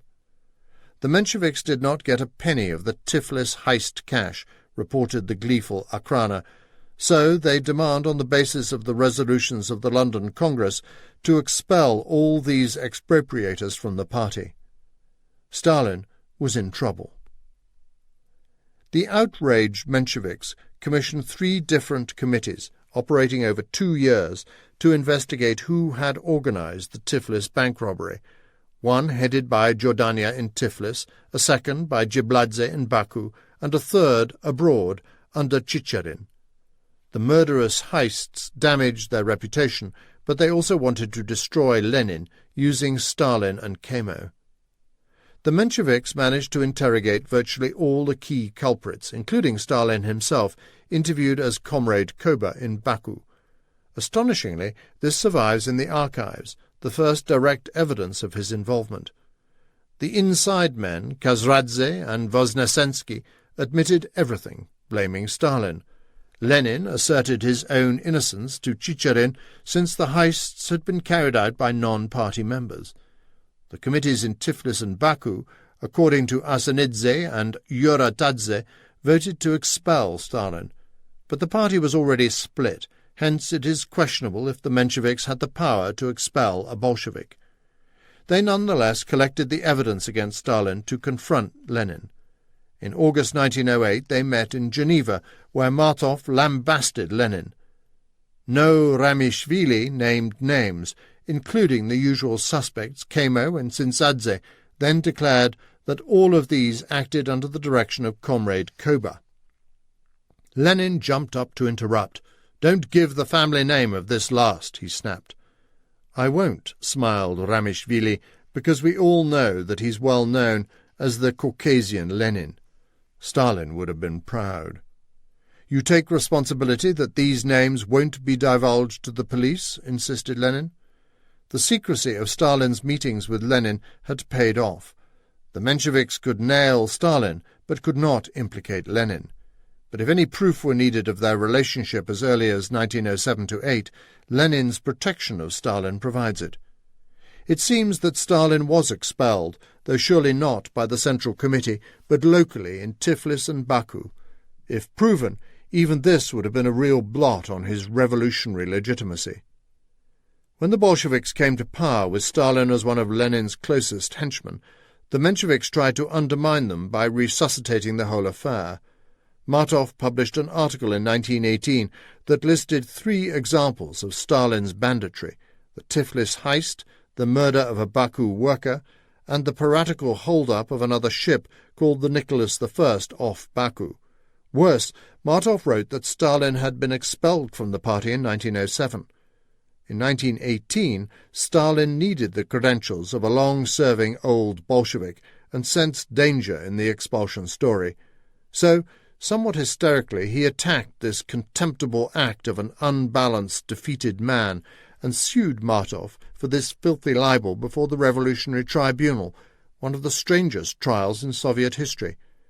Stalin neither denied nor admitted his role in the heists, but insisted, "Never in my life was I tried before any party organization and expelled," which was probably literally true, because the committees in Tiflis and Baku were Menshevik, not Bolshevik, and any expulsion was informal. Witnesses were going to be summoned to Moscow, but it was hard to do so during the Civil War. The trial was cancelled and Martov reprimanded, but Stalin had made his point. "You're a wretched individual," he snarled at Martov, who went into exile.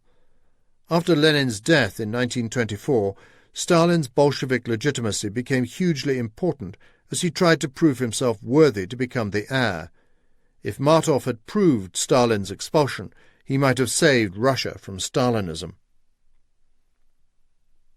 When Stalin returned to Tiflis in 1921 as a conquering Bolshevik, he was booed at a meeting and openly called a bandit to his face. He stormed out. Stalin's brigandage and expulsion were never mentioned again during his reign. Most important, Lenin did not take Stalin's local expulsions seriously. Such expulsions are almost always based on errors, unverified reports, or misunderstandings. Of course, he knew more about it than he let on, but he increasingly recognized that Stalin, terrorist, gangster, and covert organizer, had the right stuff. The uproar about the Georgian job had been spectacular, but the heists were not over yet. The game of bandits and Cossacks was rougher still in Baku, where the stakes were much higher than in Tiflis. They proved too high for Cato. 21. The Tragedy of Cato. Stalin's Stony Heart. Stalin settled Cato and Laddie, their baby, in the apartment of an oil worker and plunged himself into a life of banditry, espionage, extortion, and agitation, the murkiest years of his entire career. Probably again on the Rothschild payroll, he soon moved his little family outside Baku city into a Tartar house with a low ceiling on the Bailov Peninsula, which he rented from its Turkish owner, just above a cave right on the seaside. Cato, a born homemaker, made the shack cosy with a wooden bed, curtains, and her little sewing machine in the corner. Visitors noticed the contrast between the sordid exterior and the tidiness inside, but Soso was not often there. Cato did not know many people, But Sergei Alyulaev visited them. He was now the manager of the local power plant and lived with Olga and the children in a villa by the sea. It was here in Baku that their youngest daughter, Nadezhda, wearing a pretty white dress, fell over the edge of their sunny yard into the Caspian Sea. Stalin jumped in and rescued her, a romantic tale, often retold as she grew up. Always dressed in his trademark black fedora, Stalin gave a speech on 17 June 1907, the very day he arrived, and threw himself into his editing of the two Bolshevik newspapers, Bakinsky Proletari and Gudok, Whistle. He immediately set about dominating the party there with his brand of aggressive politics, terrorist intimidation, and gangster fundraising. Everywhere in Russia, the reaction had triumphed, all liberties destroyed, and revolutionary parties smashed, recalls Tatiana Vulik, but Baku, ruled as much by the oil companies and corrupt policemen as by the Tsar's governors, followed its own rules. Stalin was on the run in Tiflis, but for a few months before Stolypin's next crackdown he could stroll the Baku streets. Tiflis, said Stalin contemptuously, had been a parochial marsh, but Baku was one of the revolutionary centres of Russia, its oil vital to the Tsar and the West, its workers a true proletariat, its streets violent and lawless.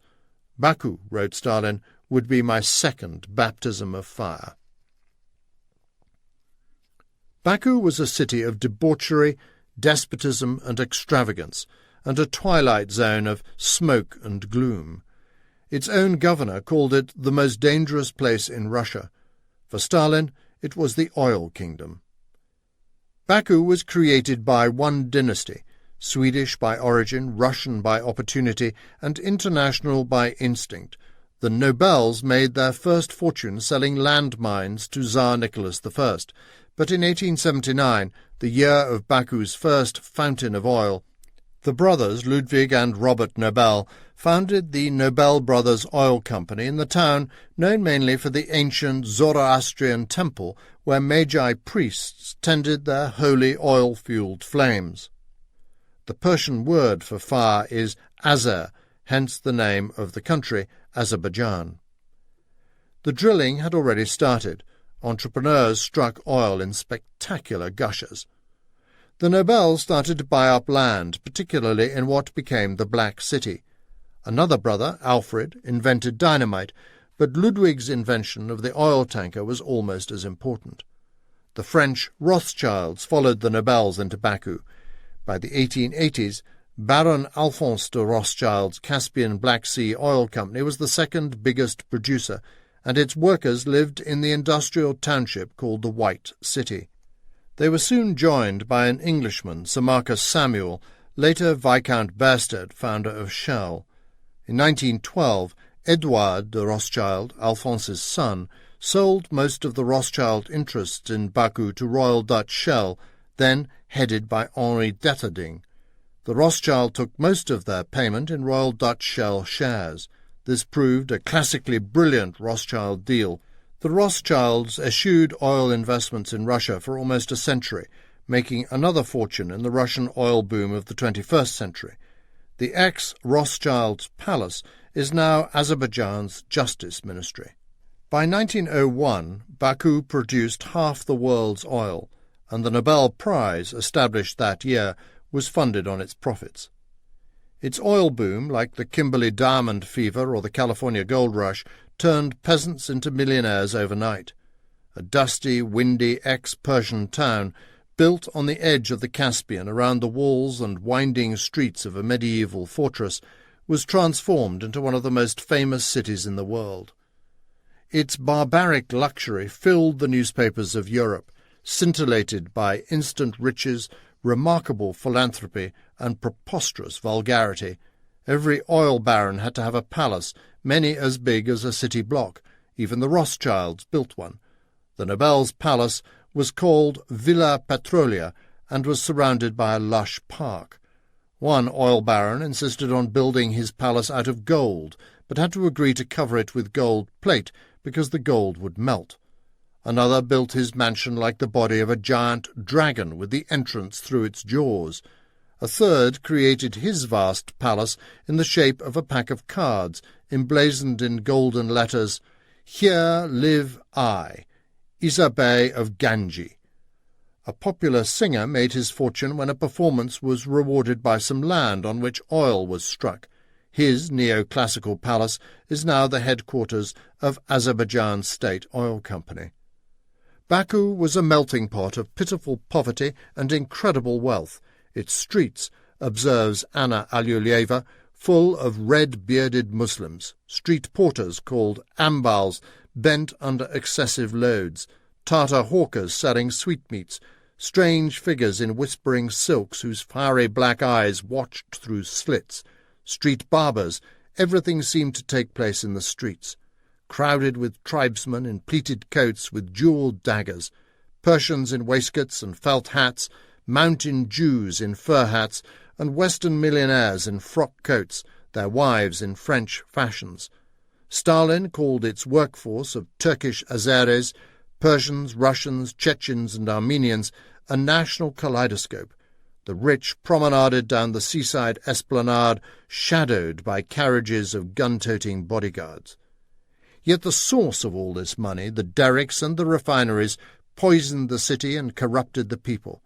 The oil seeped everywhere, says Anna Alyuleva. Trees couldn't grow in this poisonous atmosphere. Sometimes it bubbled out of the sea and ignited, creating extraordinary waves of fire. The black-and-white cities and other oil townships were polluted slums.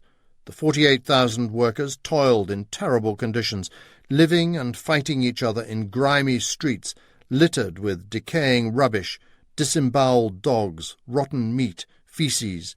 Their homes resembled prehistoric dwellings. Life expectancy was just 30. The oil fields seethed with lawlessness, organized crime, and xenophobia. Physical violence, rapes, and blood feuds dominated workers' everyday lives. Baku, states Stalin, was irrepressible, its ruthless proletariat ideal for the Bolsheviks. It was especially corrupt. Its moral ambiguities and duplicitous opportunities suited Stalin's conspiratorial cynicism. It was said that there were only 10 honest men in the entire city, a Swede, Mr. Nobel, of course, an Armenian, and 8 Tartars. Equal parts Dodge City, medieval Baghdad, industrial Pittsburgh, and 19th-century Paris. Baku was too Persian to be European, but much too European to be Persian. Its police chiefs were notoriously venal, its Armenians and Azeris armed and vigilant, its plentiful gunmen, the Kochis, either performed assassinations for 3 rubles a victim, guarded millionaires, or became Mauserists, gangsters always brandishing their Mausers. Our city, writes Esad Bey, not unlike the Wild West, was teeming with bandits and robbers. In Baku, brashly taking on oil barons and Menshevik and Bolshevik rightists, Stalin prospered to become the revolutionary and criminal kingpin of the oil kingdom. It was through Baku that he, belatedly, found a national Russian role, graduating from an apprentice to a craftsman of the revolution. Here he became the second Lenin. Stalin had great knowledge of the oil industry, wrote his Georgian protégé Megladze. Baku became enormously important in 1942 when Hitler, in desperate need of oil, ordered his armies to push towards the oil fields. The result was the Battle of Stalingrad, which in effect was the battle for Baku. Stalin called in his deputy oil commissar, Nikolai Baibakov. Hitler wants the oil of the Caucasus. On pain of losing your head, you're responsible for ensuring no oil is left behind. Do you know Hitler has declared that without oil he'll lose the war? In August 1907, when poor Cato was suffering grievously from the stifling, polluted heat of Baku, Stalin returned to Germany to attend the Congress of the Second International in Stuttgart. He met up with Alyosha Svadnidze, still studying at Leipzig. Soso and his brother-in-law, writes Monosalidze, went sightseeing, visiting meetings of German workers in restaurants and cafes. The Germans are a queer people, like sheep, Stalin later told the Yugoslav leader Milovan Djilas. He told Churchill the same story. Wherever the ram went, they just followed. On the way to the conference, some German communists felt unable to leave the station because there was no ticket collector.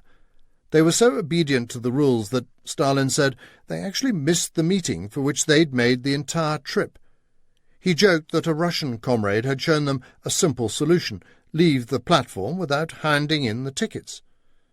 Soso was back in Baku in time for another outbreak of ethnic turbulence. On 19 September, an Azeri worker named Kanlar was murdered by Russian nationalists. In protest, the workers went on strike. Stalin spoke at the funeral demonstration. At a meeting soon afterwards, he and the Bolsheviks routed the Mensheviks and took control of the local organization. Baku became a Bolshevik city. Soso concentrated on his work, but, Montefiore notes, when he was involved he forgot everything, including Cato. Soso loved her so much, says Elizabethashvili, who joined him in Baku. Wife, child, friend were only okay if they didn't hinder his work and saw things his way. You had to know Soso to understand his love. It was too hot in Baku for Cato. Soso would go early in the morning and return late at night, while Cato sat at home with a tiny baby, terrified that he would be arrested, remembers Montefiore. Bad diet, little sleep, the heat and stress weakened her, and she fell ill. Surrounded by strangers, she had no friends around her. Soso was so busy he forgot his family. Stalin knew he was being a neglectful husband and father, but like many who have suffered broken families, he could not change his behaviour.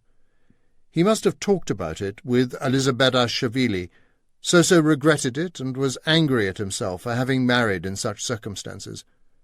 Cato prayed that Koba would turn away from his ideas and return to a peaceful home life.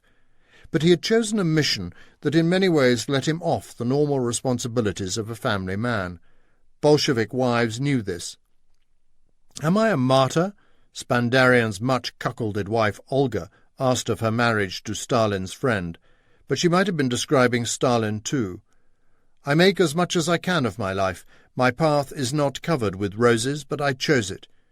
He's not for family life, but that doesn't diminish his character. He carries out his mission. It's possible to love a man and forgive him everything for the sake of the good he has inside." Cato knew that Stalin, like Spandarian, had sworn to remain forever a true knight of the Grail of Marxism. Trotsky, too, was neglectful. He abandoned his wife and 2 daughters in Siberia, blaming fate, and later treated his children appallingly. Bolshevism and family were incompatible. The Svadnitzes in Tiflis heard first that Cato was very thin, recalls her sister Sashiko, who invited her to recuperate in their home village. "How can I leave Soso?" replied Cato. Soon the Svadnitzes heard from Elizabethashvili that she was sick, and they wrote to ask Soso to bring her back. Cato begged him. Now she was really ill, but he kept postponing the trip until she became weak, and suddenly he realized he had to act immediately. In October, Stalin was sufficiently alarmed to escort her back to Tiflis, but the journey itself, more than 13 hours, was debilitating. It was too hot on the way, and she drank bad water at a station. Afterwards, Soso hastened back to Baku, leaving her with her family. Back at home, she deteriorated. Already weak, exhausted, and malnourished, she had contracted typhus, which is usually accompanied by a fever and diarrhea. Its speckled rash showed first red and then darkened ominously. Historians usually diagnose her illness as tuberculosis, but if so, it had infected her innards. Family and friends, whose memoirs were not available to previous historians, agree on a diagnosis of typhus along with hemorrhagic colitis. Cato hemorrhaged blood and fluid in miserable spasms of dysentery. Stalin rushed back again from Baku to find the mother of his laddie dying. He nursed her desperately and tenderly, suffering himself, but it was too late. She supposedly called for a priest to give her final sacraments, and Stalin promised her an orthodox burial. 2 weeks after her return home, on 22 November 1907, Cato, aged just 22, died in his arms. Stalin was poleaxed. The family, who were there and know best, write that she suffered a stomach complaint, hemorrhagic colitis and typhus. Almost certainly, Cato suffered intestinal or peritoneal TB, not always associated with pulmonary TB, which leads to weight loss, stomach pain, diarrhea, and bowel bleeding. Levan Shumian, who grew up in Stalin's home in the 1920s, says she died of TB and pneumonia.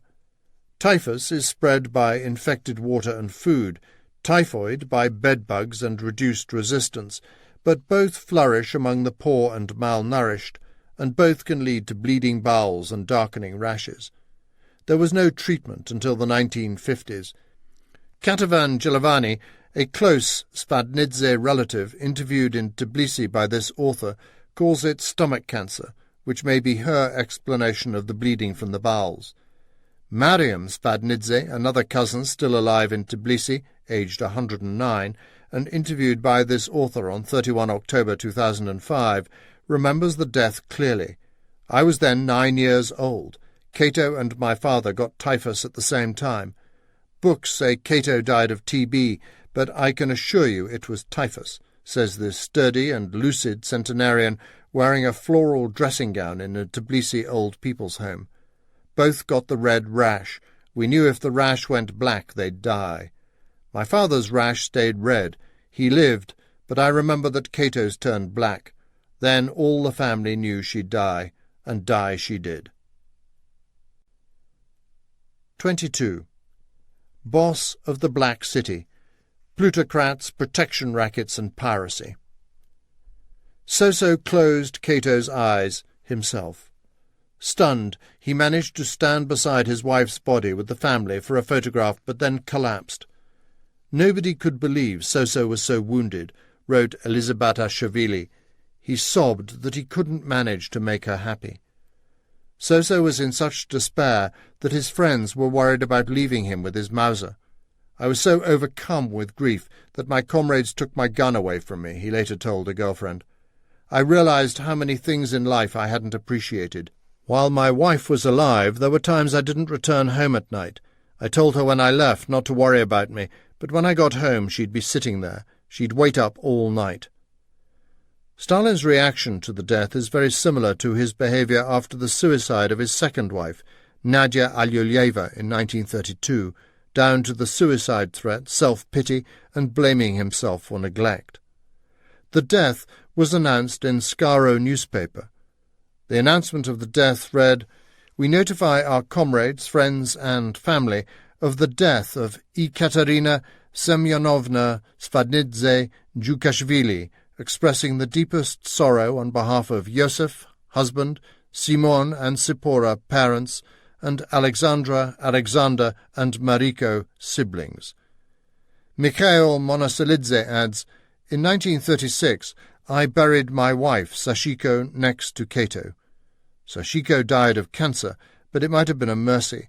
By the early 1930s, the Svadnidzes were among Stalin's most intimate courtiers, but their fortunes would be suddenly and terribly reversed. Their story is told in the epilogue. The Tiflis grave with photographs of Cato and Sashiko is still there. So is an old fence at the back of the cemetery, perhaps the one Stalin vaulted to escape the police. Among the gravediggers there is a story that because Cato died of typhus, the authorities first tried to bury her in a mass plague grave, but that the family recovered the body and buried her themselves. And the funeral was held at 9 a.m. on 25 November 1907 at the Kulobaganskaya church, right next to the Svanidze home, where they had married. The body was then conveyed through the town and buried at St. Nina's Church in Kukia. The Orthodox funeral was both traumatic and farcical. Stalin, pale and tearful, was very downcast, yet greeted me in a friendly way like the old days, remembers Iremashvili. Soso took him aside. This creature, he gestured at the open coffin, softened my heart of stone. She died, and with her died my last warm feelings for humanity. He placed his hand over his heart. It's all so desolate here, so indescribably desolate. At the burial, Soso's habitual control cracked. He threw himself into the grave with the coffin. The men had to haul him out. Cato was buried, but just then revolutionary conspiratia disrupted family grief. So noticed some